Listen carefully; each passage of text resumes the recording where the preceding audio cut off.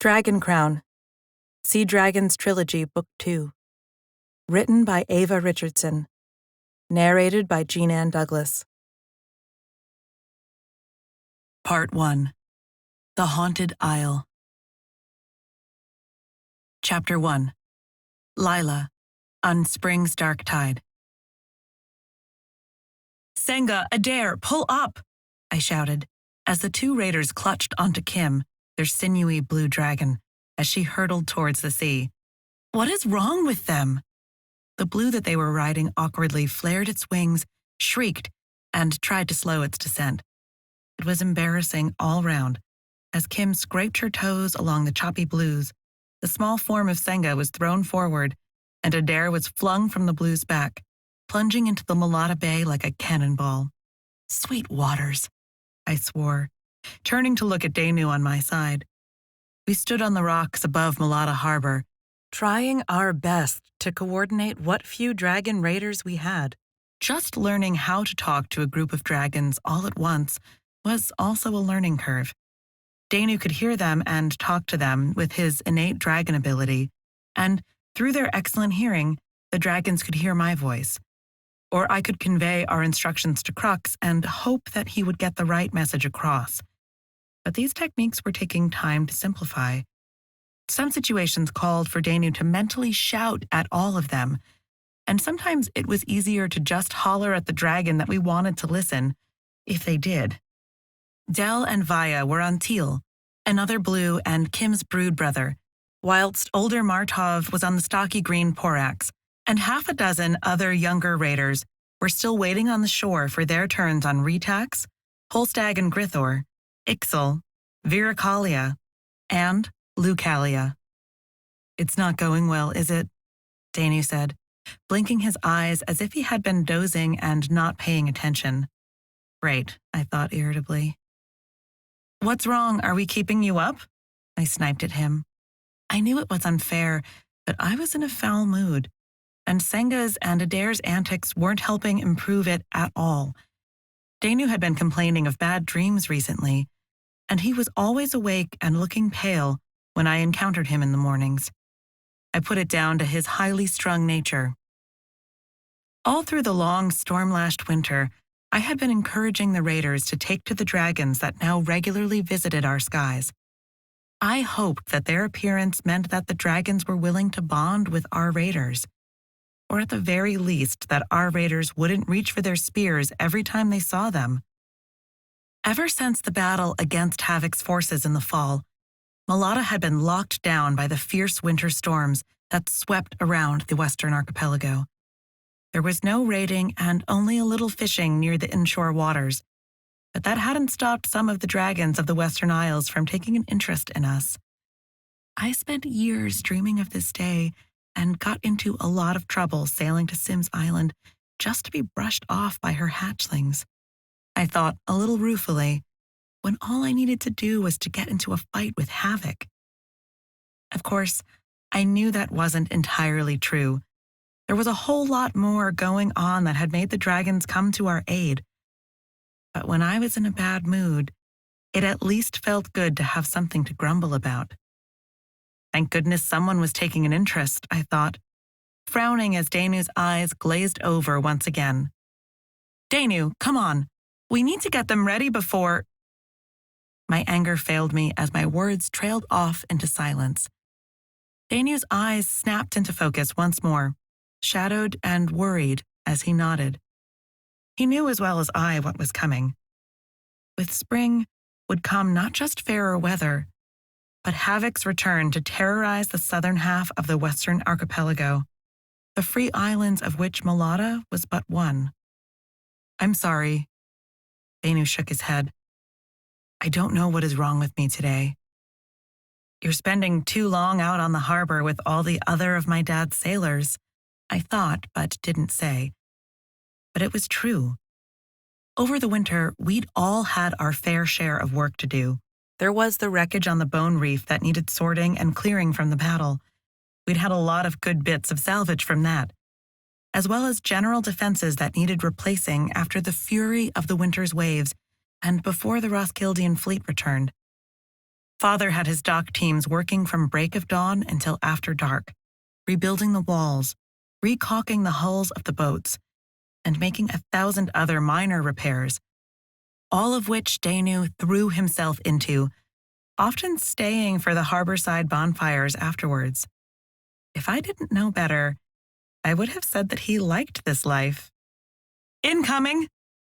Senga shouted from above, howling with laughter as Kim swooped low across the bay and extended her back legs just like a fishing eagle to snatch Senga's spluttering idiot brother from the wave tops. "You have to admit, that was a good move," Danu grinned.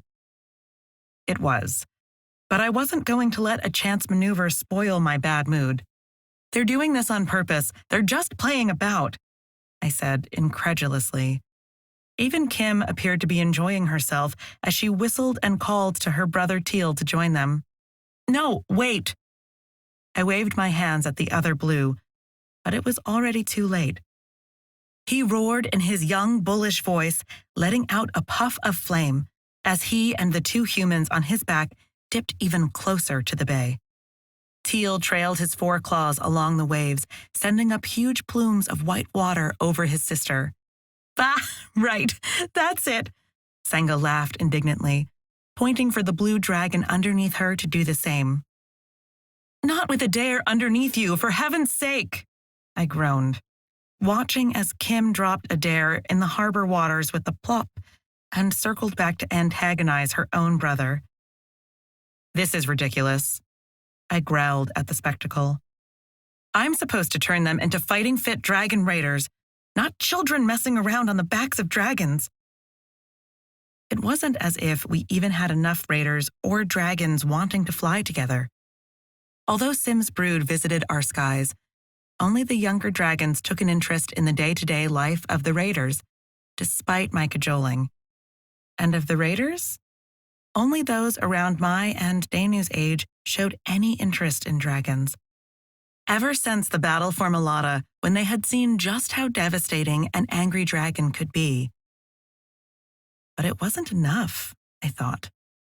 We couldn't always rely on Sim to decide to fight our battles for us, the raider part of me thought. Why claim that tomorrow it will rain?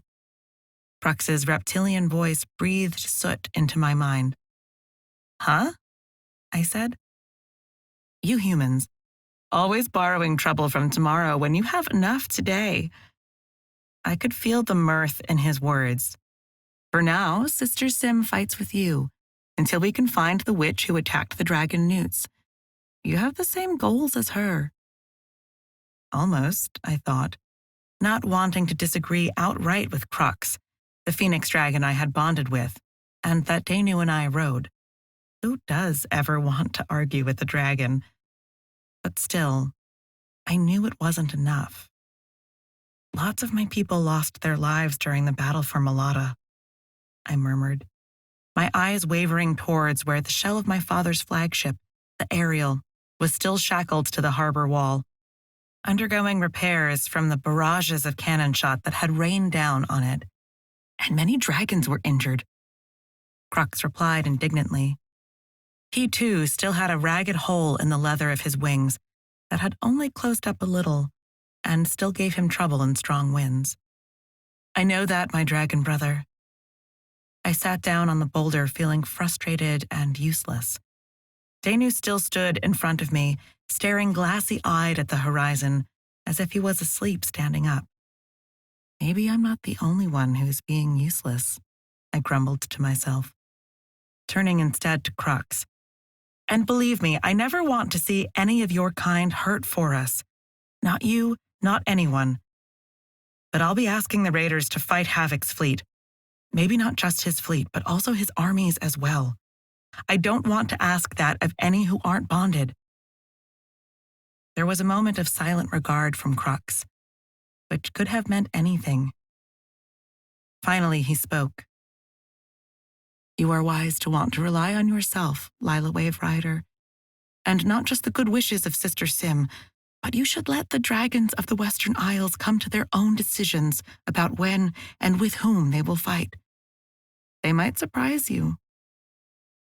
And with that rebuke, He was gone from my mind, leaving me feeling even more stupid than before. Just great. I really had annoyed a dragon. Woohoo! My grumbling thoughts were broken by another plume of water thrown up by the antics of the young dragons and few brave human raiders on their backs. I scowled. Don't be so harsh on them, Lila, Danu said lightly, rubbing his eyes as if they hurt. Oh, great, I forgot about that. Danu can hear and speak to all dragons, and only when Crux has chosen to speak to me alone are our conversations private. But Crux didn't have the same notions of privacy that I had, where I might have a private word with a crewmate if I wanted to tell them off. Crux would just blare it out to every dragon and Danu that could hear it. At least humans and dragons are having fun together, Danu said. That's, more than you could say 4 months ago. 4 months ago, we were fighting for our lives, Danu, I muttered back, wondering how to get through to them all that this was serious. It wasn't a game. Irk. The sound that Danu gave was very slight, and for a split second, I thought he was just going to yawn, until his body thumped to the grass at my side. Out cold. Chapter 2. Lila. Messages from Afar. What's wrong with him? I asked, looking at my mother Pela through the gloom of the chamber. Danu lay between us, swathed in blankets with the curl of sharp pine incense heavy in the air. We had brought him here to the townhouse where my parents lived, Crux carrying us on his back before settling in the gardens outside. It wasn't much of a house, more of a colonial mansion at the top end of town, dating back to when Malata was just another outpost for the Empire of Torvald.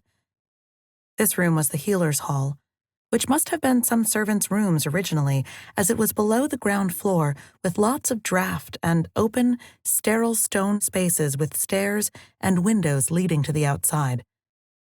Since us Sea Raiders get into so many scrapes and fights, my mother had ordered it turned over to the Malata healers, and at any given time there was usually a score of people down here on beds, being tended by those with what skills we had.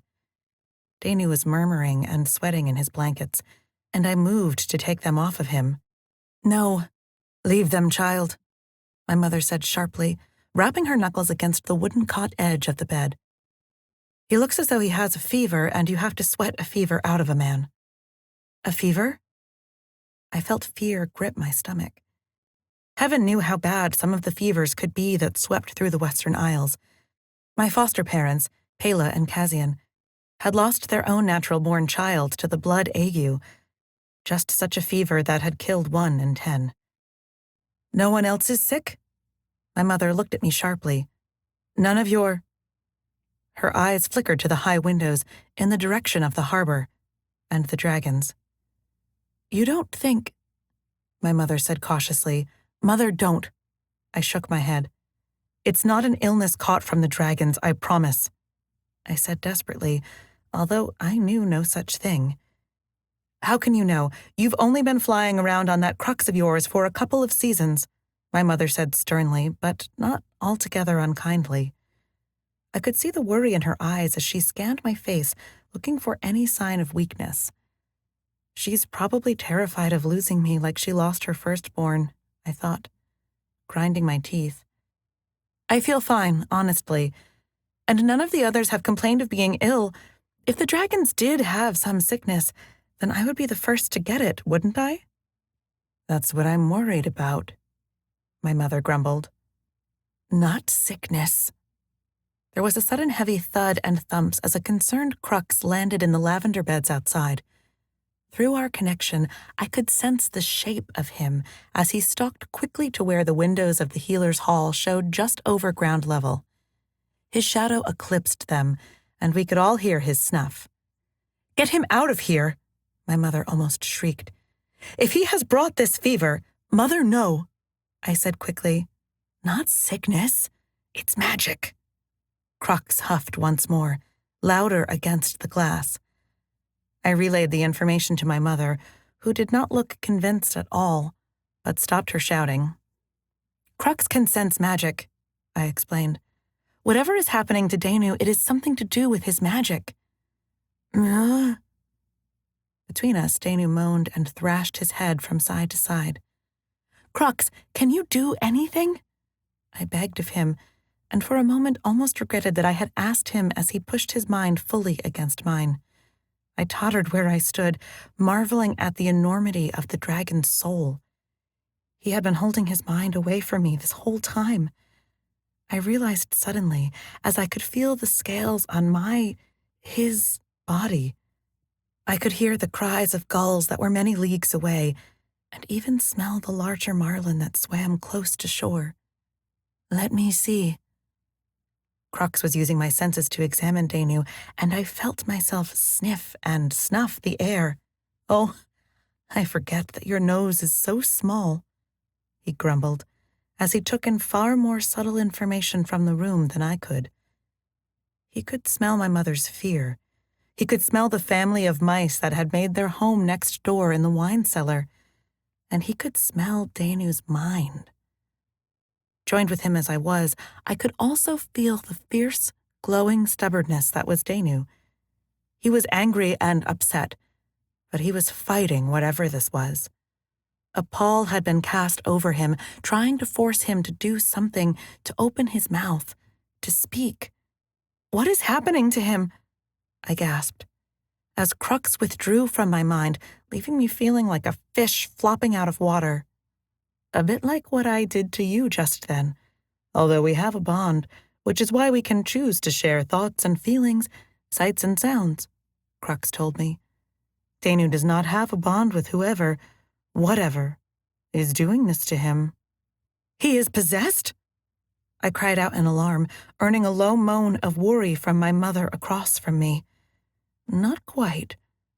More used," Crux said as words started to spill from Danu's mouth. He coughed, and his body shook. His eyes rolled white. "You must come. Great danger." Cough. Shake.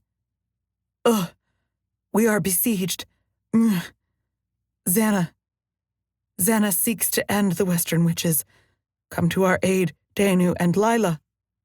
A sudden coughing, spluttering fit, and Danu's color once again returned to his cheeks. He blinked, his eyes bleary, but at least they focused once more on mine. I felt through Crux an echo of that magic draw back from the room like a tide receding from a rocky beach, and in its wake, Danu was groaning and trying to push himself up. "My head," he said. "Danu, are you all right?" I rushed to his side, seizing a hand. He felt cold, as if he really had a fever. I'm fine, I think." My friend shook his head weakly before looking at me with startling ferocity. "But Sibyl isn't. Shaban and Afar are in danger. I think they've been trying to get through to me for a long time, for days." "That would explain your strange weariness," I nodded. Danu's hand gripped mine suddenly, fiercely. "I saw them, Lila. Havoc's fleet. He's surrounded Sibyl." Chapter 3. Danu, Acolyte of Sibyl. Lila was still looking at me with worry through her shaded eyes as I brought my things to the lookout rocks above the harbor, where the dragons had made their home on Malata. I didn't blame her, though, I had to admit.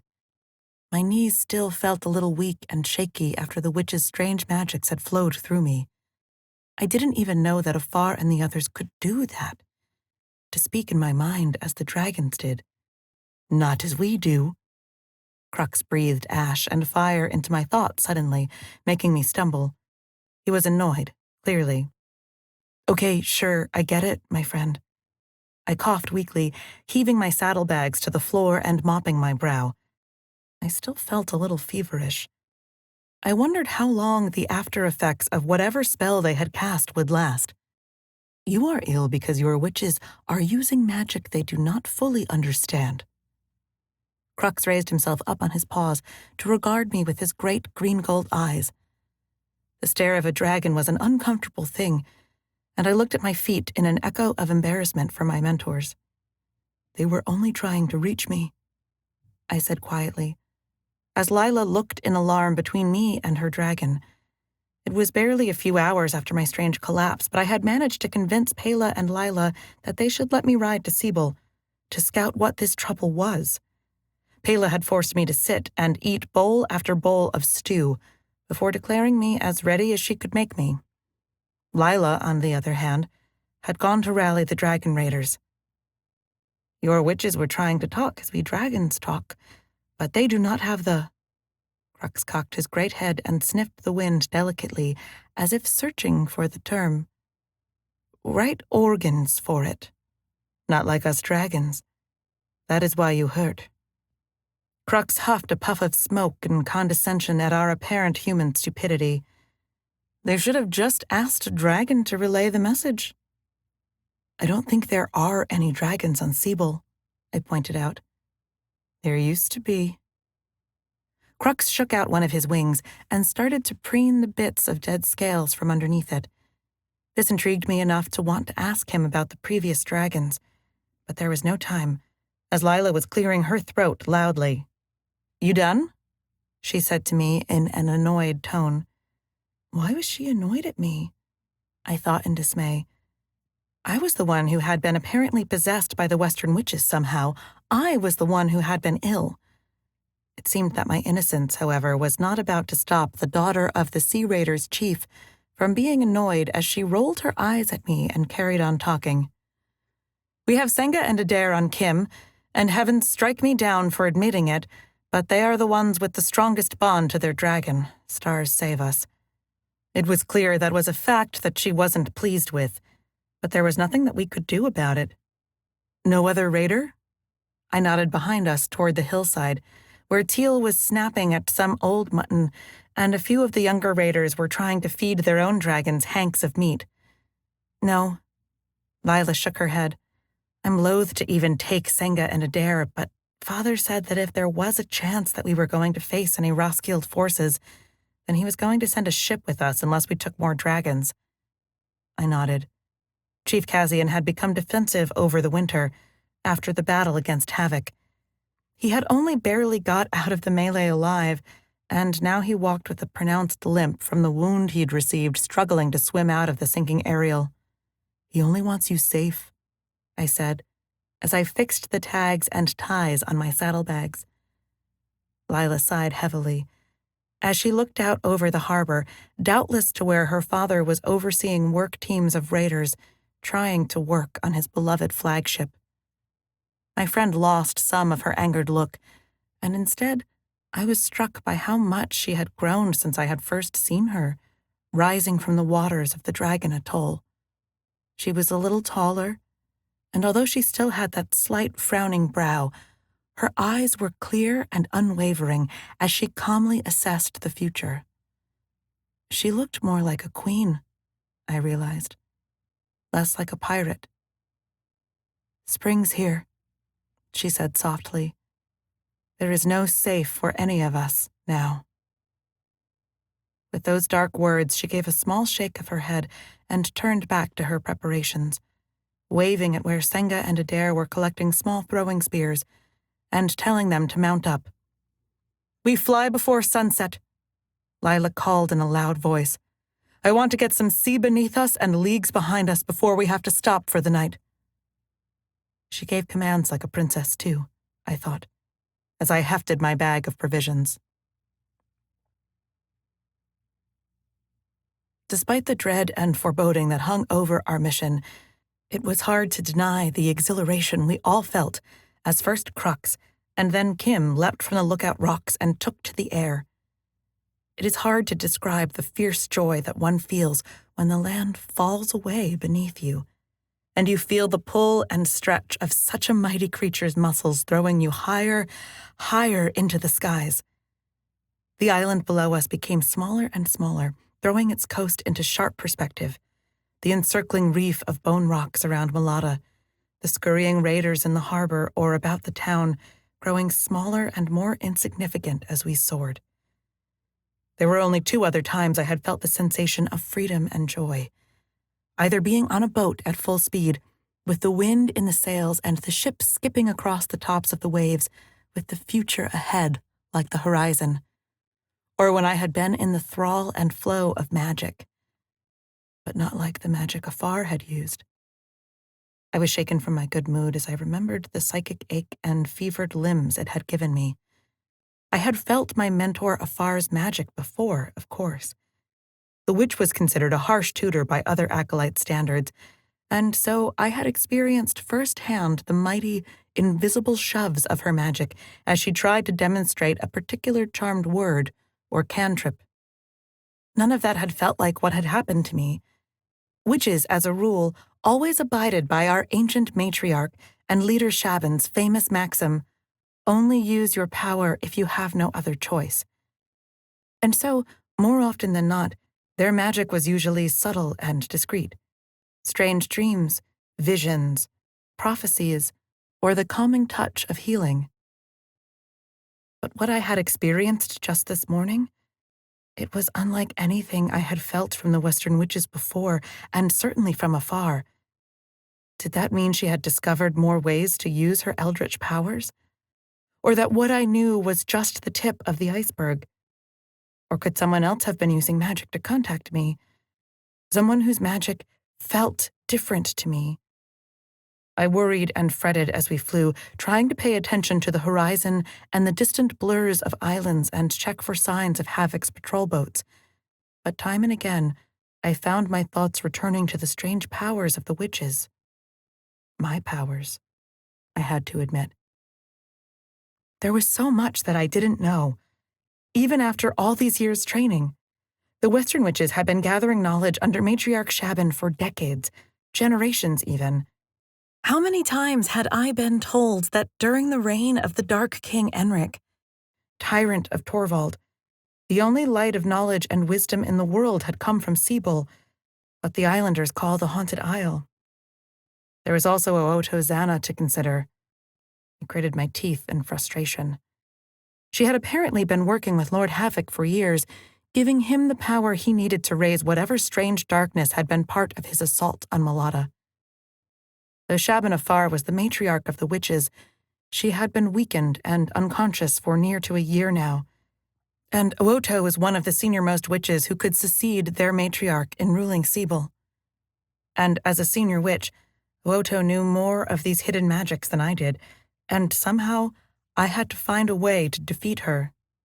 "Land!" Lila called, breaking my thoughts. She waved a hand to Senga and Adair and pointed at the spit of an island in the distance. It had grown dark in our furious flight, and the stars were appearing over our heads like a silvered blanket. The warmth from Crux had made me forget how cold it must be, but I knew that Lila was right. We must land, eat, and plan the next stage of our mission: how to get through Havoc's blockade of Sebel. "We made it to Batash, then," Senga said, grinning even as she collapsed onto the cold grasses gratefully.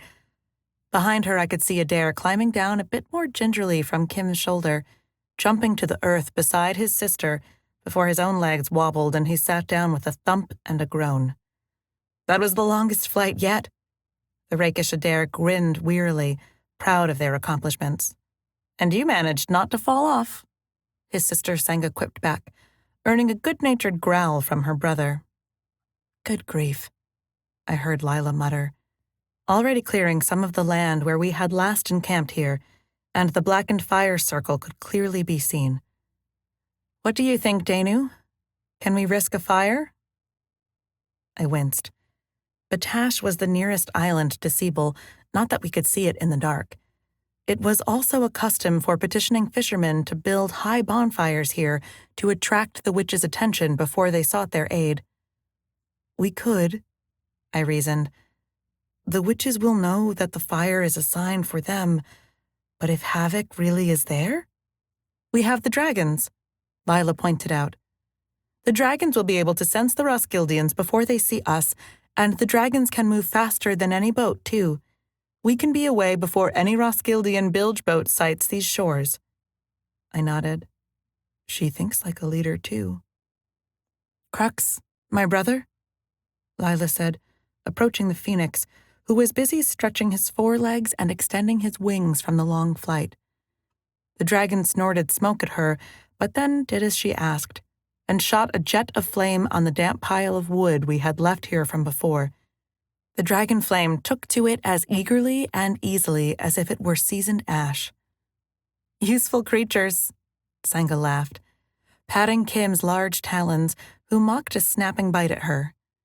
Lila looked alarmed at the way the twins mocked and roughhoused with their younger Blue, but I could sense no resentment or animosity coming from the dragon, despite the provocation. Maybe the twins are more like dragons themselves, I thought wearily, remembering how we had seen the young newts chasing and play-fighting with each other on Sim's Dragon Atoll.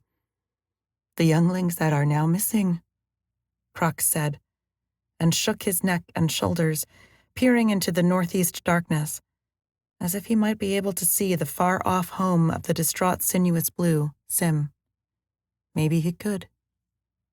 I know, noble friend, Lila said, and I realized that Crux hadn't needled his thoughts to me alone, but had shared them with all of us. His comments had not only troubled Lila, but Senga and Adair, too, fell quiet with the memory. We had told them what had brought the dragons to our aid, the chance of revenge against Owotozana, who we believe had taken the newts to power her dark magics. That is one of the reasons we are here, Lila said gently, moving to Crux's shoulder to stroke his scales. The Western witches have much lore written down. They might know why the newts were taken. I watched as Lila's eyes hardened, and her voice went cold and small. And if Havoc is at Seeble, then there is a chance that Owoto is also. Screech! Kim let out a jet of flame into the air, her mighty tail swishing against the edge of the rocks of the cliff beyond. I had forgotten that Sim's newest brood were also Kim and Teal's brothers and sisters. Dragons don't have young often, and so it was quite possible for brothers and sisters to be different in ages by decades or even centuries. Can you sense her? Lila suddenly turned to Crux, knowing that the phoenix dragon had senses that far outstripped any of our own. No. Crux scratched at the ground angrily, sending up huge gouts of dirt and rocks. The isle has magic about it. My dragon senses cannot penetrate it. So, you do not know if there are any ships blockading Seeble? Lila confirmed, muttering a curse against our bad luck. We'll find Owoto, I promise, I said, knowing that far more rested on going to Seeble and finding out what was wrong with the witches. They had collected more lore and history than anywhere in the Western Isles. They might be able to help us figure out how to defeat Owoto's magics. But as well as that, there had been a great injustice done to Sim's brood, and the dragons were eager to exact their vengeance.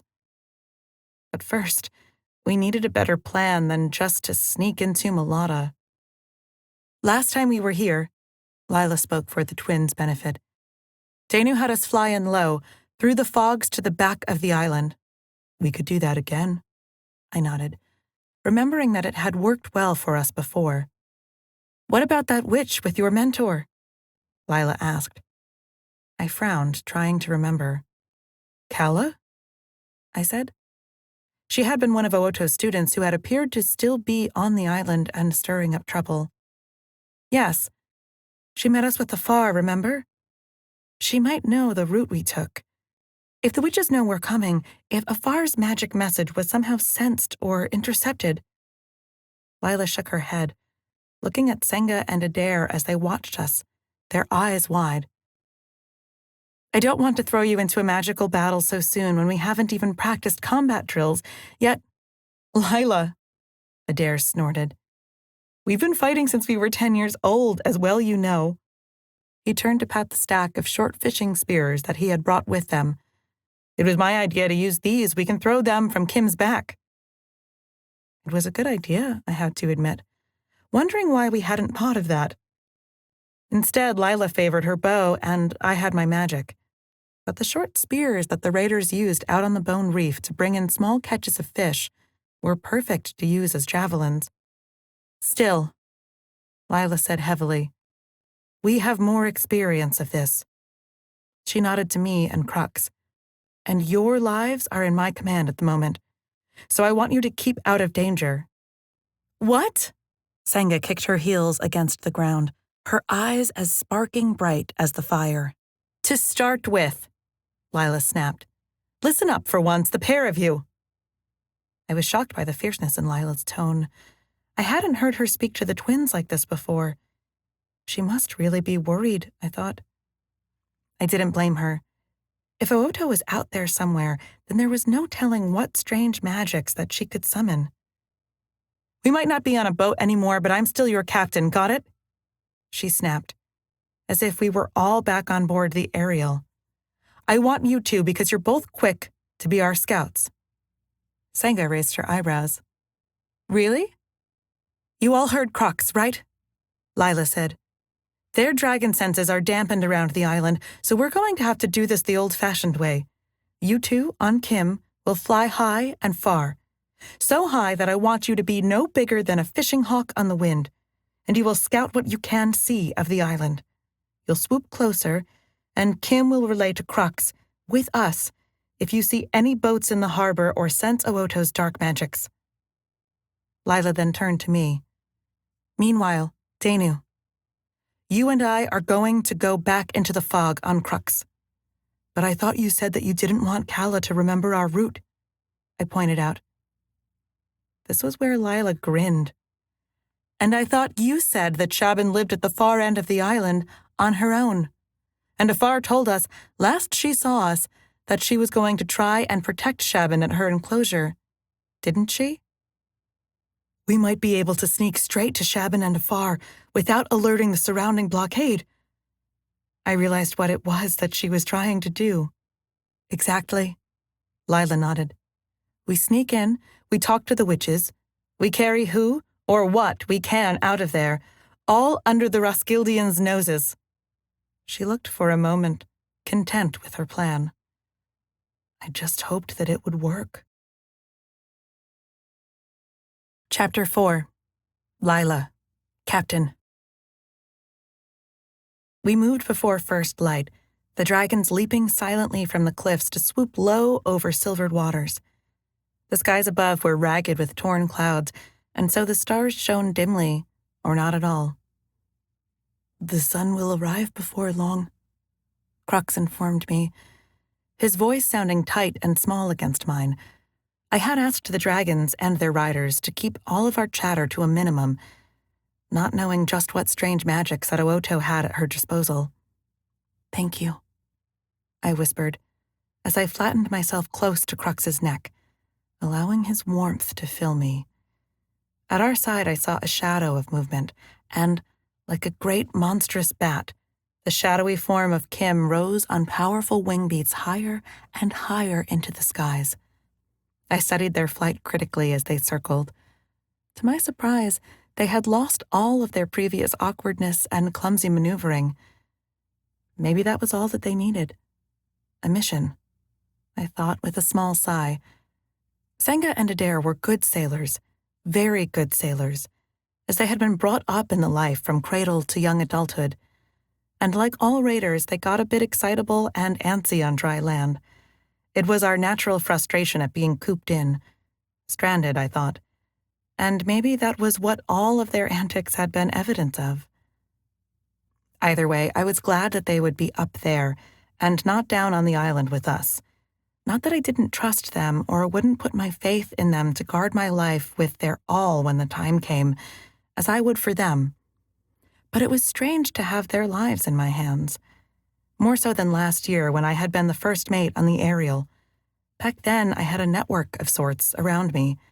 The sailing master, the quartermaster, my father, the captain.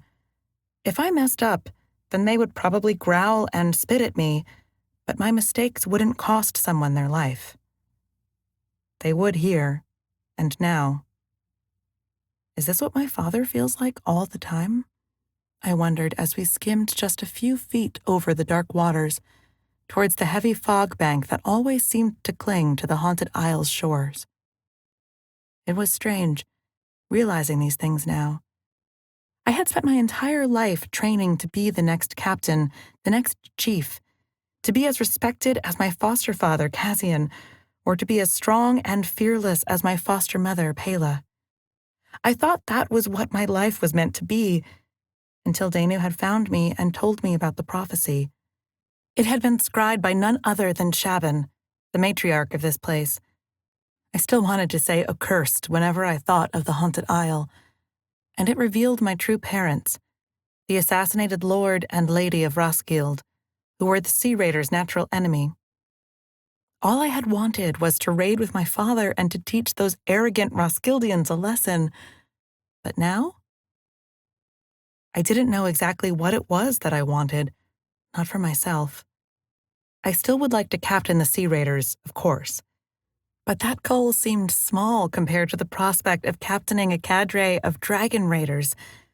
I wanted to put an end to Havoc's evil and his brutal attacks against us raiders, as well as his devastating tyrannies against the free peoples of the Western Archipelago. He had destroyed whole villages and ports when they hadn't managed to pay him his taxes. He was a monster, and he had to be stopped. But was I good enough? Brave enough? Tough enough? To lead both the Sea Raiders and the Dragon Raiders? You are a leader, Lila Wave Rider. Crux broke his silence to whisper into my mind. These friends follow you as Kim and Teal follow Sim. They look up to you. They trust you. I accepted his wise words with the bow of my head, feeling humbled, hoping I could live up to them. No time to fret now, however, as the dark wings of the dragon swept us into the heavy fogs, and as we were swallowed whole by the indistinct grays, it felt as though I was closeted alone from every other creature. Crux, can you sense what is coming? I whispered, holding the tines of his neck and shoulders in a fierce grip as I peered into the gray.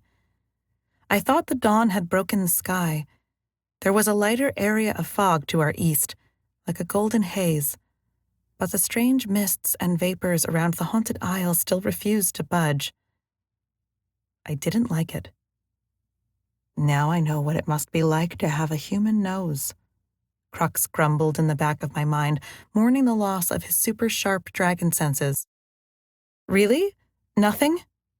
I said in alarm as a shadow swept towards us out of the fog. Up! I rolled in my blanket and leather saddle, and Crux flapped his great wings to pull us up and over the spire of rock that emerged the murk.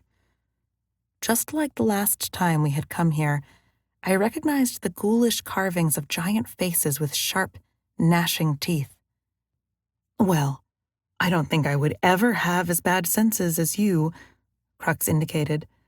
I can still hear Kim far above, and I can smell the trees and sands, the kittiwakes and fish nearby, but I can't see them. I ignored the insult. To him, it must be like being blinded. Another shape loomed on our right, as another, half-submerged head of rocks broke from the fogs. We're nearing the eastern edge of the island, Danu whispered. I remember those rocks. Good, I thought, scanning for any sign of enemy boats. The water beneath us was disturbingly placid, apart from the steady waves that pushed towards the unseen shores. It was as if there was a dead zone around the haunted isle, an area of waters that were as unnatural as the Western witches themselves. It filled me with an unnameable dread. Even though Danu had told me on many occasions that his magic was as natural as the dragon's power to breathe fire, to me, it still seemed strange what the witches did. It isn't like what we do, Crux confided in me, but it is similar for those, like Danu, who have the gift naturally. And for those who don't? I couldn't resist asking. There was something about the creepiness of this place that was like a hurt tooth. making me want to prod it and see just how terrible it had to be. I looked over to Danu to see if he felt any of the same that I did. He looked worried, but I didn't think that he shared my raider's sense of unease at the witch's strangeness. Then they must be like the witch known as Owoto. Crux coughed a small spark of flame into the fogs as his temper bristled. They steal dragon power. They become darkness. I shuddered. Maybe I didn't want to know about it after all. Cliffs! Danu called, and Crux once again slowed his flight and swerved, flapping his wings to climb as the fogs ahead of us parted, to reveal walls of slick yellow-gray rocks, deeply cracked and draped with hanging vines. We climbed the small updrafts at the base of the cliff, and I was glad to see that there were no answering shouts or warning bells as we crested the top, swooping low over dense forests. I felt a buzz in the air, like the sort of sensation you would imagine a heat haze or a water mirage to have if you walked into it, and Crux was turning, flapping his wings. What is it?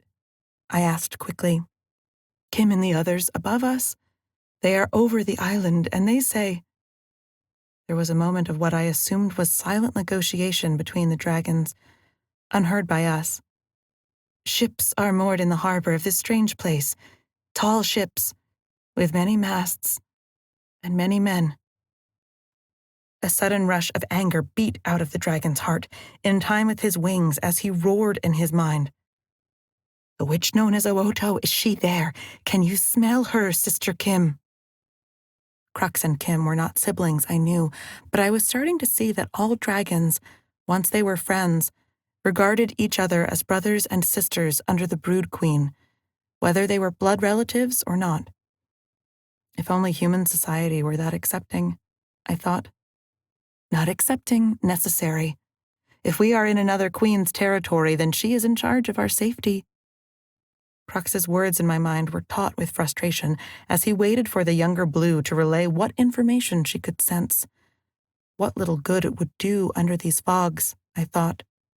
Skriar! Crux growl shouted, cutting off his booming voice before he gave our position away. Kim says she cannot sense the witch we came for. But that does not mean that she isn't here, I said.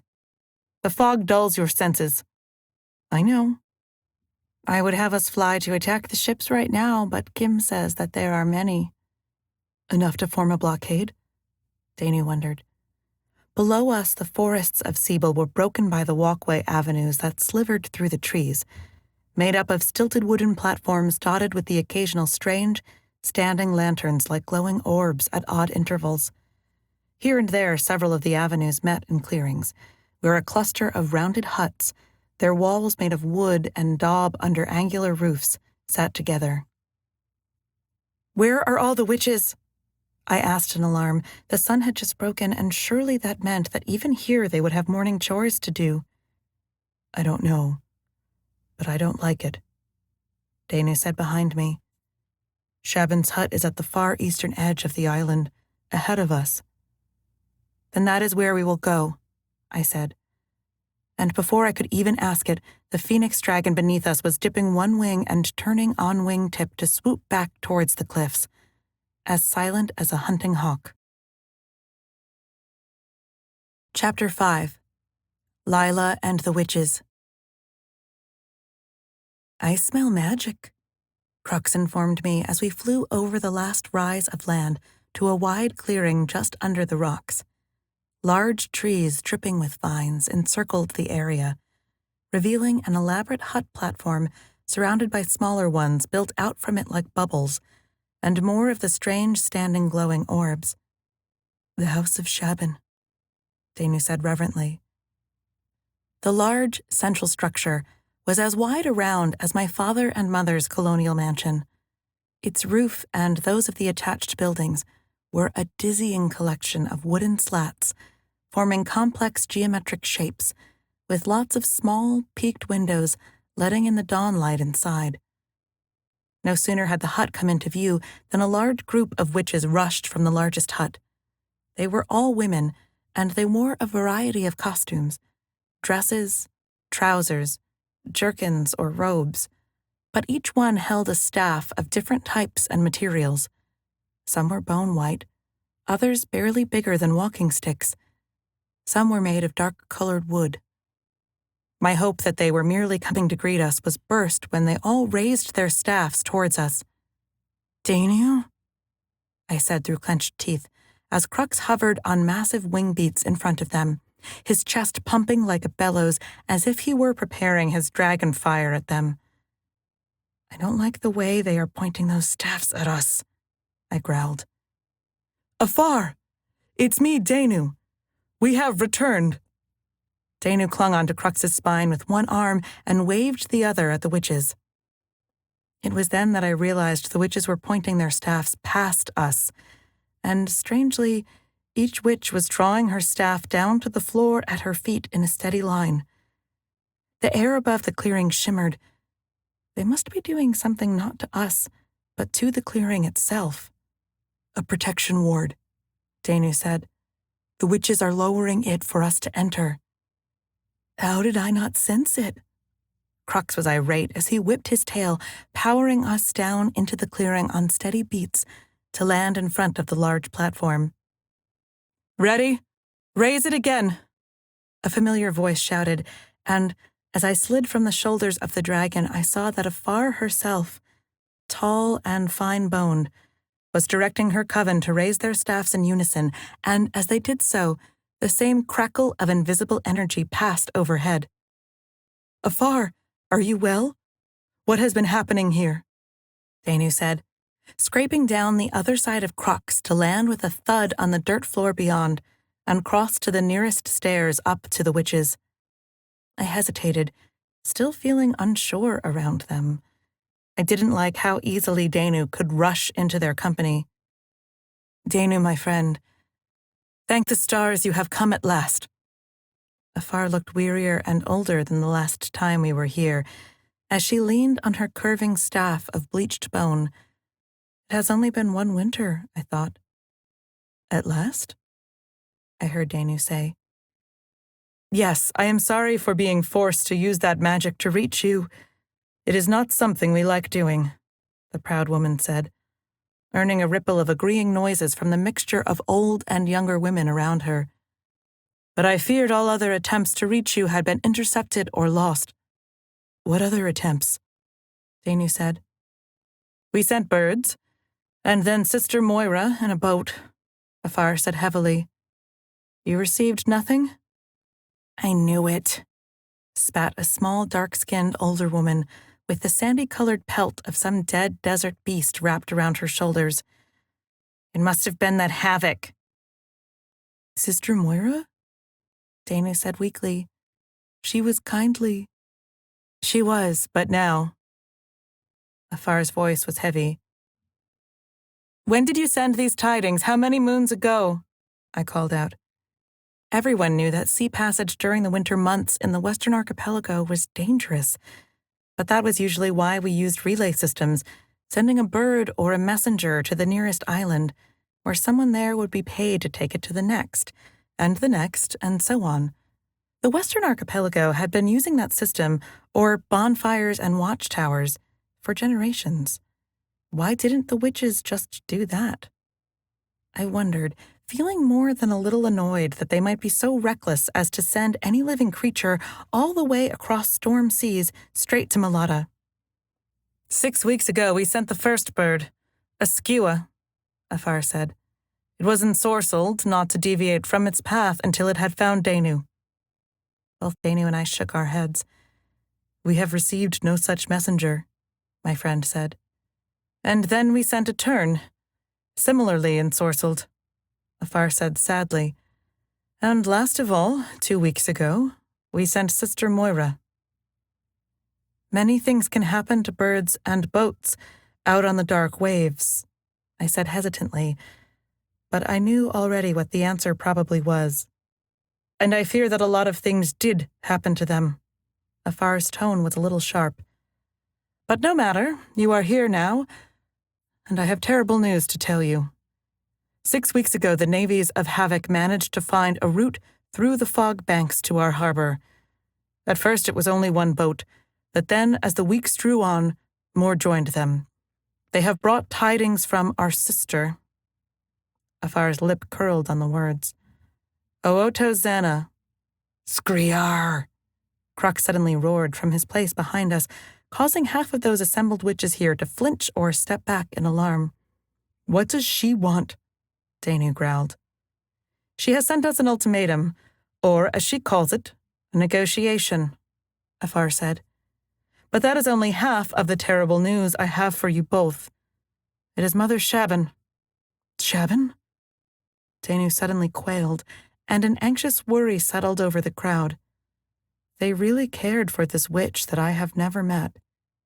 She is ill, worse than before. We fear that Ooto is working her dark magic against her, which is why. Afar raised a slim-fingered hand to the skies above the clearing, at whatever invisible warding spells they had cast there. Afar. Danu shook his head.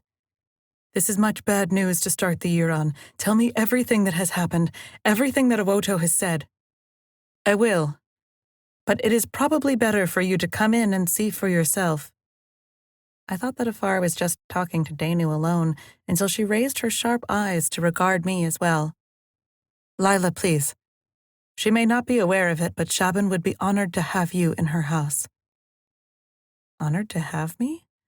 I wondered, incredulous. I was just a raider's daughter. Only I wasn't at all, was I? The other witches were looking at me now with wide eyes. This really is her?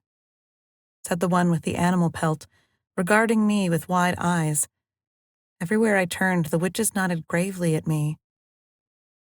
Danu cleared his throat. This is Lila of Roskilde, the rightful queen of the Western Isles, the victor of the Battle of Malata, and the one who was foretold.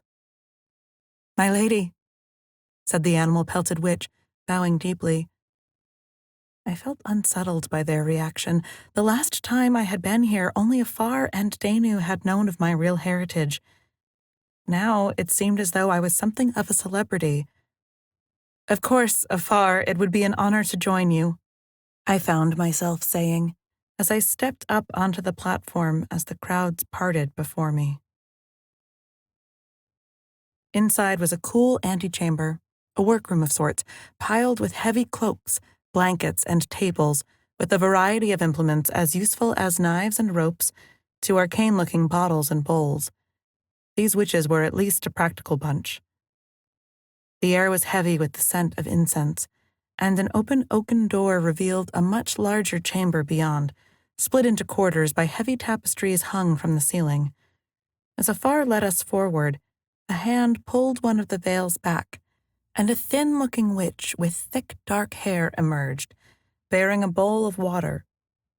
A look passed between Afar and Shaban, and the other shook her head sorrowfully.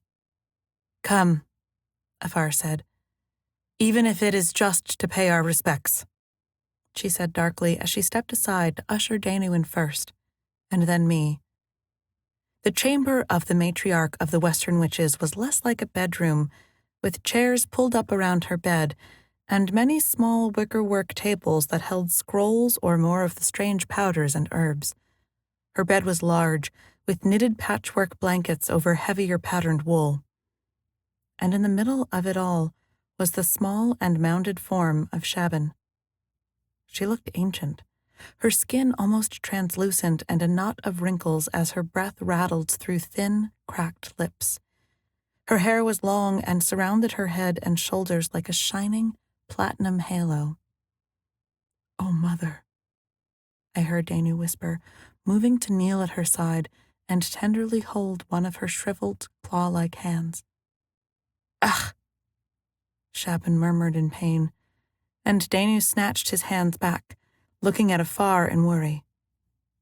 The work of Ooto, we think, Afar murmured. Every moment of wakefulness seems to bring her pain, but we can find no natural cause. She should not be in such pain as she is now, even with her grand age. I was moved by Danu's tenderness, and the emotion that emanated from the usually austere Afar. Is there anything we can do? Afar looked at me, her eyes dark. There is, but it is not your gift to give. What do you mean? I said. Afar opened her mouth and then closed it again, shaking her head. No, it is too great a request. And it is not something that Shaban herself would approve of. But, Master, we have to try. Danu hissed the words under his breath. Shaban has always been the heart of the Western witches. No one else alive in the entire islands and the 3 kingdoms beyond knows as much as she does. Danu frowned at his mentor and then looked pleadingly at me.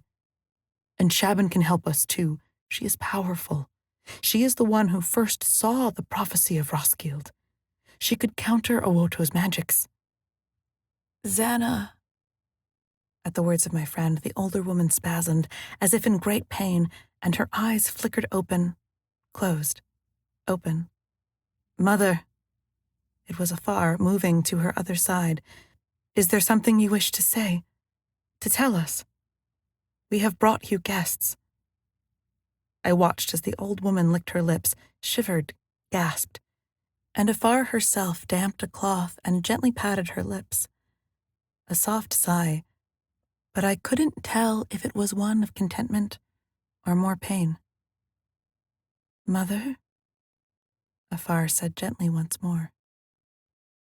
Xana, the darkness. She brings back a terrible darkness. That... A series of hacking, painful coughs racked her small form. Swallows us all. What darkness, Shaban? Afar leaned closer, but the old woman's eyes fluttered closed, open and closed again, and her wheezing eased down a notch.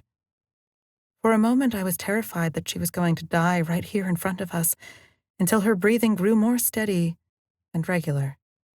She was asleep, or unconscious. What does she mean? Danu whispered into the dark, and Afar's jaw twitched in shared frustration. It is like this now.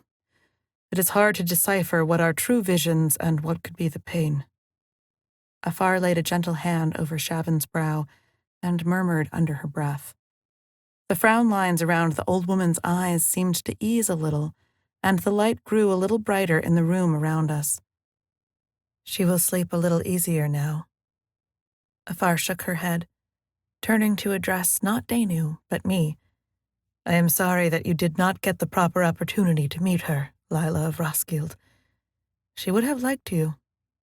A ghost of a smile. You are as stubborn as she is. I nodded my thanks, saying nothing as Afar led us back out of the small chamber and into the wider room beyond, where some of the other witches were already pulling seats by the raging hearth fire. Please take a seat and share what food we have, Afar said, as another brought in bowls of dried fruit, bread, cured meats, and cheese. Senga and Adair are still above us, I remembered, taking only a bit of bread and cheese. Our friends are waiting for us, I said. We cannot stay long, too, for fear that they might be caught. There are more of you? Enough to defend Sibyl? One of the witches exclaimed, a hopeful look on her face. I winced. I don't know. How many ships are there? What is it we might face? No, Afar said with certainty. Our enemies are too great, and our first priority is to secure what we can before it is all lost. Really, Afar? Danu said angrily. I could tell that he was still annoyed with his mentor over not revealing what gift could possibly cure Shaban. There are 4 galleons in our waters, probably crewed with between 20 to 50 people each, Afar said. They will receive no messages from us. They will not answer our hails. They just sit there, blocking our only port. We might be able to do something about 4 ships, I said carefully, thinking of a diversion, perhaps. Draw 1 or 2 off, give the witches a chance to escape. And besides that, all of the witches around the harbor are loyal to Xana. That was her ultimatum that she sent to us, by way of a black arrow loosed from the deck of one of the ships. A note that said that the witches were to accept her as their leader, and to overthrow the ailing matriarch. And if we did not, then she would take the island by force. Afar said in horror. That is insane, Danu cried out. What right-minded witch would do that? You remember the last council meeting we had, Danu? Ooto and Kala had already convinced half of the congregation that havoc was the only chance that we had to hold back some great evil, Afar explained. Now, Ooto claims that she needs our entire support. As soon as we heard the news, I and the other loyal witches came here to defend Shaban. But not without taking a few precautions, the animal-pelted witch beside her cackled. A grim smile from afar. Yes, that is how I know that Ooto is not here. I cast an enchantment on the library of the witches before fleeing, knowing that the others would seek to use that knowledge against us. No other witch than I, Ooto, or Shaban is strong enough to break it. Then, the lore of the witches is safe? I asked. For now. But Ooto's blockade has stopped any aid from reaching us. We are trapped. And it is only a matter of time before those other witches loyal to Ooto manage to break our wards and protection spells. And in this library, I said, is that where we will find more information about the darkness that Shaban warned us about? I don't know. But it is where all of our lore is kept. Afar pursed her lips in worry. It seemed to me like we had no choice. We will help, I nodded. We will help you retrieve your library and break the blockade. There was a ragged cheer from those assembled, tired witches around me. But from their tired tones, I could tell that they were as much in the dark as I was about how we were going to defeat half an island full of witches and 4 galleons. Chapter 6. Danu. Sneaking. Danu, are you good with this? Lila looked at me through those shaded eyes of hers. We had stepped outside of Shaban's hut as the rest of the Western witches still congregated inside, Afar marshalling them all to their respective duties in our hastily constructed plan. Of course, I said casually, turning to walk out over the walkway that climbed up the last rise to the broken cliff top above. The wind was high, as it always was at this end of the island, but it was still chill, and the fog bank still heavy below us. Danu, Lila said warningly as she followed me. Something's up, I can see it in you, she said in a quieter tone. Woomph! There was a clash of wings as Crux lowered himself over us, hanging in the air for a moment as he enjoyed the updrafts from the cliff. I allowed the sudden, awesome appearance of the phoenix dragon to hide my concerns. Come on, Lila. If we're going to do this, we have to get the word to Kim and the others quickly, I said. But she was still frowning at me. She could sense my unease. Danu, if you think that this is a mistake, if I'm putting you in too much danger, then you only have to say... She didn't move. What word to Kim?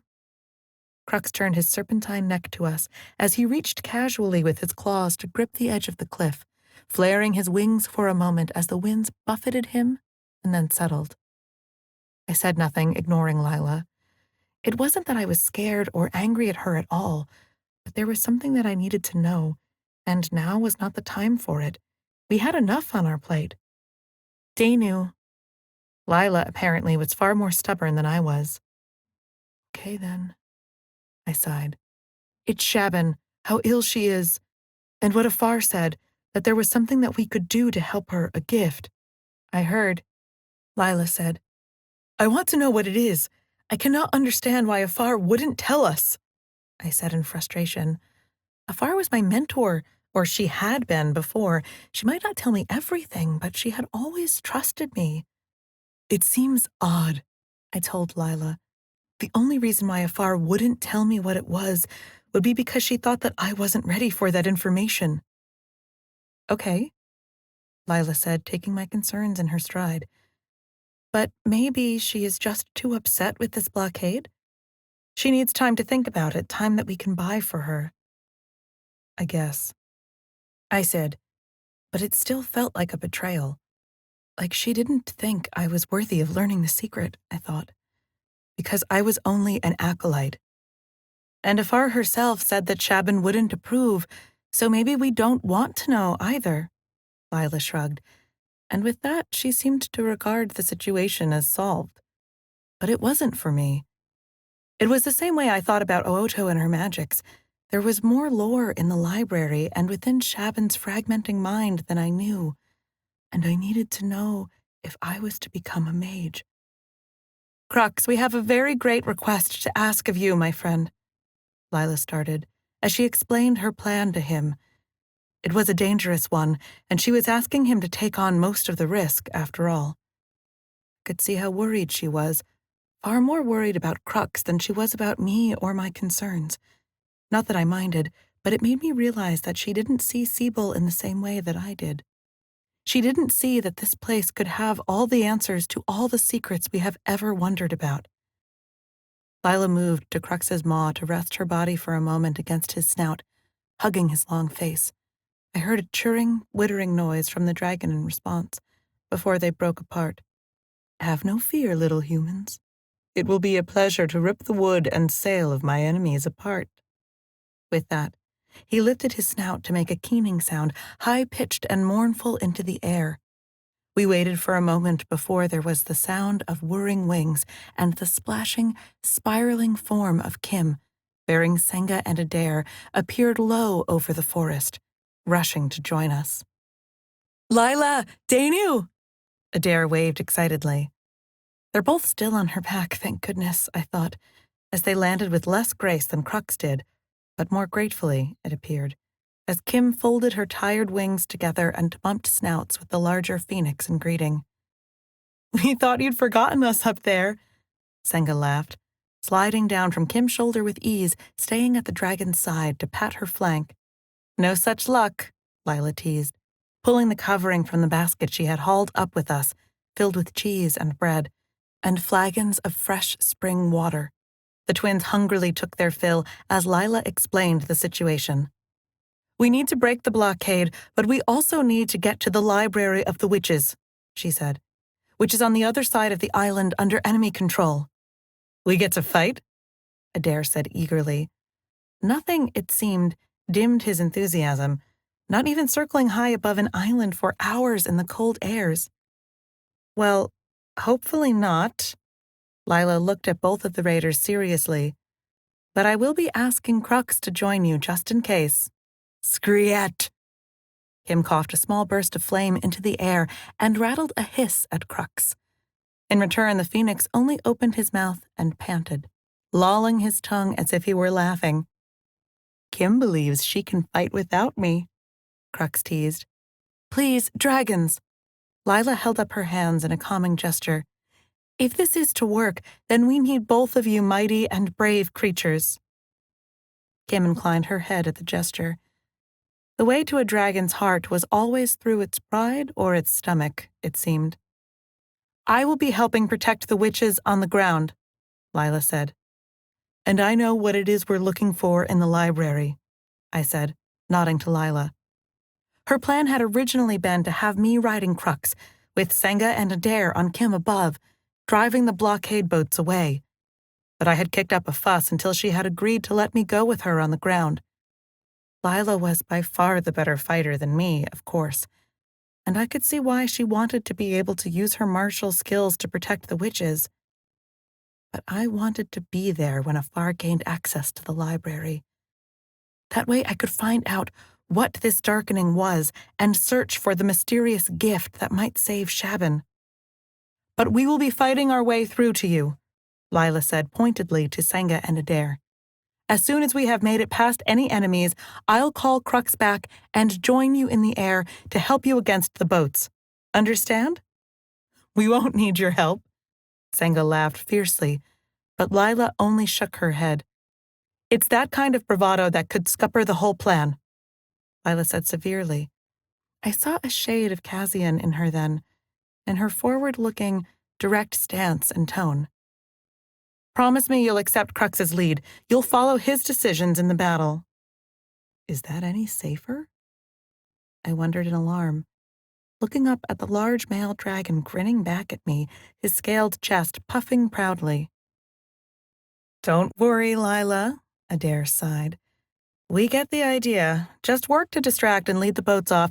Pull back if it starts to look too hairy. Adair cocked his head to grin at his sister. Just like we're raiding, huh? Hit and run. Yes. Senga clapped her hands, and that was it. The plan was set.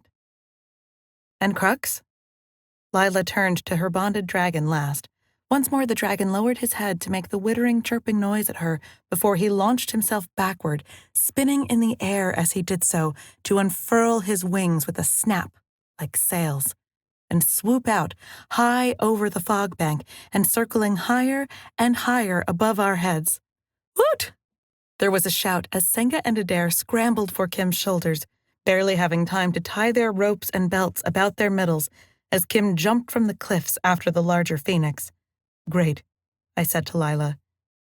Do you think that they'll listen to a thing that I just said? Not a chance, I said, feeling worried myself.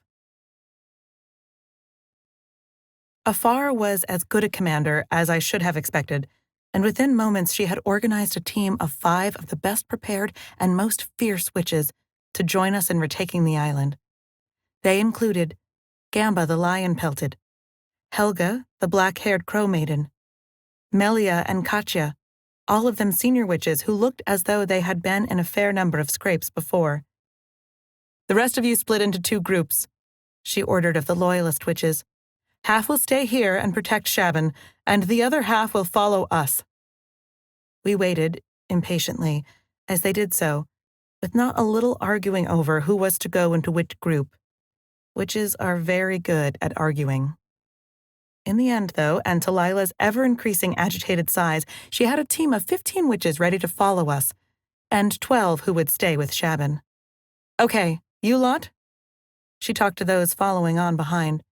You make for the outskirts of the village and then to the great meeting hall.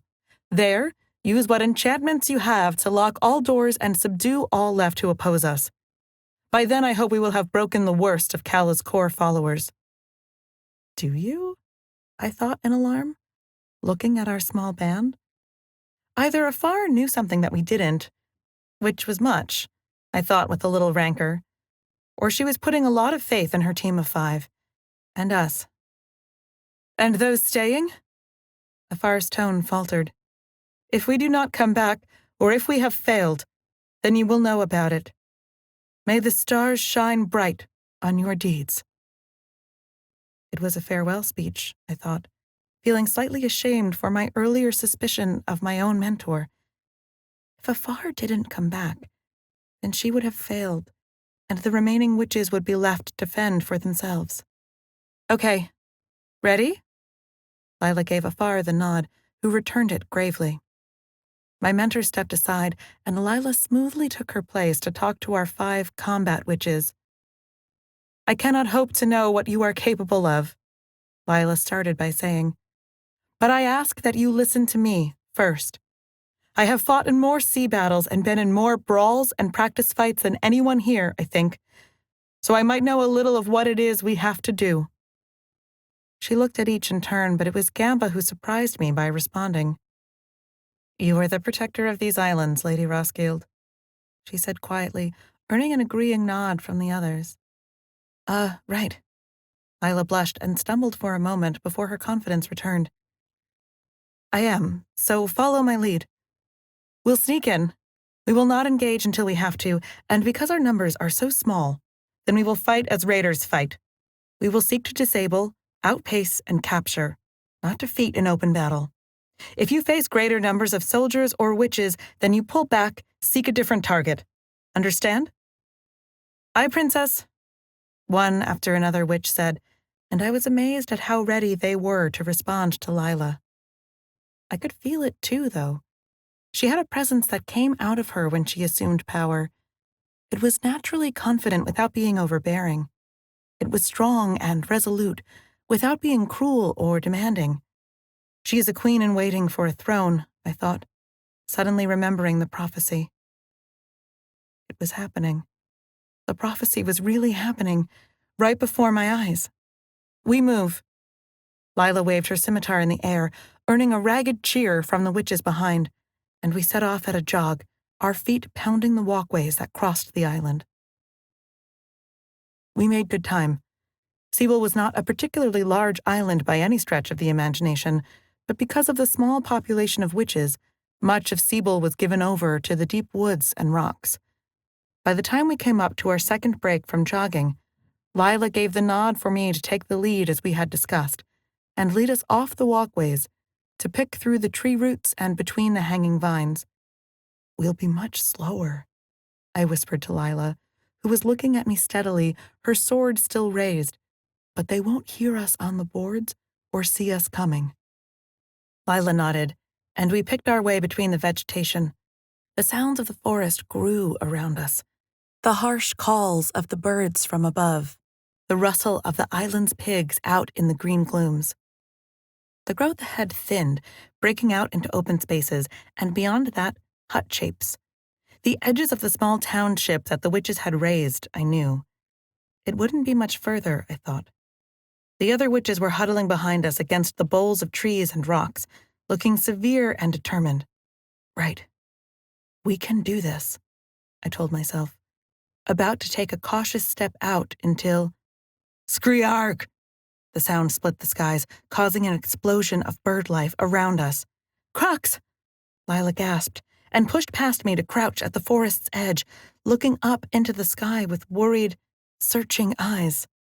Lila, wait! I hissed, moving to her side to see what was happening. The dragons had timed their attack perfectly. Even though Crux's dragon bond couldn't penetrate the magical enchantments that surrounded the witch's isle, the dragons above must have still been able to smell or sense us in more mundane ways, waiting to attack the blockade as we arrived to do our secret work as well. With ear-splitting screams, the dragons swept down from the skies above, low over the forest on the other side of the island. The witches' township sat, as many of the island residences did, around a small, natural harbor. Ours was a simple curve of shingle beach, fenced by rocky outcrops at either end. And out there in the gray waters, sitting on the edge of the sea fogs and forming a line across our harbor, sat 4 black ships, whose sails were tattered and torn as if the dragons had already attacked them. I've never seen ships like those, Lila whispered, and I could only agree. They weren't the high galleons of Roskilde, that was for sure. They were wide with tall prows that rose, arching like the necks of miniature dragons. Along their gunwales were the roundel ships of shields, and from their bodies sprang nests of oars. But it was their wood that was unlike any other that we had seen before. Blacker than mahogany and darker than aged pure wood dipped in pitch. It was to these strange vessels that the 2 dragons came screaming towards, dropping lower and lower over the harbor waters, about to strike. No warning bells, Lila muttered, an instant before Crux in the lead grabbed the topmost crow's nest of one of the ships. He clutched it as his momentum shot him forward and then kick-released it behind him as he flung himself back into the air again. The ship wobbled, the mast creaking loudly so that we could hear it even from the edge of the woods. But still, there were no shouts from on deck. No answering arrows or cannons. What is going on? I said in alarm. Something wasn't right here. Where were the crews of those boats? Where were the other witches? If they're too stupid to fight back, that is their problem, Lila said hotly, taking a deep breath and looking to the huts beyond. That one is the library? She nodded to the next largest hut to the main meeting hall, where we had been before. Yes, I said, readying myself from my crouch as Lila was already moving. Gamba, Helga, go! Afar said behind me, and then we were running, crouched low to the ground as we pelted over the stubby grass of the clearing and bounded up to the walkway. Psst! I heard a snarl, but it was no dragon. Their shrieks and calls came from behind the buildings that now obscured the harbor from our sight. This sound came from in front of Lila. But there was no one there. What? Lila skidded to a halt on the boards, her sword up, her face a picture of confusion. Someone was here a moment ago, a figure. I whirled to look around us.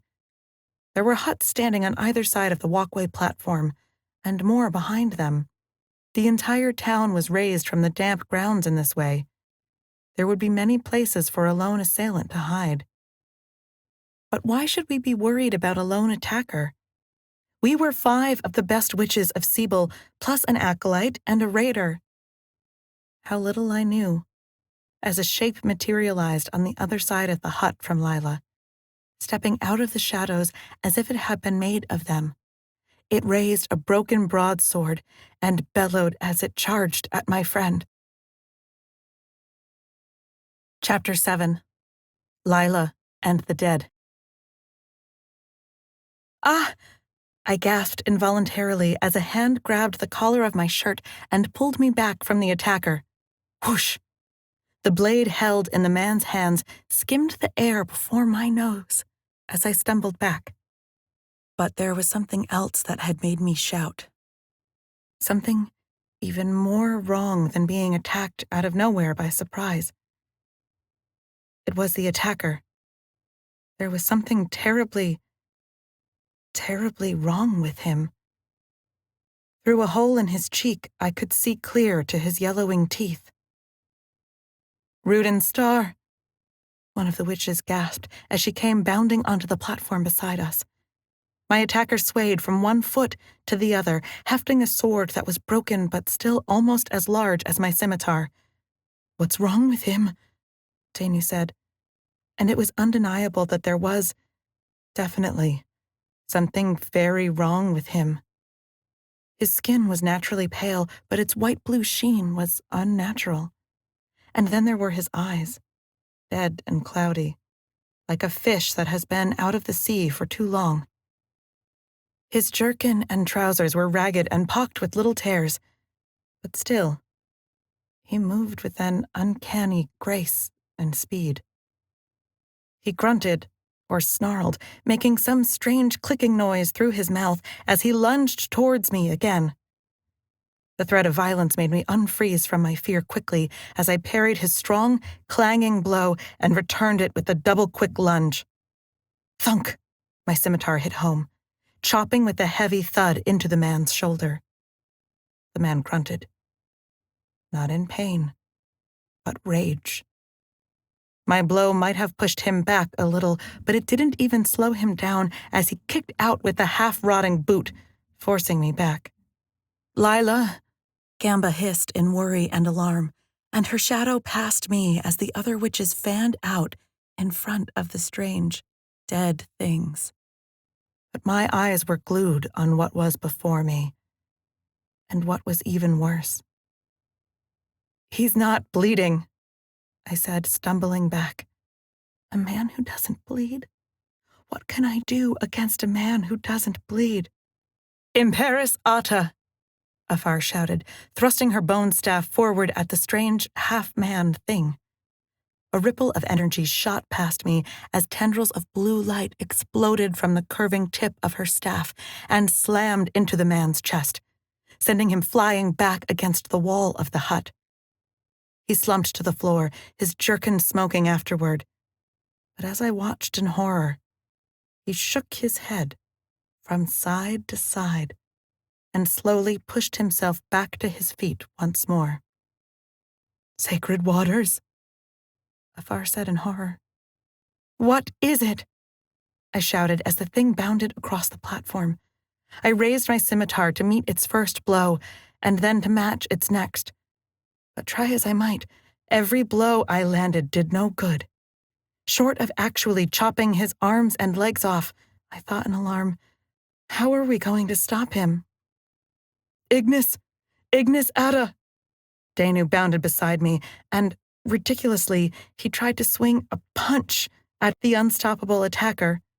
No, Danu, I managed, just as Danu's fist burst into red and golden light, and he slammed it into the thing's gut. Grrk! This time the creature really did seem in pain. as it swung back, flames spilling up its chest to engulf half of his face. It dropped its broken blade as it flailed awkwardly, staggering on its heels.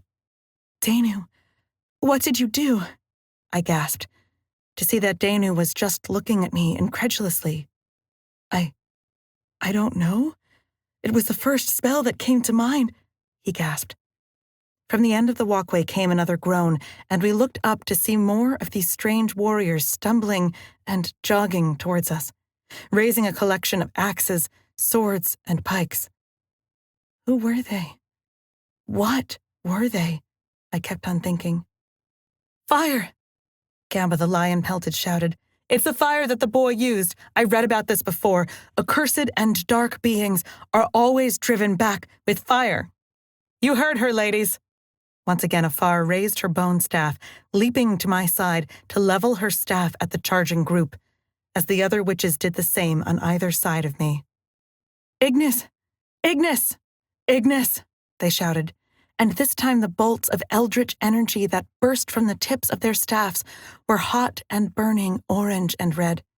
They hit the first wave of our accursed attackers like shooting stars, exploding into sparks of crimson upon impact. The groans of the fighters turned into shouts and, as far as they seemed capable, screams. "Lila?" It was Danu, at my side with his eyes wide and white with worry. "Are you okay? Are you hurt?" No. I'm fine," I said, falling back to let the 5 witches march forward against the strange band. One blackening figure, now a raging inferno, staggered forward, almost to the edge of the firestorm, but Afar stepped forward and calmly hit him with her staff, exploding the top half of his body into blackened and charred cinders. The inferno continued for a little longer as the witches kept up their spells until all of those after us appeared to be still. "Gamba, do you know what these things were?" Afar was leaning on her staff, wheezing and coughing. The power of the magic had taken a heavy toll, not just on her, but on the other 4 witches who also appeared exhausted. "I don't, Afar. But in the deepest south they sometimes tell tales of creatures like this. People who will not die, who walk after they have expired." Gamba rubbed a shaking hand over her face. "What has Awoto done?" Afar muttered in horror, looking at the smoking remains, as more growls and groans sounded behind the buildings, coming towards us. "There are more, and our magic is low. Quick, to the library." "Your magic is low?" I cried in alarm, as Danu grabbed me by the elbow and forced me ahead of him. "Magic isn't inexhaustible, Lila," he panted beside me, as we ran past huts and down walkways, dodging the roving packs of undead whatever they were. Great, I thought. "You could have mentioned this before, Danu." "I didn't think to. It's different for me," he said, frowning. "Crux lends me his energy, and I don't get as tired when I cast spells." Afar suddenly halted by the edge of a hut and peered out over the wider walkway beyond. We could hear more of the undead roaming the witches' town, as if they were patrolling or searching for us. But where were the other witches? "There is the library. We will have to quick," the witch said, raising her hands over our heads. Unsee, unsee, unsee," she murmured, her hands shaking and her shoulders stooping as the magic sapped her strength. Maybe that's why Shaban is so frail, I suddenly realized, because the magic saps her vitality. But Afar's charm appeared to work. A haze settled over us, and peering through it was like looking at the rest of the village through an opaque, semi-translucent mirror. "She's cast a concealment charm," Danu said, his voice sounding muffled and distorted like he was speaking underwater. And then we were hurrying across the last walkway, in plain sight of the undead warriors whose myopic white eyes looked straight beyond us, or through us. The library hut was large, with the same white daub walls as the others, but with no ornate windows around its walls. It appeared to be 2 stories high, with a peaked, complicated roof. Afar thudded to the side of the oval-shaped wooden door, passing her hands over the heavy door handle and chains, her eyes fluttering closed as the chains clanked to the floor. With that, we slipped inside. I was grateful when Danu thumped the door closed behind us and set one of the chairs under the handle. I remembered this place from before as a series of concentric, warren-like rooms made of bookshelves, with thin avenues between them and small metal and glass oil lamps hanging at intervals for the benefit of readers. All around us, the other 5 witches slid to the floor in exhaustion, some holding their heads or massaging their temples, as if in pain. "Are they going to be all right?" I whispered at Danu, as Helga the Crow Witch passed around a phial of dark green glass. She was black-haired and probably the youngest of Afar's band, although she still looked weary. "They will, but they need a rest." Helga looked at me with sunken eyes, the only of the witches able to talk. "We all need a rest," she amended.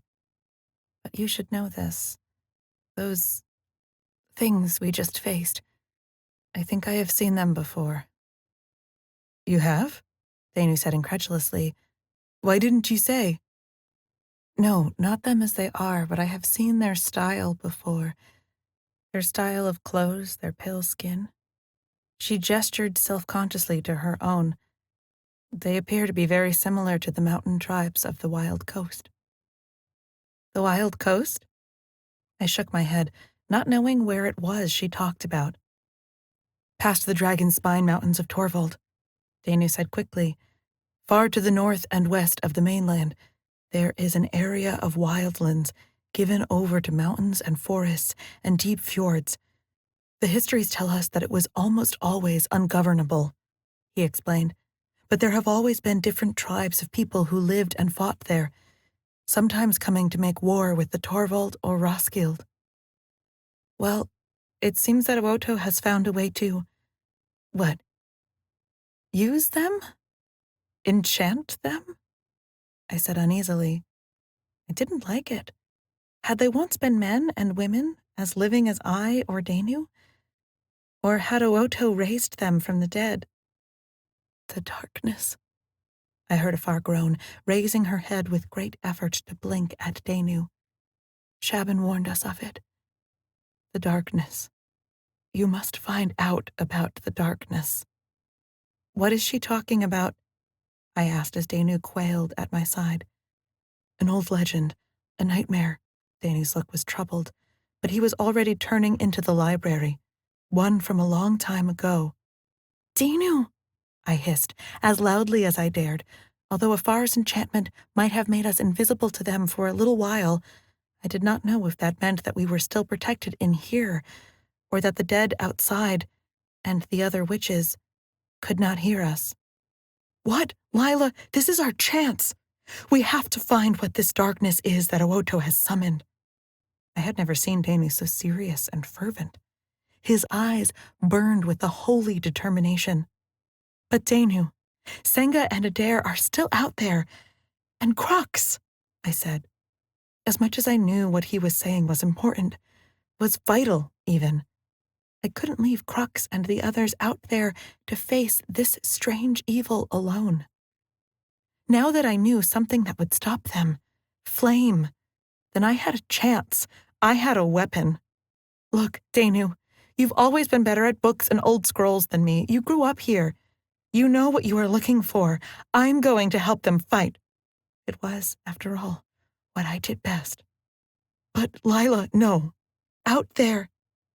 Danu looked suddenly uncertain. I gave him one of my father's reckless grins. "Don't worry, Danu. I have a plan." Chapter 8. Danu and the Darkening. "I've got to be quick," I thought as I moved, panicked through the library of the witches. I didn't want Lila to be out there alone, facing those things. And not just the undead sailors, but Oto and Kala's witches, too. She has Crux. The Phoenix Dragon will come to her aid. I fretted as my feet took me further past the histories section of the scrolls, and on into prophecies. At least, I hope that Crux will hear her. My feet suddenly lurched as I remembered the enchantments that the witches have always had over our isle. Enchantments to stop outside magic. Enchantments that seemed to dampen the dragon bond. Damn it! I hissed, feeling torn in what I should do, even as my eyes alighted on the names, carefully burnt into the wood of the nearest shelves.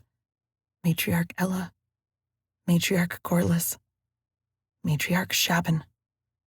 And my choice was made. The prophecies of the matriarchs and all of those wise women whose visions had been collected and collated here. My hands strayed to the largest section of all, that of Shaban's, naturally. I had already heard the prophecy of Roskilde. Both Lila and I had read it here, in this very isle, under the watchful eyes of afar, the last time we had been here. But did it contain clues to the darkening? Something we hadn't noticed or understood when we'd first read it? My hand skipped over the scrolls, hunting the shelves for any clues as to my quest. They were stacked haphazardly, loosely organized by both prophecy date and subject. So it was easy to find Roskilde under Matriarch Shaban, and to reread the same lines that I had copied several times over the winter during my stay on Malata. A girl is born from the waters, rising from the northeast sea, under a dragon's angry call, and upon her head is a crown made of leaping waves. The sea crown will be lost, and then it will be found once more, but the one who finds it will not come from the royal line. A girl will rise from the sea to seize the crown, with a bloody sword in her hand, and in her other she holds fire. A boy with a forked tongue accompanies this girl. They will bring with them blood and fury, and before them and behind them there will be the dead. The boy and the girl with the crown will turn the islands upside down. The girl must take her rightful throne, but the crown will still fall into dark waters.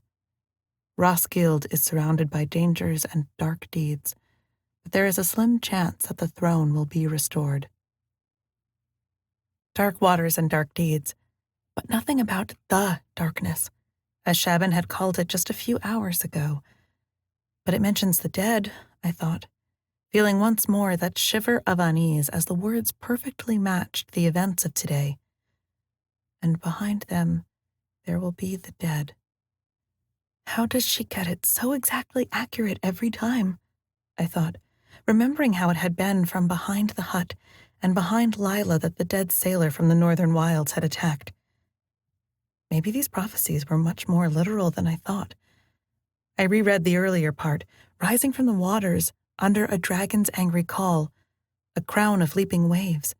Yes, right again. That was how I had first met Lila. But still no darkness. I put the scroll carefully back and instead started to search for the subject. Darkness. Darkening. Dark. There was surprisingly little in Shaban's prophecies about the dark, save for very vague premonitions of a coming darkness to the Western Islands. Nothing specific. But Shaban had called it the darkness, like it was a thing, a force. Hang on. A memory tickled at my thoughts, pulled from my earliest days here on the island, and my long lessons of learning letters, copying out scrolls with the other acolytes and sisters. Hadn't there been a darkening long ago, I thought, walking down the line of matriarchs, past Gorla's, Ella, and heading back to the history section. In here there were all the amassed books and scrolls of ancient times, many of which I had never opened, for they were not the work of the witches. Where had all these books come from, I wondered, running fingers over the spines, pulling one heavy leather-bound book to reveal the stamp on its cover. A dragon, with a long tail over a triangle of a mountain. Torvald. I remembered Afar telling me that many of these volumes were from the libraries of Torvald, the very ones that had been sacked and burned by the Dark King Enric. The Dark King, I whispered. Was that a clue? I started hunting for references to Enric, to his family name of Maddox. Within just a short time, I had amassed a small collection of books, mostly histories. I frantically leafed through the contents pages and genealogies. Enric Maddox was a scion of the Maddox tribe, a group of warriors from over the easternmost mountains of the world, with access to strange and terrible magics. They helped the aging line of Torvald against a terrible enemy, but then seized power. Okay, but still doesn't help me, I groaned, realizing that I would have to go back further still, into the prehistory of the Torvald Empire, if I were to find out what the darkening really was. I growled in the gloom with frustration. This is taking too long. I skipped pages, shelves, looking for lists, summaries, names. The Torvald Empire was once but one of 3 kingdoms. The Middle Kingdom, ruled by the Torvalds. I pecked and picked bits of information. The further back I went, the more I saw that there were always references to the darkness, or sometimes the Great Darkness. It seemed to be a constant enemy of the Middle Kingdom of Torvald, and, more specifically, the dragons of Torvald. But few of the histories talked about the darkening itself, as though all record of it had been erased from the histories. Maybe in one of Dark Enric's purges of books, I thought with a scowl. What sort of man destroys knowledge? I grew only even more glad that Lord Bower and Lady Saffron had somehow managed to vanquish him from the land, and more resolute in my belief that Lila had to become a queen as Saffron was, noble, protecting the people and the history of the world. Fire versus dark, I mused, just as the fire was the only thing able to vanquish the dead. Maybe I was looking in the wrong place. I hurried past the histories section, instead heading towards the shelves dedicated to elements. Fire. I read the transcription, as the shelf opposite me read, water. A quick scan proved that there were no shelves dedicated to dark, even though many of our magics could be said to be devoted to hiding. Well, if fire is the darkening's enemy, maybe this will tell me more, I thought, picking at the primers and scrolls that seemed to be the most abstract. Fire is warmth and light personified. Fire is pure and drives out the darkness. All normal, usual stuff that I knew anyway. I shook in agitation, thinking about the battle that Lila might already be having out there. Come on, come on. I tried to read quicker. I can't leave Lila out there, I thought. Fire eats the darkness, but it also creates it. I skimmed the words of one philosopher witch before pausing. Hang on a minute. The bottom of the page had a small annotation to another volume, The Fire of the Dragons, which I turned to hunt for. If the darkening was the dragon's natural enemy, then this, surely, would help me understand. The Fire of the Dragons was dusted with cobwebs, a slim, uninteresting volume that appeared to be nothing more than a straightforward discussion of what the dragons did. They breathed fire. It was hot. Who would have guessed? The dragons sun themselves every morning, catching the heat of the sun. It is said that they give praise to every rising sun. That much was true, as I had seen Crux, Kim, and Teal all voice their dawn chorus at the first rays of the sun to break the horizon. The sun is light and warmth and hope, and the source of all life, the book read. The dragons, therefore, are the natural enemy of the darkness, but they are also caught in a never-ending cycle with it. For just as light creates shadow, the power of the dragon can be used to create the darkness. Now it was starting to get interesting, I thought. What did they mean? Is this where the darkening came from? The dragons are magical beings burning with the inner power of the sun. Their blood can be used to extend life, to heal injuries, to cheat death entirely. By the stars, I realized. This was exactly what Sim, Crux, and the Dragon Queen E6 had warned me about on their sacred home island. That Aoto had kidnapped the young newts of Sim in order to power her dark magics. I hadn't known that these dragons had meant it so literally, just as Shaban's prophecies seemed meant to be taken at face value. To cheat death, I whispered. Those sailors of the northern wilds were undoubtedly already dead, and also certainly alive in some strange, horrific fashion. They must be powered by the stolen power of the dragons. It is said that the dragons used to give their power freely to their chosen human friends, but clever and evil sorcerers of old found a way to steal that power from their very flesh and bones. The words made me feel sick, but I read on.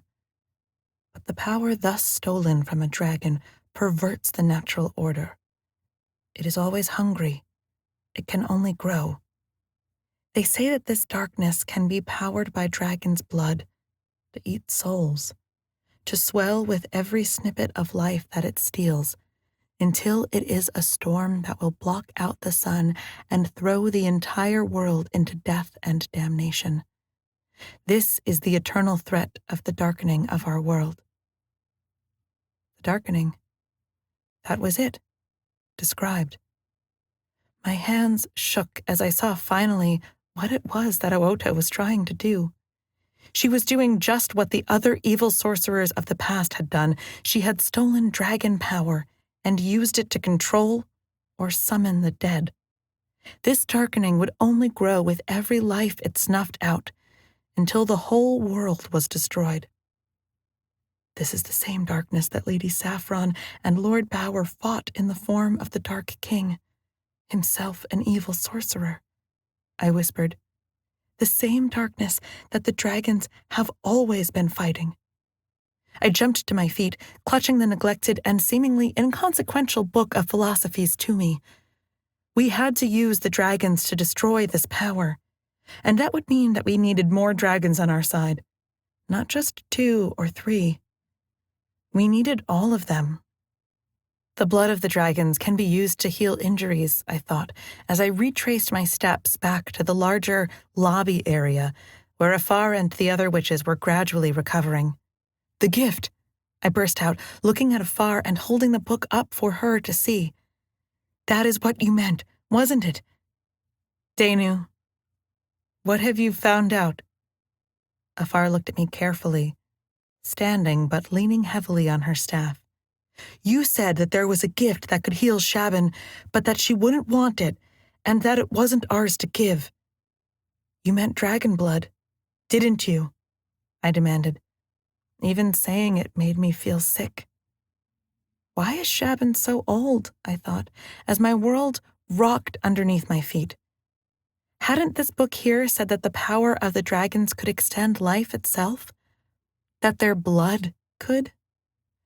Previously, I had thought that it was just a side effect of having magic, that there was something in what we did that also extended our life. But I was aging normally, wasn't I? I looked to be the youth of 17 summers that I was. No more, no less. How old is Afar? Afar? Witches? I need to know where your power comes from, where our power comes from, and I need to know now, I said defiantly, earning heavy glances from Gamba and Helga. That is not the tone you use to speak to a senior sister, Gamba started to say, but Afar silenced her. The boy has a point. He needs to know. She spoke heavily, and I watched as, with extreme effort, she straightened to look me direct in the eye. Yes, you are right about one thing, that I knew the dragons could give some of their power to heal Shaban. But it is not a thing that Shaban ever wanted to do, or have done to her, she said. I knew that dragon blood and crushed dragon bones could heal her, could invigorate her, and all of us. But we have never used it or done it here on Siebel. But it has been done somewhere else? I said in disgust, even though I knew I shouldn't be surprised. Everything I had read today pointed to dragon's blood and bones as the source of all dark magic. It has, Afar said darkly. In Torvald, a long time ago. A pause from the older woman. We believe that Enric may have been performing this rite, but we have no sure evidence of it. My mentor pulled a face as if there was a sour taste in her mouth. Her reaction, at least, didn't surprise me. Everything about the Dark King Enric left a sour taste in the mouth. But Torvald? I murmured. I had always grown up thinking that the Torvald of old was the place where the dragons and humans had lived in harmony. How could it have happened there? Even Torvald, Afar nodded. Indeed, legend has it, that is where this vile practice started. Well, that changes my view of things. A wave of despair settled on my shoulders. The dragon academies and the long-lost dragon monasteries were not the great centers of friendship and learning that I had thought them to be. And Shaban's age? Your age? Our magic? Where does it come from? I blurted out, my voice sounding less furious and now almost desperate, as I knew what I didn't want her to say. Afar was my mentor and my guide, and even, perhaps, someone I had considered a friend. This is a secret for a senior sister, Gamba muttered from her seat. Or a mage, Afar countered steadily. He has earned it, Shaban, and I, and just about every witch that you see here is older than you think, young Danu. I myself am almost 180 years old. 162, Gamba added her voice. 98, Helga said in a quieter tone. After the witches had called out their impossible ages, Afar continued. I remember only a little of the reign of Enric Maddox. I was a lot younger then, and only knew that he was a terrible ruler who held the entire world at his mercy, it seemed. I remember his terrible purges and how many good people fled his reign, heading south and west in the islands. My mentor's eyes looked distantly, and they were troubled as she seemed to peer onto different, nightmarish times. They were terrible decades, she confirmed. We thought that the end had come, the end of the Torvald Empire, certainly. A glance at the other witches at her feet. I, myself, was born far in the south and raised in the hot deserts there. Enric's enchanted mechanical soldiers, not needing to stop for drink or food or rest, even reached my home. I fled here to the west with what little powers and charms that I had. Despite my agitation and frustration at the truth, I was rapt. Afar had never told me about her own past before, just as all of the witches here seemed to begin their life here, not elsewhere. Anyway, I was told of an island to the farthest west, where scholars and free-thinking women were gathered, and so I made my way here over treacherous seas. I was taken in by Shaban. We were all at that time, all of us witches who trained under Shaban, certain that we had to discover the source of Enric's dark power. She gave a sad smile. But we never found its ultimate source. We only knew that it was something to do with him capturing and holding magic to him and allowing him to live for many hundreds of years. But beyond that, Afar shook her head. It wasn't long before I started to see a connection between age and magic. When I arrived here, Shaban was herself already some 240 years old. 240? I quickly calculated. And you said that you were 180, so Shaban is over 400 years old? I said, aghast. How could that not come from dark magics? Yes, I believe that to be the case. Although I do not know an exact figure, Afar nodded. She trained us. She taught us how to harness our powers, and how to watch, and wait for the right time to act. But where does the magic come from? I said in a trembling voice. You still haven't told me what makes you all so able to live for far longer than normal. The dragons, Afar admitted, and I could have wept. But not as you think, young Danu. You still have much to learn. Do you know why it is so rare for humans and dragons to bond? Why dragons rarely take on human companions? Why they prefer their home mountains? I shook my head, feeling as though I were being lectured. It is the same answer why the Middle Kingdom of Torvald, with its dragon academy and before that its dragon monastery, has always been the target of terrible men, Afar said gravely. What it does, and has always done, is to help humans and dragons bond together in friendship. There are many in the world who believe that to be unnatural. Never, I said, even though I couldn't feel my current connection to the rare phoenix dragon, thanks to Siebel's enchantments. I had always felt it like a thread of gold from my heart to his. It was a strengthening, warming connection. It did not feel like one that was evil or wrong. Exactly. But here are the secrets that I can only hope that you are mature enough to know, acolyte Danu. Afar sighed heavily. To answer all of those questions that I asked is the same. When a dragon takes on a human companion, what we call a dragon friend, it shares its power with that person, that power of life, of courage. You may have found your own magic growing stronger around Crux. I nodded. It was also the reason why I was not exhausted, as these witches around me were. Somehow my bond with Crux, as I am sure Lila's bond did in their own way, made me stronger, more confident, braver. We do not understand the mechanism completely, but we know this.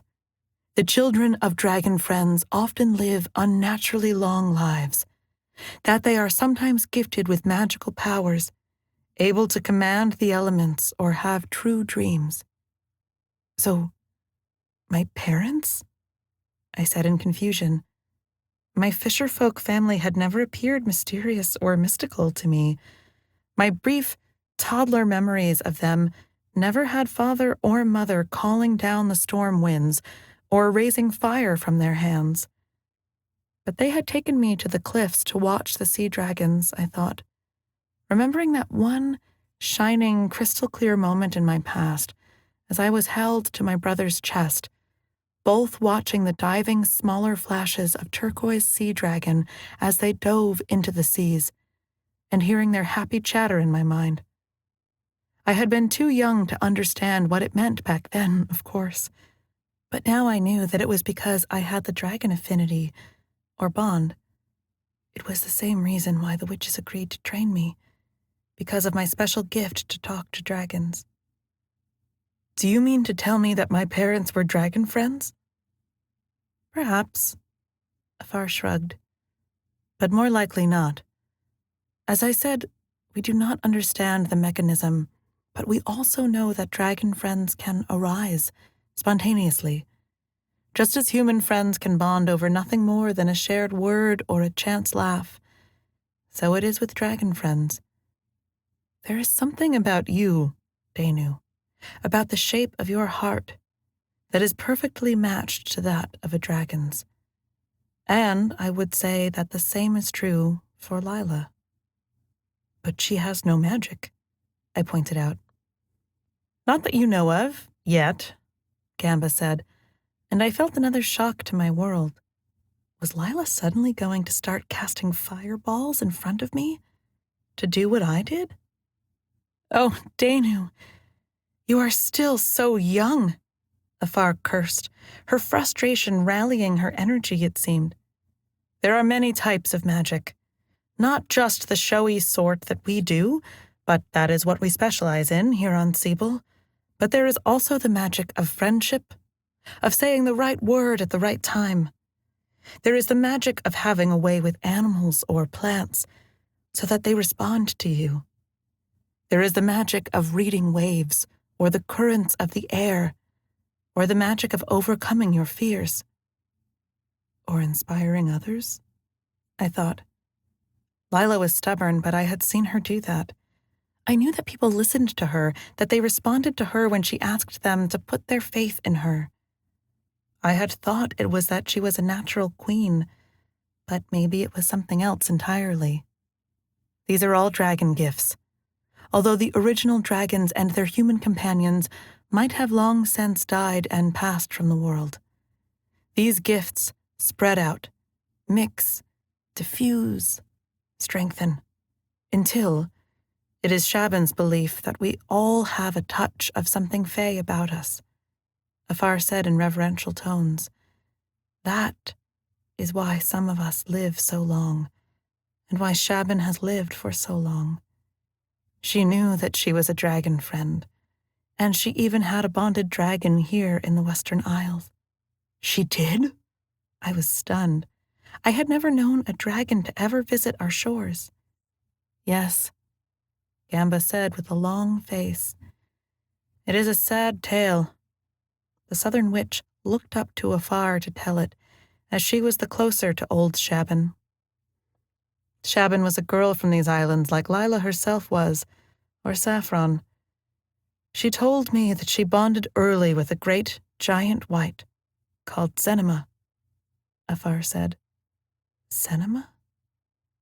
Where do I know that name? I muttered. It is what Lady Saffron of Torvald calls herself. Saffron of Zenema, Afar said, because Zenema was also her dragon mentor, as she grew up on Dragon Island. But Saffron never came here, did she? I said, shaking my head. Afar smiled sadly. No.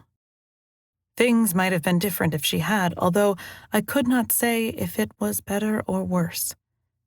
Shaban was Zenema's human friend before even Saffron was born. The White and the Witch had many adventures through the Western Islands, but eventually, even Shaban grew old, and her companion kept on growing. A human dragon friend might live for an unnatural lifespan, but it is still but a blink of an eye to the oldest of dragons. Shaban grew too old to ride, too old to fly. So she retired here, Gamba said seriously, to start this place, as the Dark King Enric Maddox secured his stranglehold over Torvald. Shaban knew that she was too old to fight him, and she could see that there were others coming in the future. Saffron, Bauer, Lila, perhaps you, Danu, Gamba said. Eventually, the great dragon queen Zenema fell in the wars against Enric, and it broke Shaban's heart. She grew weaker and frail, but she never stopped amassing her knowledge and her prophecies, in the hope that it would always be an aid against the darkness. By the sweet waters and sacred stars, I said, feeling an echoing sadness in my heart. What must it be like to lose a friend that you had spent hundreds of years with? So you see, Danu, now you know our deepest mysteries, that we are a community of dragon friends without dragons, Afar said wearily. And that is the gift that could save Shaban, the gift that only a dragon can give, but because of her love of them, the gift that the matriarch will not accept. And every day the curses of Ooto eat more of her mind and body away, and Ooto feeds on the dragons. Gamba hissed. It is too sad to even contemplate. It was. I am sorry, sisters. I should never have doubted you. No, Gamba said sharply, to a murmuring shush from afar. But now you know for what we fight. For the friendship of dragons, to keep the light of dragons burning in the world. I could see it clearly now, and I could see clearly what danger Ooto really represented. If these old books I have found are true, then you are right that we face a terrible evil. It said that dragon blood and bones can be used to pervert the laws of life and to raise this power that was known as the darkening in the past. The fact that Oto has managed to raise the dead only proves that she really is intending to harness the power of the darkening. By all that is holy. Afar shook her head and looked down at her feet. It was at that point I saw my old mentor in a different way. Had she suspected that this was the case? Had she seen how powerful Ooto was and wondered where her vast stores of power had come from? At that moment, I even felt a little bit of pity for the woman who had taught me everything and who I had always looked up to. She had lived a long time and had seen the world change around her. I wondered if she had been desperately trying to convince herself, to hope, that she would not live to see this evil rise again. But, I thought grimly, I knew a power that could defeat it. Chapter 9. Lila, the Battle for Siebel.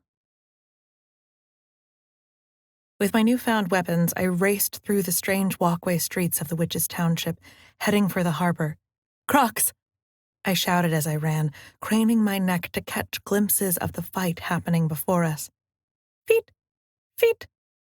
It seemed that the dead of those accursed black ships had found their weapons, as I watched small clouds of ugly little crossbow bolts shoot up towards the two dragons that harried them. Crux, the larger bull dragon, swerved through the air with great sweeps of his wings, disrupting their trajectory and putting himself in the way of the thinner, younger, sinuous blue, Kim. "Crux, careful," I thought, seeing a few of the darts appear to his side and flank, and remembering how he had been attacked in the battle for Malada. "Screarch!" he bellowed fiercely, in pain, but swept out over the stone walls of the docks and the churning waters beyond, unfazed. One of the black boats was a towering inferno, but none of them had broken from their aggressive line across the harbor. Why would they fear death? I thought, miserably. Instead, each of the three boats were firing pot shots at the dragons as they swooped and attacked. How long would it take for the dragons to fire all four? Could they set fire to all four? I wondered. How much dragon ichor did a single dragon have? I cursed myself as I did not already know the answers. These were things that a commander ought to know, and things I hadn't thought to ask Crux. "Girl." A horrible croaking rasp came from behind me, and I turned to see that a group of the dead sailors had been attracted by my shout. They were rounding on the harbor, 4 of them bearing rusting weapons. I could see old scars and the marks of already wounded flesh on them. Cuts to their heads, limbs, and bodies that would have killed breathing men and women. But I had a plan, and it was held in my left hand. "Hoy, fishheads!" I shouted at them, waving my scimitar in the air to attract them closer. Not that I needed to, as they were already running towards me. But I wanted them to only be thinking about me, not where any of the other witches were hiding. "Come and get me!" I shouted, and bolted over the last section of planked walkway, leaping onto the pebble beach beyond. My pace instantly slowed, and my boots crunched with the sound of displaced pebbles.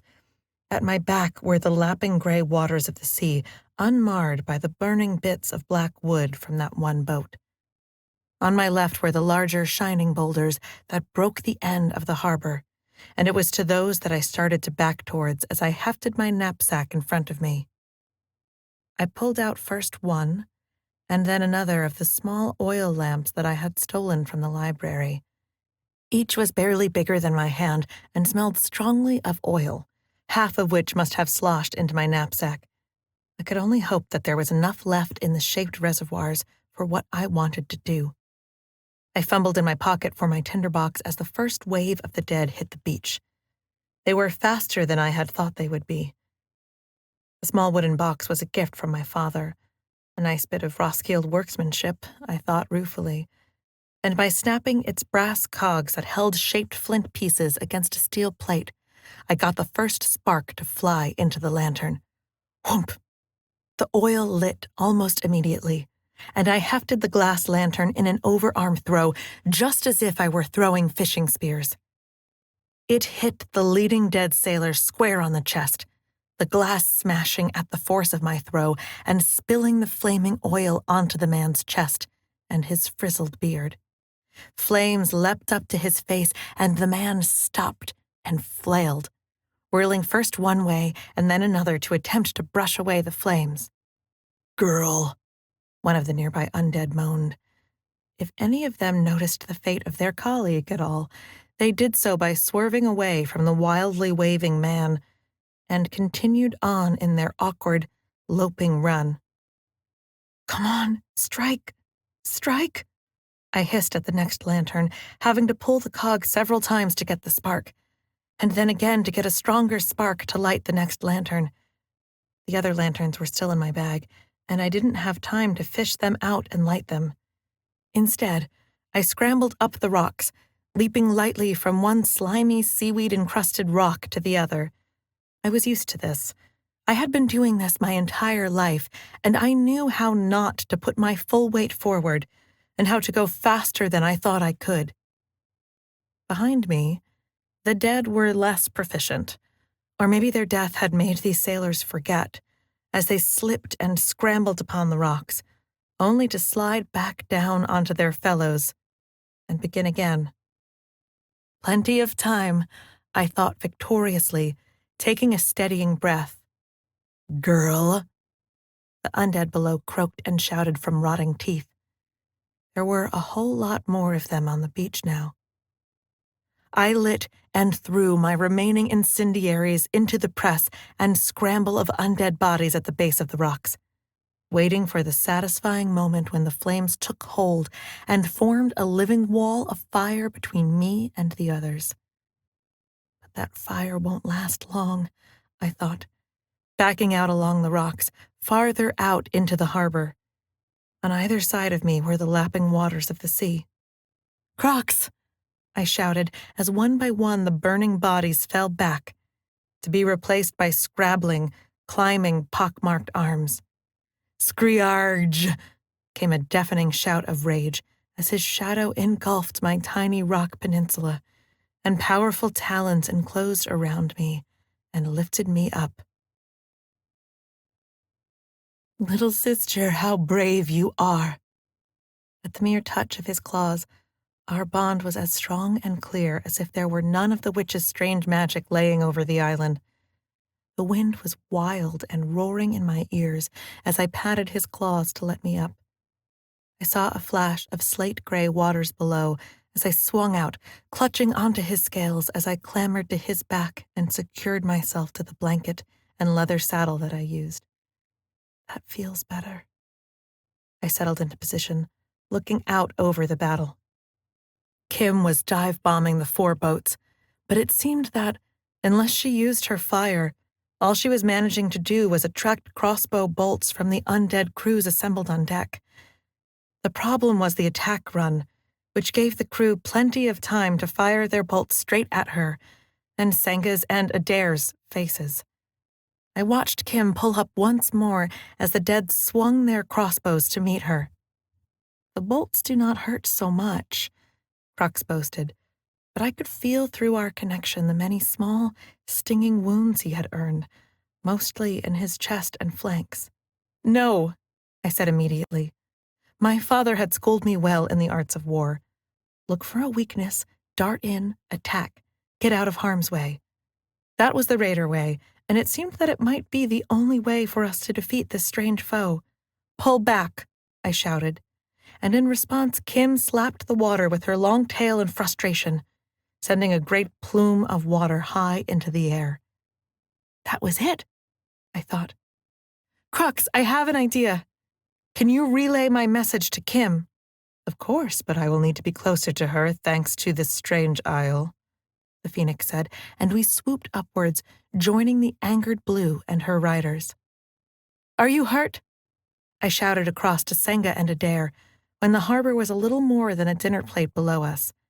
The wind howled and whipped, and the air was cold, but my exhilaration and the heat of the dragon beneath me kept me from shivering. "A little scraped, but nothing serious," Senga boasted, rolling the sleeves of her tunic up to show an ugly red mark across her shoulder. "Waters, damn it," I gritted my teeth. If that bolt had been just a handspan to the left, it would have thudded into her chest. "It's too dangerous to attack head-on. We need to distract them, create a diversion," I shouted, imitating the dives that I wanted them to make with my hands. Adair got the plan immediately, punching the air in fierce joy. Senga, on the other hand, seemed less impressed. "Looks like we're going to get wet then." She rolled her eyes, fixing her short cloak tighter about her. Yes, we were. "Dragon Raiders, fly!" I called, hunkering down to Crux's neck as he forced us up again on powerful wing beats, hanging in the cold airs for just a moment before we started to turn, tracing an arc over the seas. My stomach jumped as Crux pointed his snout and neck towards the boats, and suddenly we were diving. Woohoo! It was hard not to share my enthusiasm for this feeling, racing downwards faster than thought, faster than any boat that I had been on. The boats of the dead grew larger in a heartbeat, and we could see the pale dead lurching and raising crossbows towards us.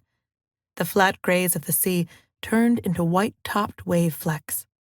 "Now," I shouted, and Crux flared with his wings. We missed the first boat. Instead, Crux shoved outwards with his claws, skimming the surface of the waves to one side of the ship. Plumes of white water exploded on either side of us as we plowed across the bay, past the other boats, and almost to the rock boulders where Crux rose from the waters in a low arc, spiraling higher and higher.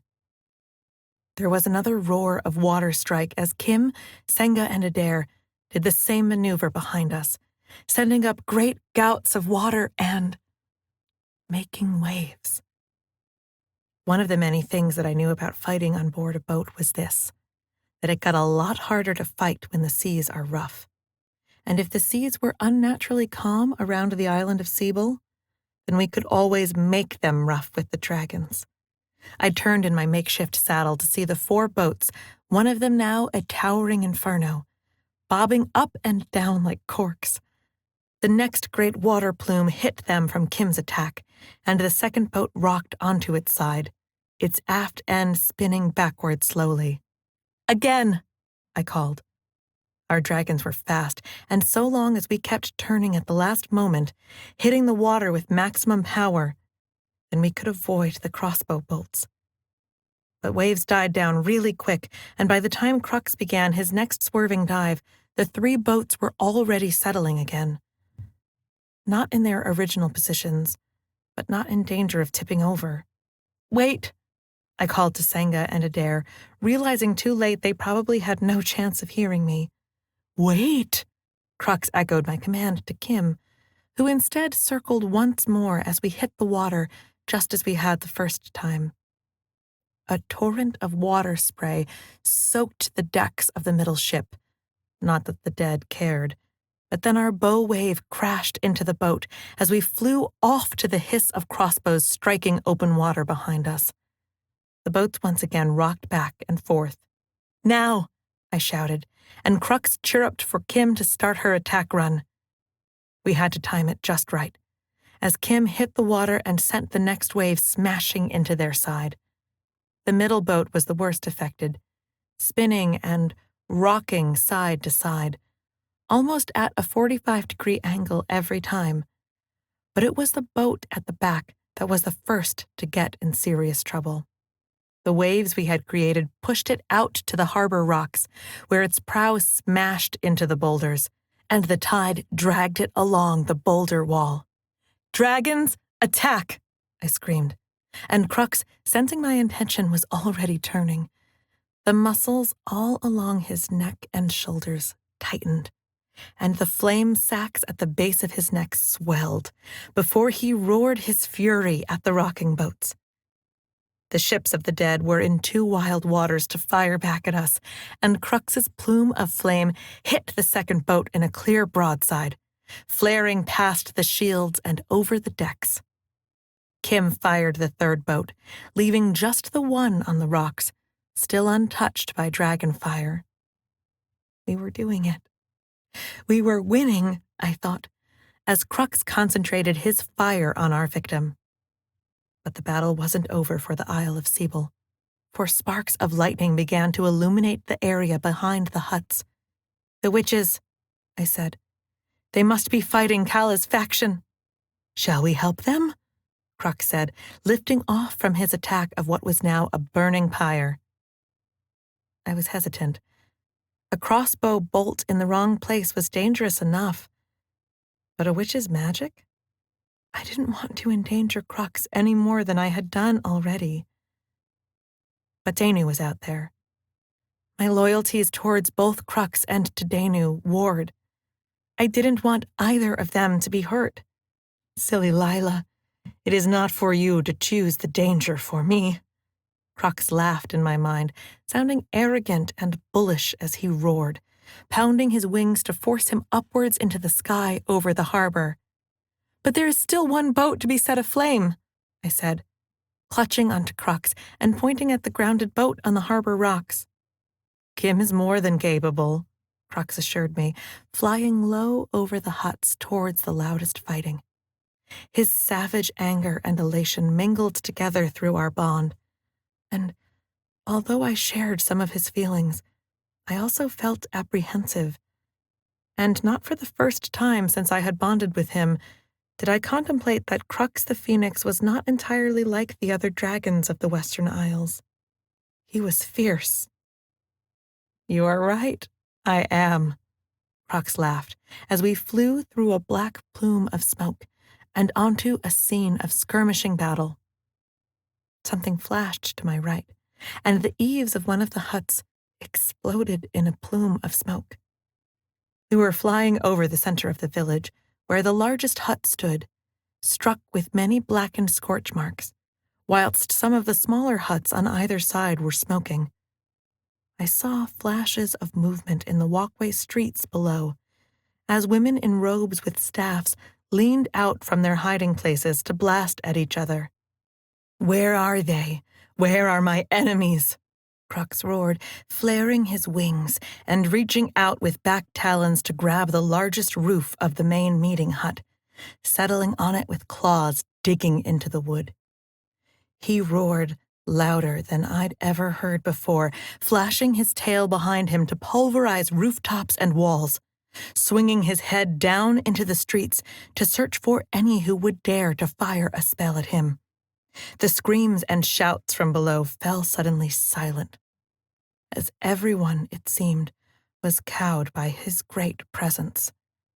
I saw a movement between two of the smaller huts, heard the collapsing drift of wood, and Crux snapped his neck around to hiss at the empty street, making sure that any hidden watchers saw his sword-length teeth. "Who opposes me?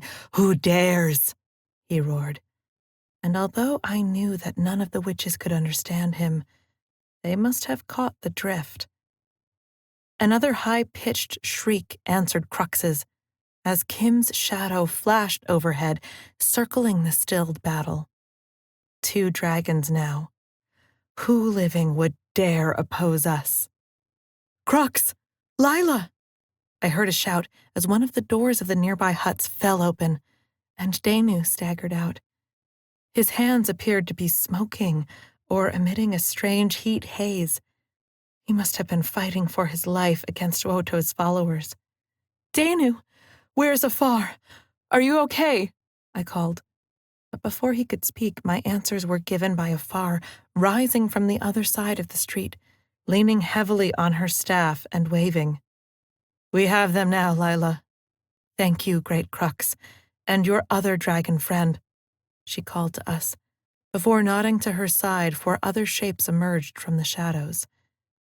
The 5 combat witches, who had gone to find the library, were now joined by the 15 other witches who had followed on behind.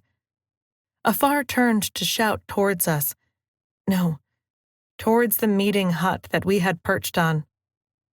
Calla, it is over, Afar called to the hall. You must know that by now. The dragons have destroyed your allies in the harbor, and now they are here, over your heads. Come out and hand yourselves over to us. There was silence for a moment, and then the scrape of wood and a muffled shout came from below us. Why? You'll only feed us to that dragon of yours, the woman's voice snapped back. Of course we won't, Afar shouted. We do not execute people on Sibyl, Calla. She spoke in exasperation, as if the other witch had been a petulant child. I cannot eat her? Crux turned to look at me with grinning teeth. No, you can't, I said hurriedly, before adding, please. I don't like witches anyway. Too stringy. Crux lolled his large, forked tongue out over his open jaws, which gave me the unsettling question, had he eaten a witch or two before?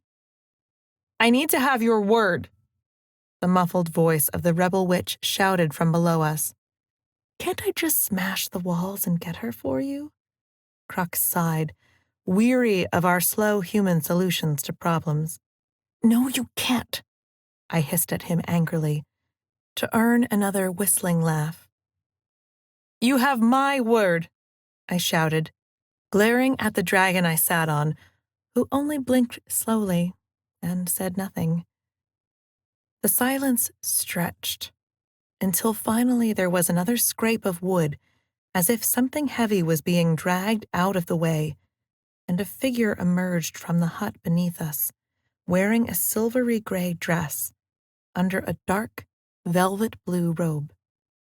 She had straight mouse-brown hair and a blackwood staff, and flinched as she stepped out, turning to look up at us.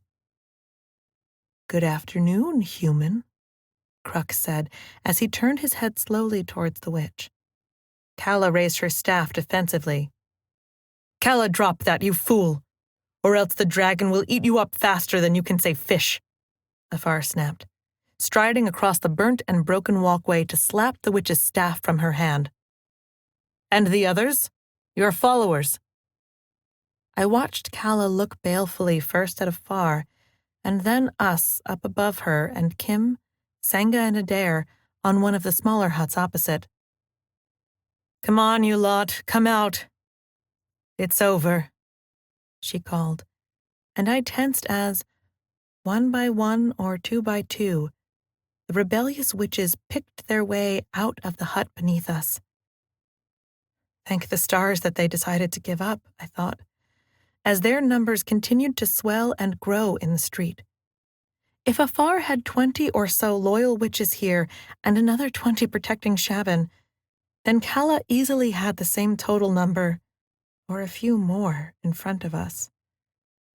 But not all of them wanted to follow Calla, I thought, as some of the younger witches around the edges looked confused, distraught, and anxiously around them. But no Ooto, I saw. You're being ridiculous, you know, Afar. Calla shot at the senior witch as now Gamba had joined her. Getting your dragon friends to come save you? The time of Shaban is over. She is a dying woman. She cannot save us from the darkening. The darkening that your master is summoning herself? Gamba hissed, nodding out to the harbor, where the burning pyres of the dead boats could clearly be seen. What did you think was happening when Ooto sent word with those? She spat. A necessary alliance. Ooto is using the powers of darkness against itself, Calla said. And you believe that, do you? Afar scoffed. Yes. Havoc is the only one strong enough in these isles to defeat the darkening, and Ooto is the only witch strong enough to join with him. Calla shook her head in impotent fury. You place your trust in these sea raiders? They are thieves and bandits. They will flee your side as soon as they face the true darkening, and you know it, Afar. They have the true air of Roskilde. Danu surprised me by stepping forward to shout at Calla. Havoc will topple, Roskilde will stand tall. That's not what the prophecy says now, is it? Calla laughed. And do you think that the people of Roskilde will decide to follow a girl raised as a sea raider? Their natural enemy? She shook her head, laughing cruelly. Fools, she spat. Where is she? Ootozana. Danu snarled at Calla. Yes, where is she? Crux echoed. How do I know? I am not Sister Xana Superior. Calla laughed at my friend, making my blood boil. But where do you think she could be? On Roskilde? With Havoc and all of his navies and soldiers, probably. Good luck getting to her now. Scourge! Crux suddenly shouted in agitation. I shared his sense of frustration. Roskilde was a large island, with thousands of soldiers and hundreds of galleons in her defense. We could not simply fly in, defeat Owoto, and fly out. Take her away, Afar commanded Gamba, watching as her staff was taken from her, and Calla, unresisting, was led away by the lion-pelted witch. And what of these others? Helga nodded to the much larger numbers of dejected-looking witches. Sisters, Afar called to them. You have been seduced and fooled by Ootozana and Calla. But now it is time to realize your mistakes. The old woman looked stern and tall, more imposing than any other time that I had seen her. I will offer you an opportunity, my sisters, as it was stupidity that led to your mistakes, I hope. You may either drop your staffs and submit to our will. No access to the library, not to use magic unless authorized, to work off your crimes against Shaban and the Isle of Sebel. A sizable number of them moaned and grumbled at these conditions. Drop our staffs? Sanction our magic? It seemed that what Afar was telling them to do was a deep insult. Or you may leave, and never darken our shores again. For if you do, we will fight, Afar said stoically. What is she doing? She will let her enemies go freely? Crux said to me in confusion, for the idea of a peaceful surrender must not have ever occurred to him as a young bull dragon. There are too many rebellious witches here for her, I whispered to the dragon. We raiders did similar things when we had managed to take a far larger crew of a galleon. Split them up. Get them out of the way. Afar is trying to remove their threat from Sebel before they realize that they have sizable numbers, I muttered.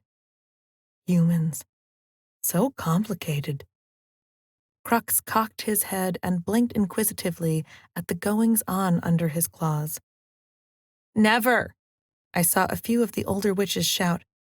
We will submit to your will, perhaps, but you can never deny us our magic. Never! Afar and the 20 or so other loyalist witches tensed, and I knew that they were wondering if another battle was going to break out right now. Crux decided to shorten the debate by bellowing suddenly into the air, reminding everyone here that there was still a very large and angry-sounding dragon standing over them. Go, Afar said, taking the opportunity to point to the harbor. We watched as perhaps 15 witches broke ranks from the 50 or so that were there, walking proudly and scornfully past their sisters, with their staffs, out towards the harbor. Helga, take a few sisters and make sure they leave. Afar nodded, and the Crow Witch did so, nodding to 3 other of the loyalists at her side, to escort her sisters into exile. Any more? Afar shouted angrily below us, but the rest seemed too cowed by Crux to even raise their eyes. Good, I thought. as Afar saw to the collection of all their staffs and their division into smaller work groups to start repairing the damage to the town that their battle had caused. Not even one to nibble on? Crux sighed dramatically, earning a reproachful stare from me. He only laughed. Lila? It was Danu, walking up to the hall to wave up at us. He looked tired, exhausted, but also worried. Danu, thank the waters that you are safe, I called down, as Crux shook his wings and clambered down into the street, just barely wide enough to hold him. As soon as he did, Danu darted forward to pat the great phoenix dragon affectionately. I could say the same for you both, Danu agreed. But I have serious news. Lore that I found from the library. The witch Owoto doesn't just seek to steal the Western Isles for her ally Havoc. She seeks to raise an ancient evil that threatens us all. This darkening that Kala and Afar mentioned? I asked in alarm and listened as Danu explained in rushed terms what he had discovered about fire and dragon's bones and the perverse curse that could be summoned from misusing that power. That is why she steals our young, Crux snapped and hissed, lashing his tail to demolish another of the huts behind. Oops, I thought. We will get to her, Crux, I promise, I said, hoping to calm him down. I think those dead sailors are only the start of it, Danu warned. We need to raise the dragons again. It is only dragon fire that will defeat the darkness. Will they fight for us? I said in alarm. They will fight to save their young. Crux was certain. Another dark thought suddenly occurred to me. If Owoto and Havoc were now using these undead sailors to do their bidding, then wouldn't they seek to bring their vengeance down on the free islands of the Western Archipelago? On Mulata? We fly home, I said, as Senga and Adair joined us. As soon as we have provisions and the dragon's wounds are treated, we return to Mulata to warn them of the dead fleet, and then we will have to fly northward to raise the dragons against them. Why did I suddenly feel like I had spent too long on Sibyl already? Part 2. The Dead Fleet. Chapter 10. Danu and the Fula. Our flight from Sibyl and Batash was full of foreboding and worry, and even the skies appeared gray and overcast every day that we flew. There is something bad in the waters of the world, Crux said cryptically on the morning of the second day out, as he emerged from the waters of a small islet that was barely bigger than a spire of rock with a few trees. We had stopped to rest and to eat, although Lila clearly wanted to keep on going. Crux, what do you mean? I asked, to only hear the equivalent of a dragon grunt. Bad magic. Lila? I turned to Lila, standing impatiently on the small ledge of rock, already packed and suited in her leathers. Maybe because she shared his mind, she would know more of what the Drake had sensed. Behind my friend, Adair and Senga still ate the last of their meal, dried fruits and cured meats given to us by Afar and the witches. Lila cocked her head to one side as Crux clambered up the rocks. Kim was on the other side of the rocks, preening her scales. I felt that surge of electric heaviness in the air between them that happened every time that they shared thoughts. But after a moment, Lila just made a frustrated growl. He doesn't know, or can't tell me exactly, just that he can sense a change in the waters. A scent, maybe. Lila adjusted her belt once more, patting her scimitar at her side. Which is all the more reason that we should get going. Aw, really? We only just stopped, Adair groaned, massaging his aching legs. I knew the feeling, as riding a dragon nonstop for 2 days straight wasn't the most comfortable of experiences. The dead won't stop, Lila said grimly, bringing reality crashing down around us. The dead. That was what we faced. It was a thought that turned my stomach, made me feel nauseous. How could Ooto do such a thing?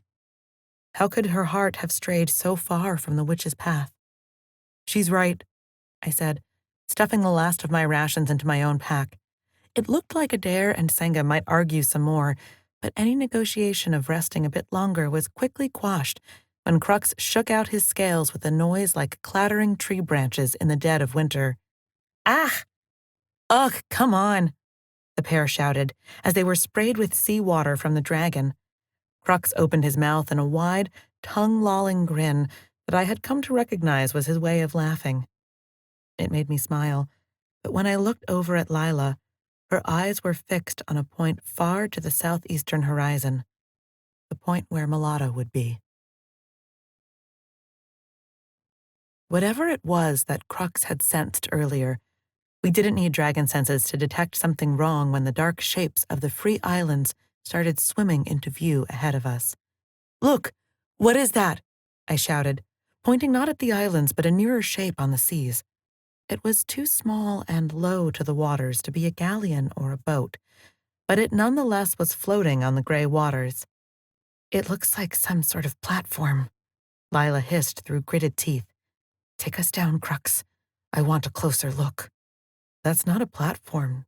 That's a flotilla, I said, as Crux's wings took us closer. What we were looking at was a collection of what looked like barges or yachts, cobbled together with board planks strung out across them to form a larger flat surface. Sailcloth had been haphazardly strung from poles to provide shade, I guessed, and underneath it sat a huddled collection of people. No! Get away! They screeched and shouted as soon as we drew closer. No surprise, considering that we were flying on a gigantic fire-breathing lizard. We mean you no harm, Lila shouted, waving her open hands over her head. They didn't look as though they believed us. Okay, Crux, take us in slowly, but slow. Try not to scare them, Lila said, as Kim above us started circling in wide circles, cawing loudly. Crux leaned back and flared his wings as his splayed-out feet hit the water. It wasn't as violent a water landing as I had seen him do before, but it still caused a ripple of screams and shouts from the floating people.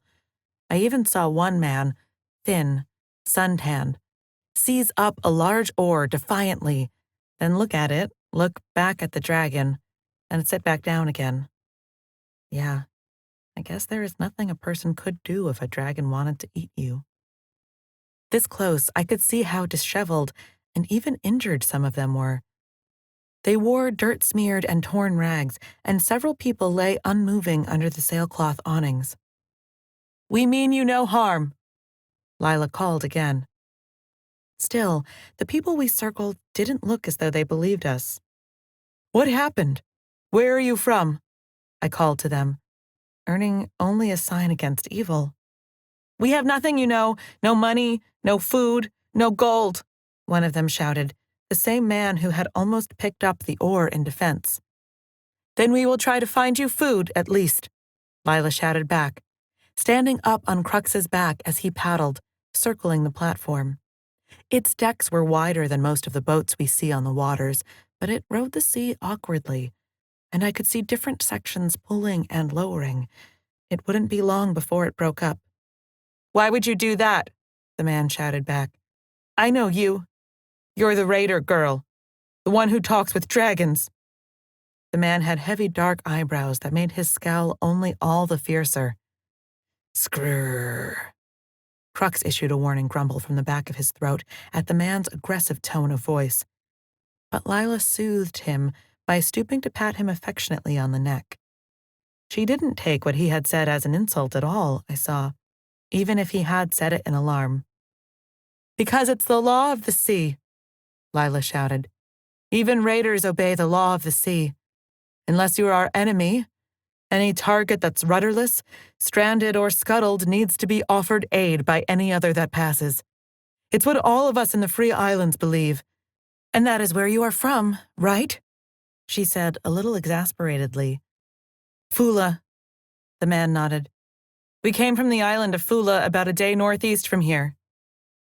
Lila nodded. I know of it. Good, strong people on Fula. What on earth happened? We circled around them one more time as the man conversed with some of the other people on his makeshift raft in harsh whispers. It seemed that they were arguing whether or not to trust us, but after a heated exchange, the talking man lost as he turned back to tell us. Something came to our shores not 2 nights ago, overpowered our guards, attacked our villages. His tone was heavy. It was all that we could do to try and escape on our boats. Until they pursued us. Who were they? Lila said, but both she and I had a sinking sensation that we already knew what it would be. At first we didn't know. We fought them with bows and spears, just like we always have, but they didn't die. The man's voice shook. They wouldn't die. And their ships, were they black? Nothing you had seen before? Lila asked, earning a nod. The people of Fula are strong, as you say, but we couldn't all outrun them. Their black fleet smashed through our small armada, leaving most of us dead or drowned. By the time that the dead had their fill of slaughter and moved on, there was only us left. We don't even know if any survived on the island. By the airs and the waters. Lila visibly paled beside me. This is it? She nodded to their craft, containing perhaps 20 or 30 people. You are all that's left of Fula? The man nodded, tears running down his face. Lila was too shocked to speak for a moment, but she regained her composure just as quickly. Once again, I marked how smoothly she took control of the situation, even without thinking of it. You are right that we are raiders, and we're on our way back to Malata. You are welcome to join us there. Our community has always been open to new members. The man shrugged as if one island wouldn't be any different from another, but after some more shared words with what was left of his community, he nodded. We will gladly accept your kind offer, he said humbly. But I do not know what good even a dragon can do against the army of the dead. Just you wait and see, Lila said determinedly, looking at me. I nodded, knowing what she was thinking. We had to stop Havoc and Owoto. It slowed our progress down considerably, but by the time that the midday sun was above us, we were making good time once again. We had just enough ropes between all of us and the Fula refugees to secure lines leading from Crux, still in the water, to the edge of the platform, while Kim, carrying Senga and Adair, flew high above as a lookout. Crux swam along the surface in his leg-kicking paddle, powering the platform along the waves faster than it could ever hope to go by the use of oars and wind alone. Hold on, Lila shouted, sitting on Crux, and around me the refugees grabbed what bits of wooden edges and boat scraps that they could as we bounced once more on choppy waters. It was something that I would almost have enjoyed, had I not at the moment been trying to tend to the injured on the platform. Easy now, I said, as the groaning man shook and rolled in the swell and fall of the water. I didn't have half the supplies as I would have liked, but Afar and the witches had provided me with some extra supplies of healing unguents, bandages, and tonics. I could only hope that we wouldn't meet many more such refugees on our journey, as it took up most of what meager supplies I had on the burns, scrapes, and broken bones that I encountered here. The worst problem was, of course, dehydration and hunger. They had been able to fish for food, but there hadn't been any rainfall over the last few days that the Fulanians had been on the water, so we gladly gave them all that we had in our own water pouches, knowing that we could always get some more on Malata. But a dragon swimming is never going to be as fast as a dragon flying, and it was getting towards late afternoon when the skies were split by a screar from the skies above. Kim? I murmured, looking up to see the young sinuous blue splitting the sky, racing towards us. What is it? I shouted, wobbling to my feet on the platform. Screep! Scritch! Kim shared the whistles and shrieks of her dragon tongue with Crux below, who immediately became agitated in the water. Lila! I shouted. Lila, what is it? Her face looked back to me in shock. It's Malata. It's burning. Chapter 11. Lila. Home? Come on, come on, come on. I twitched and jittered with frustration at the sight of the approaching ship. Luckily, perhaps, Kim, Senga, and Adair's news weren't only that they had seen dark clouds over our home, it was also that they had spotted the Ariel out in the seas beyond the reef. Not wasting any time, I had asked her to get a message to the Ariel to get over here as fast as they could. Changing course wasn't something that my father would like to do if he was captaining the boat, but I also knew my father. He was a pragmatic man. Something that I've learnt from him, I thought. A dragon would be better in a fight than a boat, and if he came here to pick up the refugees from Fula, then it would free Crux, me, and Danu all the quicker to help where we could. But still, waiting for my father's ship to loom larger on the horizon and finally speed towards us was possibly the longest wait that I have ever had in my life. "Father? Is my father on board?" I shouted as the Ariel sheered towards us. I could see the frantic and worried faces of my raider friends from the decks.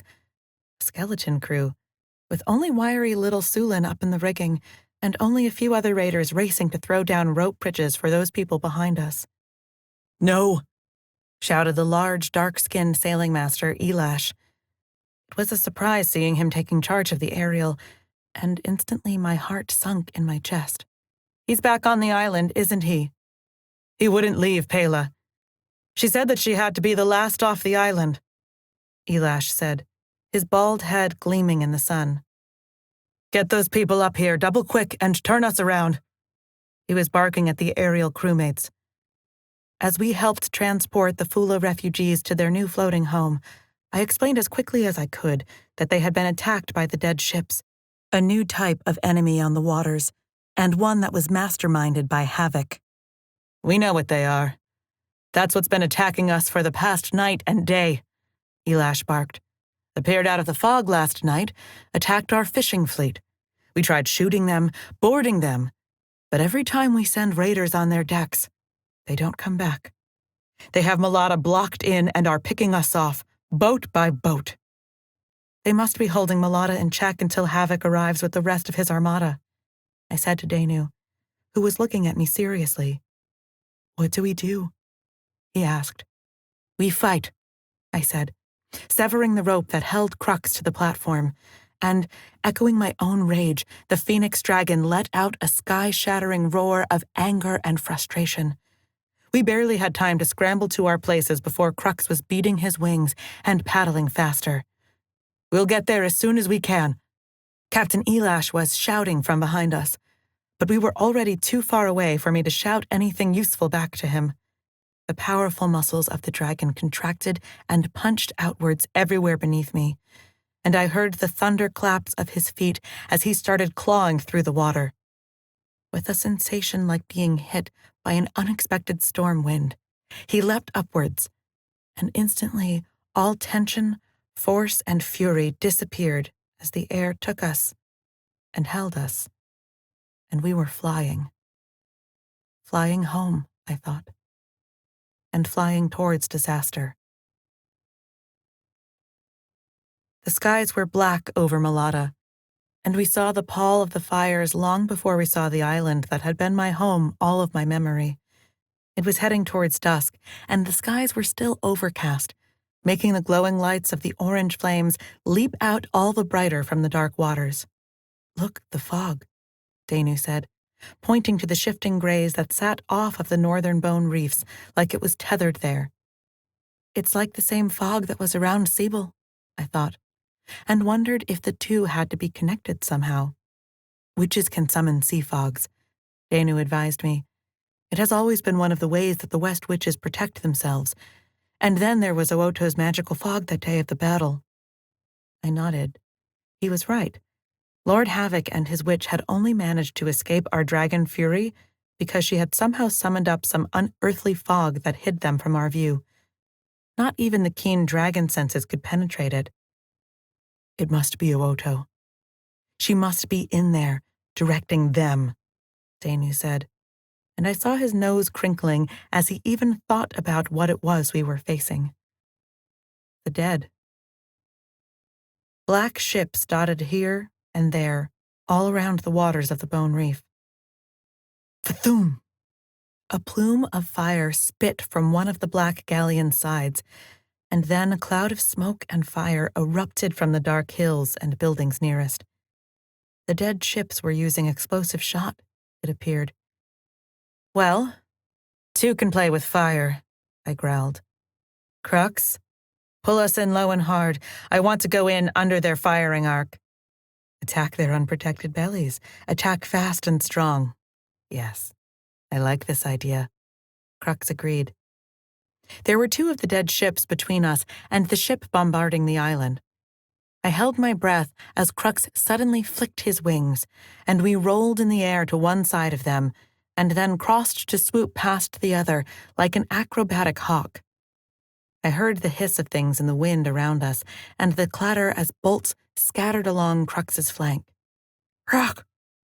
Crux grunted in pain. Oh no, what had I done? But there was even less time to wonder how hurt he was, as he skidded just a meter over the water and the stationary dead ships rose above us. Now, Crux, now, I shouted. Hold tight to me, humans, came the whisper of Crux's mind inside mine. And then we were flipping over with the sea as our ceiling, as Crux raised his wings. Screar! I felt the thump of heart and organs as Crux roared his dragon flame out at the sides of the dead ship. And then he was flipping back over, and we were once again upright, with the spikes and spires of the Bone Reef just below Crux's belly and legs. He swung out wide and climbed, now over the calmer waters of Malata's little inner bay, and now rising over the cliffs that had once been his home and the dark hills of our island itself. Fathum! I heard another boom from behind us, close enough to make my ears whine, and suddenly the ground exploded to our right. The ship we'd attacked was still firing. I got it, Danu hissed, and I turned to see him holding out a hand in the direction of the flaming ship.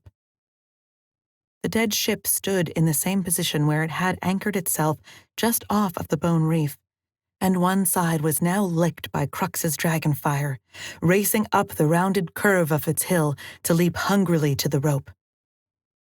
Inama ulomo, ulomo vitis, Danu said. And a sudden chill raced down my spine and even shivered through the great reptilian body beneath me. Danu, what are you doing?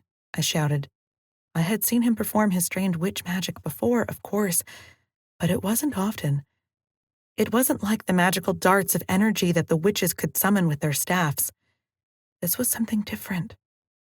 Something that felt too powerful.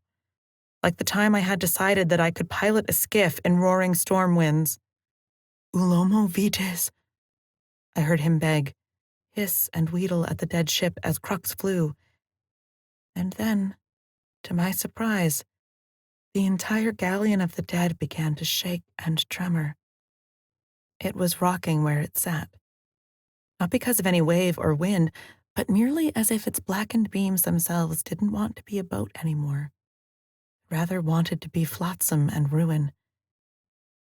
The entire dead ship wobbled backwards, shaking wildly and turning on its path. Fatum! There was another almost petulant burst from one of the ship's side cannons, but the boat was now far wide of its original position, and I watched as the shot smashed into the reefs to the south of the island. Under Danu's will, the ship turned again, pushing toward the nearest of the other dead ships, and I saw his intention. Drive them together. Make them crash. But suddenly his powers failed him. No, no, he was crying, shivering with the effort. I twisted to reach out a hand to steady him. It's all right, Danu. You did what you could. That was amazing. His body was oddly clammy and cold in my arms, and he shivered as if of a fever. I remembered the witches of Sibyl when we had managed to make our way into their library. They had collapsed with all of the effort of their recent magic. I didn't want that to happen to Danu. No, it's not all right, Danu was saying angrily. Woto is out there somewhere, and if I cannot even counter her magic— This magic is old and strong, little mage. Too strong for a Woto even. Crux's wise words swum up into both of us, as the dark land swam underneath us. Crux had flown us up the small ridge of hills and highlands that protected the southern edge of Malata, flying us away from the reach of the cannons before he turned back down the small wooded vales to the township, and into the smoke. Somehow, the ships of the dead had managed to set fire to parts of the village itself, although I couldn't see how, as there were no dead ships in our secluded harbor. Instead, I saw that weaving through the smokes and around the fires there were smaller forms, raiders and others, men in dark armor, and they were fighting. Screams swept up towards us, and I spurred Crux on, while I yet tried to steady Danu as we flew like a shot arrow over the houses. We flashed through the smoke, to see that there were Roskildian soldiers fighting my father's men, in our very streets. Quickly, I pulled one of the leather straps of dragon saddle that we had made, looping it around Danu's middle so that I could free my hands for the fight. Danu slumped forward, but he wasn't going to fall. How could they get on the island undetected? I called, as I quickly took my bow from my back, selected an arrow, and took aim. The fog. Danu shivered behind me, and I knew that what he said was true. It was that strange, unmoving fog that lay off of our north side. Oto must have used the dead ships as a distraction, when really she was landing an invasion force of Roskildian soldiers. But the dead ships will be firing on their own men. Don't they care? Danu said, as I released my arrow. Irk! My shot found its mark, that unprotected place between head and collarbone that few soldiers bother to cover up. The Roskildian somersaulted backwards and fell to the floor. I don't think Havoc cares about anything. I selected another target. Fired. In the blink of an eye, we were racing out over the harbor again, towards the blockade of dead ships that held my people trapped. Just like they had planned to do at Sewell, I thought. Blockade their enemies, and then either force them to surrender or slaughter them. Clearly, Havoc had chosen to do the latter. Scratch their bellies again? Crux urged me, already swooping low on the waters towards the first of the dead ships. Do it, I snarled, even firing my bow up at the ranks of the dead on its decks, although the man I hit didn't even stop from picking up his crossbow and firing it after us. Crux roared another explosion of dragon fire, but it wasn't enough to engulf the entire vessel. It clung to the front end of the ship, and we were out, zigzagging low across the waters to avoid being shot. Where were Kim and the other dragons, the ones that had stayed behind to train with their raider partners? Up ahead, Danu shouted, and I raised my eyes to see, just in time, that we weren't alone out here on the waters. I could have sworn that there were only 3 or 4 of the dead ships attacking Malata. But now I saw that the seas around the bone reefs were scattered with more of the dark-hulled monsters. 5? 10? 15? I hastily tried to count as my father had taught me to, and then Crux was roaring and turning, angling his wings first one way to make us dive to the right, narrowly missing one of the ships of death, and then angling his wings down to the left, to avoid the one that was close behind it. We crisscrossed in front and in between these boats, like a crab scuttling between rocks. There were too many of them. Scourge! Aurora flame shot out as the other dragons attacked the fleet. There were Kim and Teal, Lucalia and Retax. In the distance over the mainland, the shapes of the other 4 raider dragons wheeled in a returning attack vector. Thoom! A blast of superheated water sprayed across me for a minute, making me cough, before I realized that the dead ships were firing their cannons, apparently not much caring if they were endangering each other in their attempt to shoot us. Feet! And then, a storm of crossbow bolts hailed upon us. A moment ago, I had felt like a vengeful deity, falling upon my enemy with all the speed that a striking dragon can offer. Now I felt like a fish, caught in the killing runs of a much larger predator. "Crux, out! Out!" I shouted, and he appeared only too happy to agree. With a single flap of his wings, we shot up and over the next dead ship and kept on climbing and swerving as their shot followed us into the night sky. A shriek, and something dagger-shaped and lightning-fast exploded out of the sky over our shoulder. It was Kim, with Adair and Senga on her back, and she was swooping low over the masts and sails of the dead ships, drawing their fire away from us. "Thank you," I prayed silently after them, as we ascended to a higher and wider circle over the battle. This gave us a small moment to look back and down, and that was when I saw it. The Malata township was half-burned, and now 20 or more ships of the dead had effectively crippled our fleet. There were soldiers fighting in the streets, and the Undying waiting to pick us off. No matter what impressive tricks that Crux, Kim, Teal, and the other dragons and us riders might be able to pull off, we would never be able to defeat all of them with so few numbers. This is like the battle for Malata all over again. I breathed in horror at Danu, remembering how at the end of last autumn, just before the winter storms had closed off the seas for the season, Havoc had sent his entire armada after us.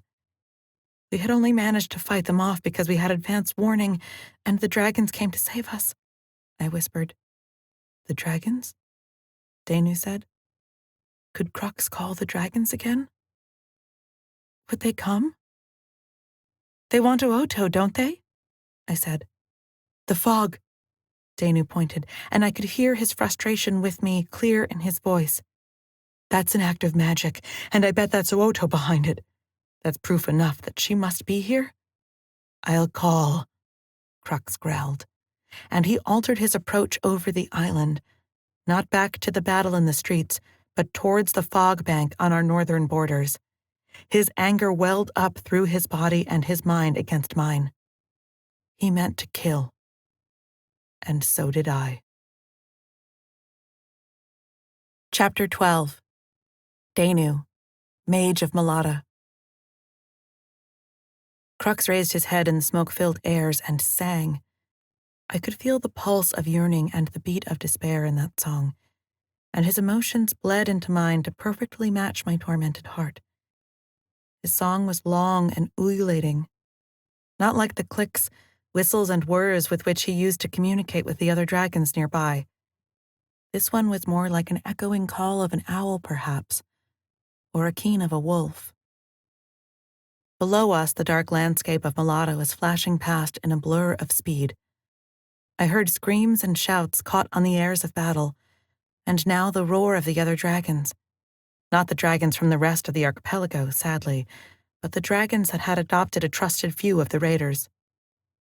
"There's Kim, Teal, Porax and Retax, Holstag and Grethor, Ixil, Viracalia and Lucalia," Lila was shouting, pointing at the assorted motley of mostly young dragons, rose on the smoke-filled airs. They had been harrying the dead fleet, it seems, or trying to anyway, when Crux's call had summoned them from their efforts to join us in the attack against the magical fog, and whatever was beyond it. "Will the other dragons come?" I called, knowing that Crux would be able to hear my words even amongst this howling wind. "I cannot say. It is a long way, and by the time they get here, we may already have won." Dragons are nothing if not enthusiastic, I thought. Failure didn't seem to be a word that even existed in their language. Ahead of us, the northern part of the island was blanketed in this thick, static fog that seemed to glue itself to the hills, trees, and rocks, and hang low over the waters like a blanket. "Fly higher, my friend. I want to look down into it. Let us see what we are facing," Lila suggested, and Crux roared in agreement, powering his wings to rise up and over the fog as the other 4 dragons followed in our wake. 4 dragons. That would be enough to take down Oto, wouldn't it? Surely, I thought, but there was a sliver of doubt in the back of my mind. They were young, a few summers younger than Crux, maybe, and I worried they hadn't bonded as deeply with their pirate riders as Lila and I had done with Crux. In fact, looking over my shoulder, it was only Keel and Lucalia that had their humans with them. Retax and Teal had still not had a chance to pick up theirs. Would that matter? Could they fight as a unit without them? I knew from the descriptions contained in the scrolls of the library that the dragon riders of Torvald always had 2 riders per dragon. Is that what we needed too? Or would the young dragons follow us into battle anyway? I didn't know the answer, and now I realized there was only one way to find out. Damn it, Lila swore as I shook my head against the headache from the magic I had so recently cast and followed her gaze to what caused her outburst. It was the fog. It was thick and churning in the middle of the mass, dark with grays and blacks, and impossible to see into. Crux, I shouted. Can you sense anything at all in there? The dragon twittered and whistled in unease, before snorting a little gout of soot and smoke from its nostrils. Nothing. The fog clouds my mind, makes everything confusing. Even his mental voice had lost some of the crisp-edged anger that had filled it so recently. How deeply was this fog of confusion affecting the dragons?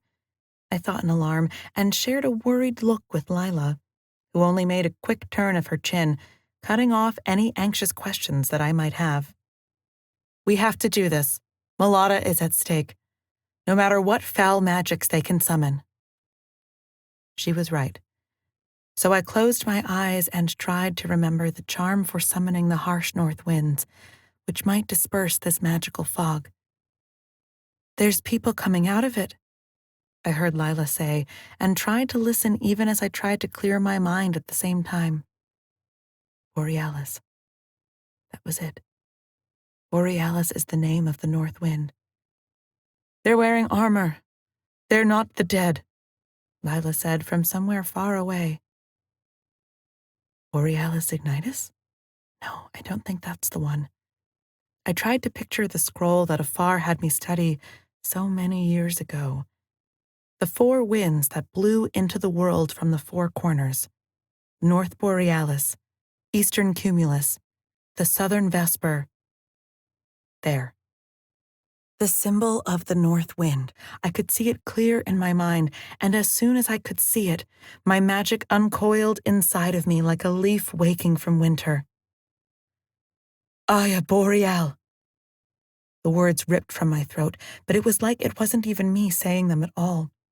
I could hear myself shouting them, chanting them over and over, but I was also not me, looking down at myself from outside, seeing the strange, stocky young man holding a hand out to the north and screaming into the wind for it to obey him. Danu? I heard Lila's worried voice, but my eyes were still fixated on the far northern horizon.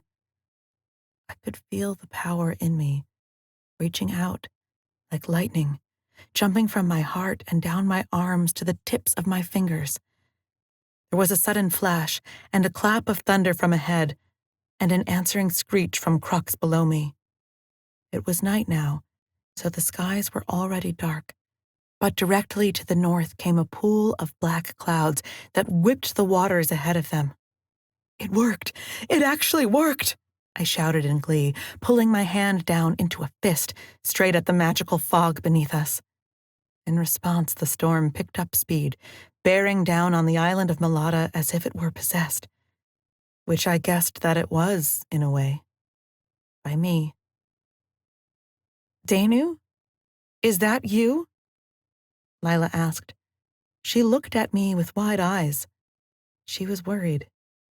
Why was she worried? I am a mage, I heard myself cry out. Do not worry, Lila. Again, I felt that odd, slightly disconnected feeling of seeing myself from the outside as I shouted in joy. Was this an effect of magic? Why now? I ignored it. Maybe as I grew older and my powers grew stronger, then so too did my trance states that accompanied it. Whatever. All I really needed to be worried about was dispersing this enchantment of Ooto's. The storm swirled and howled about us, and now I could feel it plucking at my hair and my clothes. Its howl was in my ears. Only now it was no longer plucking. It was raging like a torrent of air, and still I didn't care.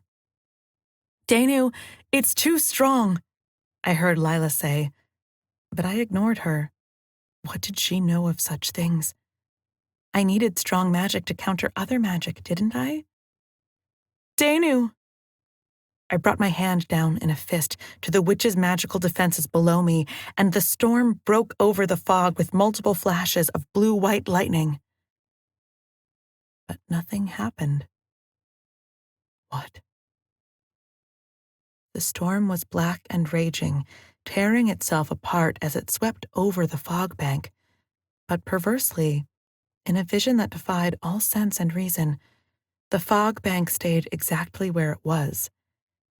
It was like those strange experiments that I had seen Afar do with different potions and oils, where a layer of oil of a different color could sit atop water, or, if she was really careful, where different bands of colored liquid could sit one on top of the other without mixing, completely impossible to the eye, and yet there all the same.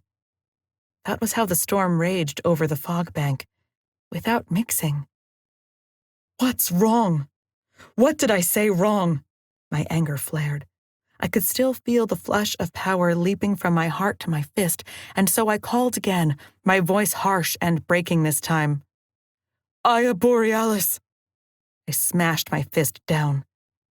There was another scatter flash of bracket lightning, and suddenly my cheeks were stung by sharp needles of hail as the storm broke its full power all around us. "Danu, stop this!" Lila cried. But no, I couldn't. I had to defeat Ooto. I had to be the one to defeat Ooto. I was a mage, and this would be my test. Tss. There was a rising sound on the airs, though, a hiss that came and went with the wind, but some trick of the storm meant that I could hear it clearly now. A low, hissing chant like the sound of voices heard in another room, and it was coming from below us. As I looked in fury at how they defied me down there, I saw changes in the churning grays of the fog bank in between the biting storm winds. Its surface was boiling and bubbling, changing hue and texture like water boiling over. With a sudden snap, the fog started rising into the storm that I had created. Wisps of its tendrils scattered away instantly, and I felt vindicated by that. But the larger bulk of the gray mass kept on rising, and then a strange thing happened to my storm. The winds died down. The lightning grew less and less frequent, and the dark thunderheads that I had summoned slowly sank and mixed with the fog bank. "You're making it grow, you idiot!" Lila shouted as I looked in horror at what was happening below me. "By the sacred airs," I whispered. She was right. The northern storm that I summoned had somehow added to the fog bank's bulk, making this large, boiling mess of cloud that obscured everything underneath it. And it was now spreading across half of the island of Malata and the bone reef outside. "Sanctus!" I called, summoning on every cantrip and trick that I knew to dispel my own magic. "Begone, in the name of the sacred elements!" I shouted. But it was no good. Whatever magic I managed to invoke, all it did was feed the dark magic below. Chapter 13. Lila and Crux. Fighting. "Lila, I'm sorry, but there's nothing I can do." Dana wavered behind me as I half-turned to try and shake some sense into him. I wanted to slap him out of it, but I didn't. In fact, I didn't even shake him because he was as white as a sheet, and even his lips had taken on an ugly bluish hue, his stare wide and raving. He looked sick to my eyes, as sick as that strange fever that had started this year for us. He is sick, but he doesn't know it. The magic is too strong for him, Crux snarled into my mind. And he sounded annoyed. Not as annoyed as I was, I thought grimly. "You idiot! What did you do?" I shouted at Danu, to see him blink and his hand starting to tremor. Oh, great. Now he was going to have one of his seizures as well, I thought critically, before instantly feeling bad for thinking that about my friend. Danu was my friend, of course, but sometimes I wished that I could give him a good solid slap. But he doesn't know how strong his magic is, I reminded myself. He's as much a victim in this as we are. I tried to be sensible, which was damn near miraculous given that we were a few hundred meters up on a dragon who was only barely managing to stay airborne in the midst of an evil, magical storm summoned by a powerful witch. Right. Plan B. Take us down, I called to Crux. If we can't get into it from above, we'll see what good we can do on the ground. On home soil. My territory, I snarled at the storm below me. But where were the other dragons? I looked around in anger and alarm. I could see the shapes of Kim and Retax, but I couldn't find Lucalia or Teal. Had they been blown off course by the magical storm? I cannot hear them. All of this fish gut magic. Crux snapped into the air as he turned just slightly, and suddenly the winds were hurtling us through the air. We were in danger of overshooting the island entirely, but I could feel the mighty strength in Crux's wings as he fought to hold them steady, as he sliced and turned through the gales, approaching the land. Danu, brace, I called, clinging onto Crux's tines as I always did. He came in low and hard to the scrubby fields and orchards that sat behind the township and my parents' mansion house.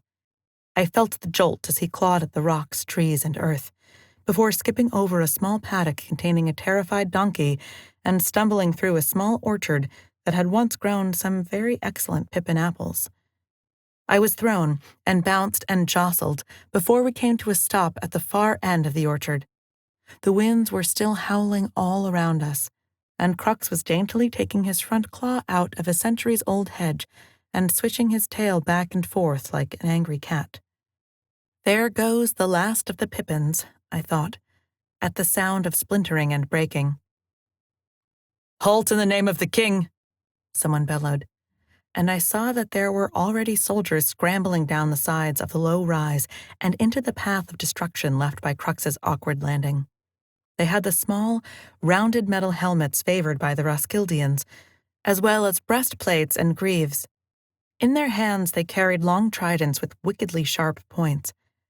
It looked as though Havoc had been doing his own preparations over winter, I thought, as their captain hastily ordered his men and women to fan out into a wide semicircle and approach as one might an angered boar. You think you know how to take down a dragon? Who wants to die first? I jeered at them, hoping to at least give them some pause as I turned to check on Danu. He was still attached to the dragon, thank the waters, but he wouldn't be for much longer. He was twitching and groaning, and had slumped between two tines of the dragon's spine nubs. Danu? I hissed, this time actually shaking his shoulder. Danu, wake up. But it was no good. He was groaning and shivering in pain or illness, just as he did every time that he tried to control his magic. Easy men, no heroes.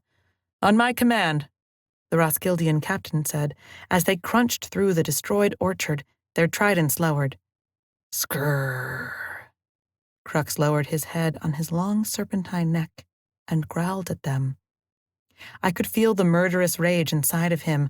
I knew it because I felt it too.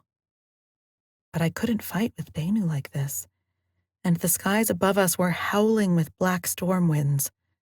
Would we even get airborne again if we decided to flee? I am not fleeing this time. I came for blood. And blood I shall have. Crux burst into my mind, shocking me with the force of his rage. Time's up, Lila, I told myself, as I knew that I would rather not argue with the vengeful dragon. There was only one thing that I could do with Danu if I didn't want him either to get spiked with a trident or thrown off in the melee. Grabbing him by the scruff of his cloak, I yanked him off of the dragon's back and threw him into the still thick part of the hedge below. Just don't step on him, I called desperately to Crux. I have never trodden on anything that I didn't intend to squash, Crux snarled back. You're not filling me with confidence here, big guy, I muttered. Never mind confidence. Fight! Crux lunged forward suddenly, his muscles exploding forward like the time that I had seen one of the wild cats of the northern islands take down a mouse. It was all I could do to hang on as his snout grabbed 3 of the tridents that were facing him and quickly jerked his head up. One of the trident's metal shafts bent, and the warrior fell back to the ground with a garbled yell, whilst the other 2 were stupid enough to hang on and were thrown some 5 meters in the air and over the heads of their fellows. But the captain was a wily one, it seemed. As soon as Crux had raised his head to fling the attacking warriors, the captain had darted in with the trident, thrusting it forward. No! I tried to swing myself out with my scimitar, but it all happened so fast, and I was already too far away to catch the tines before they punched into Crux's scales. The phoenix dragon recoiled suddenly, raising up on his hind legs. Now, in for the belly! The captain shouted at his fellows. How had he known that was what Crux would do? I had a split second of clarity when I realized that he must have known that an injured dragon would rear up.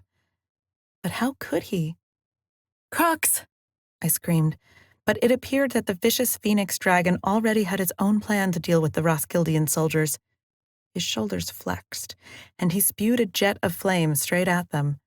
It was like the difference between walking in the cold night outside to suddenly walking into a room with a roaring fire.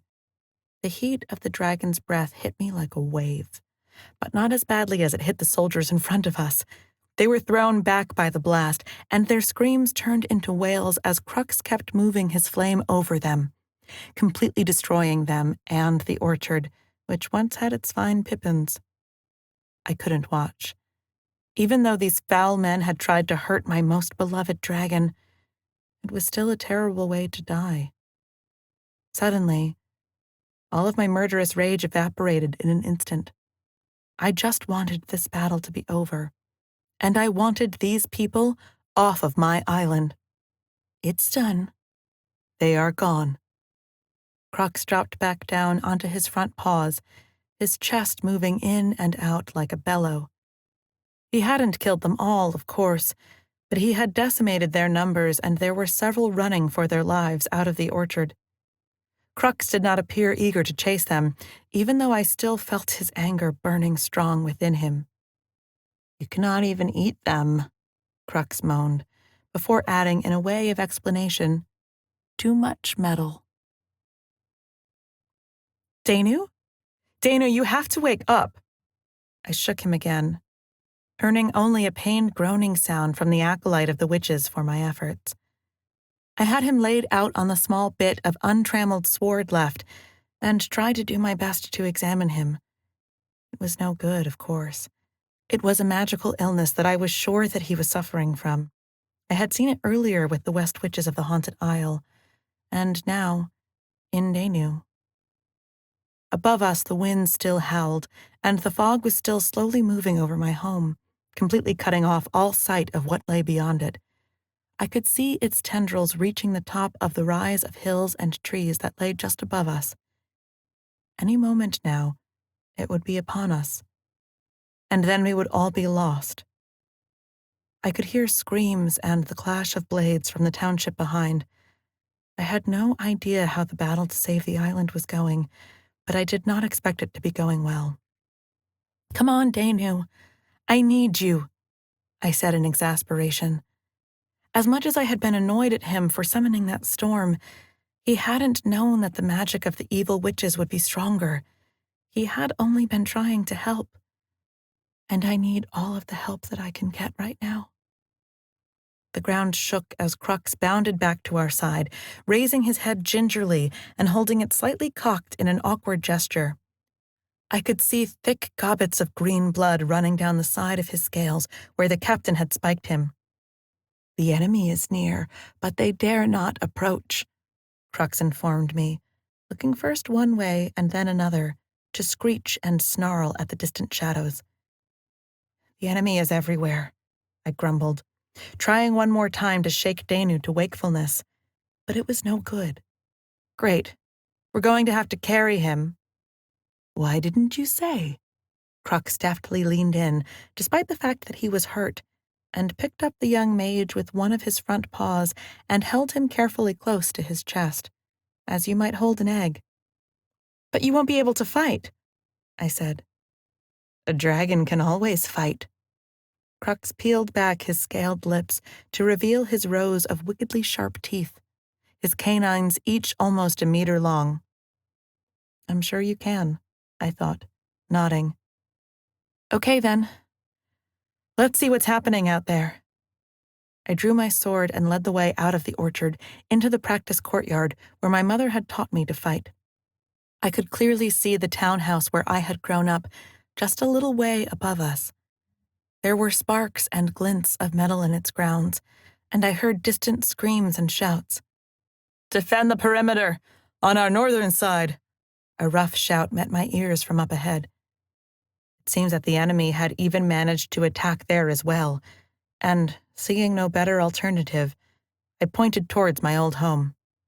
There, I said, and set off at a run, with the bounding, now on 3 legs dragon crashing behind me. Crux!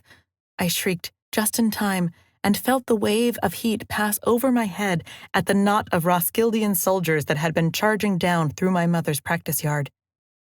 Their screams were quick and futile, as the fireball incinerated them, and we were turning and running again.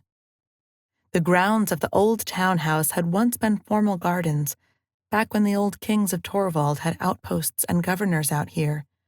But that was a long time ago now, and since my mother and father had taken over Malata, they had either left the wisteria, lavenders, and laburnums to grow ragged and wild, or they had turned the wide precinct of land into training yards and practice areas. My mother Pela was, of course, the rightful architect and champion of all of this, as she was the best duelist on the island, and it is through these courts that we ran, me dodging or jumping over the wooden sties that separated one court from another, and the dragon just crashing through them behind. There. The old willow trees, whose branches scratched at my window on the 2nd floor.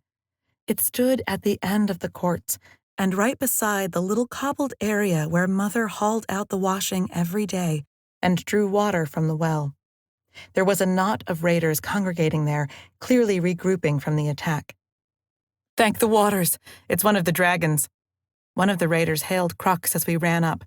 It was Costa, one of my father's trusted quartermasters, with his eye patch and his short dark salt and pepper hair.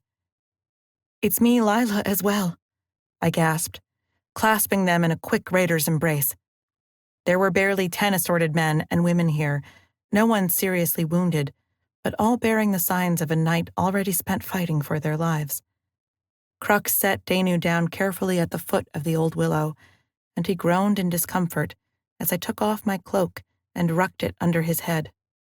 Are we pleased to see you? Costa nodded, flicking his eyes up to where Crux was rubbing the side of his wounded neck against the willow. And don't get me wrong, but we are really glad to see that dragon of yours. Well, that's what we're here for, I said, nodding to the house. My mother? Father? Your mother is in the house treating people with the healers. Your father... Costa frowned, his brow glistening with sweat, as he nodded in the other direction towards the town. What, Costa? He was down there trying to fight to keep the harbor so that we could launch what was left of our galleons. Useless, I said with a sharp shake of my head. The dead ships have blockaded the bone reefs. As soon as he gets a ship out of there, it'll be blown to smithereens. He won't give up his home harbor, Lila, Costa said urgently. He's given everything for it. He told us to retreat here to save what people we could and defend your mother. I'm sure my mother can defend herself, I said, although I was also thankful that this team of tough men and women were guarding her back. My mind was already decided. I knew where I had to go. In fact, of either of them, it was Mother whom I was the least worried about. She had always been better at fighting and strategy than Father, who was a pirate through and through. He's run off to defend the harbor, hasn't he? thinking that a sword and a strong arm can solve everything. "I'm sorry, but I cannot stay to help you here. I need to find my father," I said. Costa grimaced in dislike of my decision, but it seemed as though he could see why I had come to it. "Well, with that dragon of yours, you should be able to get down there," he said. "No, Crux is staying here with you," I said. I knew that Crux would only draw the fire of the dead ships once we had got to the harbor. "No! Anywhere my human sister goes, Crux must go," Crux suddenly snarled. "Crux, please." I turned to him, moving quickly to his side. His neck was still glistening with green, but the flow of his blood had at least slowed considerably. "You are already injured, and I need the very best to defend my mother and Danu, too. Who better than a brave, fierce phoenix dragon to do that?" I said, because what little I had learnt of the ways of dragons is that they liked to be praised. "Well, you do have a point, but I still don't like it." Crux lowered his snout to me and let me throw my arms around it in our traditional gesture. "I don't like it either," I confided in him. "But sometimes we only have bad choices left." He made a sound like a huff, but I didn't know if he was agreeing or rebuking me. Either way, he did not try to follow as I stepped backwards, and instead he went gingerly to stand over Danu, down at the foot of the old willow tree. "Don't die, Wave Rider." His words swam into my thoughts. "I will be here," I heard him say, and I knew in his strange dragon way that he meant that he would be here where he had agreed to be by the tree, as well as here, in my mind with me at all times. For some reason, I found tears pooling into my eyes. "I will return," I promised, and turned to race into the storm-filled, magic-stricken night. Chapter 14. Lila and the Chief. The streets of my hometown were as I had never seen them before. Smoke swirled above the roofs of the wooden houses, those that were still standing, that is. But most were only flames and blackened rubble. And our boats were currently scuttled and sinking in the harbor, their wreckage below making me grit my teeth. No, this cannot be. This shouldn't be. Why had hardly any of the raider ships gotten out of the bay? We had around-the-clock watches. We had fast boats, usually out in the seas around Malata. Was it the fog? A wave of sickness washed through me. Had the witch obscured her attack with that accursed sea fog? The ships sat in the harbor like broken teeth. It would be hard to describe what this feeling was to anyone who wasn't a raider. Our ships were as important to us as our houses. More important, probably. I had as many childhood memories aboard the Fang, the Ariel, and the Claw as I had in my mother's practice courts. Where were we going to go? How could we raid? There was Skua's Cove on the far eastern end of the island, a place where we always kept a few fat-bellied boats in case of such an emergency. But they weren't fighting boats, and we had never thought that we would need them. Thoom! There was another blast, and the ground shook underfoot. The dead fleet were still shelling the harbor from the entrance at the Bone Reefs. Looking up, past the smoke and blackened timbers, I could see winged shapes swooping down amidst the uncanny ships. Teal. I recognized his blue and striking shape. And the other green? That must be Lucalia. They had decided to try and fend off the fleet. Fall back. I flung the thought desperately at them, unsure whether it was wise for them to draw the ship's fire or plain suicide. 10 young dragons, 500 or so warriors, I thought in dismay. If we could just get everyone onto the boats, then we might have a chance to escape. Except there were no ships. The pier was empty, and the harbor too. Or not exactly empty, I realized, but there was no way to get anyone aboard our boats. No, this can't be happening. Malata was my home. It was the only home that I knew, and despite the revelations of last year, that I was born to the line of Roskilde, that I had another family of peoples to the north of the Western Archipelago. This place was still the only home that I could feel any kinship for. There, I saw the ruins of the grand old tavern of the Drunken Sailor, already a half-ruined Baroque pleasure boat permanently docked at the side of the warehouses. When my father's father first claimed this place and had since become the unofficial after-raiding party for many of the raiders here, I had learned the complicated steps of the captain's jig inside that building. I had laughed at Finnabar, our resident minstrel, well, the best singer and lutist that we had, anyway, many times. I had fallen asleep curled up beside its wide stone hearth. Now it was just another half-building. Its 3 stories must have made it an easy target for the dead fleet. Where will we go? I thought. And the image of the Fulani refugees that we had picked up on our travels came to me, and how their haunted eyes had met us from their ramshackle floating platform. Would the raiders share the same fate? I wondered as my steps slowed and I catalogued the devastation around me. There wasn't a street that was untouched by fire or bloodshed. It would take years to rebuild all of this to what it had been, and years that we raiders didn't have. We had always lived a frugal existence, harsh, sea salt lives that were punctuated by the influx of a rich raiding success. We might have gold and coin and supplies a few times a year, but never enough to expand, to build, to become something other than what we were, a small island nation, clinging onto the edges of much greater world powers. This is it, isn't it? I paused, the fires of the town cleaning my vision to see what it was that was happening. It is over. I was witnessing the demise of Malata, and the demise of the free raiders of the Western Isles. Selfishly, I bit back my voice to prevent a sob of remorse, and, I had to admit, a good deal of guilt and self-loathing. Why hadn't I been strong enough to save this place? Why hadn't my dreams of the Dragon Raiders helped save us? That was what my dreams had been about for years.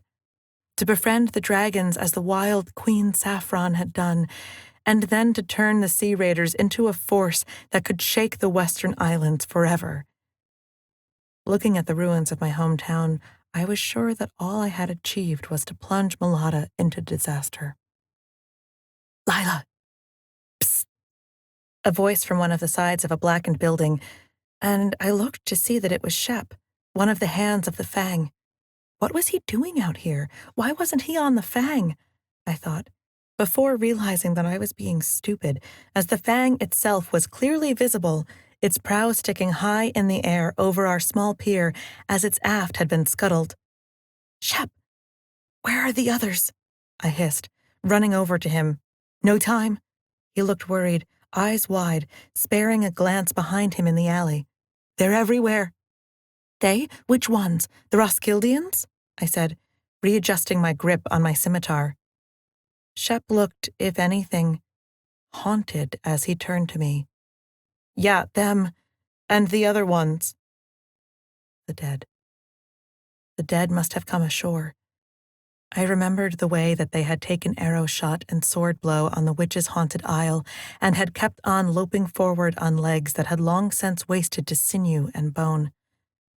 As my stomach turned to ice, I found a curious sort of determined calm settle in its place. This man here is scared.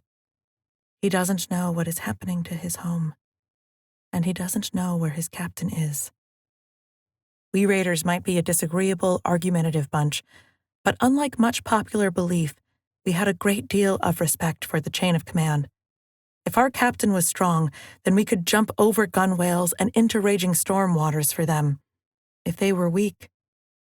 Listen to me, Shep, I said, finding that same sharp tone of command that my father had mastered so well. You can kill them, the dead, but you need to do so with fire. Dragon fire is the best, but normal fire will do if you throw enough of it at them. Shep looked at me seriously, as if trying to memorize my every word. They can die, Shep.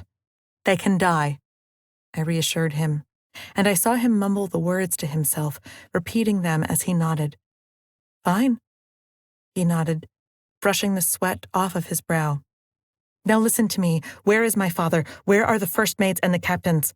I barked at him quickly, not giving him time to think and to despair. He stared at me blankly, as if he couldn't process what I'd asked. "Shep, think! Where did you last see them?" I commanded him. "Down by the docks, sir," he replied instinctively. "Your father was getting Captain Lasarn off the Fang. He was trying to protect the village, to save time for Pela up at the townhouse," I cut in.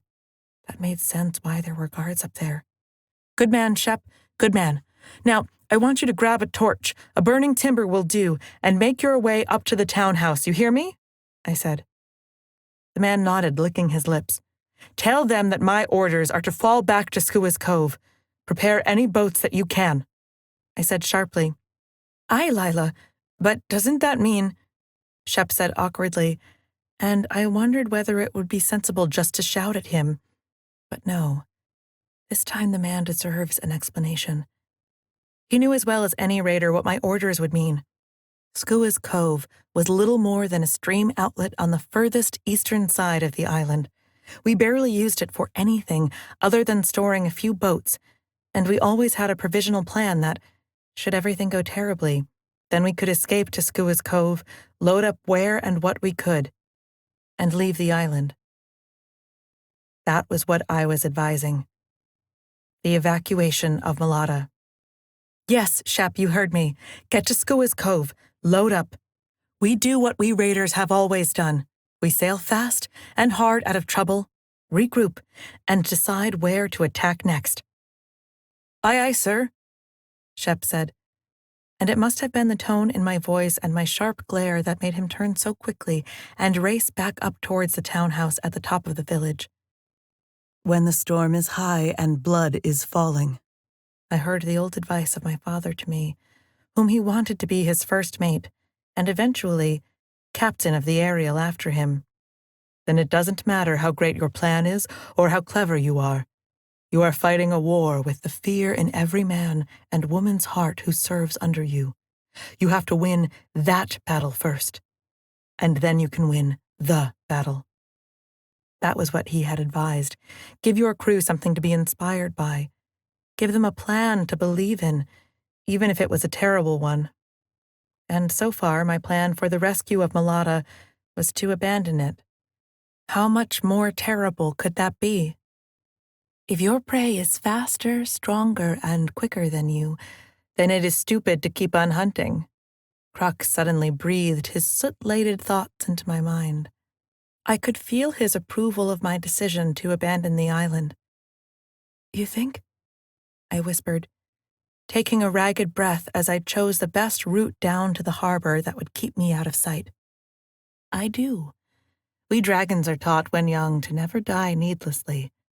The sky wants us to sing within it. The sun wants us to welcome it.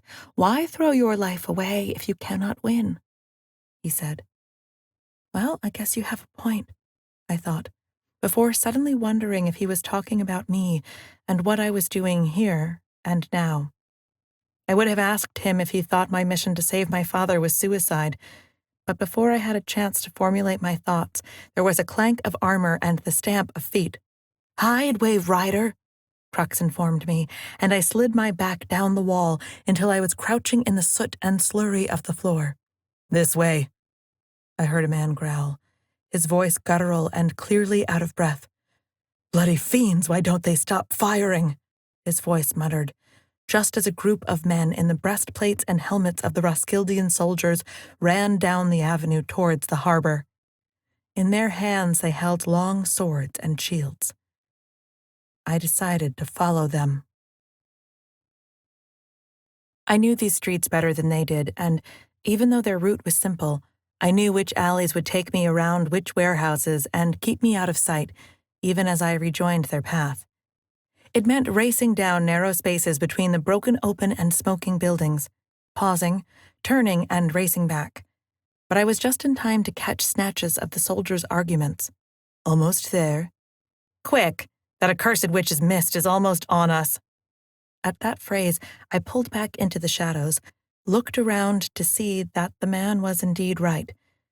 The thick blanket of fog was starting to spill down into the township itself, flowing slowly through the streets and entirely swallowing the buildings in its gray, lifeless embrace. It gave me the creeps.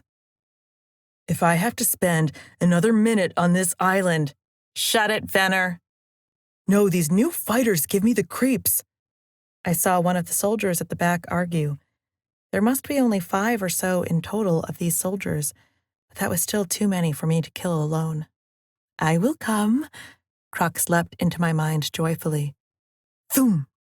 Another whistling cannon blast sounded in the streets around me, and a plume of rock and timber dust flew high into the air. No, I hissed into the night. You are hurt. I need you looking after Danu. Please. I could feel Crux's resentment, and I knew that he almost disobeyed my wishes then and there, but he didn't. As you wish, Wave Rider. He was sulking, but I didn't care. Better a sulking dragon than a dead one. We got him. That big brute and his gang. One of the Roskildian soldiers said from up ahead as I turned to run back down the alley, climb through the broken window of one of the already half-demolished dock warehouses, and clambered over the debris of torn sailcloth and ropework until I could see out onto the large harbor area just outside. And I could see my father outside, kneeling on the floor of the stone docks. My father was a large man, not tall, but large in that all-round stocky way that had made him jokingly referred to as the barrel when the crew thought that he wasn't listening. Of course, he always knew, but he encouraged their jokes, knowing that it was another sign of their affection for him. At the moment, his large shape dominated the collection of other raider prisoners that the Roskildians had gathered at the front of the harbor. I saw on one side of him the much older and a little smaller Captain Lasarne. He had an eye patch and one leg, and it looked as though he was holding his side where a large bloodstain was. I could see the sailing masters there, too, as well as the 3 first mates from various of our boats, and a handful of other senior hands. They all were sitting, collapsed on the floor or kneeling as my father was, in rough circle, as a team of Roskildian soldiers had their lowered steel tridents encircling them. Oh, Father, no! I almost cried out, but bit my tongue to stop myself from doing so. You don't help anyone by getting killed. That was another piece of my father's favorite wisdom. And hadn't Crux told me the same thing just now? The soldiers surrounding them probably outnumbered the raiders 2 to 1, and most of the raiders appeared wounded or crushed in some more spiritual sense. But still, if I could get weapons to them, then they might just be able to fight their way clear. They were a tough bunch, even when wounded. It must be this fierce reputation that we raiders had that was inspiring the soldiers to treat their hostages as if they were dangerous animals. They had already kicked all of their weapons into a pile behind them, and they maintained a 2-meter trident-length distance between my people and themselves. Cowards, I thought. Why not face us in battle like real men? I felt useless and out of place. I should be in there next to my father, even if it meant that I would also have to be a captive. Where are we taking them? One of the guarding soldiers was saying to the newly arrived ones. I saw that one of them, a man with a peaked and rimmed helmet, as opposed to the rounded ones of his fellow, waved his hand for silence. We're not taking them anywhere yet. My orders are to hold these prisoners and wait. Wait for what? The previous Venner who had been arguing said, earning a shove by one of his fellows. Wait! One of the guarding trident soldiers said in alarm. The bloody undead are shelling the harbor. But have they hit any of you? No, their pointed-headed captain said. No, because maybe their aim behind a gun is better than the lot of you. We wait. The captain spared another look at the ominous gathering of black-hulled ships just a few hundred feet out. His wary glance told me that he shared his men's fears, despite his command. And anyway, if you want to be the one to go explain to those hags that you've got a better plan, then by all means go and do it. Hags? Does he mean there's more than one witch we have to worry about? I thought there was only Oto. Whomever he had meant, the trident-bearing soldier did not seem to be in any hurry whatsoever to take up his suggestion, so instead, they waited as the battle continued out over the troubled waters. Skreek! I heard the cries of the dragons and saw a sudden jet of crimson from the green, Lucalia, and hit one of the boats. Teal, too, turned to add his own flames to hers. That's it, I whispered into the dark. It was clear from several smoking vessels that they had already tried to set fire to the boats, but the blackened hulls seemed to be oddly resistant to flame. I wondered if this was more of the witch's strange protections or just some quality of the undead fleet. I might never know, but that didn't matter as I saw that their concentrated fire was enough to take a hold, burning up the sails and the masts of their chosen taken and causing the masts to fall back onto their boats. Maybe that was the answer, I thought. We have to attack them one at a time, using dragons. But that would take forever, wouldn't it, with the few dragons that we had at our disposal? Where were the others? I thought, reaching for Crux inside my mind to ask him. Where are your kin, dragon brother? Why are they taking so long? I thought at the dragon-shaped space in my mind, the place where his mind began. Nothing. What? I reached for it again, only for the sensation of dragonness, the feeling of reptilian charm and ever-hot, almost boiling heat. But I couldn't find it.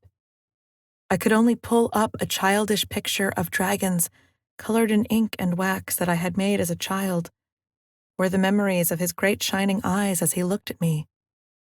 Something was wrong. This wasn't right, was it? Usually, as soon as I pushed towards him in my mind, I would be able to feel that essential dragon nature in just the same way when you walk out of doors on a sunny summer's day, you know that it is summer. The sensation and the thought of it were the same. But now? I couldn't feel him, his living, fiery mind against mine. All I could find were my memories and impressions of him. Crux, I whispered. What's wrong? I was already halfway up from my crouch behind a big coil of rope when I froze. What did I know about dragons, really? And what did Danu call it? A dragon bond, that was it. What did I know of dragon bonds, really? Maybe when a dragon is injured, it draws back from your mind, and Crux was injured, wasn't he? There were loads of times when I couldn't hear him inside my thoughts. What if this is just one of those times? No. My heart knew instinctively.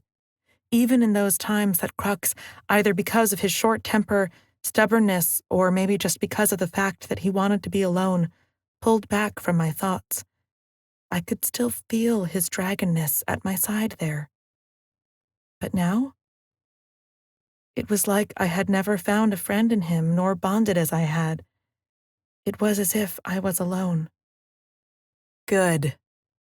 A voice broke my worry, and it was the sort of voice that made me freeze to the spot. It was cold and full of sighs, and it made my bones ache as if I had spent 3 days in the freezing waters of the far north. You have them, the voice repeated, and I saw that the soldiers in front of me were pulling back, some stumbling clearly as stricken numb by fear as I was. Who is that? I almost screamed. What is that? I managed to force my knees back down into the shadows once more, despite every muscle and bone in my body not wanting to move at all. I could hear my heart hammering in my chest with fear. But why? It was only a voice, wasn't it? I looked to see that in my moment of agitation over Crux and my connection, I hadn't seen that the witch's fog had almost inundated the town. It was thick at the edges of the stone docks, creeping closer to the ruined door of my own warehouse, and when I spared a look back through my hiding place to the window at the far end, then yes, I could see that it was thick with gray-white fog out there too. For some reason, I didn't want to step into that fog at all, and yet I knew that I had to, and I have to do it with the others out there. I turned back toward the horrible events outside. The fog was shredding over the waters and the pier, and flooding out from between the buildings, forming a natural sort of clearing amongst the ruins. The Roskildians were falling back from it, reaching the clearer airs in barely contained shock and panic, as, from the densest fog walls and nearest to me, stepped a group of figures. They were the dead. They were like the dead that we had encountered on Siebel, the fog clinging and wisping around their cold and pale forms. But they were solid enough, I thought, hearing the large, calf-length leather boot of the nearest one stamp on the harbor stones as he trod forward. These ones were much more graceful than the others, though, I could see. The other dead that we had encountered had been quick enough, but a little awkward, as if their dead flesh wouldn't quite obey their wills, or they were still unused to it. These dead were also in better condition than the others that we had fought, too. Their pale skin, such as it was desiccated and drawn back, but they had no ugly tears or dried-up wounds across their bodies. Their clothes, although strange, did not bear the hallmarks of having been rotting in some grave pit or at the bottom of the sea for however long. These ones are chiefs or captains of their kind, I thought. Who would have thought that the dead have their own captains and leaders? Instead of the usual rags and massacred fare, these ones wore a strange garb indeed. Their boots were made of a rough sort of tan-brown calfskin, thick with straps securing it to their legs. Their breeches and shirts were of a rough linen, not like the finer cottons that we traded for heavily in these islands. And they each had cloaks. No, fur pelts, I thought. That is what those things are called. I could see two that were a mottled color, another that was gray and brindle, and the final was heavy and white, with long hairs. I didn't even know what the name was for half of those animals, but I knew they did not originate from the islands. The one who had spoken was blonde with a pale, squarish face and piercing blue eyes, not milky white with death. These eyes were steady and as cold as the sea could be, and his wiry fair beard was thick and long. "You will halt there," this one whispered, but his voice carried easily to the living Roskildian soldiers. The soldiers seemed to need no other invitation to go no nearer to their allies that they obviously feared, and they turned their heads to avoid even looking at them, leaving my father and my people at the mercy of these strange dead. The dead fleet had stopped firing, I suddenly noticed. When did that happen? It felt as though it must have happened at the very same time these undead chieftains had emerged out of the murk. Could they send orders to their fleet without raising their voices? I thought and then realized, if these were the captains of the dead, then I might have a chance to kill them. No. Ridiculous, my fear said to me. There were 4 of them and only 1 of me. How could I do it? The dead don't die easily. But they can die. I remembered my words to Shep. I needed fire. I looked around me, but there was nothing, and already this leader of the dead was stalking closer to where my father stared at him with malice and proud determination. "You are their chief?" the dead man whispered. Lasarn and the other prisoners flinched, looking toward the Roskildian soldiers, who still had their tridents lowered at them. I knew the old man so well that I could almost voice his thoughts. Were the soldiers so scared of their own allies that they could be overwhelmed by unarmed, defenseless pirates? "Who are you and what are you doing on Malata?" My father spat back at him, and I felt the fire of pride. My foster father wasn't even going to give them the courtesy of answering their questions, but instead demand his own. This answer seemed to please the dead man, as he laughed in small, breathy jerks. "You have so much spirit. So much fire. I like that." He breathed once more. "I used to be like you once.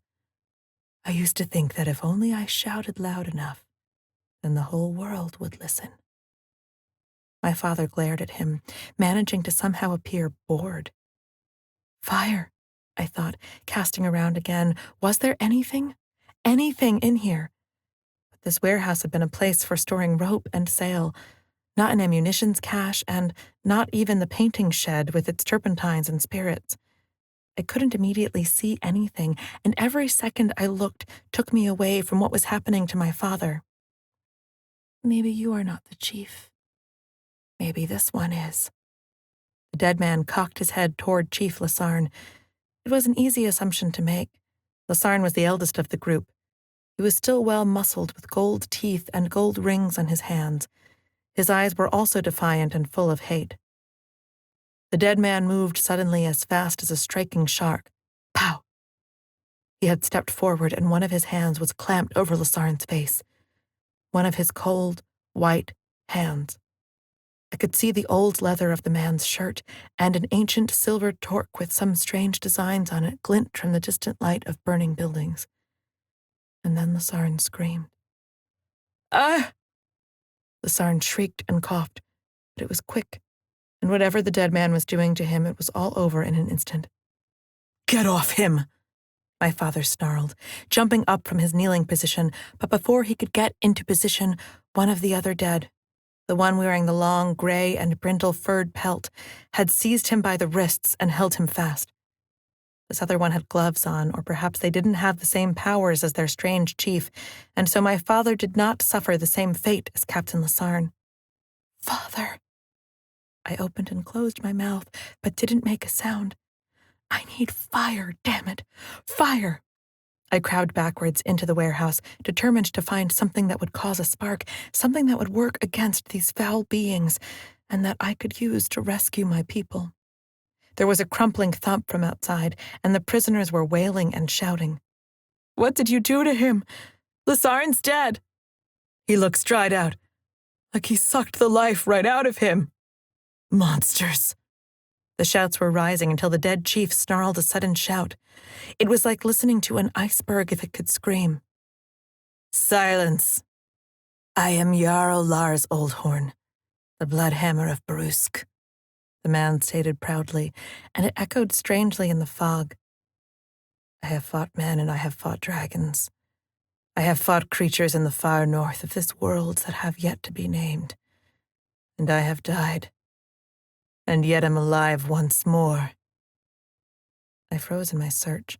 Something in his words made me want to curl up and cry, to pretend that this was all a bad dream. But it wasn't. Move, Lila, move. I forced my hands to start pushing aside sailcloth for the equipment cabinets underneath. Please, if only there was a flint in there. I prayed as the litany of the dead Jarl continued behind me. Know this, people of the sea, when I ruled the far mountains to the north of here, I had heard of these islands. Fierce, this place was called. Too dangerous, the other Jarls claimed. So in that, you may take some pride at least, if you like boasting of scare stories. I ransacked the first cabinet, only finding old rope splicing tools. My people have been brought here, and I find that the people of the islands are not fierce and dangerous. They are weak. They run and hide. I thought that the raiders, at least the ones I had heard so much about in my second life under the stars, would be worthy opponents. But look at you. You have allied yourself with dragons. I could hear the disgust in his voice, even back here in the warehouse. It is such a shame. Jarl Lars Oldhorn's voice was heavy with disappointment. Maybe in your next life, you too will understand what I mean. I heard a gasp, and then a gargled shout. Not just from my father, but from all of the captured men. There was the sound of coughing and shouting, the same sounds as had come from Lasarne, and yet different, for mingled within them was the deep tenor I recognized as my father's voice. This time I did cry out, Father, no! Seizing my scimitar up, I ran for the other end of the warehouse, uncaring if I could hurt the dead with it or not. The scene that met my eyes made me stumble, freeze in dismay. My father lay on the floor. His face turned away from me, but his large barrel-like size was gone now, strangely. He looked shrunken and smaller. and standing over him was this undead Jarl Lars pulling on a leather glove over pale hands. The other dead chiefs stood over the bodies of the others, the first mates, the other captains, the sailing masters and senior hands. Each and every one of them had suffered the same fate, as if their life had been sucked from their bodies. "No!" I screamed, brandishing my sword. Lars's cold blue eyes flickered upwards to pierce mine. And that was when a dragon took the roof from my building. "Skriarch!" the phoenix roared, flames bursting over the harbor as I had a split-second image of his gigantic claws reaching for me, curling around me in the same way that a fishing eagle snatches its prey from the surface of the water. It was like being thumped in the chest and the back at the same time by a team of horses, I imagine, as I had never ridden a horse, but my father had. My dead father. And all of a sudden my ears were ringing and my stomach was turning over as timbers exploded past us and Crux rose into the air, his great wings a blur far above me, filling my vision and blocking out the storm winds and the smokes. I had been saved, but I had failed to save my father. Chapter 15.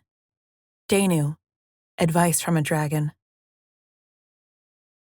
I awoke to a pounding headache and the sensation of floating. Was I flying? I thought immediately. Maybe because that was what my dreams had been about, flying on the back of Crux, but a much larger, impossibly large Crux, whose wings stretched from one end of the horizon to the other. But no, I wasn't flying, sadly. But I was floating. My headache was pulsing in time with the rise and fall of my body. I blinked, seeing the orange-pink blush of the dawn, and the deep blue of night already giving way to the lighter cerulean of a new day. If only I wasn't in so much pain, then maybe I could appreciate it a bit more. Lila. My heart hammered as I remembered the events of last night. The second battle for Malata. The dead fleet that was blocking the island. The vision of the township in burning ruins. The storm. What did I do? A wave of guilt washed over me as heavy as a storm surge. I knew with an absolute certainty that somehow I had made whatever Ooto's magics were worse. She had used my own powers against us. She had found a way to draw on the powers that I had summoned to only enhance her own. Was I the cause of Malata's downfall? "Lila?" I said, sitting up and massaging my aching head. "Where are we?" "He's awake," a voice said, a voice I recognized. Pela, Lila's foster mother. And now that my eyes were finally able to focus through the pain, I could see the stocky woman sitting just a few feet away from me, her long braid unraveling and her face pale and smeared with soot. Her voice sounded as weary and as broken as the woman looked as she turned to me. "You can stand? Walk?" All mercy had been drained out of that voice, but she wasn't angry, and she didn't sound accusative, just soul and bone weary. I think, I managed, struggling to my feet. We were on a boat, rather unsurprisingly, but it wasn't one of the usual pirates' galleons the raiders used.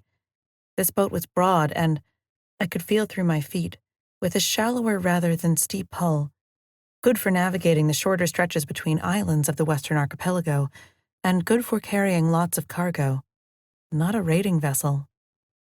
The ship was filled with other raiders, both men and women, fighters with bows at the ready as well as the old and the young.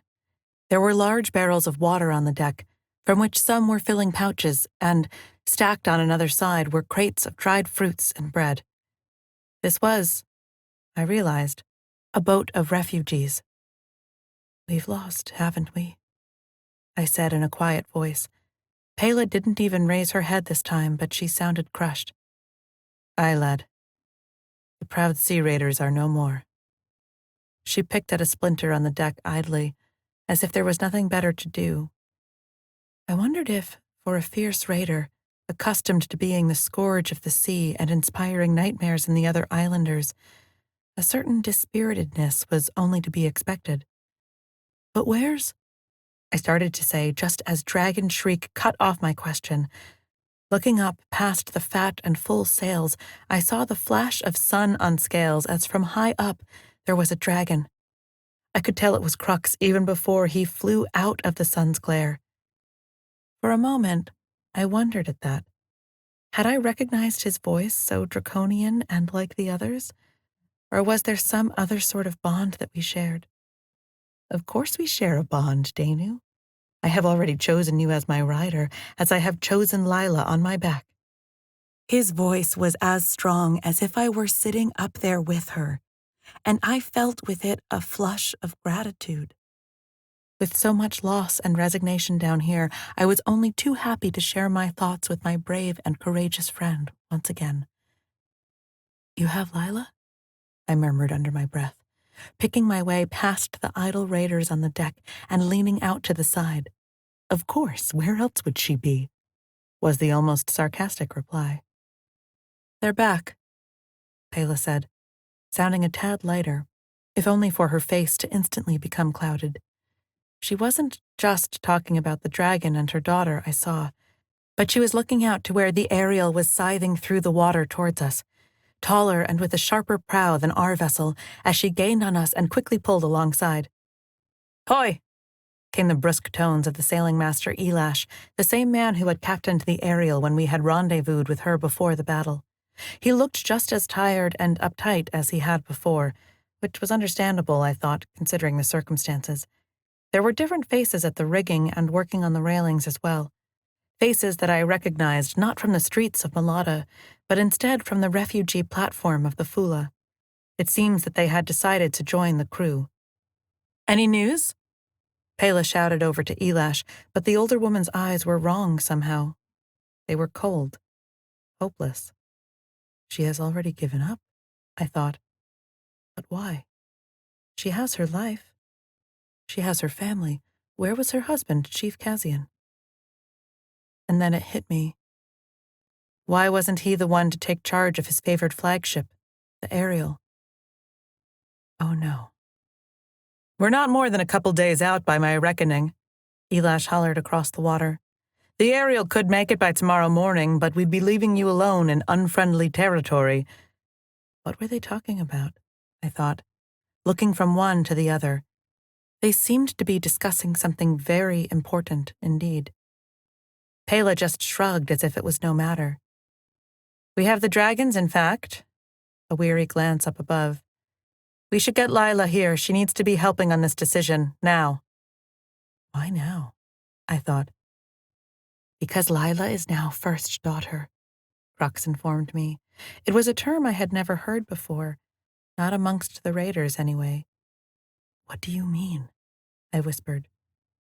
It's a dragon saying, and I think one Pela understands, even if she doesn't think she does. Dragons obey their mothers. Once in a while we have a bull king, but bulls, like me, are usually just the consorts of the mothers, and the mothers are under the brood queen. Oh, I nodded. It was like what I had read about the prides of gargantuan desert cats, far to the south. They were ruled by a matriarch who called on the entire colony to help raise the young. A bit like the West Witches have our matriarch Shaban, too, I thought. The brood queen has a first daughter, the first to come of age, the first to fly off to start a new den, maybe herself become a queen after the old one dies. Lila is first daughter to the raiders now their bull king has died. Kazian is dead? I murmured in shock. Part of me must have guessed it as soon as I had looked into Pela's eyes, but now Crux had confirmed the full, terrible facts. Yes. Pela looked back over her shoulder at me, where she stood calling out to Elash. My husband is dead. Her words weren't angry. She didn't cry. Her voice sounded curiously flat. I'm sorry, I said quickly, feeling stupid and ashamed. I had never known Chief Kazian well, of course, and he had been one of the most suspicious of me, the witch boy, to start with. But I could see that he also had an open heart, as the witches say. He had warmed to me when he realized that I actually had a bit of skill at sailing, and I knew that Lila admired no one more. She would not be the same without him, I feared. She might even be more reluctant to leave her people and step into the role she was born for. I wish I had gotten to know him better, I said awkwardly. Pela just nodded and turned back to Elash. Lila has to help us decide, I heard her say. I nodded as I understood the dragon's words now, feeling the gravity of the stricken. Of course, Lila had always been this first daughter to the raiders in some way, but in the past, that position as child of the chiefs had never been paid much importance. And though she was allowed to travel to the far Dragon Isle according to her dreams, her father had always been trying to recruit her as his first mate, as if he knew that this day was coming. But now that Kazian and most of the other leading raiders and captains appeared to be lost or dead, that made Lila's word much more important. That's what I said. Kruk swooped down onto an empty patch of open sea, his claws spraying water everywhere before he settled into his curiously swan-like paddle. She is first daughter, Lila Wave Rider, Air Rider, first daughter to the islands. As I looked over to my dark-haired friend, seeing how she was already raising a hand in greeting at us all, and saw the dawn light touch her face, she seemed like a figure out of a different time. A different age, even. A princess who belonged in the legends of the heroes, riding dragons and fighting monsters, clear-eyed and beautiful. First daughter indeed. I surprised myself by blushing. Lila, we would have your counsel, her mother called, and Crux languorously paddled in our direction. When he arrived, he raised his head to sniff delicately at me on the side of the boat, and I returned his gesture with a pat on the nose. Hello, my friend, I whispered to him. Danu, you're awake at last. Lila looked visibly relieved, standing just behind his neck. I am. How long was I out? I said, immediately feeling a wave both of embarrassment and shame. Was I the one who had caused the fall of Malata? I found it difficult to look her in the eyes. A day, Lila said, her eyes finding mine out anyway. Danu, tell me, how are you feeling? Fine. I waved her off, earning a derisive snort of sooty air from Crux. Your mother and Elash have something that they need to talk with you about. And you, mage, Pela said heavily, steering me to the side of the railings. We stood there, the two boats slowly bobbing in the waves, forming two sides of a triangle, and the dragon Crux as the third. We have to decide if we want to land as a group, or explore first, Elash shouted across. Land where? I asked, earning a slight frown from the sailing master. The mainland, Lila explained. We're only a few days away from it now, and there will be shelter, food, and water there. And our enemies, Elash countered. Everyone knows that the mainlanders have never liked us islanders. That's not true, I said. Well, not really. What? Elash glared at me, and I once again felt stupid and worthless. This was all my fault that they were here, in this position. If I had just listened to Lila and stopped my magic, then maybe the fog wouldn't have come, maybe— Danu, what do you mean? Lila was asking me, as I tried to shake the dark thoughts from my mind. The mainland, they trade with the Western Archipelago. Always have. There are records at Siebel dating back hundreds of years to prove it. Siebel. Elash shook his head contemptuously. The Haunted Isle, you mean. Haunted Isle. I kept forgetting what the rest of the archipelago called us.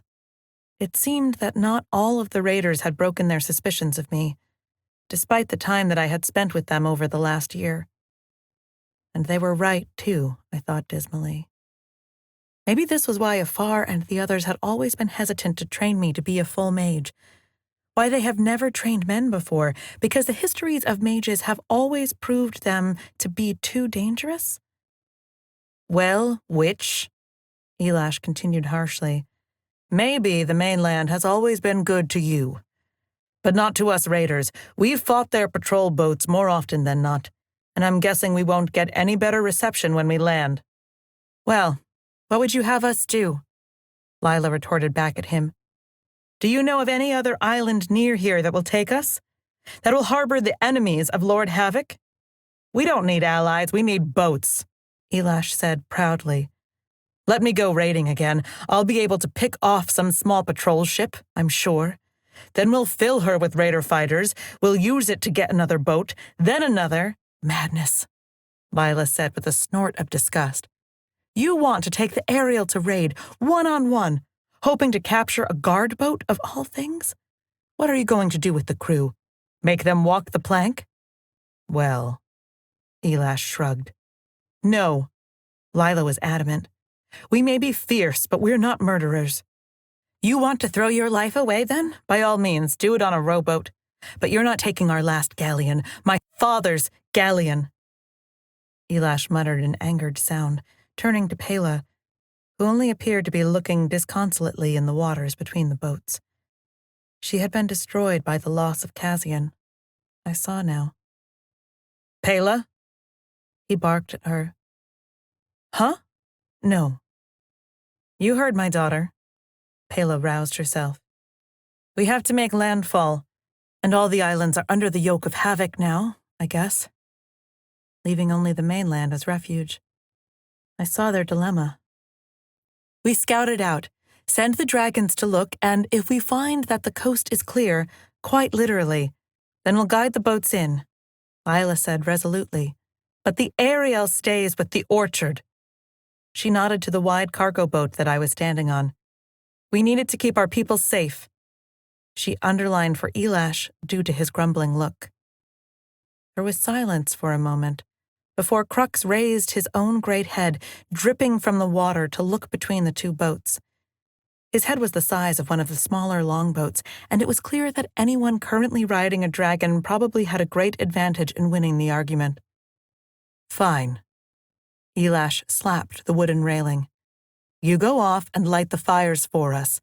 At least the dragons will be good for that, I presume." Scratch! Everyone, apart from Lila, it seemed, jumped at the sudden snort of flame from Crux's mouth. "Dragons don't take to being insulted, sailing master," Lila said coldly. Elash had jumped back, and I could see him lick his lips in nervousness. "Well, yes." He endeavored to recover some of his dignity. "But all I meant was, if we had more dragons, then maybe we wouldn't have lost Malata." "Perhaps," Lila said, cold, hard hatred still in her voice. Elash must have also heard a little of the same tone as well, for he quickly saluted. "As you wish, ladies. The Ariel will accompany the Orchard to the mainland. Sacred waters help us." His mutterings carried clearly, but then the man was gone, barking orders for his men to adjust the sails and fall in time with the Orchard that I and Pela were standing on. Why hadn't the dragons come? One of the last things I remembered was hearing Crux's long and ululating call echoing into the night above Malata. What had happened? What possibly could have happened that meant that the rest of the dragons hadn't arrived? Didn't they want a chance to fight Owoto? For revenge? "Mother?" It was Lila, her voice much closer now as she scrambled along the broad neck of Crux to leap lightly to the decks.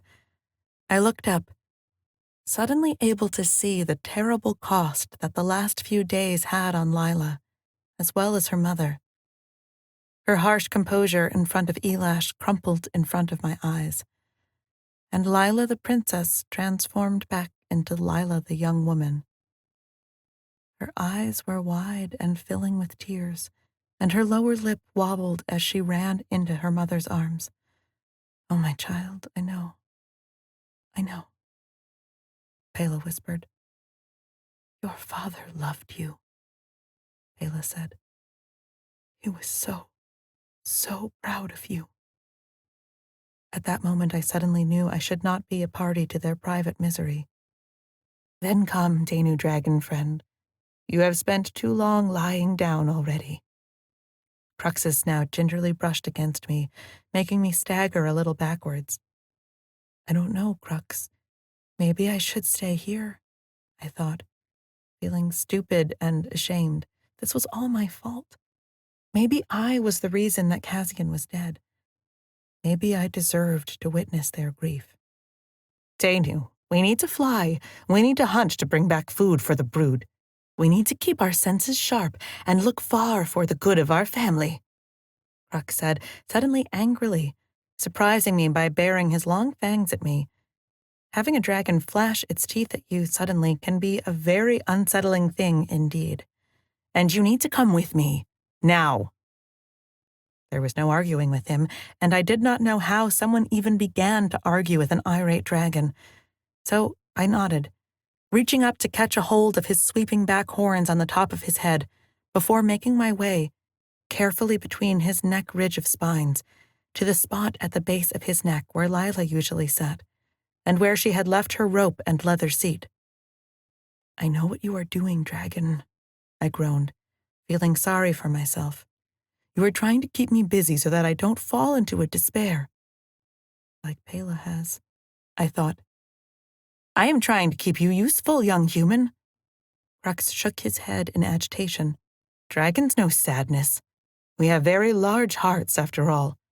But dragons do not despair. It is useless to borrow from tomorrow or even yesterday, when the food that will fill your belly comes only from today's hunt. Lila is first daughter now, and she needs time with her mother. You do not. You need to hunt. How do you know that? I thought. But considering I had already managed to make Crux a little annoyed with me, I decided not to push it. Okay, what are we doing again? I sighed. Danu? Lila turned around in her mother's arms, looking at me with worried, tear-filled eyes. Are you well enough to go flying yet? Crux will look after me. I need to catch up on lost time, do my share of patrolling, I said. And I also needed to do a lot of thinking, like about why the dragons hadn't answered our call. Right. Lila was nodding, raising her hand in farewell. My heart almost broke to see her so upset, but how could it not?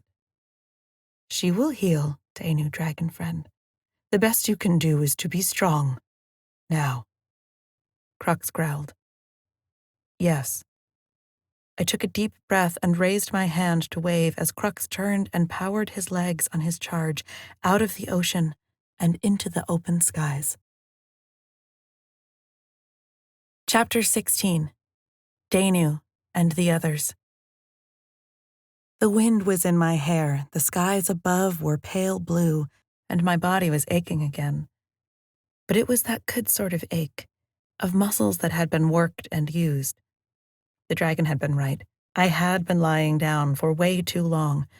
It was good to be up in the air, and it was good to be flying once again. When have I not been right? Crux read my mind with apparent ease. Our mental bond was stronger when we were in actual physical contact, I knew. Added to that was my own innate ability to hear the speech of dragons, should they wish to share it with me, that is. And I wondered if this was how it also was for Lila, too. Lila, who was now mourning her father. The thought hit me like a thunderbolt. Again. I was worried for which way she could go now. Would she despair and grow quiet like her mother? Or would her temper flare and make her heedless? Lila will not despair, Crux informed me savagely, coughing a small cloud of smoke and flame into the skies. But I wondered if I detected a small worry behind the dragon's assertions. We will kill those who have hurt us. We will have our revenge. But taking rash action can also be just as unwise, I counseled him. Rash? What do you mean? Crux's mind lapped against mine in puzzlement. Oh yeah, I guess when you are the largest, fiercest thing in the world, then there really isn't any decision that you could take which would be deemed rash, right? Just that we have to be careful about what we do next, I explained. Crux had tried his best to inform me of what he had seen at the second battle for Malata. in his own dragon way, of course. But I would also have to get Lila's more human description of events. I understood this much, at least, that the magical fog swept over the island. My fault, my fault, my fault.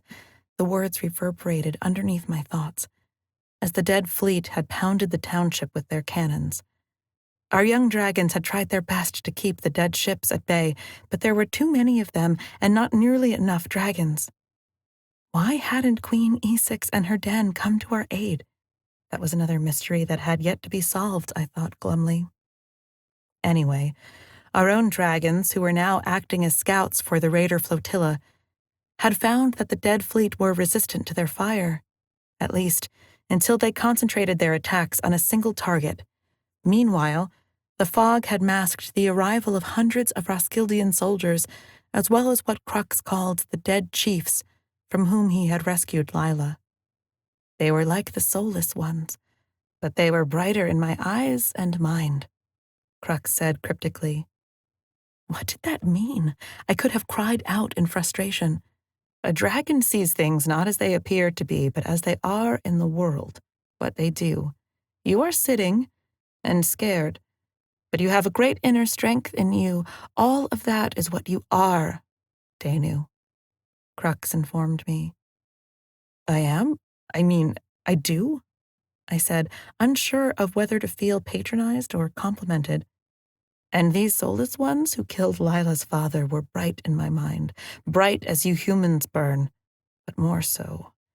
It wasn't healthy giving fire, though, but a cold one. They were wrong, an insult to nature. This wasn't the first time that I had heard that the dragons thought of themselves as somehow guardians of the natural order. There was still so much we didn't know about dragon lore and history. I sighed. That is only more reason why we have to be careful. If Ooto has managed to summon the dead, the darkening. I remembered the scrolls from Sibyl. Then the whole world could be in danger, which was why only the rest of the dragons could help. I was about to ask Crux again what he thought had happened, but a sudden shift in the dragon's attention swept through him and into me, pulling my gaze in the direction that he was looking. It was a tall cliff face made of a ruddy orange rock. We're here.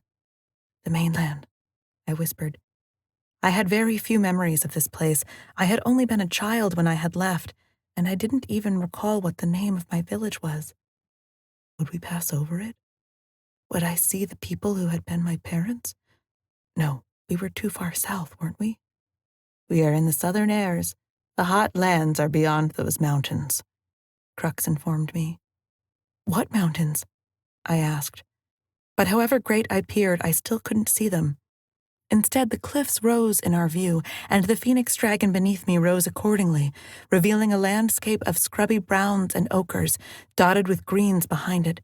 There were low hills and rising land, and then, to the southeastern edge beyond that, I could see a dark line of peaks.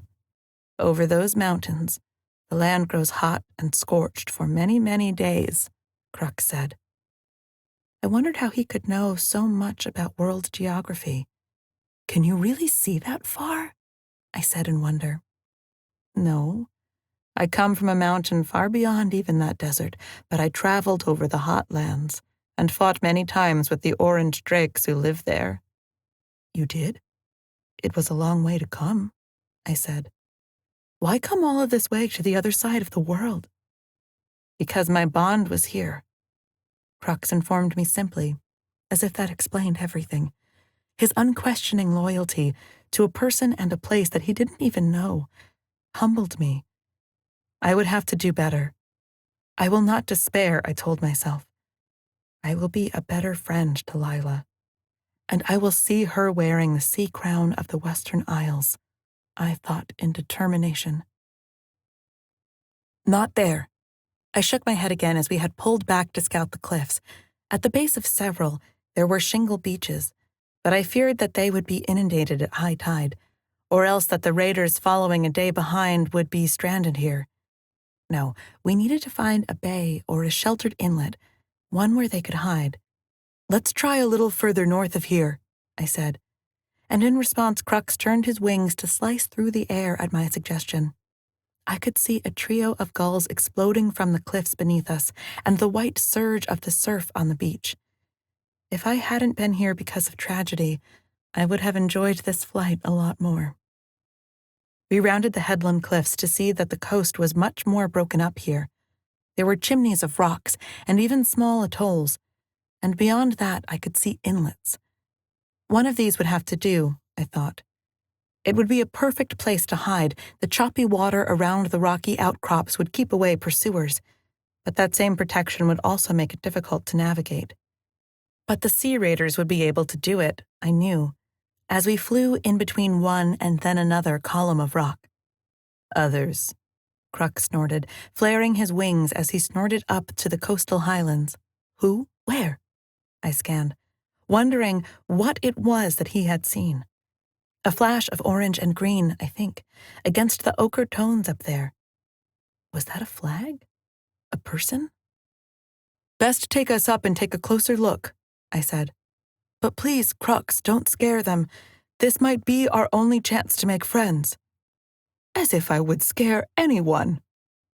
Crux sounded offended, although he had opened his mouth and was panting in that laughing way that I recognized. With just a few flicks of his wings, we had floated on the rising thermals to the headland and were scudding across the skies. I saw that the land was a little greener here and deeply rutted with small streams. Where have they gone? Can you smell them? I asked. But the dragon was already ahead of me. He flared just the tips of his wings and immediately turned in a direction that followed a stream, straight towards where a dense thicket covered both banks of the stream, and evolving into a full-blown wood. Scanning the horizon, I saw that the wood was only eventually broken by the heads of the foothills before the peaks. There were no smokes of cooking fires, however, and I could see no settlements. Where are they? I asked. I wished that there was some way to signal to them that we didn't mean them any harm, some sort of universal call or a flag or something. In there, I think. Crux slowly turned on the wing, much like a hunting hawk. You think? I said. I'd never known a dragon to be wrong about what it could sense. There are lots of smells in there, lots of smells and lots of movement, Crux informed me. Trees, or deers, squirrels, foals, streams and rock pools? Okay, I get it, I said. There's too much going on down there to make them out, but what was it? Human? Yes, just one, riding a horse. Great, I thought. We've probably alerted the locals then. I considered heading further south until I realized that the locals probably weren't that local at all. I couldn't make out any sign of flags or cities near here. That person might have been a scout or a wanderer themselves. Come on, we still need to find the right spot, I thought, and Crux turned to shoot back over the broken hills and over the waters. In the end, it didn't take us as long as I had feared, as just a few bays on I found what I considered to be the perfect spot. A deep inlet with a wide, sheltered cove, with rising rocky hills on either side. There was an easy ascent up to the headland beyond, when the raiders wanted to explore, or had to escape, and it was sheltered from the sea by more chimneys and atolls of rock against any sea pursuit. This is it, I said gladly, and Crux turned to a large rock that jutted over the bay and reached down to scratch at it with a swipe of his claw as we passed. The dragons will find this place again, he said. Then I guess we'd better get back to them, I sighed. I felt bad for leaving Lila for so long. We won't get back before midnight now, anyway. Screech! Suddenly, the sky was split by a vicious shriek of indignation. It was dragon's sound, and it didn't come from us. Crux? I said, turning my head. Beware! Crux snarled into my mind, folding his wings to plummet out of the sky and away from the outreaching claws of the dragon that swept towards us. Where had it come from? Why hadn't we seen it flying? I thought, clinging on for dear life as the wind tore at me. Sparing a glance over my shoulder, I saw that the dragon that followed was smaller, but it had a longer tail than Crux's was. It was a deep sandy orange, deepening to an almost ochre color, or highlighting to a sunny brightness. It had a smaller snout like that of a falcon compared to an eagle. and it roared at us. Thwump! Crux opened out his wings just before the water, and we scudded along the surging inlet like a skipping stone. But the smaller orange dragon was fast, and on our tail and just above us. Orange drakes, I heard Crux snarl as he bobbed and weaved to try and throw the pursuer off. We were nearing the outlet into the sea. They must have smelt my scent and remembered me crossing their territory. "So you didn't make many friends when you were last here?" I gasped, as suddenly the air grew colder and we were flying out over the open sea, and the cries of the orange drake were turning back. It didn't like the water, it appeared. Orange drakes are very territorial, but they are also very small. Crux was turning in a wide arc back towards the inlet. I could feel his hurt pride and savage anger burning brighter inside of him. "Maybe we should just find another cove, if this one is home to that angry little thing," I started to say. "No, you don't understand. The orange drakes think that the entire South is their territory." Crux snarled as he beat his wings and soared higher over the rocks. I couldn't see our smaller tormentor ahead of us, but I assumed that it must know that we were coming. I saw Crux's shadow on the waters and the rocks below. He looked big, even to me. "Now that this one knows that I am here, it will not stop until it has driven me away. Wherever I land in the South." Crux was starting to cough smoke and gobbets of flame, and I could feel his neck muscles swell. "I must defeat it," he snarled. I wasn't quite sure how I felt about that. What was the first, last, and only law of magic? I remembered Afar and Shaban's wise words. Do what you have to do when you have no other choice. I knew that little rule was one of the core reasons why the Western Witches of Sebel had previously stayed out of politics and didn't advocate violence either. If they fought a war or killed or cursed an opponent, then they would have to live with the consequences. But did Crux, the much larger, fiercer phoenix dragon, really have to kill the smaller orange drake? I thought in horror. For some reason, it seemed like a terrible omen to start the raiders' new home. "I see you," Crux snapped, and I followed his jerky head movements to see a much smaller shape flitting from one rock to another. The orange drake looked fantastically smaller compared to us. "Crux?" I began, but the phoenix was already tilting downward, screaming through the air at his smaller foe. The orange drake gave an angered shriek and turned this way and that as it desperately sought to escape.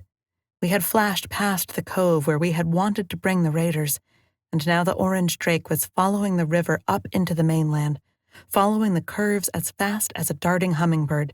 It was quicker than us in this confined space, and there was barely the space for Crux to fully unfurl his wings. "I will not play to your call, little dragon," Crux crowed, and with a powerful downbeat he soared up and out of the cut in the hills that formed the river, and we were able to see the landscape around and follow the actions of the little drake below, and see the other dragons converging on us. "It was a trap," I said in alarm. Crux bellowed his indignation.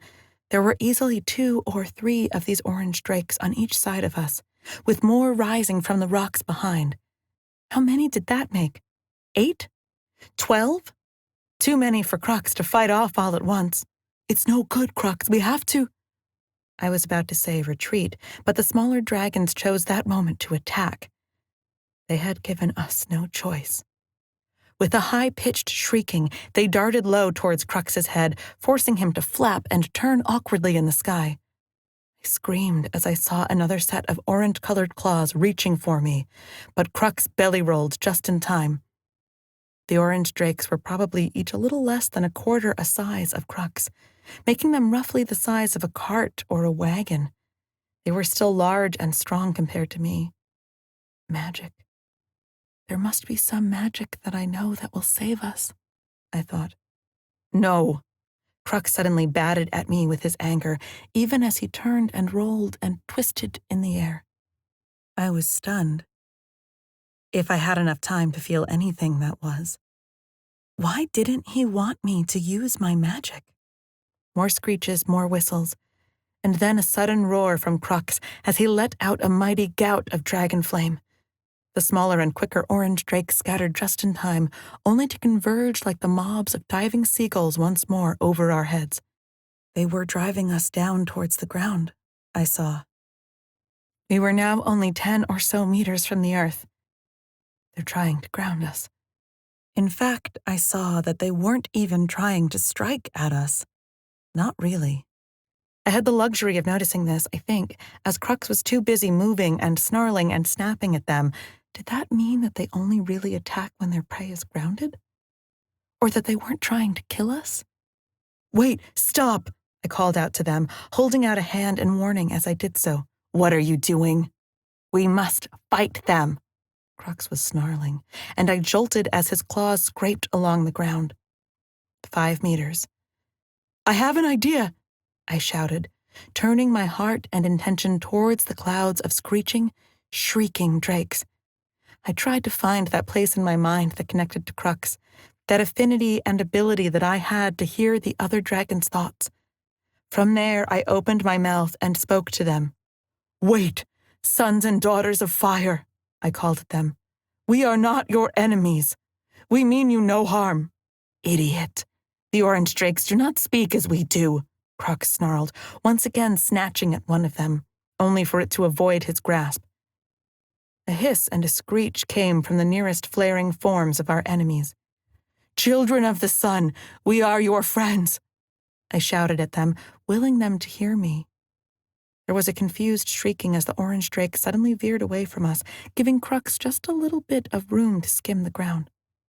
"I don't like this," Crux snarled, expanding his neck, making ready to bellow fire at them. "No, wait, please, Crux." "Something is happening," I said quickly, once again lifting my hand up. "I am a friend to dragons, and I would be a friend to you," I shouted. Peep. The whistles and cries of our adversaries were changing. They were turning into the whistles and questioning clicks of a creature that was interested, confused, not just angry and territorial. "It's working," I thought. "If I can communicate with dragons, then I must be able to talk to them." I tried again. "We mean no threat to you and your nests," I shouted. "We honor you, children of the skies." More whistles greeted me, and I saw that one by one, the smaller orange drakes were pulling back just a little, but still flying in a close murmur all around us. "Set us down, Crux. I think that it's going to be all right," I said to him, and felt his resistance to the idea, but still he was carefully lowering himself to the scrubby ground below.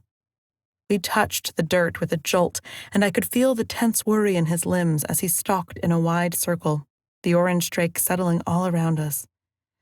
"Well, if they decide to tear us scale from bone now, it will be all your fault," Crux said, keeping his throat and chest inflated so that he could spew his fire should he need to.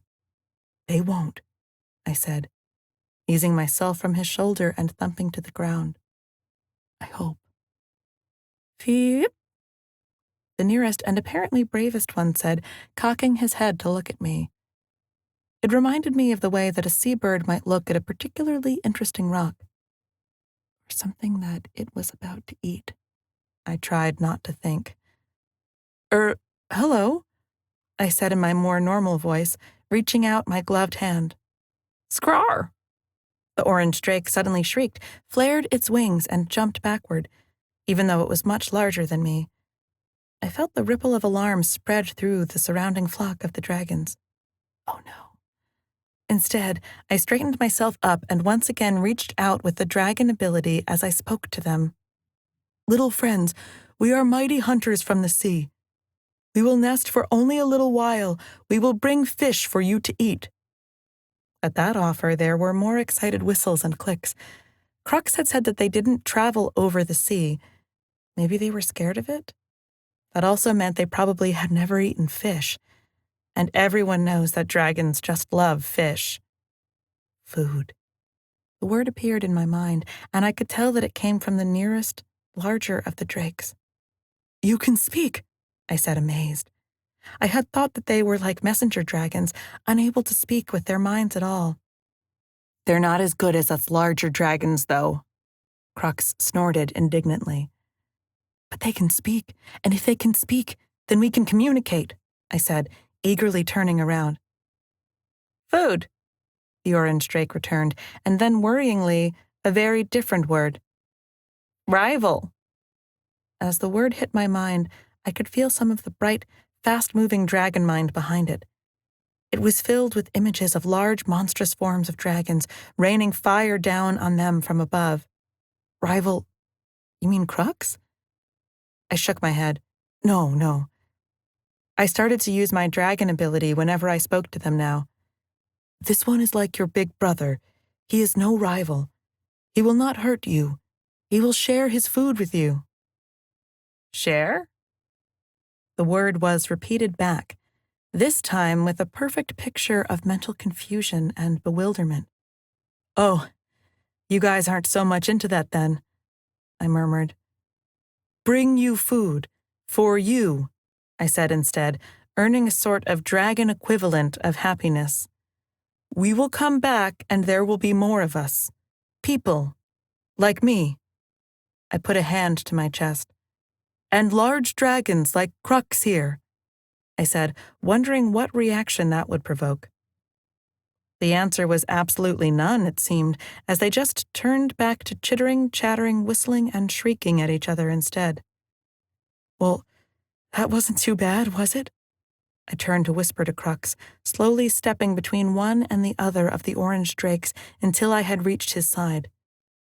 Very gingerly, I reached up to his shoulder tines and pulled myself up. The orange drakes couldn't have paid me any less attention if they had been asleep. I think we're good to go, I said to Crux, who was fuming, quite literally, as there were wisps of smoke rising from his mouth. It is your voice, the voice of a dragon friend. They recognize in it that you are a friend to dragons, he grumbled. Thank the lucky stars, I nodded, as Crux padded carefully away from the crowd of the orange drakes, and then loped faster and faster still before leaping into the air. We were on our way back to the raiders, having found a safe place for them to moor. Things were still terrible, with Cassian's death and the loss of Mulata, but at least we might have made some new allies. I tried to convince myself. Chapter 17. Lila, Protector of the Free Islands. What do you mean we have to split our forces? I said angrily to Senga and Adair. Maybe I shouldn't have been angry with them directly, but right now I couldn't stop it from spilling out. Here we were, leagues from what had once been our home, in open shipping routes, with not enough warriors, with no home to go to. And now Senga and Adair were telling me that we would have to divide up. There's a battle coming our way, Senga said seriously, jutting out her chin to meet my eye defiantly. We saw it on Kim's back, and it'll be here before nightfall. In desperation, I wished Danu and Crux were here. We were standing on the decks of the orchard, with the twins' dragon Kim paddling alongside in the water. It's not that I had to ask Danu for his wisdom. It was just that I would feel so much better with him at my side. And Crux. There is nothing like having a dragon on the other side of your mind to bring you a boost of confidence. How many? I said. 5 boats all in all. 3 are islanders and 2 Roskildian. 3 free islanders. Well then, we have plenty in our favor. They were merchants' vessels, Lila, Adair informed me. They're fat and low and have no proper defenses. One of them is listing as she moves as well. And the 2 Havoc ships are the large guard caravels. Guard ships, outstanding, I spat. Okay, no dead ships in sight? I asked worriedly. If there were those, then we really would be in trouble. I have died, and yet am alive once more. The sudden memory of the dead captain, or Jarl as he called himself, assaulted me. The way that he had casually taken my father's and the others' lives, and not just by killing them, but by seemingly draining the life right out of them. I shivered. Lila? Senga was looking at me, her determination mollified by a look of worry. 3 ships in trouble. One of them won't make it, against 2 of the Roskildian fleet. What do you say? Ah, I shook the dark thoughts from my mind. And we have 10 dragons, the Orchard, which will never be able to fight, and the Ariel, which will. I totted up the odds. They were good, I thought. 10 dragons against 2 regular guard boats? Those were the sorts of odds that I had liked before. But what if one of the dragons gets injured? I thought, my mind again returning to the pile of bodies that the dead sea captain Lars and his other lieutenants had dropped to the earth. How could I allow any of those under my care to be injured ever again? My mother Pela kept telling me there was nothing I could have done, that the dead are just too powerful. But what if that wasn't the case? What if I could have saved them, but I didn't? What if I had made a mistake, and now my father and the others were dead? This married horribly in my thoughts with a terrible fear that I might make a horrible mistake again, that I might cost Senga or Adair or any of the others their life. Lila, the odds are good, Senga was saying, and there are 3 boats out there that are going to sink if we don't do anything. I didn't know if Senga meant for us to help the merchant islanders just so that we could have their boats, or whether she had thought that we should now seek to protect the other once-free islanders. But I noticed that this was exactly what Afar and Danu had been saying to me over the last few weeks. That I had to stop being just a raider's daughter, and now become a princess. A protector of all of the free islands. But how could I? I didn't feel up to the challenge, not in the midst of my grief. Not with the guilt I carried. Senga was about to say something else, but I cut her off. Okay, fine, signal the Ariel. I'll take her command. Not that Elash is going to like that one bit, I can tell you, I muttered. Well, Elash will just have to lump it. Senga slapped me on the shoulder. I'd rather have you up in the air with us, but I know. Crux and Danu are still out scouting. I nodded, feeling a surge of worry for them. I knew nothing about the mainland, only what little came in the way of stories and tales from the odd trader. Saffron, my hero and island girl, had gone off to the mainland and there overthrown the evil Dark King many years ago. But that had been in the north, the empire of Torvald. The closest landmass to us were the southern realms, the trading city of Vala and the southern princes of the deserts. We got spices and silks from them, and their boats always made for good plunder, if they strayed too far off the established shipping lanes. Danu will be okay, Adair said confidently. You know, he's fairly tough for a witch's kid. Yeah, I nodded, feeling an odd fluttering in my stomach that could have been nerves or panic or both. Yes, he is. I knew that he was. I had seen him fighting on Seabull. I had flown with him. He knew how to pilot a boat and ride a dragon, and he didn't hesitate to try and save me or Crux when he thought that he could. Okay, then, Adair coughed loudly, breaking my chain of thought. What now, oh Commander Lila? Jerk, I thought. Adair was always making fun of me. We split the flotilla. The Orchard under Chief Pela pulls back and immediately changes course south to keep away from the action. I, on the Ariel, and the Dragon Raiders on their beasts, take to the seas and sky to see if we can chase off Havoc's guard boats, I said, feeling a certain clarity now that we were in motion. Aye, aye, Captain. Adair raced off to give the orders, leaving me to wonder if what I was doing was the right thing at all. Part 3. The Invasion. Chapter 18. Lila and the Battle. Hard to starboard, I shouted, leaning out on the ropes that ran from the bowsprit up to the foremast of the Ariel. Underneath me, the boat responded as Elash spun the giant ship's wheel, and the lines pulled taut on the sails above me. We were heading straight into the teeth of the fight, and for a brief moment I forgot my sorrow and grinned into the rushing wind. This is what my father would have been proud of, I thought, as I eyed the 2 Roskildian guard caravels.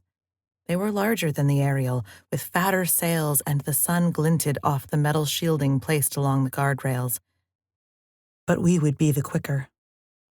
It wouldn't be hard given that we probably had half the crew weight on board as any one of those boats. If only Crux were here. Crouching on the extreme front of a boat going at full speed was a little similar to flying on a dragon. There was the wind in my hair, the sensation of speed. But it was nothing that was the same as flying. Feeling the drake underneath you surge forward, a thunderbolt of power contained in its form. "Straight down the middle, boys," I called, as we flashed past first one of the fat merchant vessels, and then the other two on the left-hand side. I heard a snatch of victorious shouts and saw the pale and dark faces of the free islanders raised hopefully towards us. It made my stomach feel giddy somehow, a feeling of pride and embarrassment at the same time, and one that I wasn't used to. Us raiders were usually visions of fright or caution for most other islanders, even the free islanders that we occasionally traded with. Are they going to raid us? I could always remember their eyes saying. Not this time. The Western Archipelago had changed, and that meant that us raiders had to change along with it. We were in open water again, and the two guard caravels were coming straight for us. "Broadside?" Elash called, meaning that we would turn and present the gun ports of one of our sides to our enemy so that we could fire a full volley. "No," I shouted. "Raiders to all guns." "All?" the argumentative Elash said in alarm. "We need those sailors up on deck." "That's a command, Raider," I roared at them and felt an echo of fierce, fiery agreement in my mind. Crux? Was it my friend? Had he returned? "I am coming, Lila. I am coming to spill the blood of our enemies with you." I heard his voice like a distant snarl of soot and flame, but it was so distant that it was almost hard to make out, like a whisper against my thoughts. How far away was he? No time to think about it, as the Roskildians started to turn to either side around us, just as I had known that they would. "Which way, Lila?" Elash's tone rose to a pitch of alarm. "Hold your course! Hold, damn it!" I swore at him, as the Ariel at full speed swept straight towards the gap of open water between the two vessels. "They'll have clear guns on us!" Elash howled in frustration. "Not if they don't want to risk sinking each other," I called back, before looking up to the skies. "Please hear me," I begged, before shouting into the wind. "Now Senga! Now Adair! Now Dragon Raiders!" "Screech!" There was an answering roar, and shapes fell from the sky like hunting birds. The 9 dragons and their riders dive-bombed the 2 guard caravels, like the way that gulls did when they were attacking a school of fish. But these dragons pulled up at the very last moment to scream low across the wave-tops.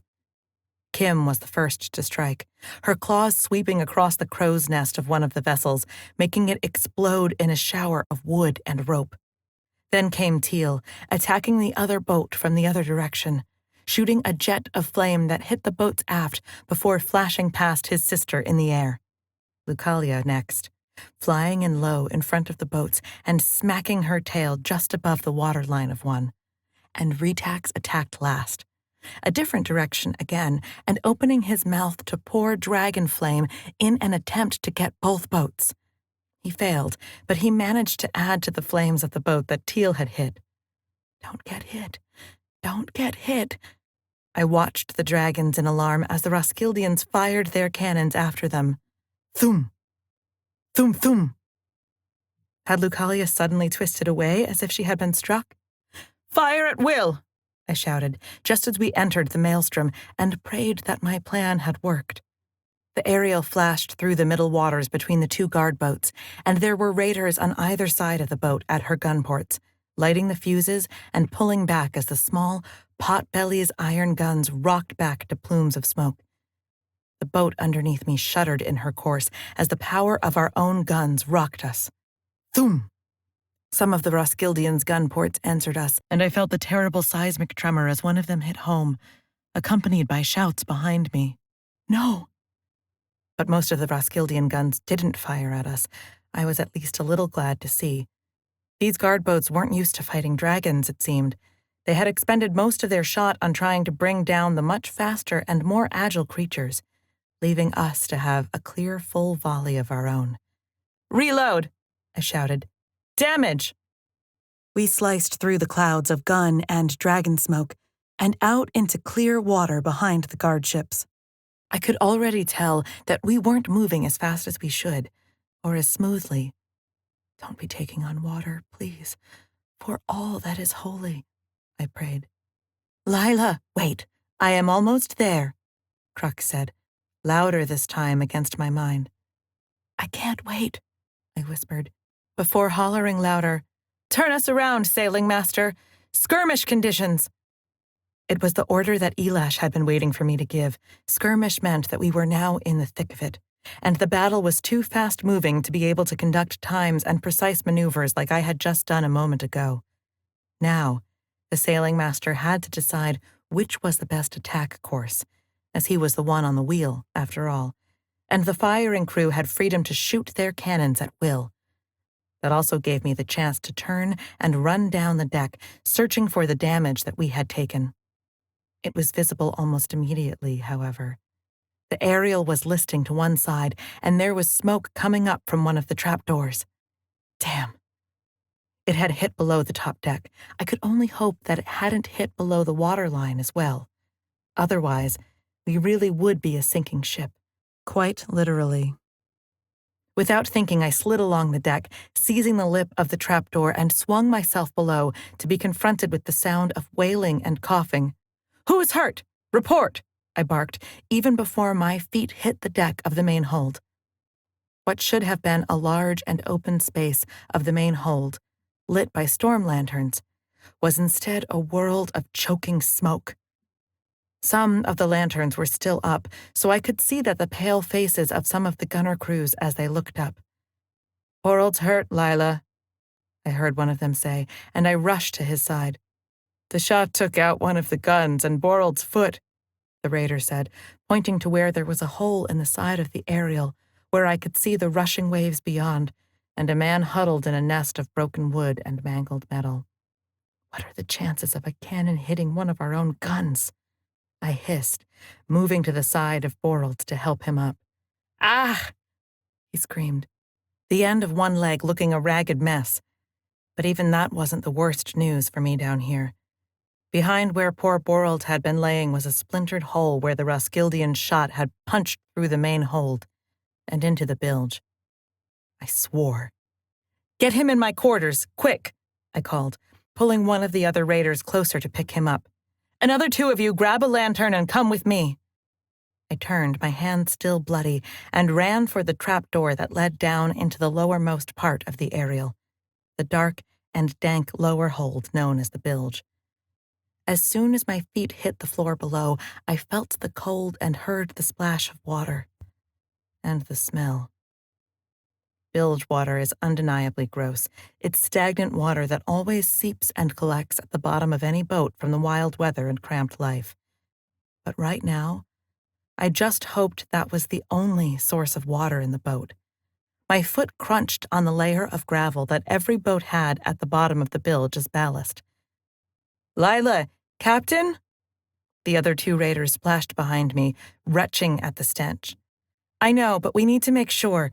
We need to find that shot," I said, and clapped a hand back over my mouth as I moved forward into the dark. There was a shaft of light coming from the hole in the main hold above, so I knew whereabouts the cannonball must have hit. But then I saw the waters below it. And worse, I heard them. A sound like a dragon's warning growl. When I stopped to concentrate, I could feel the tremor running through the timbers of the boat itself. "No. No, no," I said, rushing over to have my worst fears confirmed. There was a wildness of water under where the cannon shot must have punctured through the hold above. There was a surge of pressure over my feet, but I wasn't knocked to the ground, so I reasoned that it wasn't a large hole into the dark seas beyond. But still, any hole in a boat where you don't need it is a bad thing, right? It could mean that a seam had been bust, or that a timber had cracked. Taking a deep breath, I plunged my hands into the water that was only a foot or so high, but was still freezing all the same, and felt around in the dark until I found it. The cannonball was heavy, and I could barely move it, but there was an undeniable surge of water coming from the join between two hull slats underneath it, and the wood felt awkward and out of shape. "We got a leak?" one of the raiders said. "Yeah, she's not too bad at the moment." I half lied to them. It was kind of true. We weren't sinking yet, right? "But she'll blow the hull if we let her. I need wood, nails, and pitch." Much to their credit, the sailors took this news in stride. "Right you are, Captain." They rushed off to get the supplies as I tried to work out the best way to fix it. "We'll continue taking on water until the strength of the water inside pops that entire beam," I calculated. "And then we really would be scuppered. Water would pour in, and the force of it would tear more beams apart, throwing us over onto our side. And if we were lucky then, there would be enough air trapped in the holds to keep us floating. If not, we'd have less than a watch before the aerial goes down," I muttered. "How long would it take for the orchard to get here? Could I use the dragons to ferry people off?" "Lila, what is wrong? You are in danger?" Crux was sounding closer. "Thum! Thum!" The sound of more cannon shot came from up above. Were they ours? Or were they from the Roskildians? I could feel the boat moving and leaning from one side to another as Elash fought the two caravels. I felt bad leaving the dragons and the raiders up there, having to work out how to fight on their own. But I knew that at least Senga and Adair would be fine. They would have to lead the other dragon raiders by example. "Lila?" The two sailors splashed back into the bilge, this time carrying lengths of wood and pouches of the thick, treacly pitch that we used to caulk the entire boat and make it waterproof. It was dark down here as we worked, hammering a rudimentary reinforcement between the two nearest beams, sliding the edges of each other and nailing them in place to form a seal. Would it hold? Every sea raider had a fair bit of skill at boat repairs and maintenance, but I was no gifted carpenter. I wished that my father was here. He would know precisely what to do and how to do it.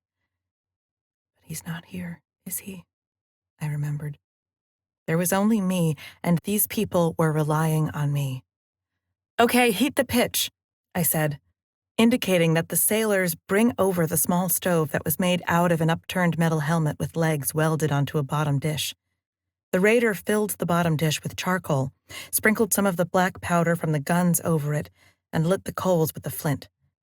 The flames took with a whoosh, and into the helmet he poured the pitch, before hanging the whole contraption from one of the ceiling hooks. Instantly, the bilge started to fill with the acrid smell of the black treacly substance, acrid enough to make me cough and my eyes water. I kept on working on the wooden reinforcement as we waited for the pitch to slowly start to warm, and then steam, and then finally plop with fat bubbles. "Okay, she's good," I said, and helped the sailor to pour the hot substance all over the section that we had built. The heat would force the tar to seep into the wood and between the seams and hopefully glue the whole construction together. On top of that, we nailed some more overlapping planks across in the other direction, hoping that would sandwich the water-resistant gunk inside. "Will she hold, Captain?" one of the raiders whispered fearfully. "Take heart, man." I imitated one of the loud barks of laughter that my father used to use all the time. "We've been through much worse than this. Come down and check every quarter watch, and if it looks like she's starting to break, then come and give me a holler." I clapped him on the shoulder and forced myself to turn away. "Don't let them see just how terrified you are," I thought, as I ran back up to the main hold, my lungs burning, my feet stinking, and my hands sticky with tar. "How are we faring?" I called loudly as I climbed up onto the deck, more for the benefit of the crew to hear me than to gain any information. I could see for myself that we weren't faring well, but we also weren't doing terribly either. One of the Roskildian boats was now a burning wreckage, sinking lower in the waters and casting thick plumes of black smoke across the sea tops. Through this fog there swung just us and the final guard boat, but we were the worse off. The extra water that we had taken on was throwing us off course. We were wallowing, but still able to turn. Our arrival was quicker than us, despite the dents that pocked and shattered metal shields from our shot. "She's got more firepower than us," Elash snarled as I joined him at the wheel. "It's all I can do to keep us out of range." "And the dragons?" I looked up, blinking through a sudden gust of smoke. Kim and Retax were circling our surviving enemy ship, awaiting their next strafing run, but I couldn't see Lucalia and Teal. "One of 'em is hurt. The big green one had to pull back, and the skinnier green one went with her," Elash snarled. Oh no. That was Lucalia and Teal, I knew. I had seen the big green Lucalia get hit by something. I prayed that it wasn't bad. "Screech!" Kim snarled, sweeping low across the water, through a black pillar of smoke, and swipe at the side of the Roskildian vessel. There was the sound of wood splintering, and more of the upper railings came apart, and I saw a tiny, windmilling figure of a guard fall overboard. Good. No one hurts a dragon like you did, Lucalia. "Okay then, sailing master. Then let's play this by the numbers. We've got 2 dragons and a boat. We outnumber them 3-1, I nodded. "Distract and strike." "If you think that's wise, Lila," Elash grunted with a terrible frown. "That's captain to you," I snapped back. "Cowards. Curs. Despoilers." Crux's shriek was so loud that I clamped my soiled hands to my ears, even though it did no good. I had no idea that he was so close, as I had been caught up in the terror of a leaking ship. But now his shadow flashed over us, and we all heard his roar as he opened his mouth and out came fire.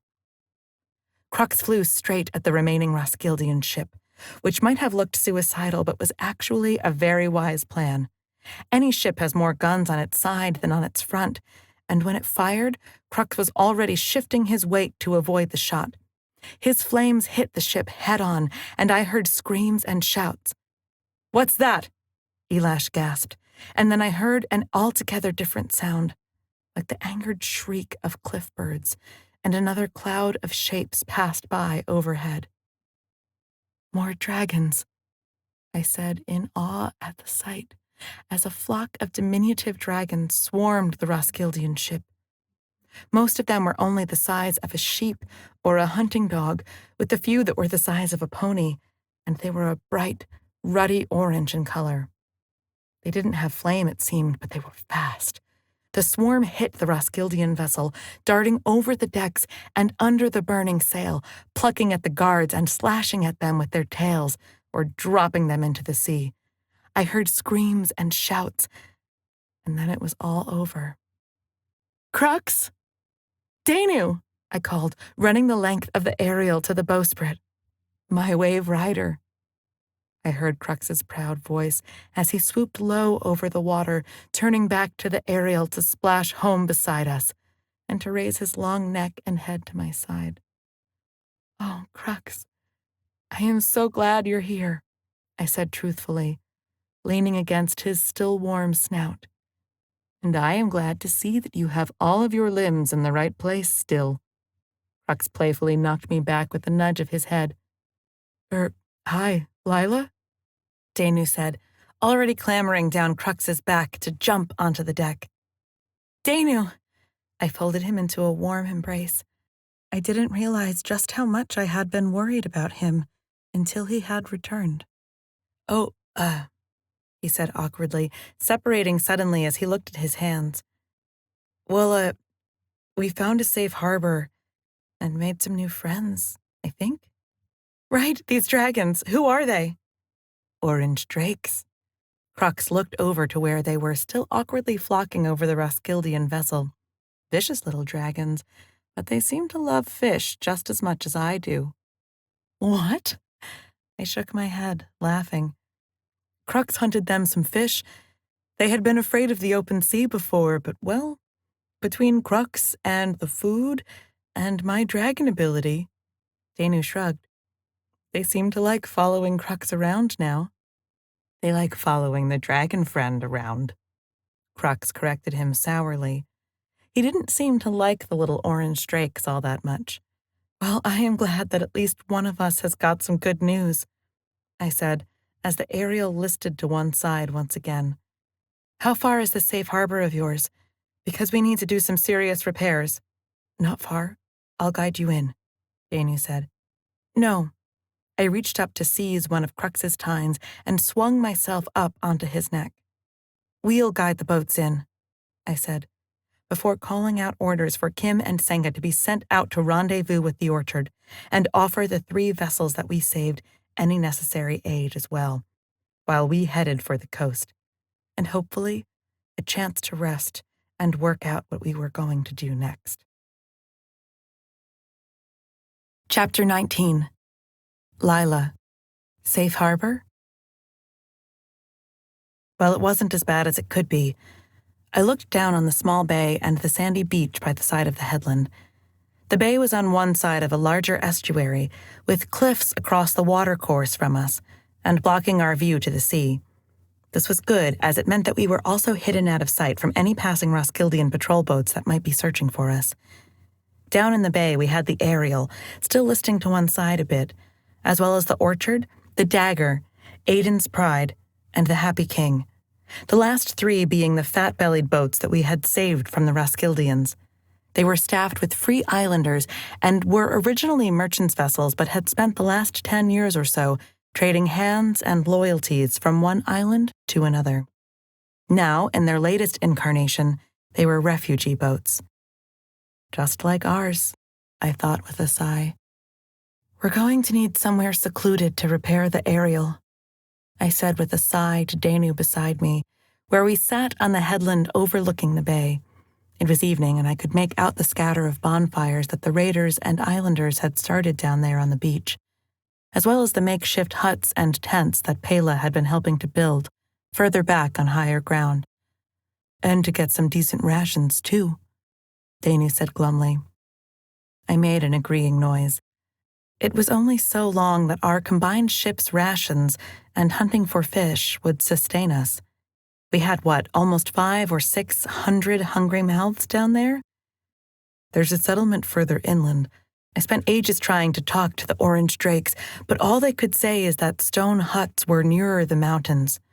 Danu winced and said, "The Drakes haven't got a lot of language." And then he explained about the flash of a rider on a horse he and Crux had seen when they found this place.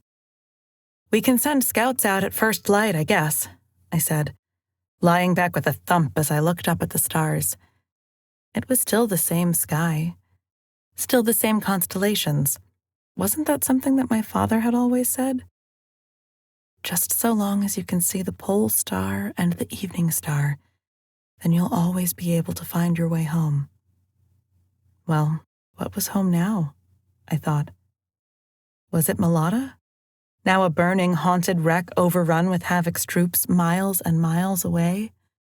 "What would you do, Father?" I thought of Big Chief Kazian, the man who had adopted me as a babe and had taught me not only how to read the stars, but how to sail, to hunt, and to swim. "Lila?" Danu said, his tone serious and low. "You can't give up now. Not when we know what is at stake." "I'm not giving up, it's just..." I blinked back something that definitely wasn't tears in my eyes. "It's just that it is so hard." I took a shuddering breath and thought about how haggard my foster mother Pela looked now. Even though she still struggled to keep the raiders warm and fed and safe, she was just going through the motions. She had lost her old fire. "I saw them, I murmured, thinking about that night that my father had died. "Saw who?" Danu said. "The captains of the dead. That's what happened on Malata, why we lost." At my words, Danu flinched as if I had poked him. Weird. They came out of the fog, 4 of them, just like the other dead sailors in the dead fleets. Except these ones weren't so slow and stupid. They were clever, powerful. I replayed the nightmare vision of them in my mind and wondered how I could have done nothing. How I could have just watched as they murdered my father and all the rest of them. They had my father and Lasarn and the other first mates captive on the docks, and I coughed, trying to force the words out. They stole their life somehow. Right from their hearts. What? Danu said, his eyes wide. They stole their lives, snuffed them out, and they seemed to be drinking on their vitality and power, I said, at last speaking the words that I hadn't even let myself think. All of a sudden, a terrible shaking ran through me. Lila. It was Danu's gentle hand on my shoulder, and as I cleared my eyes, I saw that his large eyes were troubled as he loomed over me. But his hand was strong, and from it flowed warmth and courage. You are here, safe now. She is not safe. A sudden thud as Crux landed on the headland behind us, clearly drawn by the strength of my misery. He quickly settled himself around the pair of us until we were in a cocoon of warmth. We are not safe here. We are not safe anywhere. But you do not have to feel safe, Lila Dragon's sister. You just have to feel strong. I was about to argue that I wasn't sure I could do that if I wasn't safe, but then Crux turned his head, his eyes flashing as he spoke to both of us. These things you speak, of the dead captain who still walks. Lars. I remembered his name. He called himself Jarl Lars Oldhorn.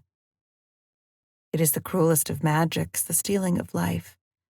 And it can only be attempted by the theft of other life and blood. A dragon's? Danu said, pulling a face. Yes. That witch who has done this has called them to life with the dragon blood. But we dragons are an old race. We know many things forgotten to the world, and that is the life force of the darkening cannot be sustained unless there are magical items holding them here. Magical items like magical books? Swords? I said. The crown, I thought with a jolt, suddenly remembering the words that I had overheard on Malata Harbor. I think I know what it is that is holding the dead here. The sea crown of Roskilde. I told them the story of what the soldier had said about his friend, the palace guard, who had seen Ooto summon the dead by using it. The crown that should be yours, Lila. Danu's tone was serious. So that's what this has all been about, hasn't it? He said, speaking not to the dragon or me, but interrogating his own thoughts. The sea crown of Roskilde, the legendary item that is said to be able to unite the islands of the Western Archipelago. He looked at Crux. How old is the sea crown, Crux? Have you heard of it before? It is one of the treasures of the world, of which there are many, including the dragon stone eggs, the sword of Dardan, the ring of the gypsies, the accursed staff of Abbot Ansel, Okay, I get the idea. The sea crown is one of the ancient treasures of the world, and Ooto is perverting its natural power to summon the darkening. What do you think we should do? Danu was looking at me. He was right, it had to be it. This had to be how Ooto and Havoc were controlling the dead. I think we have to get that crown, I said. We left just after dawn, amidst the flurry of early camp activity and arguments. I don't like it. My mother looked tired as she moved baskets of provisions from the longboats onto the shore.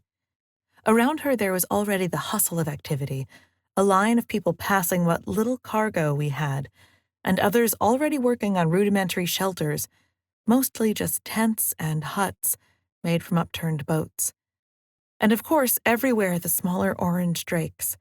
They had perched themselves on the rocky walls of the cliffs, lazing or watching intently at the activity of the raiders and refugees below. I'm not sure all of them like that attention, I thought, as I saw more than one of the larger, burlier raiders looking up apprehensively at the crags above. But it seemed that having our small cadre of dragon raiders fighting and working alongside them on Malata and the high seas had helped the raiders accept the fact that we needed the dragons, at least. How strange it is. I wondered for a moment. This was the way in which my dream that the raiders would live and work alongside the dragons of the Western Archipelago had come to pass. But at what cost? Everything, I thought, as I looked into my mother's eyes. They were still dull, despite the flash of annoyance, We had both lost so much and so quickly, but I had to make her see that this was the only way we could save what little we had left. "We need to do this," I said to her gravely, as Pela set the latest basket down at the feet of the raider Shep behind her, who picked it up and moved to take over her spot on the line. "You know what we face, Mother. The dead. And I know what is keeping them here." "Aye, the sea crown, you said." My mother brushed away some errant hair from her head. She hadn't bothered this morning to make the tight braid that she had always worn. That little fact made my heart break. "But the truth is, Lila, we don't know if you will succeed in this crazy mission to steal the sea crown. We don't know if that will even stop the dead. You're basing all of this on the overheard words of some Roskildian bilge." "The Roskildians are misguided," Danu sat at my side, his brows knitting. "We need to save them from Havoc and Owoto as much as we save the Free Islanders. The day that I break my fast with the Roskildian will be the day that I'm no longer a raider," Mother spat, earning an alarmed look from Danu. I hushed him with a gesture of my hands. She was right. I am asking them to throw away their old raider way of life, to become an army and fight for the archipelago itself. And if I am successful, I will be asking them to throw away their old raider way of hating Roskilde. I could be wrong. But I felt a flare of anger then at my mother, not that I didn't know why she believed this. "Mother, I believe this information. I need to try to steal that crown, otherwise we'll never be able to stop Havoc. Don't you want to do that?" "A raider believes in revenge, Lila, not justice," my mother said defiantly. At least she was getting angry now. Anything was better than that dead stare and that hopelessness. But it still hurt, hearing my own mother challenge me like that. Did she think this was all too much, too different from being a raider? Did she think that I was trying to be something that I wasn't? That realization scared me more than even the hordes of the dead. "I have to try," I finished lamely, almost a plea to her. She held her angry stare for a moment before her face collapsed into a resigned look. "I know that you do, Lila," she said quietly, taking a deep breath. "I made you a promise before your foster father died that I would support you no matter what. I could see that you needed to follow your dreams of dragon riding, and there was nothing that I could do to stop you, and—" She kicked at the sand. "It made you happy." "It does," I nodded. "And using dragons is the only way that we are going to be able to defeat Havoc and Owoto." "I know that, Lila," my mother said wearily. "Just wish that it wasn't." "So I have your blessing to go?" I said. "When have I ever been able to stop you from doing anything?" Ayla said sadly. "You don't need my blessing, Lila. You're a leader of your people now." "First daughter," Croc said in the back of my mind, but I had no idea what he was talking about. My mother held her arms out to me. I hugged her fiercely before she patted me on the back, and it was done.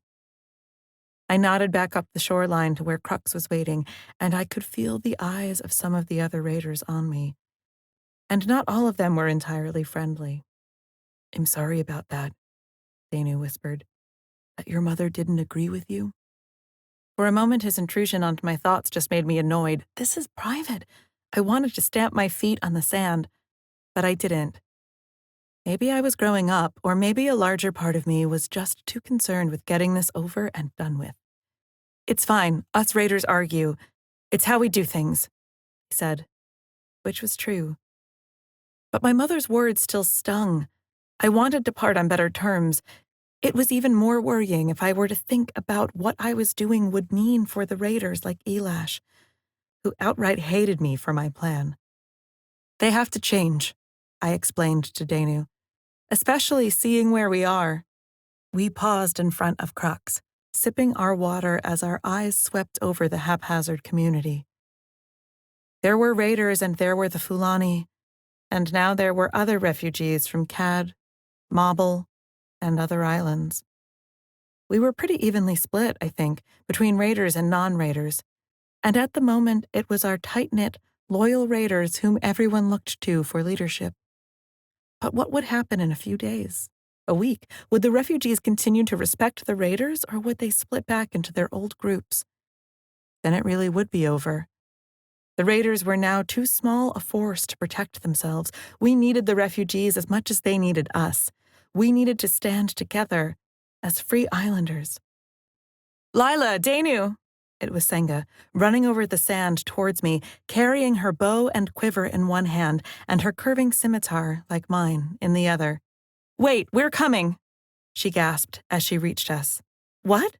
I said in alarm. I heard about the mission to steal the sea crown. Her eyes were bright. How could I not want to be a part of that? It'll be the biggest raid we've ever pulled off. It's not a raid, Senga, I said flatly. This was serious, I thought. Well, actually, she's right. It is, Danu corrected me. Ugh, no, I mean that this is serious. This is not just the raiders' lives at stake, it's everyone's. And it's dangerous. I can't have you and the other dragon raiders coming with us, I said. Why ever not? Senga halted, looking shocked. Because. I searched for the words. Because I don't want to get hurt. Because I can't afford to lose any more friends. Because I need you here, I said at last, which was true.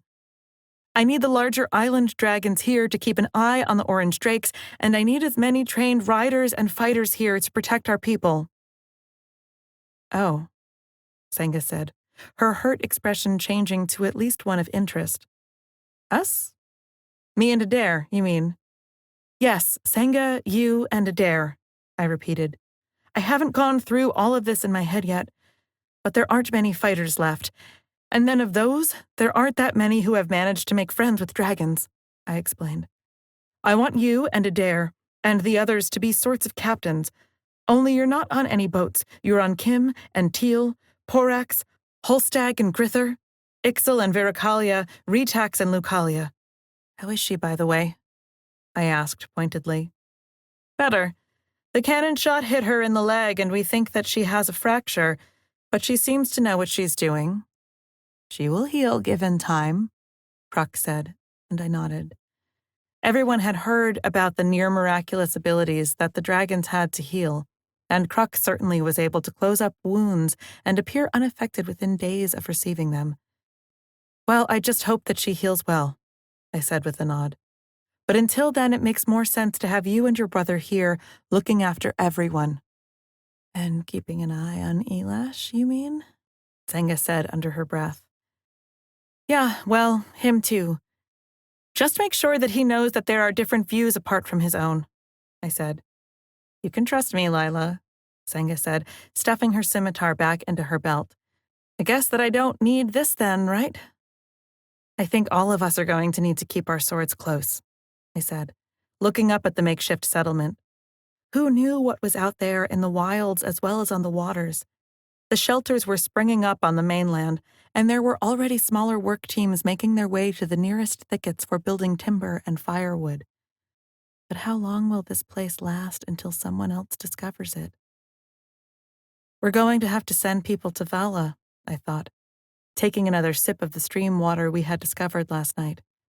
I had seen the trading city of Vala on the maps, but I had never been there myself, of course. I wonder how they are going to take to these newcomers to their shores, I sighed. Oh, so much to do. Well, probably a lot better than they will take to the dead fleet, Danu muttered. You're right, I said, thumping him on the shoulder. Come on, then. Let's start a war. It almost felt good if I managed to stop thinking about precisely what we would be facing, because it felt like a raid of sorts. Hunting, Prox confirmed. This is what dragons are born to do. I thought that was to eat fish, I teased him, feeling the wind in my hair. That too. But we have to hunt the fish first, Prox argued in his dragon-like simplicity. It was hard to agree with such cast-iron reasoning. But yes, this was what I was supposed to do, wasn't it? I thought. as we flew high over the sea, flying fast and furious to the northwest. The mainland had long since disappeared behind us, leaving nothing but the line of clouds that hugged its hills on the horizon. Far below, I could see the wave tops sparkling silver below us as we moved, and I even fancied that I saw a school of flying fish. Waiting. Flying over the waves faster than the speed of the wind to my destination of fury and adventure. I had to admit that the thought brought with it a sense of excitement. Wasn't this the exact same sort of thing that I had been raised to do all of my life? Lila? I heard Danny's worried voice, and when I turned to look at him, I could tell what he was about to say. We're not going for revenge against Havoc, not yet, he said. Why not? If I see the chance, I said. Maybe I could do it. Maybe I could strike down Havoc and take the sea crown, and then all of this will be over, right? Because Havoc will be surrounded by guards and renegade witches. No, we need to wait until there is a distraction and seize the crown from his throne room, Danu said. We can make a distraction, I pointed out. We have a dragon, right? And you have your magic, I said, thinking of the age-old raider's tactic. We allow ourselves to be spotted somewhere and then fly away, faster than they can follow as they come out to investigate. Yes. That could work, Danu said, but that serious look was still in his eyes. But I mean it, Lila. We are doing this for all of the people of the Western Archipelago, not just for the Sea Raiders. Of course, I said. But in my heart, I was thinking about revenge and blood. Havoc had my real parents killed, and now he'd had my foster father killed as well. He had destroyed Malata, and he had taken the light from my mother's eyes. If I got even the smallest opportunity to kill him, I would take it. Chapter 20. Danu, uncertain. I was worried about Lila, even as we sped through the sky towards a far greater threat. But still, my thoughts kept returning to her words. Did she realize that we had to win the Sea Crown in order to unite the archipelago, just as the prophecy foretold? This, of course, triggered off all of the worries and doubts that I had about the raiders. Would they be able to stop raiding and unite with other free islanders when the time came to fight Havoc? Did Lila just want her revenge, heedless of whether she threw her life away in the process, or the chance of peace? That was the real reason, wasn't it? The chance of peace. The chance of a unified, united archipelago, just as King Bauer and Queen Saffron had managed to finally unite Torvald and the Three Kingdoms. Could we do the same here, in the Western Isles? We islanders needed this. We needed a chance at peace, and we needed to stop fighting each other in the same way that we had for centuries. Why are you so worried about this? Crux needled his way into my thoughts. The hunt is before us, and that is all we should be thinking about. I looked up, but Lila was lost in her stare at the darkening horizon, as underneath us flashed another dark landmass of an island. She hadn't heard Crux's thought, and that meant the dragon had intended his words only for me. I guess that it's just, I whispered into the winds, knowing that Crux would hear it with his super-sensitive ears. Or he would just read my mind, I suppose. It's the darkening. All the legends speak of it like an evil so terrible that it almost completely wiped out humanity and dragonkind more than once. I closed my eyes. I cannot believe that Awoto has it under control and is using it to summon the dead. I am scared that if we divide our chances at all, then we will have doomed the whole world. A snort of fire and soot from the dragon's nose ahead of us, which I guessed was his way of saying, You cannot know what will happen. Even your eyesight isn't that good, mage, Crux said to me, but his voice didn't sound as confident or as strong as it had before. Had I struck a nerve? Was the mighty Crux himself worried about this as well? A dragon does not worry about anything. A dragon considers. Crux beat his wings a little faster. That sounded an awful lot like worrying to me, But I wasn't going to be the one to correct him. Okay, Crux, we need that crown, okay? We need to get it and then work out how to lift the wicked enchantment that Owoto must have laid on it. Magics. Another snort from the dragon beneath me, and I could feel his dismissal. Why do humans have to be so obsessed with magic that they create crowns and spells and things that endanger us all? Magic is nothing special. Just as I can fly, some people have powers. Like you yourself do, Danu. What was that? Lila looked up. I heard Crux talking. Oh, he was telling me his view on magic, I said. He doesn't think that it's any good, I think. I didn't say that. I meant that I don't understand why you humans go mad whenever you have a touch of power. This Owoto and her power, this sea crown, he snarled. Well, I can't say that I don't agree with you, Lila said glumly. Look, I see ships. She pointed to the southwest of our position, and I followed her gesture to where there was a small group of boats navigating around an island. They were tall-masted like the Roskildian galleons, and they were moving in 2 packs of 3. A patrol, Lila said. But what are they looking for? I can't see any other boat on the water? Maybe they are looking for those 2 guard caravels we sunk, I said. The fear spreading through me. It would make sense. The Roskildian Navy seemed to completely dominate the islands everywhere else. We could still see the plumes of black smoke rising on the horizon from where other islands had somehow displeased their new ruler. The burning pyres reminded me, of course, about Malata. But luckily the raiders' island was out of sight, much farther to the southwest than we currently were. Well, we'd better get hidden, Lila said. Crux? Yes. At her request, the dragon pulled us upward into the mist and haze of the clouds above until the air grew cold, and the western archipelago had become little more than a child's picture of islands.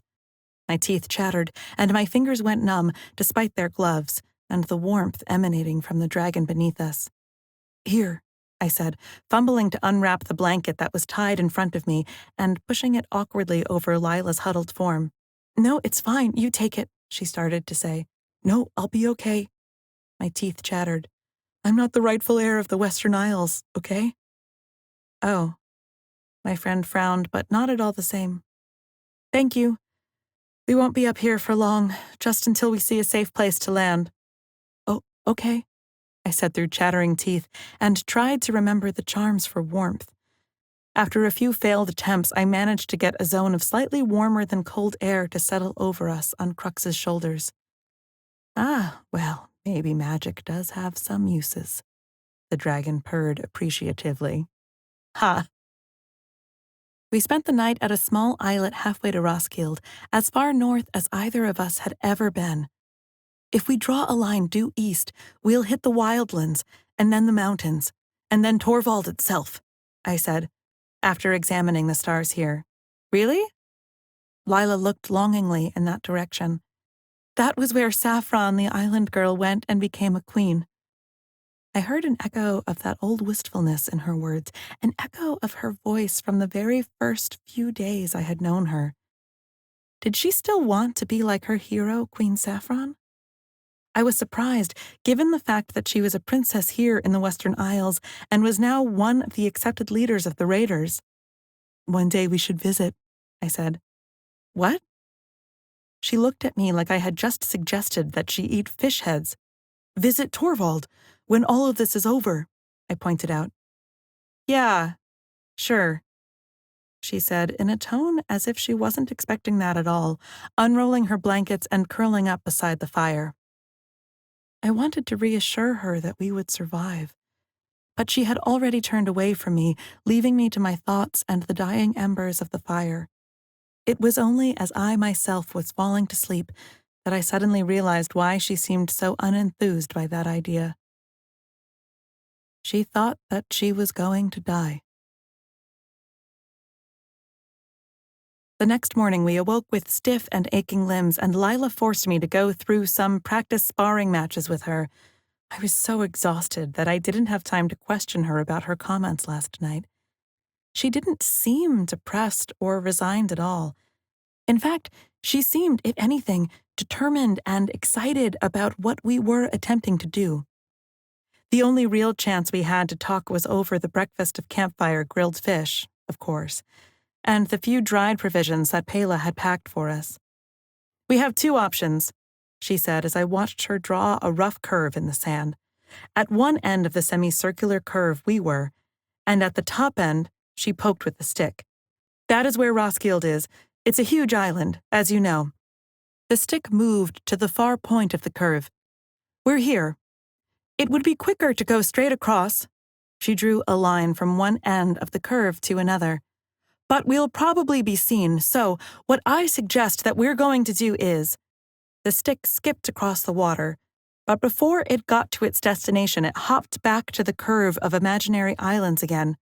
"We can head north and curl back south again so that we're attacking the palace not from the sea, but from their own mainland."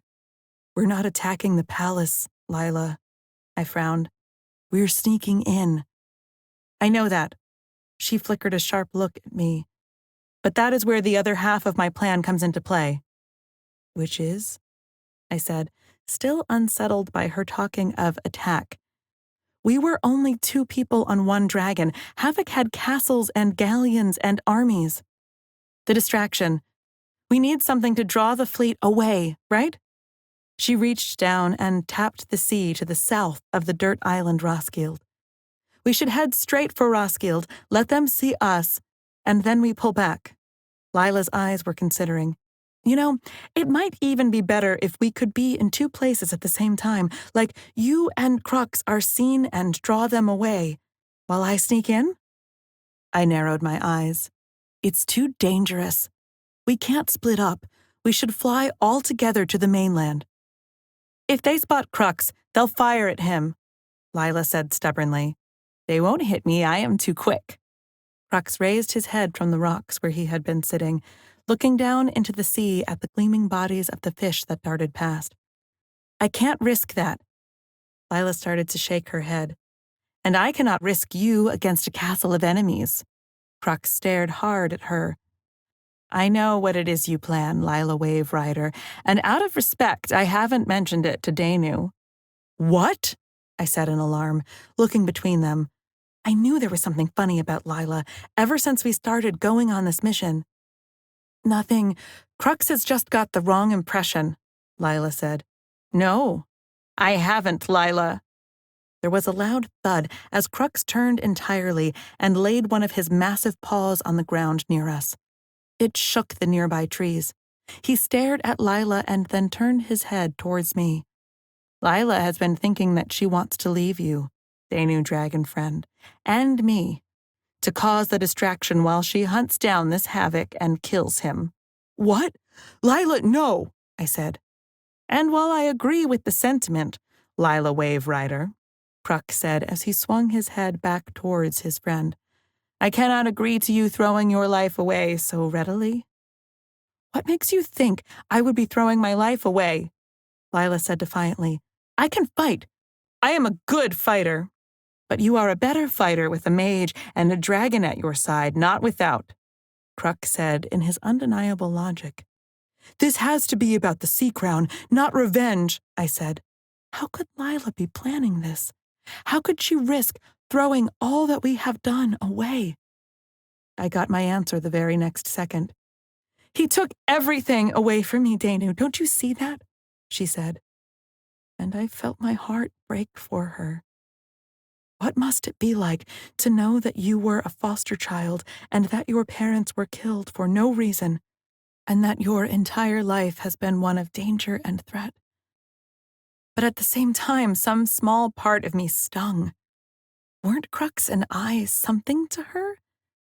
"He won't stop until I'm dead either, you know that," Lila continued. "And I won't stop until you are on the throne of the Western Archipelago," I said back, glaring. "I know you want revenge, Lila. And maybe you have a right to, but you are not just a fighter or a raider. You are more than that. You are a princess. You are a leader to your people, and now to the free islanders as well." I tried to make her see herself as I saw her. "You have no idea how people respond to you, do you? They are drawn to you, to your confidence, to your bravery. That is what these islands will need against the darkening. Not the story of a brave but dead girl, and maybe a bunch of your relics." Maybe I said the last part a bit too savagely, because Lila's eyes filled with tears and she turned her face away from me quickly. "I don't think that if you knew me, you would think that I'm brave," she said, her words thick with emotion. "What? Of course you are. Of course I know you," I said. I had flown beside her for almost a year, and not once had I seen her retreat from a fight. "You remember I told you about that night when I saw my foster father die?" She turned back to look at me with sharp eyes. "I did nothing. I tried, but I was too scared. I tried to find a light, a torch, a lamp, but I couldn't. And then when I should have run out there with my sword to stop them, I didn't. And they died. Their deaths are my fault," she ended on a shout. "Oh, Lila," I said, reaching out to her. "How could she think that? It wasn't your fault. What good would a blade do against the dead? You must have done everything that you could." Lila recoiled from my touch as I settled at her side, and Crux carefully stepped around to curl around both of us. "It is okay to be scared, Lila Wave Rider," he said, and I could hear it soft and whittering in my ears as well as understandable in my mind. Crux was being considerate and gentle. I had never even thought the Phoenix Dragon was capable of such sensitivity. "I think like you," the dragon said carefully, and it was clear that these thoughts were awkward for him to share. Maybe they were too human, or too painful. "That I must be fierce and stronger than all the rest, just to be me. But dragons don't care if you are brave or afraid. Dragons know that we will be all of these things at least once in our lives. What matters is what you do, despite how you feel." I was stunned by the wisdom that I heard in him then. It was a wisdom that I hadn't managed to gather in all of my long years of studying at the most learned place in the islands. I knew then that was what I should have been telling Lila. Not that she was bloodthirsty and wrong and didn't have a right to her emotions, but that it was okay to feel angry and upset and scared. "He's right." I hung my head. "I am sorry, Lila. I have been a bad friend to you. I am sorry for your father." Lila looked at me for a long moment, and I couldn't read her eyes, but then, quickly, she ducked in and kissed me on the cheek. It was barely a kiss at all, more just a quick brush of her face to mine, but as she pulled away, it left me feeling giddy and uncertain. That means that she's forgiven me, right? What does it mean? Why do I suddenly feel nervous? What do I do in return? Are you supposed to do anything? What? But Lila was already standing up and pressing herself against Crux's snout, where he purred at her with his deep throat rattle of pleasure. If they spoke to each other then, I couldn't hear Lila, and Crux didn't share the words with me. I stood up awkwardly and looked around. Right. Pack up the camp. Yes. Check the provisions. Chapter 21. Lila and the Palace. Our plan was set despite my misgivings. I still felt angry and worried when I thought about it, but I threw myself into scanning the horizon for our enemies instead. A part of me still believed that it would be safer just for me to sneak into Havoc's stronghold alone, but Danu and Crux would have none of it. Every time that I turned my head, I would see Danu looking at me with his stern, serious gaze, as if he expected me to suddenly jump off the dragon's back and swim to Roskilde. But he was sweet, too, I remembered. But thinking about that only made me feel fluttery and nervous. No time for sweet. I have a king to kill. There they are, Danu murmured, and I looked up to see the island of Roskilde for the first time. We had flown fast and high through the afternoon, straight across the sea as we had discussed, in a beeline to the center of our enemy. We timed it so that we would arrive as the light faded from the sky and was replaced by the lonesome gleam of torches and ship lanterns. The waters beneath us had been busy, and so, not wanting to be seen too soon, we had flown as high we dared, with Danu using his warming magic to keep us from freezing. Far larger than Malata, Roskilde was the largest of islands in the circular archipelago and sat at the northern apex of the chain of land masses. Its mountains rose far above the glow of what must be the city, their slopes still glowing faintly purple and lighter gray as they caught the last of the setting sun. So, this was my home? I thought, finding myself curiously unmoved by the sight. It was too big, for starters. What would a ruler do with so much land? How on earth could they rule well? It was impossible not to compare the dark form that spread across the horizon to Malata, now gone. Roskilde had mountains and ports. It had the glitter of towns and villages, but Malata was home, my only real home. Were we sea raiders so simple in how we lived? I thought, as I gazed at the fat trading boats and their accompanying patrol galleons moored in their home port. The place was so big, I felt staggered by it. Big and sophisticated? Is this how they lived in Torvald, too? Where every building is built of stone with slate-tiled roofs and cobbled streets?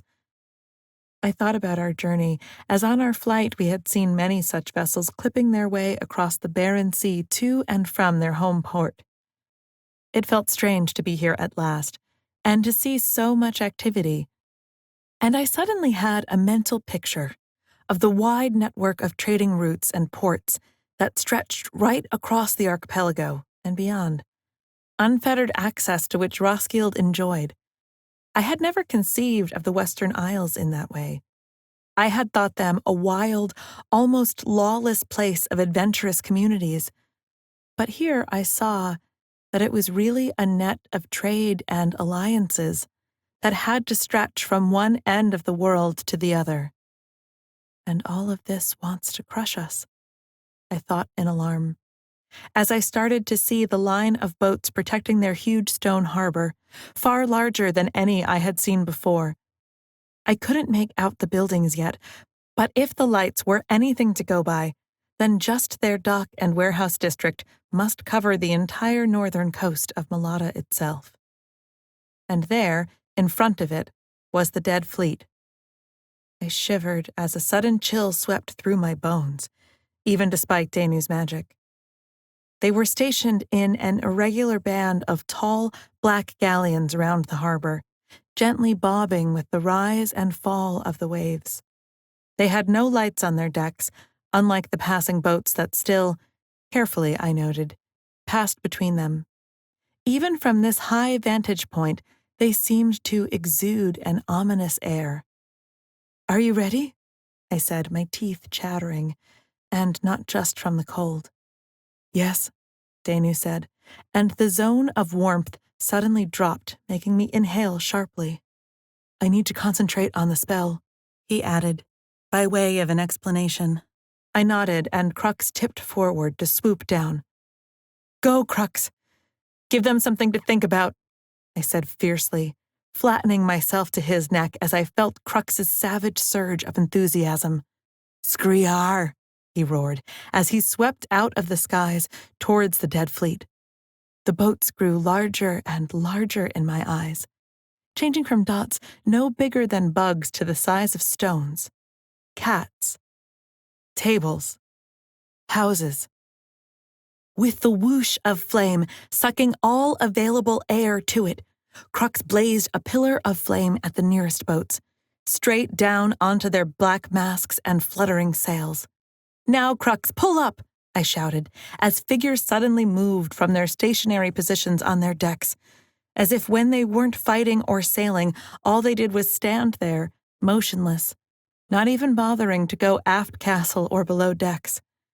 The idea made me feel even more sick, and I was glad as I saw the flames fall to catch several of the dead sailors before we were darting out across the waters, the dive giving us a terrific speed as Crux started to rise into the air once more. "Danu?" I called, alarmed. Could he do it? He had told me that he would use his magic to help us, but would it backfire, as it had on Mulata? Maybe I would have been better off coming alone. I gritted my teeth. "No," Crux rebuked me savagely in my mind. "Aya Lucis!" I heard him bellow behind me, and suddenly out of the dark skies above us there was a clap of thunder, and the world lit up as lightning bolts speared down past us. "Whoa!" I screamed, half in terror and half in exhilaration.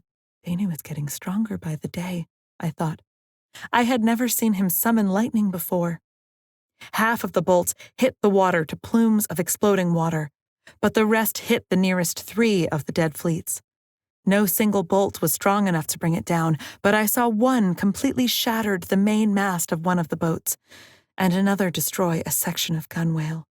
"Well, that will get their attention for sure," I shouted, looking behind me to see the dead fleet ships waking, several of the first barrier of the dead fleet breaking from the line and slipping towards us. Unlike any other vessel which took time to move, for orders to be relayed, understood, and acted upon, the dead fleet had a way of responding instantly to some hidden order. Their crew acted as one in a way that the living did not, even us sea raiders. 6, 7? I counted as they started to grow smaller behind us. Was that going to be enough? "We might need to come around again," I called. "No, I got this," Danu bellowed, before demanding that the sky open itself up once more for him. It did, as another fistful of lightning bolts fell from the sky in blinding flashes, landing behind our pursuers and hitting more of the stationary dead fleet. As I watched, this sparked the sudden break of 5 more of the creepy ships from their guard duty. 11 or 12 boats. It would have to do. It was still only a small part of the greater number of dead fleet and more regular naval vessels that Roskilde had, but it was enough to count as an armada. With just 10 fully armed galleons, you could lay siege to an island, and these were all the powerful and fast dead ships, so I guessed that was the best that we could ask for. "Okay, Crux, up," I called, and Crux laboriously drove his wings to draw us higher and higher out of sight. The air grew chill, and the rush of our flight whipped my hair and clothes around me in a thunder of noise. The dead fleet were still following us, but they were growing smaller and smaller. Would they keep following us? Had we done enough? "Aya Lucis!" Danu shouted once more, and my eyes were blinded by the descent of another clutch of lightning bolts around us. I couldn't help but think that the boom of their descent wasn't as deafening as the first had been, and maybe there weren't as many in each batch as before, but he was doing his best to still present a threat to the dead fleet, and to lure them farther south. The air misted and clouded around us, and I leaned to one side, giving Crux the mental picture of veering up and over the clouds to head back north and northeast once more. The Phoenix Dragon took my suggestion instantly, beating his wings harder to throw us into the cloud cover, where I instantly not only felt freezing but damp as well. Ugh, I thought, distracting myself from thinking about our success or failure. We really have to get some sort of dragon cloaks for the riders. Another gasp of cold escaped my lips as we broke free of the cloud layer and we skimmed atop the gray nest, with the sky above us a purpling blue, with the first stars starting to appear. Wow. Despite the situation, the sights that you see on the back of a dragon are still beautiful. Crux had turned us northeast, and I could make out the dark mass of the Roskildian mountains ahead of us, their slopes now glittering with ice and snow, and shedding banks of clouds from their upper ridges. How long before we were over the island itself, I wondered, turning to see if Danu was all right. He was slumped in the makeshift saddle, his hands braced against the tines. "Danu?" Damn it. I should have known that the toll of the magic would be too high. Isn't this precisely what had happened at the second battle for Malata? Danu, please hold on, I need you, I said, turning and unhooking my belt to scrabble towards him. Huh?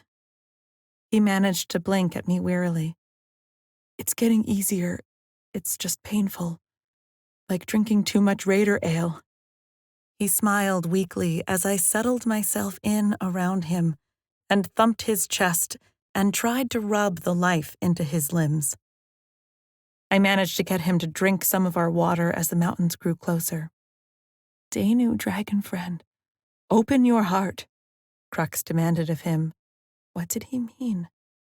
It is forbidden for dragons to give their life force so freely, but amongst friends it has been known, Crux said, and before I could ask what he meant, I felt a surge of something pass upwards through Crux and into the form of Danu. It was like a wave of warmth, heat, and light. Life. I must have been caught, too, in that wave of gifted life as I was suddenly aware of a zinging energy through my muscles and bones and the unstoppable confidence that made me know that I was strong enough to do this. If I closed my eyes, I could feel the heat in my chest like a fire, and one that I might be able to spit out in a flame if I wanted to. No, Lila, you cannot breathe the sacred flame as we do. But you have seen a little of what it is to be a dragon, and to share hearts with the child of the sun, Crux informed me, and I opened my eyes to see that the color had returned to Danu's cheeks, and his eyes were bright again. I feel alive, he said with a victorious laugh, and I had to join him, and I think I am strong enough for another act of magic. Thanks to Crux, I can try to cloak us as we descend, he said as I scrabbled back to my seat. Okay, just don't collapse on me again, I muttered, as Crux dipped into the clouds, and once again I was covered in the damp cloud fog. Danu murmured something inaudible behind me, and before we had even dropped through the lower layers of the clouds, I could feel the magic emanating from Danu, like ripples from a dropped stone. And everything around us looked a little odd, too. Like we were still inside those clouds and staring out of a veil of fog or through a heat mirage. Danu? This is you, right? Yeah, a hiding spell. Danu's shoulders quivered with effort. Lots of concentration, he hissed through his teeth. Oh, sorry. We had emerged over a land of muted and blurred lines. The great island of Roskilde was made soft by Danu's magic, like a watercolor painting. This was all very well and good, but I needed to be able to see the guards. There was a glow ahead of us, which was the brightest thing for leagues around. I took that to be the city. It is, although our eyes might be affected, my nose and hearing aren't, Crux confirmed. Well, I guess that I'll just have to trust you then, I said. Do you think I make a habit of giving my life force away to humans? I could feel Crux's anger. Right, I probably deserved that. The glow ahead resolved in that way that a shape focuses when coming out of the mist. The lights became many lights, streets and avenues that were broken by plazas and parks and taller buildings of state. At least 2 rivers ran through Havoc City, and to my shame, I was suddenly aware that I knew so little about this place. The capital of Roskilde is a city called Rock. I tried to dredge my memory for the tidbits of information gleaned from the charts of my father. It is a large walled city that opens out over the Rock Bay. It has 4 entry gates and 2 guard towers at each gate. Its navy is about 60 war galleons, another 50 or so guard caravels, and another 50 smaller armed clippers. I sighed. The only information that the Sea Raiders had bothered to record about the place were facts that pertained to raiding. My birth parents lived here, I murmured. It made me feel odd. Below us the ground was dark, but I could make out the silvery lines of roads, the dark humps of ancient trees. It looked like it would be a prosperous place. I imagined the sun shining on cornfields, while carts and happy farmers carried their trade back and forth. Crux had slowed his flight to a glide now, allowing us time to search for a suitable landing spot. I started to hear the sounds of the city, too. Even at night, this place made noise. The murmur of jackdaws and seagulls in their roosts, and the occasional raised voice. "Danu?" I breathed, as the city, still blurry but much more discernible as we moved like a silent shadow over the outer walls. "Yes, Lila?" he said through gritted teeth. "Is this a good place?" I heard my own words and quietly cursed myself for being stupid. I mean, not under Havoc and Oto, of course, but before that, when your parents were on the throne? His voice sounded strained, and I wondered how hard it had to be to cast a magic spell and answer questions at the same time. "Never mind, just concentrate on getting us in there safely," I said hurriedly. How stupid could I be to distract him? I didn't want to find out about my birth parents anyway. They were long since dead and had nothing to do with my life now. "Liar," Crux said, his voice in the back of my mind. When I thought back that I wasn't, and no, I really didn't care about my birth parents, honestly, I found that he had already pulled his thoughts away. Instead, he flicked his wings and we soared up a rise that stood at one end of the city. The streets below became broader, and the dark, blocky houses seemed more square, taller. Shapes emerged out of the magical haze just under Crux's feet, weather vanes and statues that must sit atop their fine buildings. This city is so big. Crux's destination became obvious as we flew straight over a gatehouse with torches merrily blazing over its arrow-slit windows, and over a green sward that was split by cobbled roads and girded with low buildings. Barracks. And that meant. Ahead of us stood the palace castle of my parents, the ancestral home of the rulers of Roskilde. Damn, it was big, were my first thoughts. The palace keep of my parents was comprised of 4 tall guard towers of a cream-gray stone in front, while the rear of the keep joined with the outer walls and melded seamlessly with the cliffs overlooking the bay. The battlements weren't blocky and rectangular like I had always pictured, but were instead shaped like pointed wave tops. And there, rising in the middle, was one thin tower whose fluted peak gleamed gold in the hanging giant lanterns. Each lantern, I guessed, had to be as big as a person. "Where do you keep the kingdom's most precious object apart from up there?" I asked, as Crux swooped up towards the battlements. "Maybe that's where you keep the witches," Danu said nervously. With the clashing of wings that made me nervous, surely the wall guards heard that. Crux settled at the rear of the palace keep battlements, revealing a wide stone stop to the keep, with a concertina of slated rooftops beyond. It looked like the palace had been many buildings once, but had been fused organically together over time into one brute keep. "I will wait outside the city. When you are done, I will find you," Crux said as we dismounted, and I let my hand linger on his snout for a moment, feeling his strong, encouraging warmth. "We will return," I whispered to him, to which I received a nod and he had lifted back into the skies. For a moment, I saw the way that Danu's magic shifted and blurred Crux's shape, making my eyes slide off him and my brain tell me, it's just a cloud. It's a cloud. I marveled again at Danu's powers, and when I turned to look at my friend, I saw that he, too, blurred at the edges somewhat like a distant picture. He was clenching his teeth and frowning deeply as he kept muttering arcane words to keep the shields up.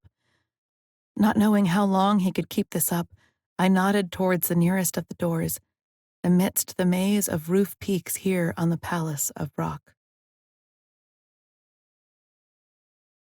Luckily for us, I suppose, the nearest door was clearly some sort of entrance kept unlocked for the distant guards on the battlements to come and go.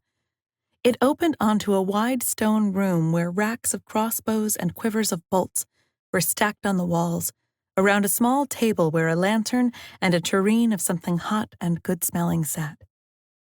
I would almost have considered tasting the broth were it not for the urgency of our mission. No doorway out, but instead a landing and wide set of stairs leading down. You okay? I breathed at Danu, who nodded, keeping his eyes squinted near shut. Taking that as good news, I drew my blade and led the way down. We'll have to get out of this patrol area of the keep and find the way to that central tower. I was thinking as the stairs opened onto another broad landing, where I could hear the sounds of soldiers complaining and relaxing. Open arched doorways spilled their light onto the avenue revealed. Which way? Left or right? On impulse, I chose left. At least that was heading towards the back of the keep, rather than nearer the front gates. I just don't like them, I tell you. I don't care what side they're on. Hush, that's treason if the hags hear you saying that. The wash of noise filled my ears as we tiptoed carefully past the archways. They opened out onto long rooms, replete with tables, more equipment, and all manner of men and women sat drinking or mending bits of equipment, as they must be waiting for their call to wall duty.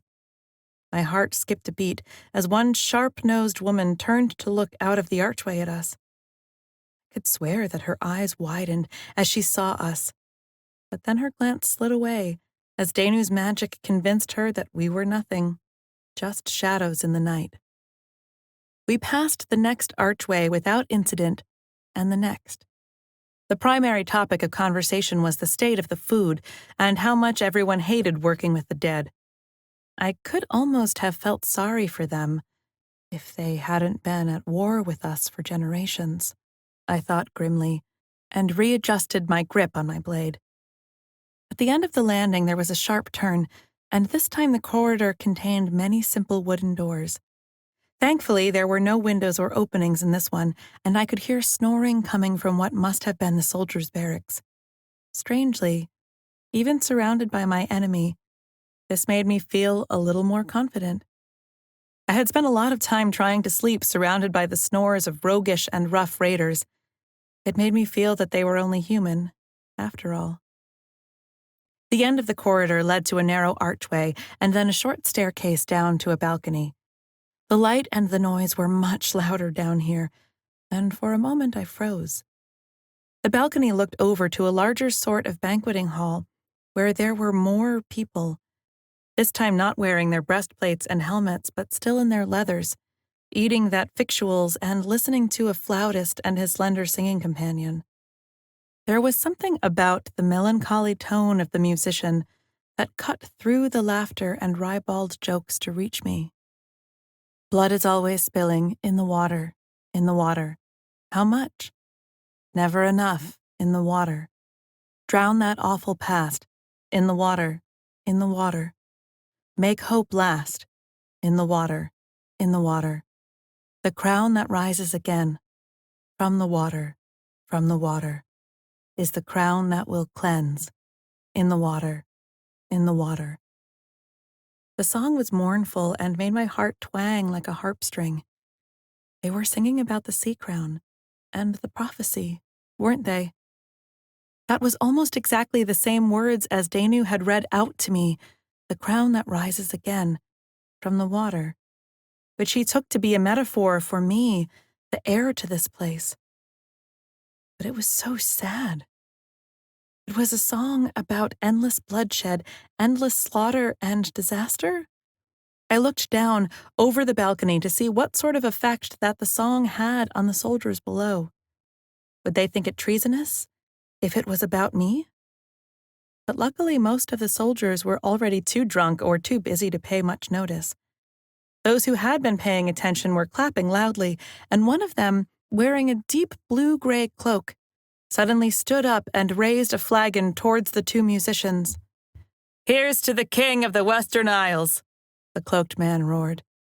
A howling shout of celebration rose from those still able, and ale cups were raised and sloshed high.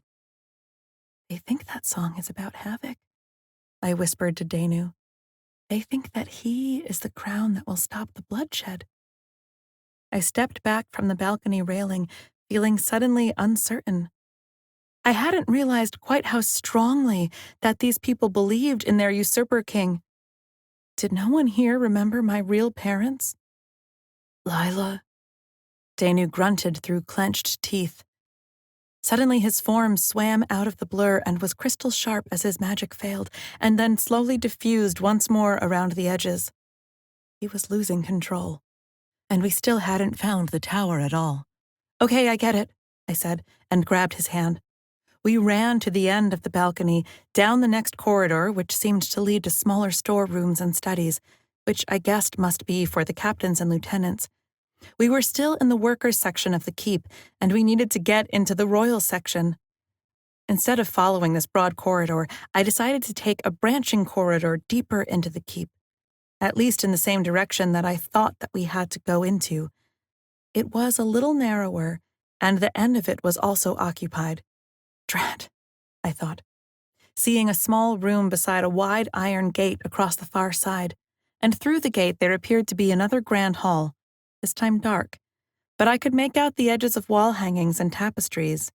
It was a guard station, and there was the eponymous sentry, seated on a small bench, with his halberd beside him. He looked like the sort to be watching over the entry to the more official part of the palace keep. He was a broad-shouldered man, and he wore a finely tooled breastplate, elaborately designed helmet, shoulder pads, and greaves.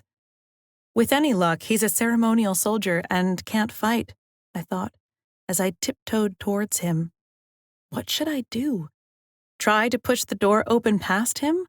What if it was locked? I held my sword at my side and wondered if I had so little honor as to run him through when he couldn't even see me. No, I didn't. I reversed my grip so that I could hit him with the flat of the blade. I had just decided I would knock him out when my plan was disrupted by a whisper. Oh crap, Danu said, and suddenly the corridor, Danu, and I jumped into sharp focus. Bloody rocks! The guard suddenly gasped as we jumped into existence. His eyes widened and his face went pale in an instant. And, with the gasp, he collapsed to the floor. He had fainted from the shock of two fierce-looking raiders popping into life right beside him. Well, that was easier than I could have hoped, I said with a grin at Danu, seeing him clutch at his head. Danu? How bad? Better than it was before, I think. Whatever Crux did to me, it seems to have made the magic easier. He rubbed his eyes. But it still hurts like hell. Here. I unclipped the unconscious warrior's breastplate and blue-gray cloak, and helped Danu put both on. Last of all, I shoved the guard's halberd into his hands. As my first duty as regent, I appoint you, Danu Gate, as my royal escort. I thought that is what I did anyway. He managed to smile. He couldn't be that much in pain then. And I have no idea how to use one of these things. He frowned at the halberd in his hands. I was actually thinking you could lean on it if the pain gets worse, like a walking stick, I told him. But if we run into any trouble, you use the pointy end. Think of it like a fishing spear, I explained, before tying up the Roskildian and arranging him on the bench as if he were drunk or had decided to take a nap. It was easy to find a large ring of iron keys, and we were through the last gate and into the palace proper. Whoa, Lila, do you see that? Danu gasped behind me. Yes, Danu, I see. I muttered at what he must be looking at.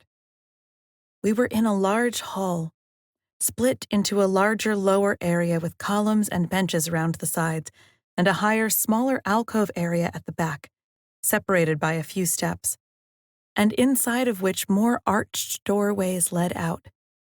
On our own lower level there were more doorways, and in between them were tapestries hanging over statues and busts. But that wasn't what Danu was looking at, was it? We were both looking at the raised level of the hall, where the tapestries had been replaced by large oil paintings. The largest and grandest of the paintings were all of a tall and thin man with black hair that was ferociously braided back from his head. He had a thin, weak beard, nothing like Chief Cassian's, and wore gold-edged blue-gray robes. Havoc. I just knew it. Who else would have multiple pictures of themselves? The real source of our shock were the smaller pictures, hanging all the way up to the curving rafters above. There were generations upon generations of portraits in here, of men and women, and sometimes couples, and sometimes children, all staring out of their pictures in a watery sort of way, and wearing the blues, silvers, and grays of the Roskildian noble colors, with a few splashes of red and purple. But it was more than that. They all had dark hair like mine, and many faces showed an uncanny resemblance to my own features.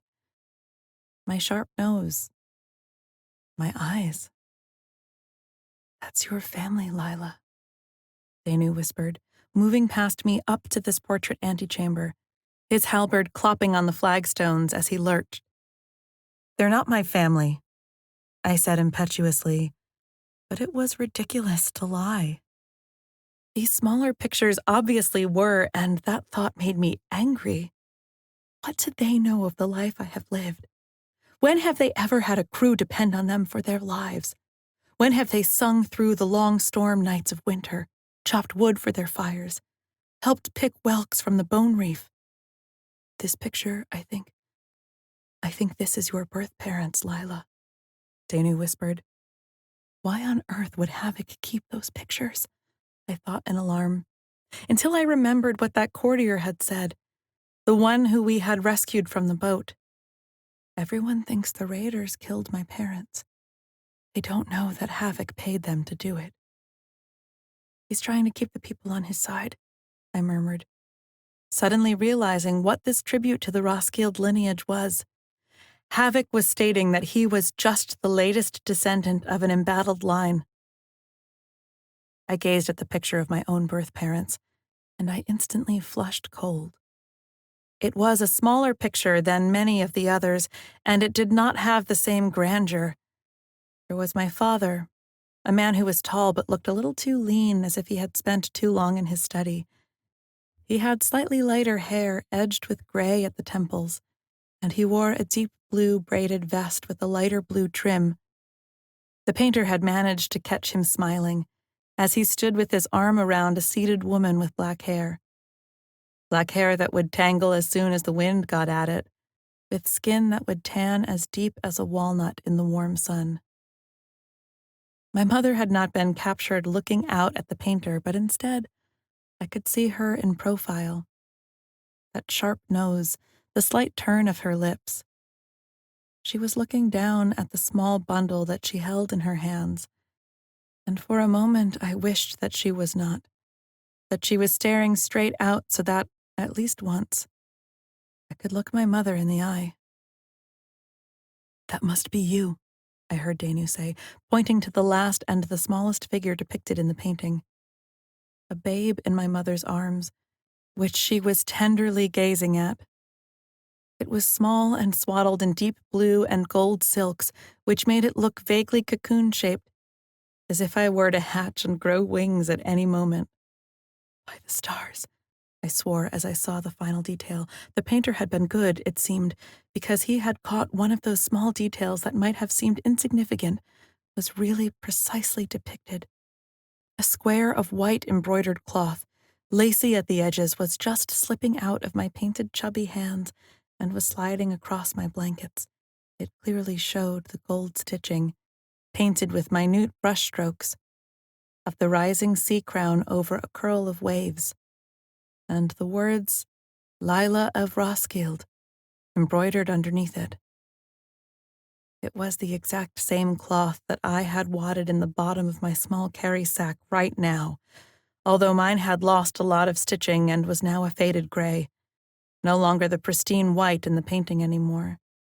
It was the same cloth that my foster father Kazian had kept when he snatched the babe from my real mother's corpse and had delivered me to his own grieving wife, Ayla.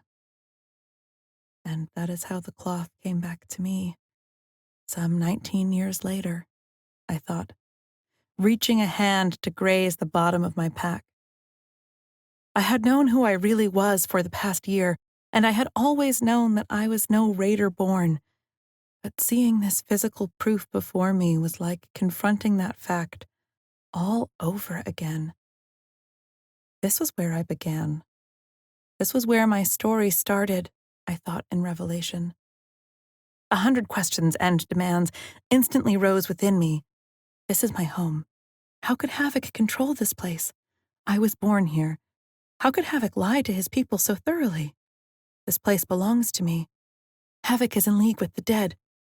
It was hard to describe, but it was as if I had woken up and seen the world with new eyes.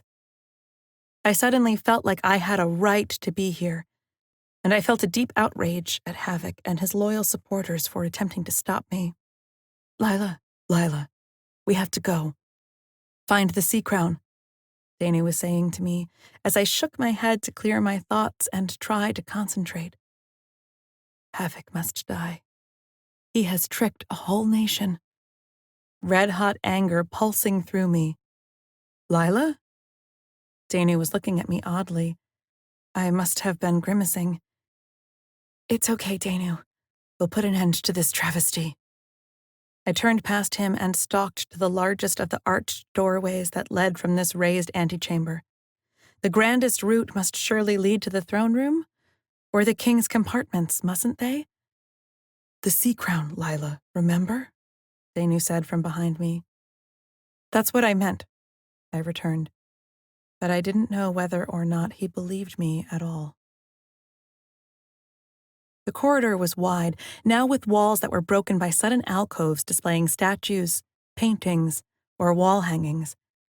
It was the middle of the night, so the archways that opened out onto more sedate eating halls or study areas all appeared to be deserted, apart from the glow of lanterns hanging on their sconces.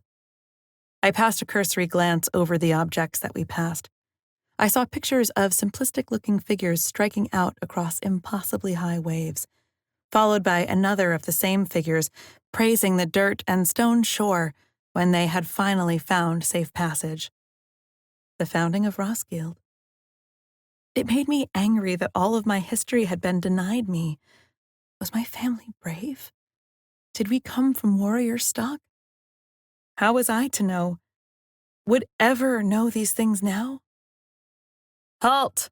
Someone shouted from an archway as we jogged past. I just ran faster. Lila, guards! Danu gasped. Lots and lots of guards. I spared a look over my shoulder to see that, yes. Spilling out from one of the corridors were at least 5 or 6 heavily armored guards in the same elaborate armor that the fainted one had been in. We were out of the reach of everyday soldiers and infantry, it seemed, and now in the jurisdiction of the elite palace guard. Don't worry, Danu. If they're shouting that they don't want us to go somewhere, then we're on the right track, I called back, feeling giddy and dangerous. What was wrong with me? A moment of clarity amidst my anger. Nothing. There is nothing wrong. I just want my revenge, I told myself, as we slid across the flagstones, around a corner to another wide corridor, this time with a broad set of gates in the wall at the end, and 2 palace guards standing at it. They must have heard the commotion, as each had his halberd lowered already. Stop them! Intruders! A soldier shouted from behind us, as I raised my sword and, with an ululating raider cry, charged. Silenci ambit! Something like a gale of wind rushed past my shoulder, almost knocking me off course, and 2 sentries were thrown backward from where they stood. Purvis ambit! Danu roared, clutching his hand tight as the groaning men tried to push themselves up, somehow getting caught in their cloaks. The metal-shod greaves half slid down one's leg, and the other's helmet fell over his eyes. It was like watching the worst series of unfortunate wardrobe accidents ever. You did that? I said as I skidded to a halt outside the gate. Never mind. Better than you getting us killed. Keys, Danu snapped, making more gestures with his hands as the 2 warriors ahead of us tripped, slid, and fell over each other. I fumbled for the keys that I had just so recently stolen. Not stolen, this is my palace, and searched for the right one to open this gate. On the other side was a set of stairs leading up. It must be the tower. Ambit! Danu shouted, this time at the other set of palace guards as he threw the wind ball at them and knocking them over like a child's game. Wrong key. I tried the next. But Danu was hissing as he thudded his back to the wall, still holding out one hand to control whatever arcane forces he was summoning. Some of the palace guards were still pinned to the floor, whilst others had managed to roll to the edge of the alcoves and crouch behind statues and ornamental art. Crossbows to the front, their captain ordered, as that key also didn't work and I tried another. Lila, I can't hold them off much longer, Danu was saying. Click. Yes! The gates swung inward, and we fell inside before I clanged them shut and locked them. Danu thrust his halberd against the bottom stair and the gates, just as the first of the soldiers got to the other side. Luckily, these ones didn't have crossbows, and we jumped back as they jabbed their swords through the holes in the gate. Up! Up! I seized Danu by the scruff of the neck, and we scrambled backwards up the stairs as the palace guards tried unsuccessfully to batter the gate down. That won't hold them long, I breathed, as we turned up the spiral stairs. Better than being skewered, Danu groaned, thudding from one side of the wall to another. He has called on a lot of magic in little time, Crux warned in my mind. He grows strong, but he cannot continue like this. Can't you send him more of your dragon power, like you did before? I snapped, feeling a flash of anger at how we were so close. How can you ask me that? Humans are not meant to hold too much dragon life. Do you want Danu to become like Enric? This witch Oto? Crux was annoyed. He'll have to be fine then, I snarled, holding Danu's hand as I ran, 2 steps at a time upward, my sword in the other. Danu will have to be fine, I thought as I ran, because I am going to need him when I kill Havoc. What? And how will you escape surrounded by enemies? I could feel Crux's sudden anger. I can hear alarms, bells, and shouts, you know. That stone box is coming alive. And I can smell many hundreds of people in there. I could feel the dragon shifting his weight from foot to foot through our connection. I caught a sudden snapshot of the night air around him in a deserted corner of a scrubby field near a stream. He was getting ready to fly to us. Not yet! I need to finish this, I begged him. A savage growl from the dragon on the other side of my mind. You might die. I won't, I promised him, not knowing if I could keep that promise. Right now, my anger felt like it could accomplish anything, as 19 years of suppressed rage and heartbreak was still rushing through me. If the dragon understood that or not, I didn't know, because Crux did not respond. Instead, when I reached towards him, I felt nothing. He had shut off our mental connection with a hot breath. I had no idea if he had decided to leave me to my foolish fate, or to damn the arrows, the bolts, the spears, and the cannons, and attack the palace keep himself in order to save me. But he wasn't cloaked. Danu hasn't hidden him with his magic, I thought in alarm. This entire stronghold against one young bull phoenix dragon? He will die trying to save me. No. My feet slowed, staggered on the steps. Lila? What is it? Danu asked. I felt terrible and ugly inside. Seeing Danu blink from under heavy eyes, it struck me that my thirst for revenge could well kill my closest friends. That was not what any of my parents would want, surely. Get to the nearest window, I said with only a little reluctance, and then we escape. This was a fool's errand. What? But the sea crown. A way to defeat the dead? Danu pushed himself to standing, shaking his head at me. If we don't find a way to stop the dead, they will take over everything, he said in alarm. Well, maybe we find another way to do it then, I said sternly. Something that doesn't involve us losing our lives in here. My anger was fizzling out and drying up, leaving panic and fear as I considered the alternatives. We could go back to Siebel, search the library again. I could entreat E6 and the other dragons again for their help. Come on, Danu, it's not much further, I said. seeing a glow from the top of the stairs above. The stairs ended at a wide door with carved stone lintels and doorposts, depicting leaping waves and sea serpents. I just had to hope that one of these keys would work in the lock. Click. It worked on the first go, and I swung open the door to reveal the room at the top of the central tower. I stood in wonder, for there sat a throne made of dull gold, with a plush velvet-cushioned seat in the center of the mosaic floor, surrounded by a circle of tall sconces. But why was there a throne up here, where no one could reach? It just didn't make sense. The ceiling was a vaulted dome, and I knew the outside must have been made of the gleaming gold we had seen from outside. Tall windows were set in the 4 cardinal points of the room and filled with stained glass depicting seascapes and small boats, and in between were shelves stacked with bottles, ornaments, and maps. The only furniture in the room apart from the throne and the unlit sconces was a small side table, upon which lay a collection of maps. "To the window," I said, my heart feeling heavy. "There's no sea crown here." I didn't doubt that this was just the sort of place where it might be held. It had the feel of somewhere secretive and hidden, an inner sanctum perhaps, for the despot king of the Roskildians. "Get up there!" We could hear the tramping of feet and the shouts of the palace guards below, as they must have broken the gates down. I have failed. All of this effort for nothing, I thought miserably. My foster mother had been right. I shouldn't have come here. "They're in the witch's tower!" I moved to the nearest window and raised my scimitar to smash it open.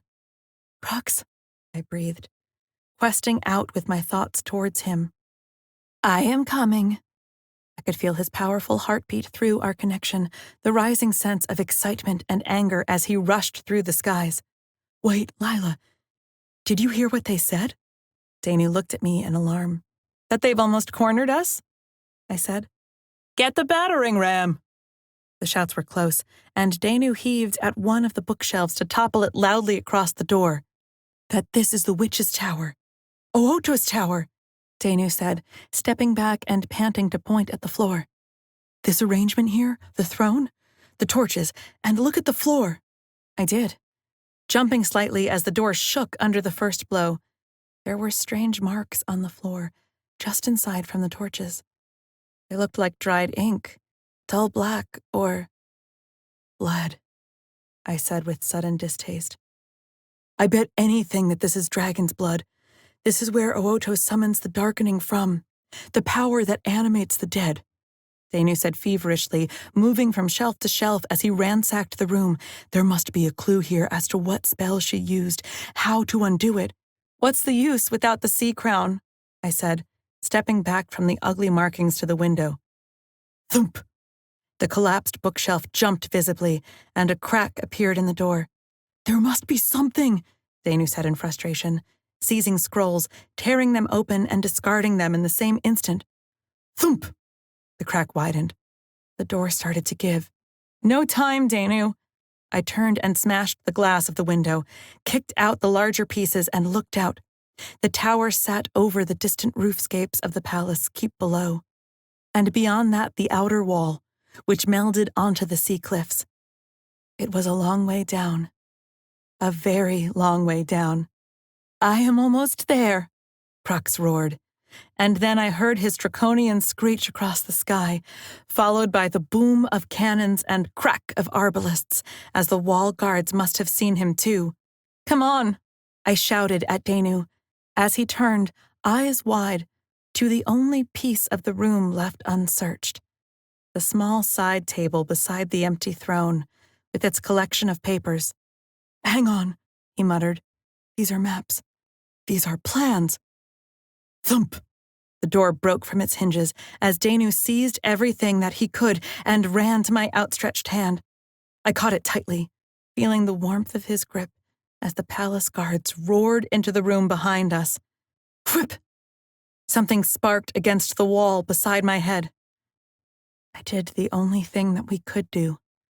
With Danu's hand in my own, I jumped.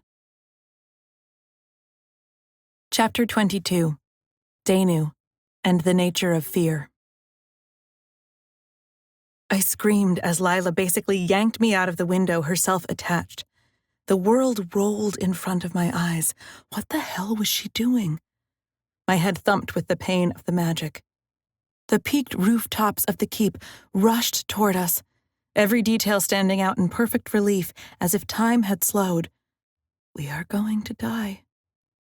I couldn't let go of Lila. What spell could I use? A roar reverberated around us as suddenly the world went black and all of the air was knocked out of me in one burst. My stomach flipped once again, and I opened my eyes to see the blur of stone battlements, the astonished faces of guards raising their heads, and then the moon glint of waves. I am flying. How am I flying? There was a dragon over us, and beside me was squashed a hyperventilating Lila, both of us held in Crux's front paws as he dove towards the sea. Behind us, I heard booms and screeches as the palace keep fired its armaments at us, but we were traveling too fast. Another terrible wrench twisted my innards as Crux used his downward momentum to hurl himself upward again, raising over the bay like a cannon leaving its gun. Which was ironic, really, because right now there were the plumes of gun smoke coming from the stationed Roskildian Navy galleons as they sought to fire at us. Fly, fly, fly. I willed the dragon faster, and the phoenix dragon did not disappoint us. Peering from the edge of his claws, I watched him angle his wings like a hunting hawk, making himself into a dart shape before suddenly snapping them wide open to power himself faster again. I thought I had already seen the limits of the dragon's speed, but I had clearly been wrong. I could go faster if I wasn't rescuing you two. Crux's voice half-jokingly growled inside my mind. I'm not arguing, I said, and meant it. Danu? It was Lila squashed beside me, patting one of Crux's claws for him to loosen his grip just slightly. We had cleared the line of the dead ships, and now Lila was pulling herself into a more comfortable position beside me as she looked at me. You look terrible. Oh, great, thanks. But I felt ill. My limbs were aching and my head was pounding. Was using magic always going to come with this pain? I would gladly give you a little of my life again, Danu, were I certain it would not corrupt you, Crux said, and immediately shook my head. Your life? The words sunk into my heart. Is that what he had been doing? Giving me his actual years and strength? The thought made me feel sick. No, you can't do that, I managed, but somehow my thoughts had convinced him. It was already too late. A surge of warmth spread through me from the dragon holding me, and a clarity settled over my mind. I felt stronger again. Not healed, as I could still feel the after effects of the magic, but much better than before. Disturbingly, however, Crux's wings wobbled a little unsteadily, and we dipped as if buffeted by a sudden breeze. I had a sudden thought. Did it hurt for a dragon to give their life to something? It always hurts to give your life to anything, Crux said in his cryptic way, and I had no idea if this was another piece of romantic dragon wisdom or if he was speaking physically. Then don't do it, I laughed. It was easy for me to see the funny side of it, now that I was full of stolen energy. Not stolen, Danu dragon friend. Given. Freely, Crux said, settling into long and slow beats of his wings as he raced southwest, back across the barren sea and towards the other side of the Western Isles. I'm sorry, Lila said beside me, waking me from my dragon conversation. Oh. I remembered the feral glint in her eyes, the savage certainty that she seemed to have, that she was going to kill Havoc. It's okay, I said, but I knew that it wasn't. Why did I care so much about what happens to Havoc? I tried to reason with myself. The man was a tyrant and a monster. He had ordered the sacking and invasion of not only Lila's home of Malata, but also my home, of Sibyl. He was her uncle, I remembered the courtier saying. It made me feel unsettled and uncomfortable when I thought about it. I shouldn't have suggested trying to steal the sea crown. Everyone was right. I put all of you in danger, all in the name of revenge, she said. My interest was piqued, though. This did not sound like the fierce sea raider princess that I had come to know. What changed your mind? I said. It was thinking of what would happen if I lost either of you. She looked at me with wide eyes, the distant starlight catching them so that they shone. I have lost so much already that I couldn't bear it if anything happened to you two as well.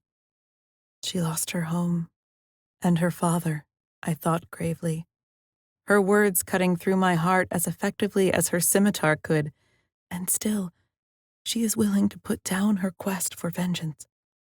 Maybe this means she wants to finally become a princess, a liberator for the Western Isles, not just a raider.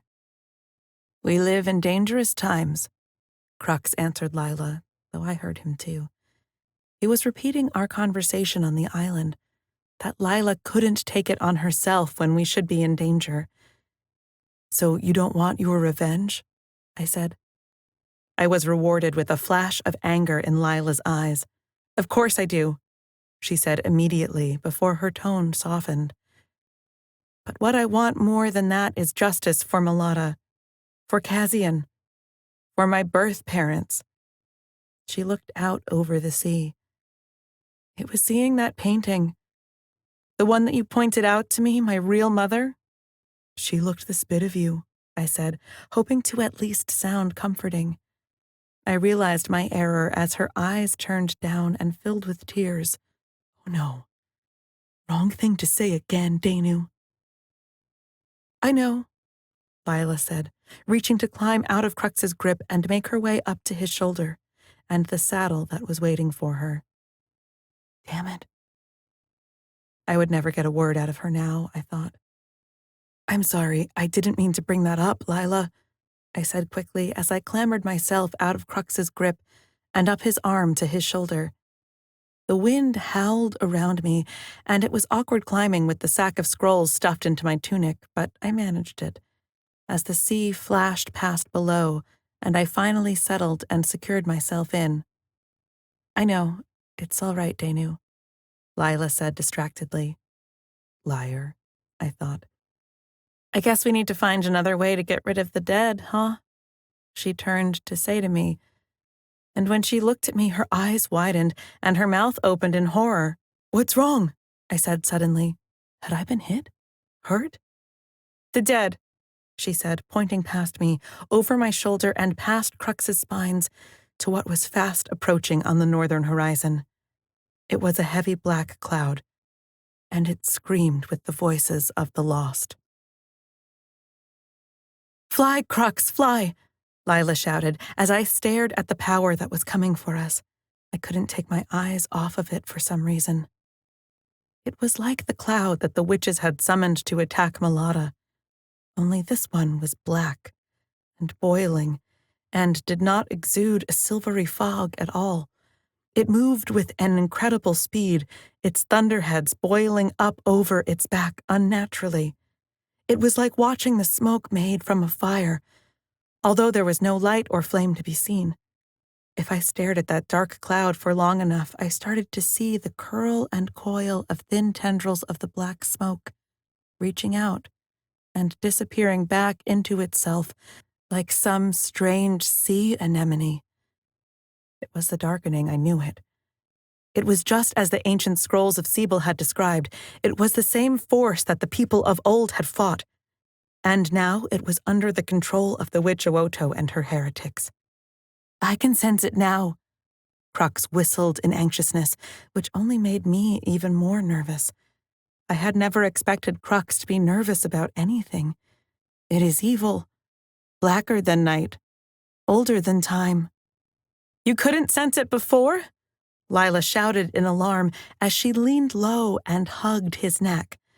No. It was like the fog at the island of the raiders. It made a shroud in my mind, which I couldn't see. I could feel the great beast's anger and confusion clearly. I still cannot see through it, but such a great evil cannot hide itself from me any more. Then we had better fly as fast as we can, I thought, hugging myself low in imitation of what Lila was doing and willing Crux onwards. If only I hadn't taken his life force from him twice. He would be quicker then. He would be able to flee this thing. If fleeing was even possible. A dark thought snuck into my head. The cloud covered the entire northern horizon, and it was both low over the waves and high into the sky as well, eating the stars as it advanced. It must be Oto, angered by our attack into her very home. Or maybe angry at what I stole. The sack of stolen scrolls was still scrunched inside my tunic against my chest, and even though I wanted to look at them, I wanted to see what could be worth this tremendous act of necromancy, but I daren't bring them out into this wind. If I were to drop them now, then our entire mission and this danger would be for nothing. Fly, my friend, fly. I thumped my head back down onto his warm scales and scrunched my eyes tightly shut. We flew through the night, with the unholy storm of the darkening always on the horizon, fear and terror always in my soul, even through bouts of semi-feverish sleep. It was as if the dark magic itself cast a pall over our minds. I certainly felt terror and fear like I have never felt before. And on the odd times that I managed to catch Lila's eyes, her eyes were wide and her face pale, just as I am sure that mine were. At one point I extended out my hand and found hers in the darkness. It was shaking with either cold or fear, but we held onto each other's fingers where we lay, both pressed down against the dragon's back. Beneath us, Crux performed a heroic feat. He beat his wings in a fast staccato rhythm right through the night, alternating his flying styles every now and again, to widen his broad wings out to fully catch as much of the currents of the wind and air as he could, before hurling himself forward once again. His breathing was like a bellows, rhythmic but extreme, as he forced the air in and out of his body. We spent hours like that. We must have, as dark shapes flashed beneath us, which I took to be the inner isles of the archipelago, and then larger land masses, which had to be the westernmost islands. Still, the darkening behind us ate up the sky as we raced towards the fading starlight. Would we make it back to the raiders? Should we even try? The fears and worries were as relentless as the crowd was behind us. Maybe we should just try to fly as far as possible. But where? If we flew west towards Siebel, then we would be forced to directly cross the darkening's path. Both north and south were controlled by Havoc now. That only left east, towards the mainland, and towards the raiders. We can't make it. It's too relentless. It's too fast, I thought. Again and again, as my fingers squeezed the hand of the woman ahead of me. It was sometime during this ordeal that I came to realize that this fear that we were feeling was itself a part of the darkening's power. Of course we were scared of it. We had seen the living dead walk out of it. I had read legends of how it had sucked the life from ancient Middle Kingdomers as easily as a fierce gull snuffs a candle. But this heart-hammering terror that made me flinch and shiver wasn't just that. For one, the terror kept on attacking us, I thought. Was that even possible? Could it be that the darkening has the power to get into our very thoughts? Yes, Crux said, suddenly pushing himself into my mind like a warm, illuminating force amidst a sea of darkness. I felt better just being in the presence of this fiery, light-filled spirit. But the darkening was affecting the dragon too, for his inner fire was dimmed a little, and he seemed a little less sure of himself. I had never known the bull phoenix to not be sure of himself. The life force he had given me, I realized. I was stronger right now because Crux was weaker, because my friend had given me some of his strength. What if he had given me too much? Just as dragons connect with others with our thoughts, so too can the darkening connect with others, Crux drawled. It is our twin, but one made of shadow and cold. I wondered then if my fear and misgivings were a way that the darkening was using to pull us from the sky. Was it even possible that it could exploit our weaknesses? Turn power-hungry men like Havoc into monsters? Turn witches like Ooto into... No, she was pretty evil to start with, I snarled, shaking my head, and with it, my fears away. Lila, you have to listen to me, I shouted at her. In response, the princess of the Sea Raiders and the Western Isles opened her eyes a crack. She had been crying, and she looked frightened. This is all my fault. That thing will fall on what is left of my people, and that will be it. I will have doomed everyone. No, it's not. Now you listen to me, Lila Roskilde. I used her full and real title. I think that darkening, that evil magic of Ooto's, is getting into our mind somehow. I think that it's making us more scared, angrier, more vengeful. You have to fight it, I demanded of her. What? She started to rouse herself, her eyes looking puffy and tired. We have to fight the darkness, Lila. Tell me, what is your best memory? I shouted. Lila shook her head to mutter. What does it matter? We're all going to die anyway. Just tell me. That's all that you have to do, I begged her. Crux's wing beats were becoming labored and unsteady. He must be tiring, I knew. How far and how fast had he flown in just one night? Had any dragon done such a task? Maybe this is impossible. Maybe we should give up. No, that was the fear talking. And we weren't creatures of fear. We were creatures of fire. Tell me. I gripped Lila's hands hard. Ow, okay. The wind whipped her hair back and forth on her head. It was crouching on the prow of the Ariel as my father captained it, and I was flying forward over the waves. Good, I said. Although Lila's eyes weren't brightening, the fear still had her in its clutches. Maybe I had been wrong. Maybe this was a stupid delusion. That was your best memory? I said in alarm. Yes. It's changed now. Lila suddenly looked up at me, and there was a spark of something in her eyes. Spirit. It changed the very first time that Crux held me in his claws and we flew together. When we bonded, I heard her voice grow stronger as the memory, summoned just by the act of speaking it, grew in her. Now it's flying with Crux underneath me and feeling the wind in my face. She grinned her savage, defiant grin. It's when you are traveling faster than anything has ever traveled before, when you can see the entire world spread out underneath you and the skies before you, and you are open and endless. She spoke loudly and had lost the slump that had been in her shoulders.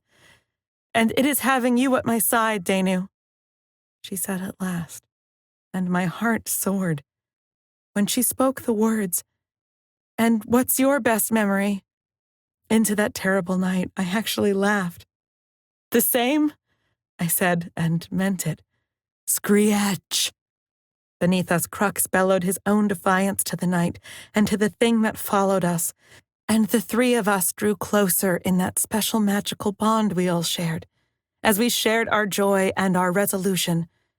So we became stronger. It was then that something incredible happened. Or maybe it wasn't so incredible, but was just about to happen all the time anyway. The sky behind the darkening storm was lighter, and I hadn't even noticed it start to rise. In fact, the sky behind the darkening had turned from pitch black to a watery sort of gray. "Dawn is coming," I murmured, feeling a goofy smile spread across my face. Of course, my rational mind knew that any magic could withstand the coming of a new day, and a spell as ancient and powerful surely shouldn't care whether the sun was shining or not. But I also knew, in that ancient heart of hearts that I shared with Lila and Crux at that moment, that if the sun was rising, then the darkness must recede, at least for a little while. As if in response, the darkening storm slowed behind us. It did not fill the northeastern horizon as it had done a scant little while before. Crux trumpeted his victorious call again, as if to greet the coming sun, as the light rose and rose. The darkening storm was indeed growing smaller. Its contours were not so violent and black, but wisping away like morning fog on a warming summer's day.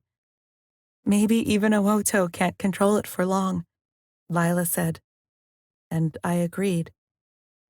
It was undeniable now that we were escaping, and as the darkening storm became nothing but a dark gray smudge on the horizon, and finally dwindled to nothing, I let out a relieved sigh and slumped back down on Crux's neck.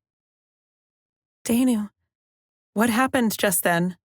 Lila asked, still keeping her eye on the corner of the sky where the evil spell had been. "I think," I started to say, wanting to tell her about the ancient legends in Sibyl, of the generous power of the sun, and light, friendship, and warmth to always drive away fear and darkness. That since time immemorial, people have believed that all good things come about under the daylight. But a wave of exhaustion washed over me. How long had we been awake for now? A day and a half? And most of that had either been freezing or fleeing? "I think that we kicked its butt," I murmured instead, as sleep took me, a deep, natural sleep in which I would not dream. Chapter 23. Lila and the Plans. We flew into the morning light with Danu like the dead at my side. He slept deeply from that first light of morning all the way through to the late afternoon of the next day, when I sighted the clouds of the southern mainland. For myself, I had managed to catch a few hours of sleep here and there, but found myself waking often and abruptly, certain that danger must be following us, but seeing nothing save distant islands and endless seas. I could tell Crux was exhausted. He had stopped racing forward and only moved his great wings with the fewest and softest movements. Most of the time he seemed content just to glide silently over the waters, gradually dipping lower and lower until his belly was barely skimming the wave tops, before he would thrust his wings down again, and we would lift a little. "Oh, Crux," I said, putting my hands to the scales of his neck. They were barely warm, which scared me. Usually, the dragon always radiated heat from the scales on his body, as if he was only barely in charge of the fires that he contained inside. But now, "I will be fine, Wave Rider." His voice, usually brash and booming against my mind, was little more than a whisper. "We must stop," I said, wondering why I was the least affected of both of my companions. Ah, the magic, I realized. Danu had used a lot of magic, an act that seemed to tax him greatly. And Crux not only had flown farther and faster than any creature that I had ever heard about, but he had also given some of his inner fire away to Danu, to heal him. They were both recovering in their own ways from their use of that precious life stuff, while I was just nursing the pains of my own stupidity. Why had I ever thought that breaking into the stronghold of Havoc was a good idea? The dragon made no noise to correct me, but I wasn't sure how interested he would be in my own miseries at the moment, anyway. Dragons are terrible when they are tired. "Stop thinking about yourself, Lila," I reprimanded myself, instead forcing my eyes to search the growing lines of the cliffs and the inlets. At least I could be useful as a scout, maybe. My abilities in that regard were also unnecessary, however, as no sooner had I spotted the estuary I was sure led to the raiders and the refugees. A small cloud of the orange drakes rose on the evening airs and started to whistle and chirrup at us. "Go away," Crux grunted as he bared his fangs at them, not even bothering to roar or call. The smaller orange drakes, still larger than me, but not by much, it has to be said, paid absolutely no attention to him as they flew in small gusts and gales like a flock of jackdaws on the wing. It was a wonder that they didn't smash into each other. Their flight was so erratic. "They like you," I tried to comfort Crux. "They are idiots," the phoenix said in return, as the orange drakes broke off from their flight and darted back the way that they had come. I watched them wearily, the way they darted and shot near their home cliffs, before flaring their leathery wings and returning halfway to us, and then flying back. Just as if they were checking up that we were following them. The thought started to grow on me, almost like... "Something's wrong," I said, my blood starting to pump. "What?" Danu cracked open his eyes. He had been asleep, somehow, for more than an entire day, and I could tell that it had done him good. "The orange drakes, they want us to follow them, like they want to tell us something," I said once more, urging Crux onward. The bull phoenix growled this time and managed to beat his tired wings and speed a little faster after his smaller entourage. "What's happening?" Danu rolled his shoulders and leaned forward. "It's the orange drakes, I managed to say, as we rounded the headland and saw the shallow bay where we had moored our migrant boats was in turmoil." "No."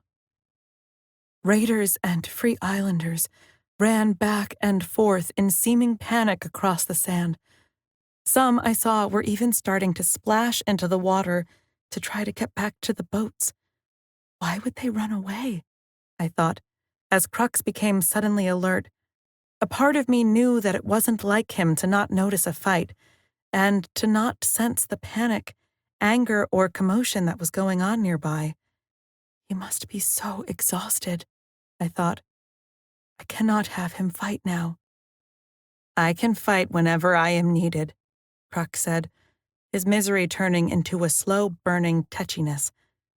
"Good," I thought coolly. "Maybe we will need him angry before long." I readied my saber and asked Crux to swoop low over the sandy beach, anywhere that he could see where it would be safe, as I and Danu prepared to jump. "And me? You just want me to fly around in circles above you?" Crux said. "Just see what is going on and come back," I said, not knowing whether I could dare risk him when he was in this state. Crux would usually have argued against that sentiment, but now he did not even bother, as he flew low and slow over the eastern end of the beach, and Danu and I jumped off to roll in the sand. "Pff! Pah!" I coughed out the fine stuff and pushed myself up. Danu was a whole lot slower beside me. Maybe he will be useless too, I thought in dismay. No time. I set off back across the beach at a run, heading for where the knot of people was thickest. "Out of the way! I have returned! What is going on?" I bellowed and shouted as I pushed and shoved raiders, sailors, and islanders out of my way. The sandy dunes and grass was hard slogging as it was, without the press of bodies. "It's not natural. I say we get out of here." "Where do they come from, huh? That's what I want to know." I could hear the shouts and angry declamations rising around me as I fought my way through the press of people. And then I smelt it. The terrible heavy smell of grease and foul meat. "By the stars, what is that?" I said, gagging as I held my cloak over my face and broke through the last ring of people. There was my mother, and Elash, and Sanga and Adair, and Jalprin of the Islanders, and they were arguing loudly in front of a burning pyre. My eyes slid away from what was inside the wooden bonfire, but it was also unavoidable. Bodies. "What in the name of all that is holy is going on here?" I demanded, striding forward into the bonfire light, my eyes watering. There she is at last," I heard Senga shout joyously, rushing to my side as we embraced in a fierce and quick hug. "Daughter," my foster mother looked exhausted. In her hand she held her own battle glaive, and I could see that its edge was dark with use. There had been a fight. A battle. But why the pyre? "Mother, what is the meaning of this?" I whispered under my breath. My mother looked at me with heavy eyes. "I don't think you succeeded, did you?" It wasn't a question. It was a statement. How did she know? I thought, as I turned back to the pyre. Oh. "They're not our own dead, are they?" I whispered. "No, they're not. Our own are buried up on the headland," Adair stepped in to say, looking worriedly between Pela, the others, and me. "It was the dead. They came here." "How many ships? What was it, a patrol galleon?" I said quickly, searching my friend's eyes. But it was the sailing master Elash who answered me. "We don't know, Captain Lila." The way that he said that final part made me want to knock his other front tooth out as well. "Because this lot came to us over the land." "Over the land?" I repeated, feeling stupid. "But how did they get there?" "They've landed, Lila," Senga said through gritted teeth, glaring at Elash. I did not know what hot words had been shared between them, but I knew that I would not want to be on the receiving end of one of Senga's glares. Besides, she had a friend who could breathe fire as well. "Landed? Here." Absurdly, I looked up and around as if I would be able to see the dark ship moored just out of sight. "A few leagues north, 2 galleons," Senga answered. "But apart from a party that traveled towards us and that we ambushed with the dragons, or tried to anyway," her face went dark for a moment, "they just kept on coming, Lila. Even after the orange drakes had hacked and slashed at them, even if their legs came off, they still crawled forward. We used dragon fire, but some managed to get through. They almost made it all the way to the boats before we eventually put an end to them with pitch and fire arrows." "Good thinking." I slapped her on the back, remembering what my father would do. "You did well. You protected your people. You should be proud." "We lost 14, Pela said on my other side. "We can't afford to lose anyone else." "No, we can't." I looked her in the eyes and shook my head gravely. "You say that they are a few leagues north of here? What are they doing?" "Camping, we think?" Adair shook his head. "Which doesn't make any sense. The dead don't eat. They don't sleep. They don't need clean water, do they? And yet, on the backs of our dragons, we could see that they were building guard walls and erecting tents and digging wells. They might not need to eat and sleep and rest for themselves, but that makes them the perfect workers for havoc," I said. "He must have sent them to build a fort here, and that means that he means to send living troops here as well." "An invasion? Of the South?" Elash pulled at his straggly beard as if he were going mad. "Have you lost your mind?" I was tired. It had already been a very long couple of days, and my friends whom I cared for needed rest. I'd had enough of Elash's lip. "Watch it, sailor," I rounded on him, even raising my scimitar blade.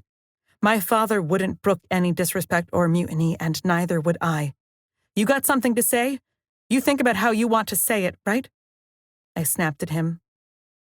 I saw the sailing master's eyes do a double take as he looked down the edge of the blade to me. He visibly paled and stepped back slightly. Well, at least I can still put the fear of blood into him, I thought. "It's just, Captain, that we are here, nigh marooned on the southern coast, on the edge of the southern kingdom. It's never been exceptionally friendly to us islanders, whether Roskildians or raiders. And it's huge, he said exaggeratedly. The southern princes of Vala must cover hundreds of leagues, thousands of leagues. What on earth would Havoc think he could achieve by invading Vala? It was then that Danu staggered his way through the ring of people and stared at everyone here with baleful eyes. His cloak was in tatters, and he looked ragged and weary with deeply haunted eyes. And in short, just like the sort of half-mad witch that many feared him to be. Lord Havoc has a new ally now, and it's not just the dead, Danu said. His voice sounded grim and hopeless. It's a power called the Darkening, and it hasn't been seen in these lands since the most ancient of times. It was powerful enough to bring the Torvald kingdom to its knees, twice. If it hadn't been for the alliance between humans and dragons, then the whole world, both Torvald Empire and the Western Isles, would be in a soulless misery of living death. The assembled throng went quiet at the thought of such evil. The only noise was the eerie keening of the wind above and the crackle, hiss, and pop of the burning pyres of the dead. Into that silence, Adair spoke to me through the side of his mouth, looking appalled. Wow, Danu really knows how to raise your spirits, doesn't he? I think you need to explain this to me, slowly. Pela was looking at both Danu and me with the same expression that she had always used when she had caught me sneaking out on the rowboats. We stood in the command tent, a large marquee-like structure that the raiders had apparently been using to plan what we should do next in our new home.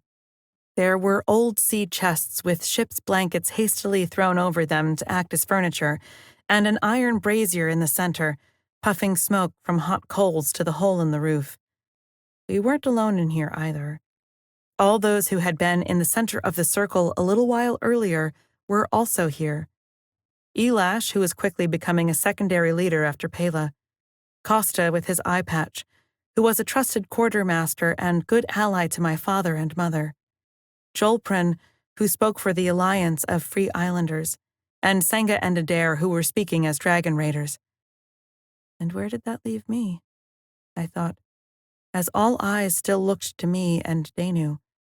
I wasn't a chief's daughter anymore, not even second in command, but somehow my word mattered. I have to speak for everyone. Well, Danu took a deep breath and leaned forward from where he sat on his sea chest.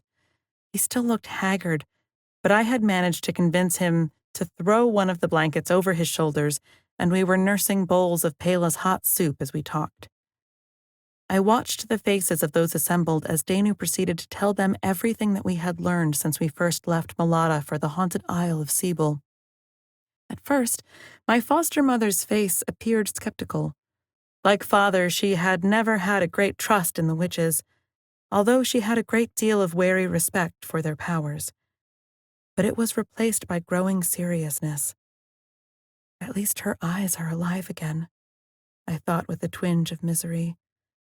Others like Elash and Costa remained fixed in frowns, as I guessed that they dismissed everything that Danu said purely because it was from a witch.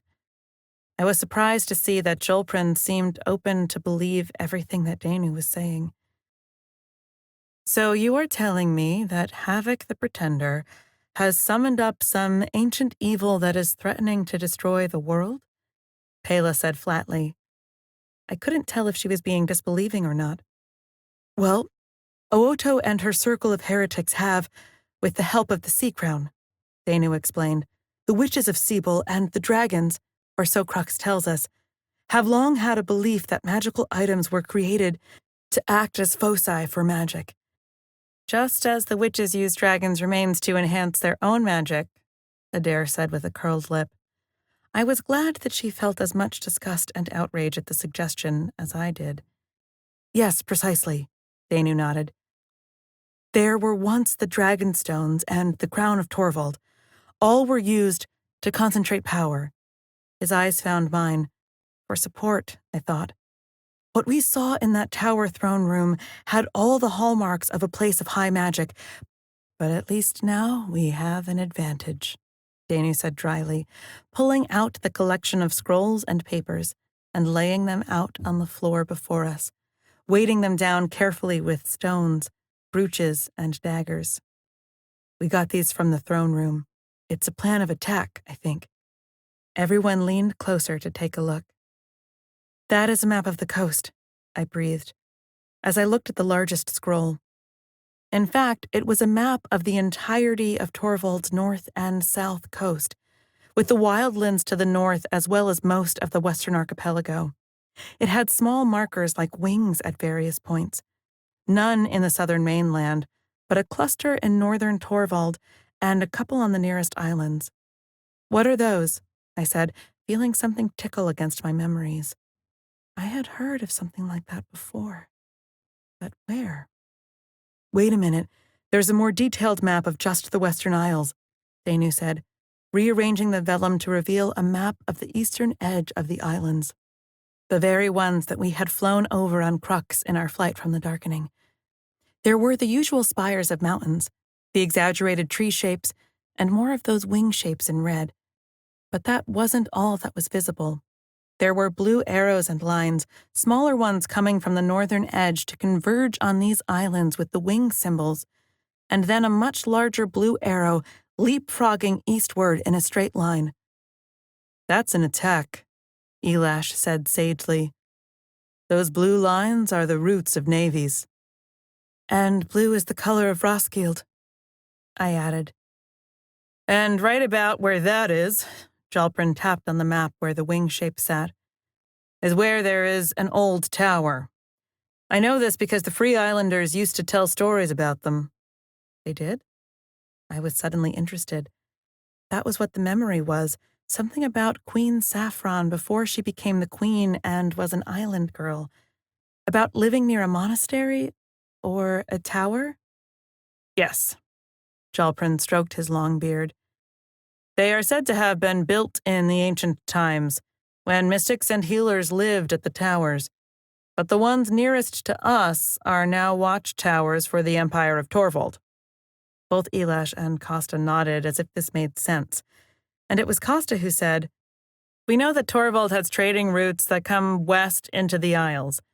They probably re-provision at these watchtowers, right? It finally clicked into place. The dead, building their encampment on the southern shores that they wouldn't even use. The Roskildian fleet going to the watchtowers of Torvald. They're planning an invasion of Torvald, I said abruptly, and all eyes snapped to me. Think about it. What do you do if you want to invade a strong force? I pointed at the watchtowers. You cut off any warning signs. You ambush. I looked around the room. They're going to destroy the watchtowers so Torvald is unaware of their attack, and the dead will already be waiting to take out any scouts that come this way before the Roskilde fleet get here. And the darkening, Danu added ominously.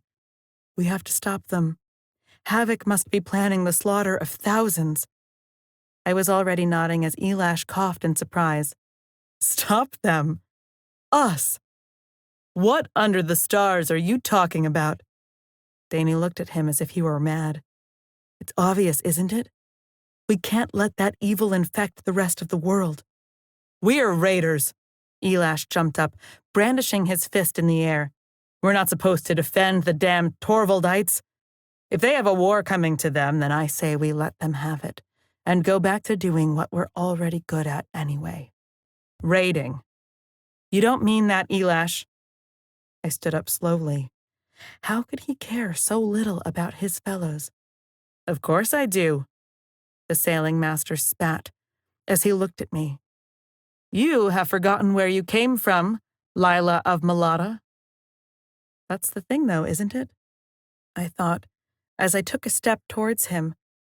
I haven't forgotten at all. I have found out where I come from. I'm not just Lila of Malata, sailor, I growled at him. I'm Lila of Roskilde, too. Elash screwed his eyes up in hatred, and at his side Costa looked appalled at what I had just said. So, you're going to side with Havoc now, are you, Roskildian? Elash spat the words at me. I slapped him. Hard. Elash stumbled back with a shout before rebounding and lunging towards me, but I was ready for him. Another punch straight to the bridge of his nose. My fist stung, but I felt the satisfying crunch, and he was flailing as he fell to the floor, swearing. Lila? Danny was at my side, fists balled at his side, and behind him I could see Pela and Senga and Adair backing us up. I got this, I muttered, kneeling down beside the growling Elash. Blood seeped through his fingers as he held his nose. You get that one for free, Elash, because you were a good sailor for my father. He knew which father I was talking about. But the next time you insult me like that, I'll treat you as if you had insulted my father. Everyone knew how Kazian would react to a mutiny. He wouldn't show mercy. Chief Kazian wasn't even your real dad, Elash foolishly shouted, as I heard Pela hiss behind me. He was every kind of father that matters, Elash. I think you've said enough now. Don't you? My mother's voice was low and deadly. I saw the argumentative sailing master look over at the only man who might have vouched for him, Costa, the quartermaster, but Costa just spared a watchful look between Pela and me before shaking his head and stepping aside.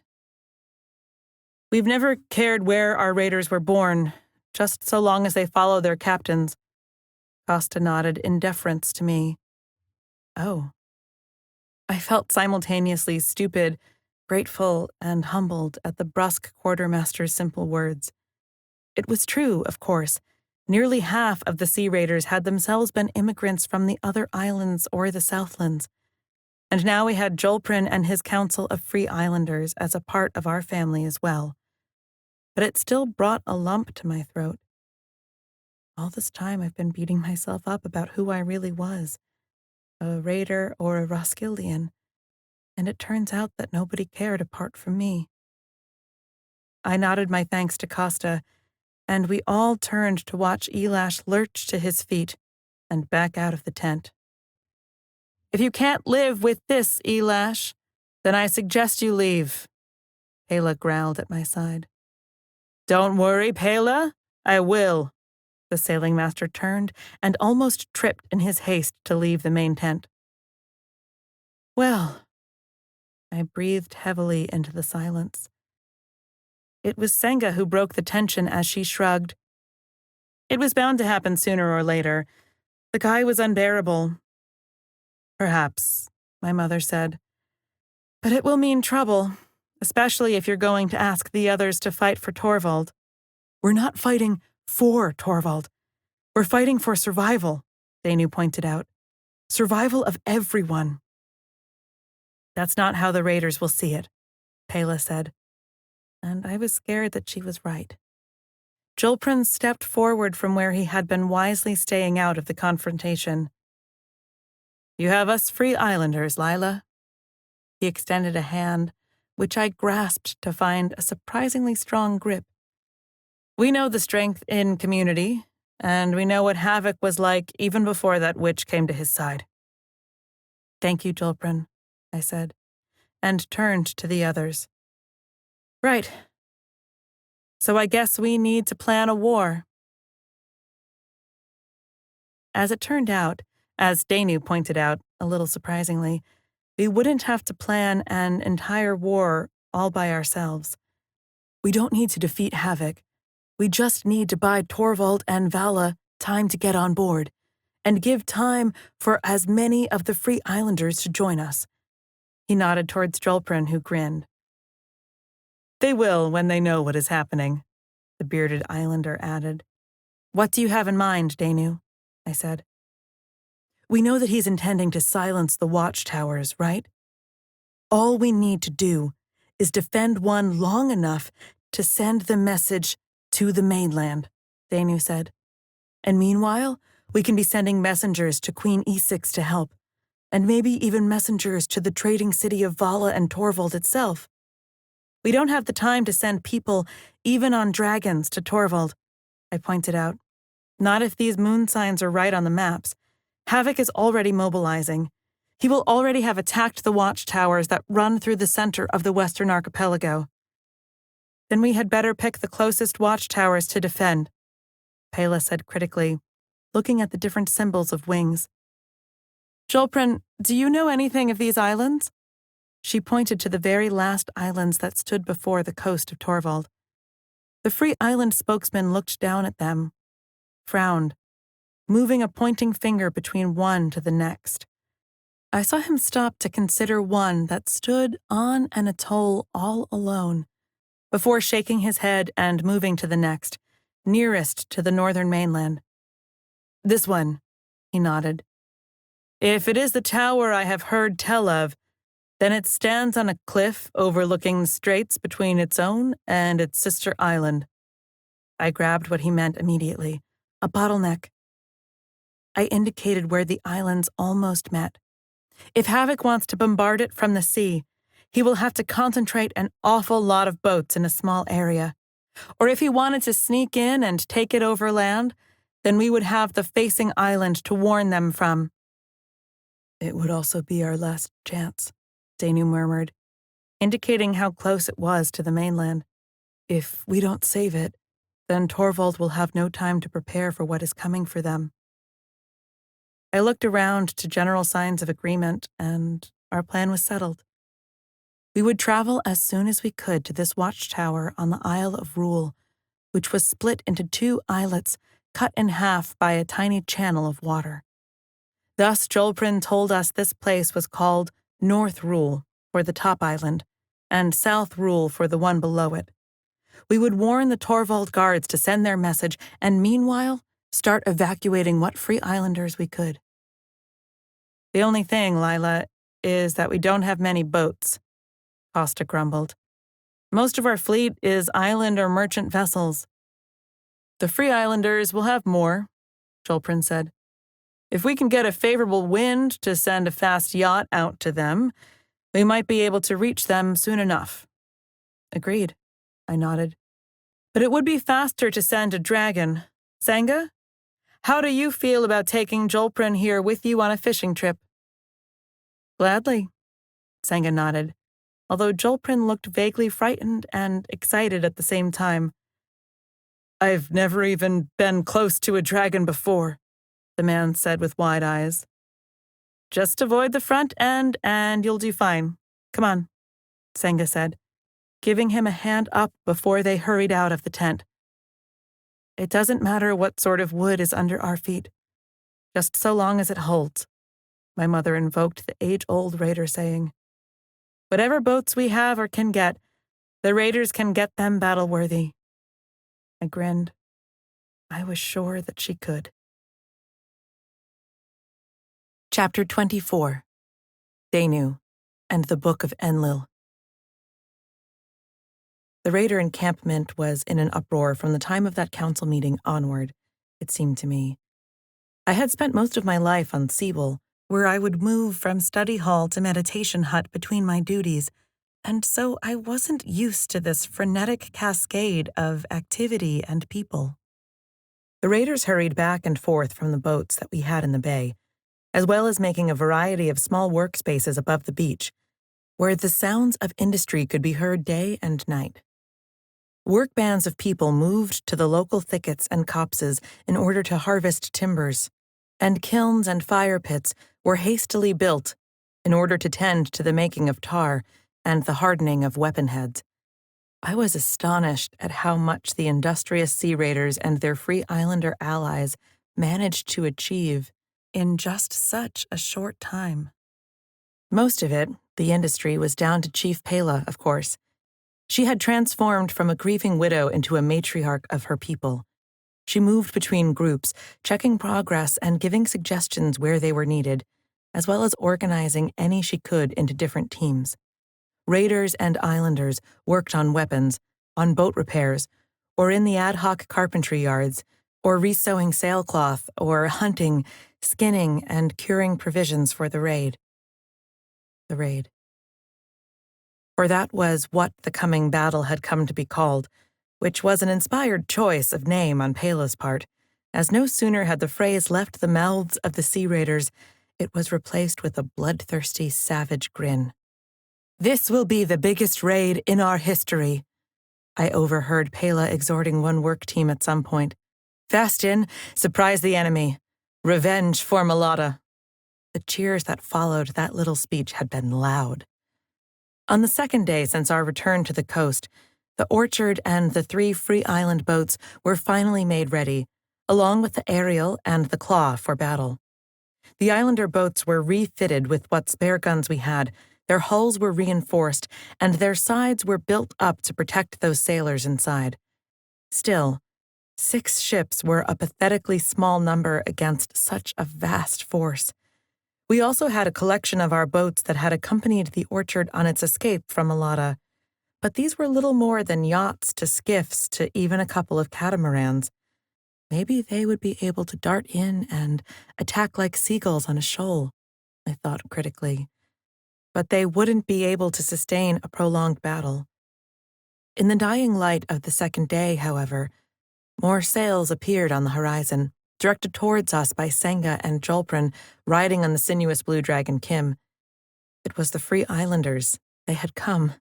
The joyous news spread through the camp as we welcomed a few hundred more sturdy Free Islander sailors and warriors, and the same number again in families and children. With them, they brought no less than 30 boats, ranging from longboats to semi-military carracks, with as many cannons as they had to spare. But was it enough? "I already have a plan," Lila told me determinedly that afternoon when I had voiced these concerns to her. She didn't stop to explain her plan to me, however, as she raced off to urgent military meetings with Costa and Pela. She did send one of the raider fisherwomen on a fast skiff up the coast eastwards, however, on orders to stay out of sight of the dead encampment if she could, and try to warn what communities and sailors she encountered. It was a small gesture, and the dead fleet were already menacing the southern shores anyway, but I knew that Lila felt like she had to do something to try and help the innocent villagers and fisherfolk who might live here. "And I just hope that you have a dang good plan, Lila," I sighed, finding myself anxious as I walked back to where Crux was still sleeping at the edge of the dunes. The great phoenix dragon raised his head to regard me as I approached, giving me a soft whistling chirr in greeting. "Your spirit looks heavy, dragon friend," he greeted me as always, straight to the point. "It is," I agreed, "but I am glad to see that my friend looks much recovered." I patted him on the snout as I produced the strips of cured fish that I had brought for him. He whistled happily as I threw them to him, noting with pleasure how his eyes were much brighter now, and that even his scales seemed to have regained their luster. The journey back from Roskilde had taken a heavy toll on his inner fire, he had explained to me, but it seems that rest and food were the answer.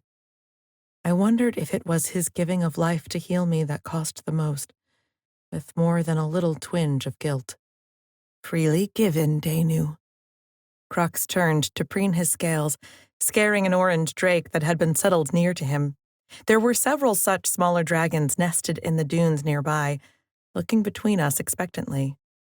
"They seem to have taken a shine to their Uncle Crux," I teased him with a wan smile. In return to that comment, all I got was a tail lash from the phoenix dragon. "What bothers you, Danu? We are about to ride into battle against our enemies. We are about to hunt as one great family.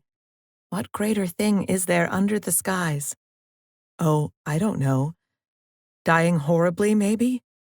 I said a little peevishly, earning another tail lash from Crux.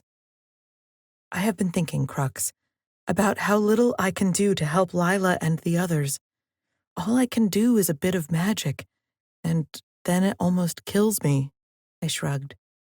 "A little magic?"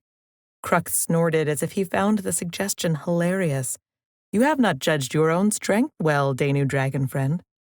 Very few mages were able to hide themselves as you did, or call the winds to serve them. That is a feat that only the ancient wizards and archmages could do, he said. It is? I was baffled. Yes. I think your magic is stronger with me. I think that our bond makes it so, Crux said. I nodded. It was the same conclusion I had reached. Still, I don't want to borrow your life for my magic during the battle to come. We will need you to be as strong as you can be. Just as Lila needs you to be as strong as you can be, Crux argued. It was hopeless. What could I do? Unless... There is something that might be able to help, Crux, I said, thinking furiously. When I was called to Sibyl, Afar and the others managed to reach out to me just through their magic, mind to mind.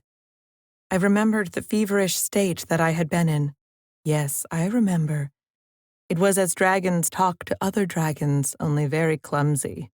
Crux opened his maw wide and lolled his tongue. Well, I have not been taught that technique yet, but I know that Afar can do it. Is there a way that you can help me, now, to reach out to Afar and the others so I can call on their aid for the battle? I had vague hopes that the good witches of Sibyl might be able to send magic across the oceans to attack Havoc's ships, or counter the darkening, or might even be able to teach me some powerful spell or rite that I could use. We need all the help that we can get, I knew. You wish to call on the witches as I call on the other dragons? Crux regarded me with his large eyes. I nodded, knowing that Crux had been spending the previous sunrises and sunsets on the cliffs above the bay, singing his long, ululating song out to the sun. It was a way for the dragons to communicate with each other, from what I gathered, but we hadn't heard a reply yet. Why don't you reach out to them like we talk? I asked the bull phoenix, tapping my forehead. Believe me, I have tried, human. Crux opened his maw, which could have been a laugh or a warning. Even Crux's nerves might be a bit on edge. I believe it is the darkening obscuring the message. A dragon's ears are almost as strong as our minds. They may yet hear my song on the eastern wind and respond. But it takes time for the message to be passed on. The phoenix had explained just this morning to me. And then Queen E6 will want a dragon meet with the seniors of her brood. Whatever the delay was, it was taking too long. We needed aid now. I will do it, Danu. Crux put out a paw to thump onto the sandy earth in front of me. Lie in my talons. Our connection is always stronger when we are in contact. I knew he was right, and I settled my cloak around me as I uncurled myself in the great dragon's claws and concentrated on staring deep into his golden eyes. Instantly, I could feel the connection between us, the bond, as he called it. It was like a surging ocean of warmth, and one that I could dip myself into at any time. I knew instinctively, too, that this was a great source of power, and that I could and had been using it to power my magics. Now you know why the mages and witches of the world seek us out, Crux said, at the same time proud and reserved. I am sorry, I said, speaking not only for how I had been using him, but also for all of the ways that dragons had been abused by my kind. Abused? Only when it is not freely sought and freely given, young Danu. Like now, between us. I heard Crux's words as that sea of warmth opened up to me. It was like being blinded, but not uncomfortably so, and of being burned, but with no pain. When the glare dimmed, I could see with my mind's eye the vast curve of the sky, which was crazily filled with every sort of cloud and weather. As soon as I concentrated on one section of clouds, my focus zoomed in to see them in intricate detail, to feel the currents of the air that pushed and held them where they were, to hear and smell and see the drifts of seabirds that flew at their head. The revelation continued as I looked down at the shapes of islands and continents, mountains and deserts. Everything was laid out in a panorama which was at the same time familiar as well as strange.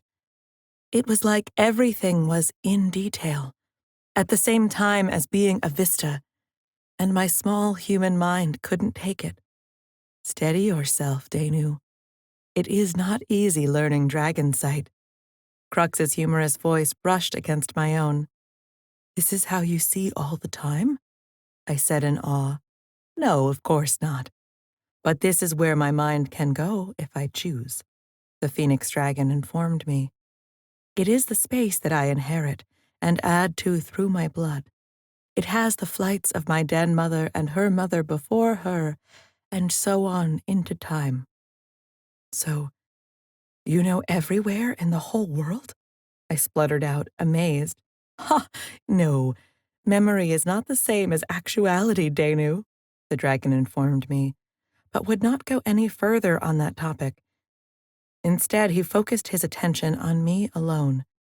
You wish to speak to your dead mother? Oh, you mean Shaban? I said. I guessed that a matriarch was a little like a den mother, wasn't it? If I can even reach her, that is. Her soul was failing her. Her body was dying somewhere far away, if she hadn't already died. Can you take me to Afar? My teacher, Unseeable. I will help you reach out to her, as I reach out to other dragons. First, you must concentrate on who she is. I recalled Afar in my mind, her strong stare, her height and straight back, her coolly appraising eyes and her braids. No, not what she looks like, who she is to you, Crux said cryptically. I tried again, recalling the details of my life with Afar, that she was my tutor, that she had been the one to teach me and look after me in all my years on the island. She had brought me hot milk the first few nights when night terrors had kept me awake. She was kind as well as stern, expecting the best of my attention and giving it in return. She might not have been a very affectionate woman, not really knowing how to look after a growing boy, but she tried. She had a sense of humor that was dry, cutting, and hilarious all at the same time. The dragon sight around me changed as if I were flying across the surface of the world at incredible speed. The land below me turned to seas, islands, and then more seas until I came to a place that was shrouded in fogs. Siebel, Crux whispered at the back of my mind. It is always hard to see because of the witch's shields, he explained, before his presence recoiled in agitation. But look, Danu, it is under attack, he informed me, directing my attention to the darker storm clouds that surrounded it. The darkening? Is it here? I said in alarm. No, dragon sight is not as literal as eyesight. Those clouds do not represent the darkening, but evil magics. Ooto and her cabal. I knew that it had to be them. Hadn't Afar and the others said as much, that they suspected that Ooto was casting foul magics at Shaban on a near-constant basis. I felt a surge of rage towards the witch Ooto Zana, the witch who I had even looked up to.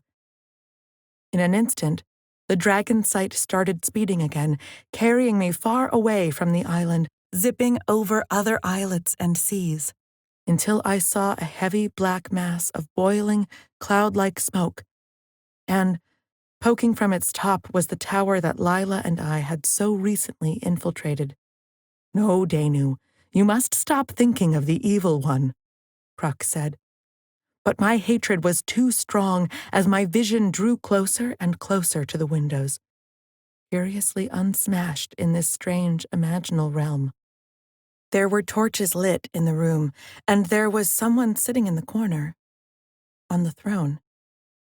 The tall and thin man from the portrait we'd seen, and upon his black hair sat a crown fashioned into leaping gold wavelets. Lord Havoc, I said, startled. The man looked gaunt, ill even, as he sat slumped with his head back, his eyes open and unseeing. Thin tendrils of an ugly purplish light came from the sea crown on Havoc's head, coiling lazily in the air like incense smoke, and all heading into the circle.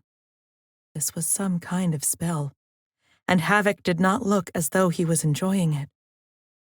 "Who is there?" another voice said in the dingy room, and a shadow moved, garbed in black. "Dragon sight is not like eyesight," Crux had said, and now I could see why. Uoto Zana, with her long, cornflower blonde hair and large blue eyes, and skin like alabaster, had always reminded me of a fairy tale princess. She was beautiful in the way that could stop the breath of the odd men who came to Siebel. But now, she appeared hunched in heavy black shadows, and her face was screwed up into one of hate. I swear that she turned to look straight at me. "Enough of this," Crux scolded me, and I felt a sudden rush of dizzying perspective, as my vision was once again drawn back the many leagues and days' travel, back to the occluded Siebel. "Did she see us? What were they doing?" I asked in alarm. "Neither you nor I is strong enough for a magical duel in the places between thoughts. Not with the darkening." Crux chided me.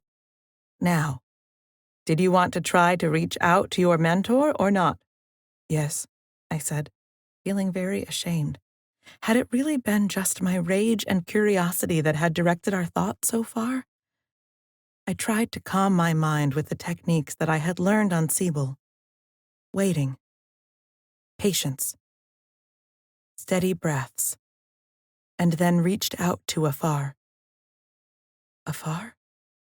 I murmured into the clouds around Siebel. Would I even be able to break the Western Witch's enchantments? Not likely. "Afar! It is Danu.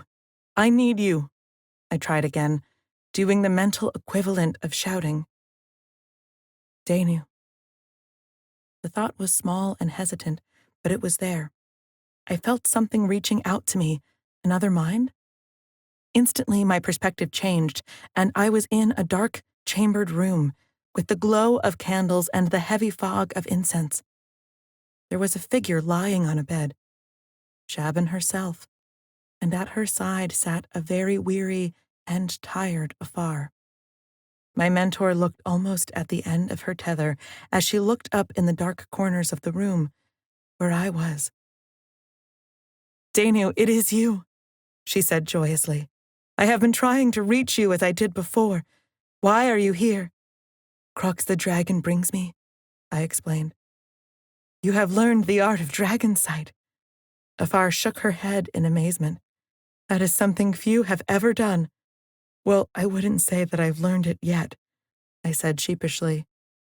"We haven't got long." Afar brushed over my concerns. "It takes considerable strength to reach out through Siebel's defenses, and the island's enchantments are already under daily attack by the curses of the renegade witches." "We saw," I confirmed. "The reason—" "Wait." My mentor held up a hand. "Please, Danu, this is important. We have discovered more of the darkening. Shaban regained consciousness a few nights ago, before falling once more. She says that she had in her trust something called the Dark Book of Enlil. It was given to her by the old dragon riders of Torvald before the Dark King came to power. It is a book of terrible spells and formula, and it is from here that Uoto must have learned how to summon the darkening. And how to use the sea crown to do it," I added, telling her what I had seen and what we had found out. That some magical objects acted as reservoirs of great magical power. Yes. I fear that Uoto found the Dark Book and studied it for years as she put her plan into motion. She would have known that she needed the Sea Crown, which means she had to take charge of Roskilde, which means that she could raise the darkening, Afar explained. "That is what you must look for, but I fear that Uoto will never let it leave her person. It is in the Dark Book that she learned to raise the dead.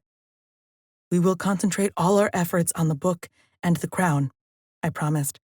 But that is also why I am here. We face a battle tomorrow between what is left of the raiders, the Free Islanders, and everything that Awoto and Havoc can throw at us.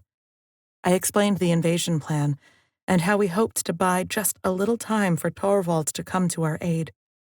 But our numbers are small, tiny. Even were we to dispel the dead fleet, then Havoc's mortal armada alone will wipe us out. We need your help, Afar. Afar looked even more aghast. We are working day and night to keep Ooto's curses from completely overwhelming the island. Then teach me a spell, a cantrip, a charm, I implored her desperately. Anything that I can use against vastly superior forces, please. Afar. My tutor looked down at the sleeping body of Shaban, and then at her hands, before nodding to herself. What is left of the Western witches will try to send aid to you, if we can do both the protection of Sibyl and the distant magic you ask for. But if that fails, then there are a few things that I can teach you. They are not meant for anyone but the senior sisters and the mages.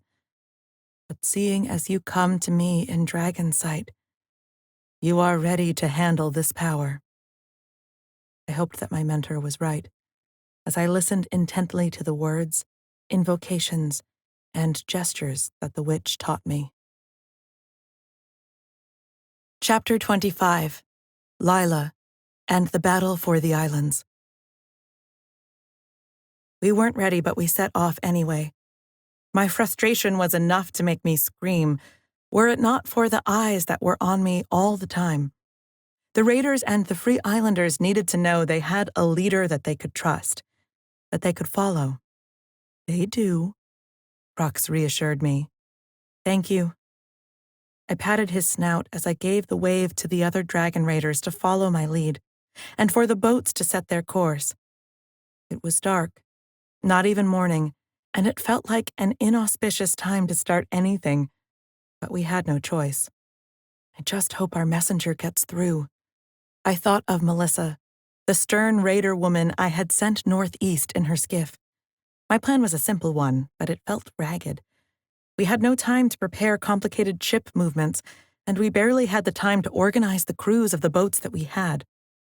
Get to Rule as fast as you can, and then your captains will give you orders, had been the only direction I gave the sailors and fighters.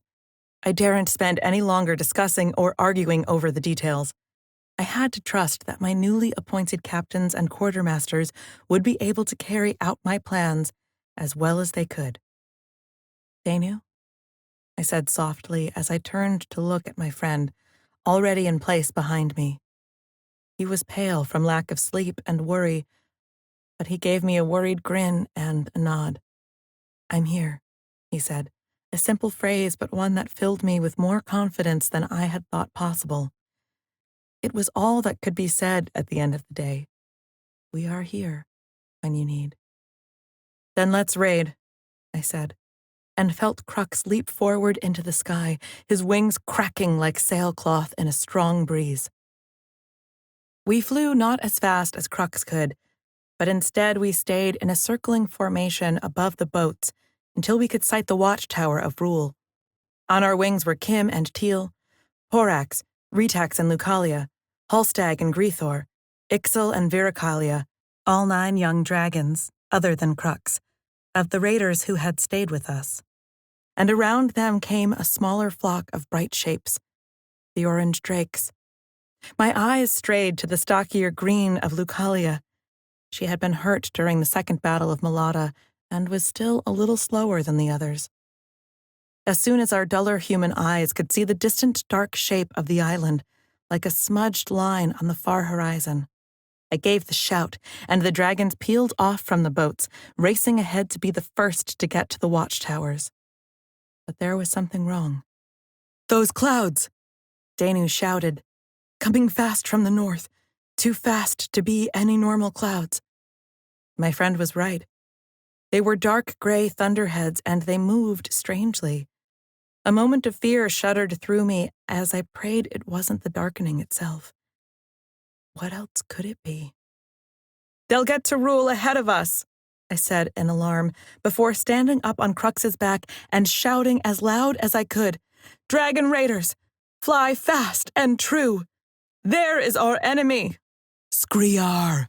Crux bellowed, leaping ahead of the others in the sky as his powerful body naturally took the lead. Behind us, the other dragons fanned out to either side, followed by the whitters and clicks of a smaller, dispersed cloud of the orange drakes. The mere fact that they had faced their fears to cross the ocean with us impressed and amazed me and strengthened my resolve. We had to do this. We had to stop Havoc. I heard a scream and turned in alarm to see that one of the dragons, Retax, had suddenly veered off course, flapping his wings oddly. What was it? What was wrong? And then, a split second later, I saw the cause, as something else screamed through the skies towards us. It looked like a jag of lightning, only it was colored ugly purple, like a bruise. It flew faster than an arrow and faster than a cannon shot, and it came from that dreadful black cloud that was racing towards us. "Bad magic. The witches are here," Crux informed me, swerving suddenly as another jag of the tainted lightning shot towards us. "Dragon Raiders, defend yourselves!" I shouted, wishing that I had spent more time learning how the riders of Torvald Academy performed in the sky. I had taught what little I knew to the other sea raiders on their dragon mounts, but it was all based on ship fighting. How to dart in under full sail, how to use the wind to turn, to swerve, to loop. "Scrarge!" Another roar of surprise or pain came from behind me, but I had no time to turn to look, as Crux had to dive out of the way once more. We sped for the straits of North and South Rule, which appeared oddly bright against the wall of dark cloud that was bearing down on them. I had hoped to fill that gap with my larger, slower, free island vessels, but how could I do that now, with magical lightning hitting the sea and the land all around? Then I saw it, the watchtower of Rule itself, standing high on the cliff and made of a shining white stone. Its head appeared to be a cone of metal and glass, where a mighty bonfire could be lit and concentrated to warm the other towers, both further ahead into the islands and behind it on the mainland. Which was odd, now that I thought about it. Why had Torvald rebuilt these towers out here, so far out of their territory? Was it just to protect their shipping? What sort of messages did they relay about us islanders? But I had no time for momentary suspicions. "Where are the guards?" I called to Danu, seeing people racing around the base of the tower.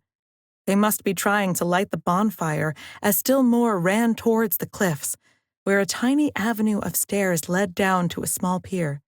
There were boats on that pier, and I wondered if some of the Torvald watchtower guards meant to take to the waves in order to take the message by sea, rather than risking their lives in the tower that might draw the lightning to it. "The bow!" Another crackle of lightning hit the straits, narrowly missing the cliffs. "Those aren't Torvald guards." Danu breathed in horror as we flew closer. He was right.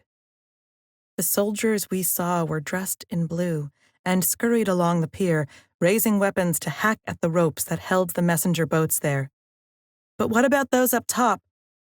I peered at the soldiers clustering at the base of the tower and saw they were attempting to break their way in. Ambush. We were too late. Havoc must have seen what we did, must have recognized the potential Rule held, and sent some of his fighters in early to kill the guards. The message would never get through if the watchtower wasn't lit. The confusion of strategy and battle planning suddenly coalesced into one moment of clarity. I knew what we had to do. We hadn't come intending to man, but now it was clear that we would have to hold this point for as long as possible, to light the watchtower and make sure that the signal had time to be received. Hopefully, it would mean something to whoever manned the nearest tower on the mainland. We had to hold off Havoc. "Ho!" I shouted, waving my hands as our ships, far behind us, started to surge toward the straits between the two islands. We could keep his fleet busy in that tight space, I hoped. Boom! Another bolt of the magical lightning shot past us, causing Crux to duck and shriek awkwardly. The wind was picking up ahead of the unnatural storm, becoming faster like a gale. And our 8 dragons were scattering under the onslaught of the storm. It was too strong, too fast, I almost cried.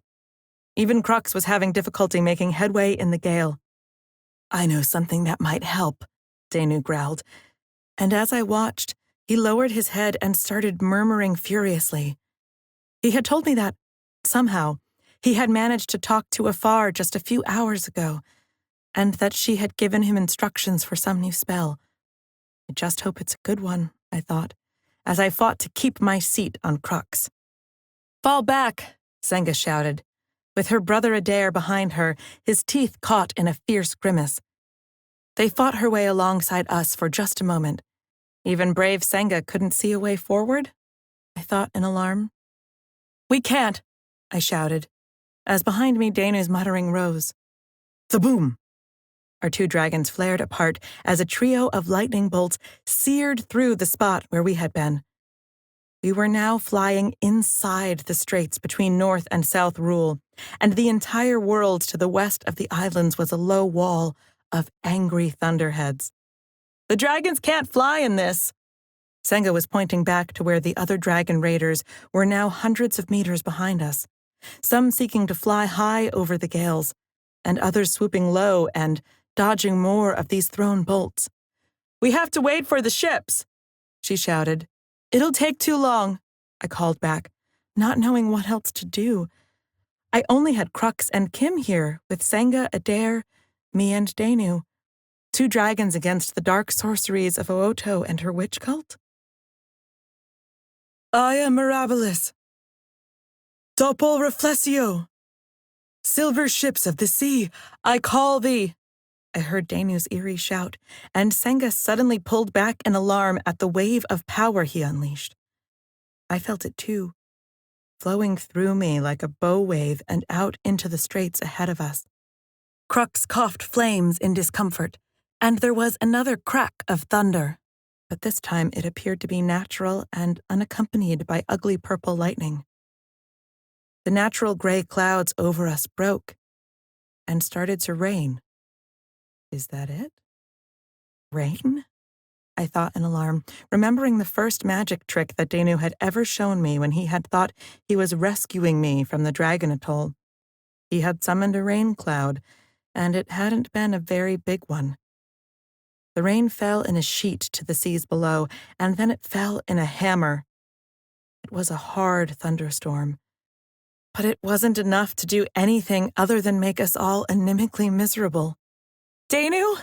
I shouted in exasperation as we swayed and jumped, Crux struggling to ride the clashing gale winds. Look, Lila, it's working. Danu slumped back into his seat, as apparently this one didn't require him to throw his energy at it all of the time. He was pointing down to the boiling white waters of the straits between North and South Rule. Something was happening to the froth of the waters. As the rain fell, the white grew and rose from the waves to take shape. They were forming into boats. Silver white boats made of boiling waters. They had no sails, but they moved through and with the waves as fast as the water that they had been, and they were heading straight towards the clouds. It was a staggering act of magic. Something worthy of the most ancient sagas. The first darting silver ship hit the low wall of dark cloud and obliterated into a spray of white foam, while the dark thunderheads convulsed as if hurt. Boom! Another purple lightning bolt darted out from the enemy storm front, exploding one of the silver ships with ease. It appeared that was all that they were, just concentrated water. But they struck at the black magic fog itself like a thrown punch. Immediately, more of the purple darts of evil energy shot out and started to pick off the suicidal silver ships. But I saw what Danu had done. whilst Ooto's storm was attacking the silver ships, it wasn't attacking us. Come on, I urged Crux up, fighting and struggling against the gales to swoop closer to the watchtower. We might be able to light it yet, but Crux needed a clear shot with his dragonfire, and the hurricane winds were fierce.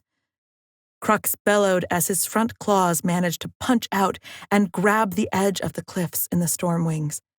He lowered his neck and spewed forth fire to the base of the tower. The winds caught much of the dragonfire. Still, some found its mark on those who were seeking to fight their way in. I saw bodies of the Roskildian fighters thrown back from the doors under the blast, but the doors were already knocked open. They had already managed to fight their way in, as we had struggled to stay afloat above the straits. Had they already killed all of the Torvald watchmen inside? Crux, I shouted. How many can you sense in there? I called desperately.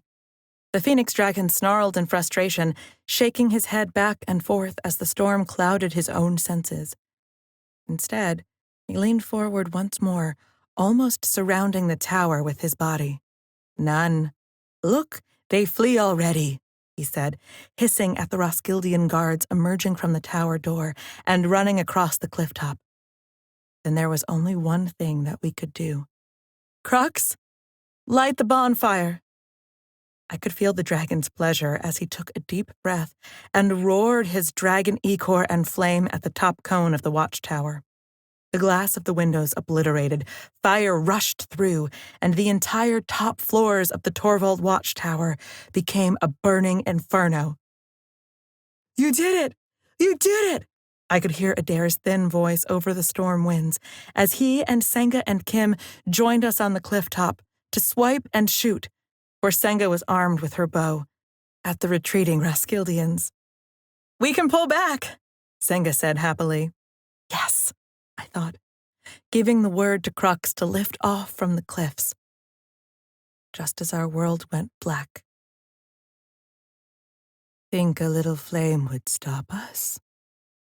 An unearthly voice howled in the darkness. I couldn't even see my hands in front of my face. I knew that I was still seated on Crux, but the hurricane-level winds were forcing me sideways, and beneath me, Crux convulsed as he sought to maintain his grips on the rocks below. Magical storm cloud summoned by Ooto and the others was all around us. It had overwhelmed the island of Rule entirely, and what was worse was the fell voice on the winds. You cannot stop us, girl. It was a voice made up of howlings, made up of many voices melded together. Within the blackness that engulfed us, there were flashes of movement, like tendrils of smoke moving on the wind. And I had the intense feeling that it was these smoke balls that were making those noises. Just like I had seen on Malata, when Ooto summoned the dead to attack the island, I thought. You and your unschooled dragon mage, and your paltry dragons. The voice was cold and cynical. Crux roared out at the night, flame bursting from his jaws in a sheet to wash over the clifftop. His flame caught and held to the rocks and the walls of the Tower of Rule, driving back the darkness somehow. Even though the black storm fog was all around us, there was also light. It was a hellish vision, one of howling winds and charred ground. And the dead. There were figures approaching through the storm, walking as if the magical winds didn't even affect them. They had fair hair and drawn, tight skin on their faces. The captains of the dead. Senga! Adair! I shouted. Where had they gone? They had been right here at our side. The darkening flows through us. The darkening comes. The assembled captains of the dead all intoned, in perfect unison. As if commanded, the atmosphere suddenly changed. The wind died down, to be replaced with a terrible, awful cold that wasn't just in the skies, but was also in the mind as well. Lila? Danu shouted in alarm. We have to fly! Come on! He was right. But both I and Crux weren't eager to flee this battle. Crux summoned his dragon flames again, even as ice started to coat his scales and spread up my legs. It was freezing, like being plunged into the winter sea unexpectedly. Crux groaned, coughed gobbets of flame, but not enough to reach the dead captains. All fires can be put out, even dragon fire, the dead said, and one in the center raised his ancient arm and pointed at the watchtower of rule. The ice took it, snaking up the white stone as fast as spilled milk, putting out any of Crux's fires that remained. You cannot win against the darkening, so I have just one thing to ask of you. Die.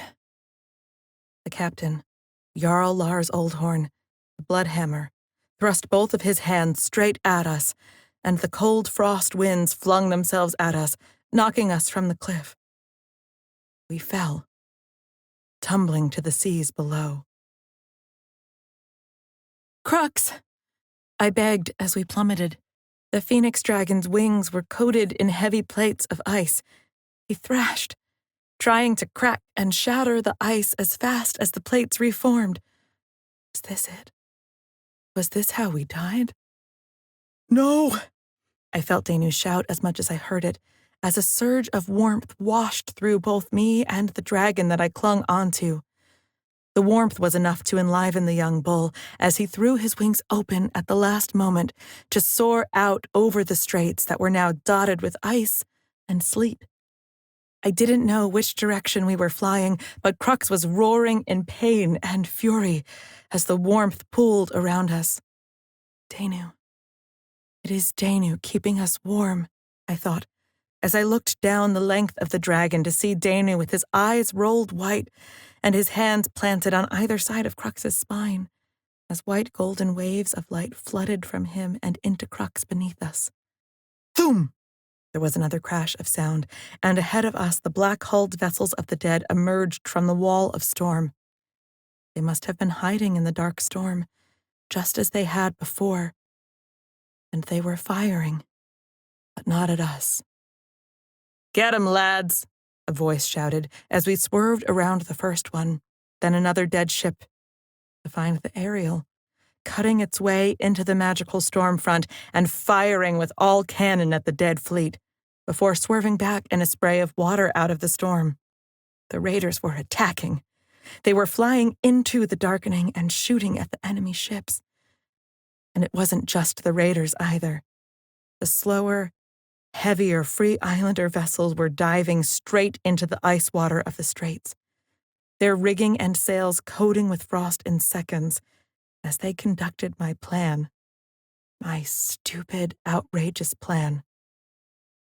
The largest of the Free Islander vessels were not staffed with Jolprin's people, the fiercest raiders. They had no intention of turning around, but instead, they slowed and formed a living barricade across the straits. Get out! I started to shout. Get out now! That had always been the second part of the plan, for the heavier vessels to form a wall and for the lighter ships to unload their sailors and fall back. Skiffs and yachts braved the freezing, terrifying magical storm to skim the waters as raiders leapt from the decks of the stranded vessels. My plan was working. Miraculously, but not entirely. As we flew, several of the rescue boats froze completely, while another was hit by one of the purple lightning bolts. No! I screamed. Who would be on those boats? Who had now been lost to us? Our barricade of merchant vessels slowed the dead fleet and the approaching Roskildian navy they protected, but it did not stop the freezing, darkening storm. As it swept around all of us, many of the fierce raiders screamed and wailed in terror, for the darkening had brought that unnatural fear that unmanned even the largest of us. No! The plan! I shouted. Although there was no way that the raiders and islanders could hear me, I knew. But Danu and I had told them about what effect the darkening has, how it freezes the heart and thoughts as well as the body. You have to fight it with fire, Crux had said. You have to fight it with hope, Danu had said. But the raiders and islanders below seemed to be doing neither. Many were running, leaping into the freezing waters. No, not all. Even in the loud storm winds, I saw a group of raiders stern-faced on their smaller boat. They were working in pairs. Each pair had linked elbows and bowing their heads as they worked against the storm. They were fighting it. They were using their friendship to fight it. Thum! The dead fleet and the Roskildians fired at the barricade, smashing the abandoned boats with ease, but only succeeded in creating more wreckage. We had held them off for a bit, but would the message get through to the mainland? Would the watchtowers there have time to light? Had Crux's dragon fire lit the bonfire for long enough? Would our warning help the people of Torvald and Vala in time? Lila! Danu gasped, still crouching over Crux's back, his hands glowing white gold as he pumped his magic into us, while he nodded with eyes that were deep and haunted. I looked in the direction he was looking, and swore. There, slowing before the barricade, was the largest galleon that I had ever seen, and it was black as night. It had sails that were ragged and tall, and it dwarfed the other boats around it. And on its prow stood my uncle, a lone living figure amidst the army of the dead. Lord Havoc, the pretender of Roskilde. "Uncle!" I shouted, and Crux bellowed underneath me in shared fury as he wheeled over the retreating raider boats. Crux shared my wish. We would end this. "Lila, what are you doing?" Danu groaned. "I cannot keep the frost away for much longer. I have to stop this," I cried. "If I can get the sea crown, then maybe we can reverse this curse of the dead. Are you with me?" Danu looked at me with grave eyes, holding my gaze for a moment.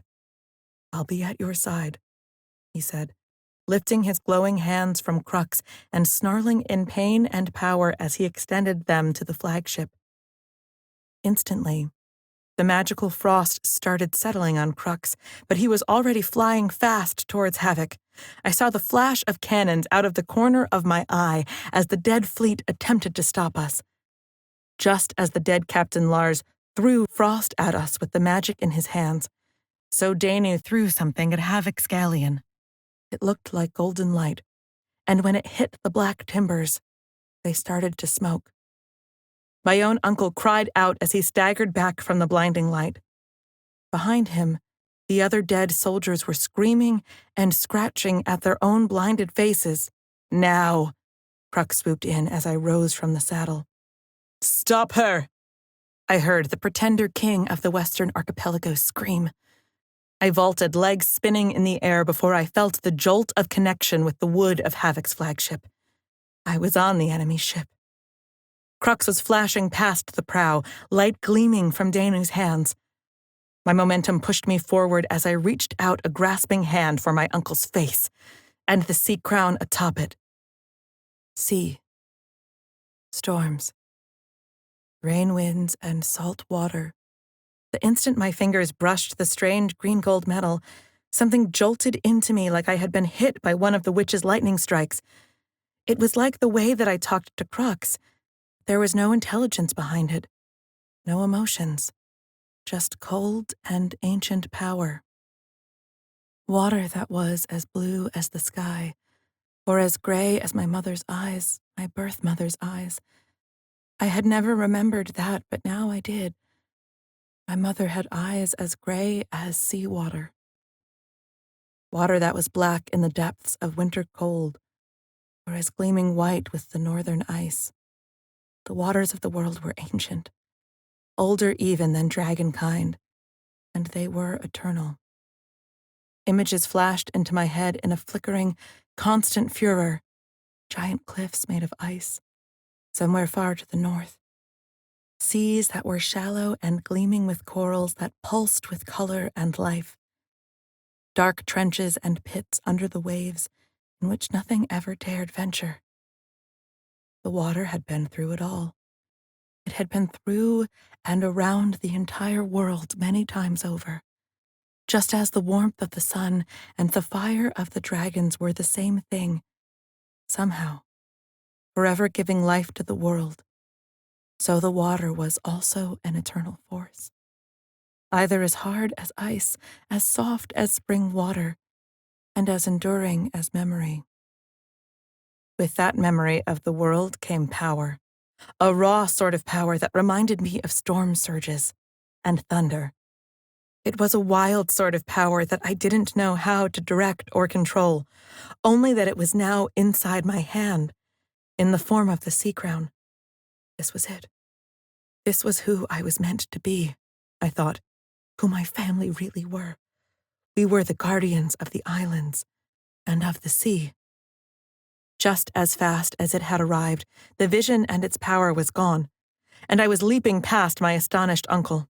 The dragon was roaring as I bounded off the railing. "Crux!" I screamed, and the air was knocked out of me as the tip of his black-scaled tail curled around my middle like a rope. I was yanked upward into the sky, the blinding light failing as Danu's magic left him. All around us was dark black and freezing cold as we climbed and climbed. I heard the distant booms of cannons, and still we climbed. "Hold on, dragon sister." Crux's words brushed through my mind as my body froze. And then the sudden rush of clear, still air as we burst out of the top of the darkening storm and into blue skies. I was shouting, although I couldn't tell if it was from the pain of freezing or from exultation at what I had achieved. I had the sea crown of Roskilde. I had the heritage of my family here, in my hands. Everything that I had lost, everything that I had fought for, here it was, at last. But at what cost? "Look, Wave Rider," Crux called, and I turned my head to see, below us, that the black clouds of the darkening was beginning to wisp apart, and the ice-laden winds were dying down. In its wake, the unnatural storm left half-frozen and tortured ships and churned the Straits of Rule with the froth of white water. What was happening? "It's the crown," Danu called to me through chattering teeth. When I turned to stare at him, I could see that his eyes were wide with astonishment. "It is one of the magical treasures of the world. Ooto has been tapping into it to help her magic. Now, without it, without her sea king..." He didn't have to spell it out. I could see the storm clouds starting to break, and clots of the darkening separating from their mass and picking up speed, as if it, too, was fleeing. But what could it be scared of? A girl with the crown? "They are coming. The queen is here," Crux crowed exultantly, and I could see speeding towards us out of the western skies were other, large shapes on the winds. They gleamed white, green, blue, and red. The dragons of the islands. They had heard and answered the call. The darkening separated into clods of sea-hugging clouds that boiled and sped in different directions, away from the oncoming roar of vengeful dragons. "Where is Havoc? Where is my uncle?" I shouted, looking back below us to see that his ghostly black galleon had vanished. Epilogue. Lila of the Western Isles. We sat on the headlands that overlooked the bay, my dragon and me. The skies were mostly blue, if a little gray, and there were dragons rising in the thermals, both orange drakes and a few of the Western Isle dragons. Below me, the burgeoning encampment of the Free Islanders and the Sea Raiders busied themselves with caring for the wounded and mourning the dead. Out in the inlet, I could see the haphazard collection of boats that had managed to limp home after the battle, some of them lying low in the waves after all the water they had taken in. It was a marvel that any of us survived at all. But despite our victory against my uncle and his sorceress allies, none of us felt like celebrating. We had won the battle, but the war was still before us. Queen Esix and her brood had given chase to the different clouds of darkening, But just like before, after the first battle of Malata, they could not penetrate it entirely, and it sped unnaturally fast back to the north. We also did not find my uncle's flagship. Had it been hidden inside one of those clouds? But without the sea crown, it seemed the power of the darkening and the dead was much diminished, at least. Their arcane storm that stretched for leagues, and through which the witches could shoot their strange sorceress darts, and which amplified the powers of the dead, had been reduced to a dirty, black sea cloud. They escaped, Queenie Six confirmed with Crux, and I had no doubt that they would be back. We would not celebrate because there were still many dangers, and many had died.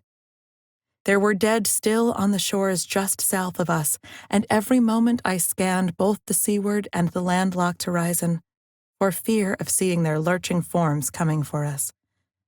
I could not celebrate because, although we might have spared enough time for the message to get through to Torvald and Vala, none of us had managed to communicate with them yet.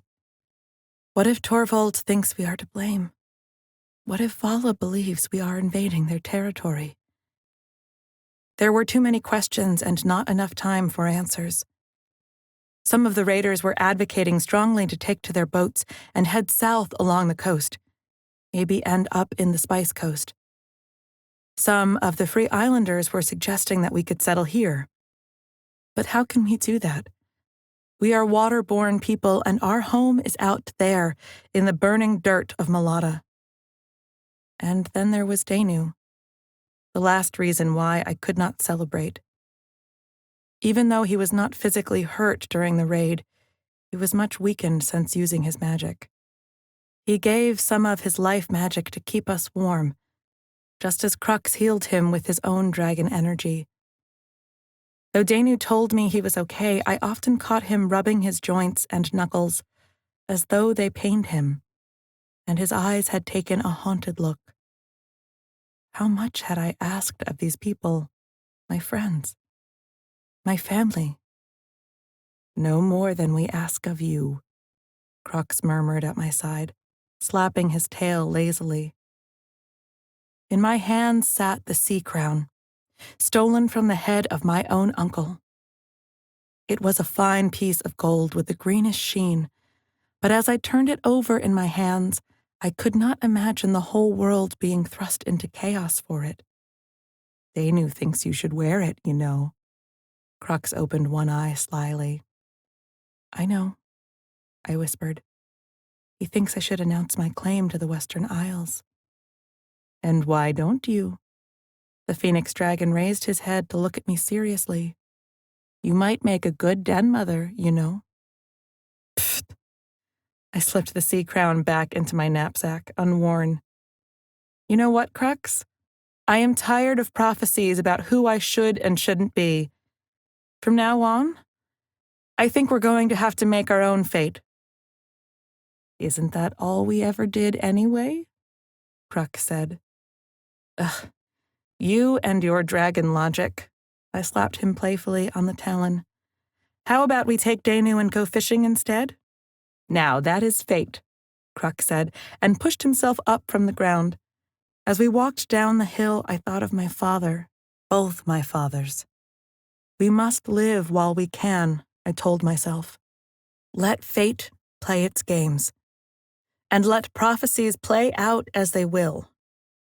For now, we will soak ourselves in the goodness that remains to us, and then we will prepare for the war to come.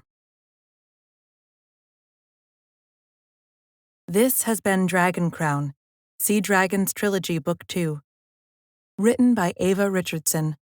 Narrated by Jean Ann Douglas. Copyright 2018 by Relay Publishing. Production copyright by Relay Publishing.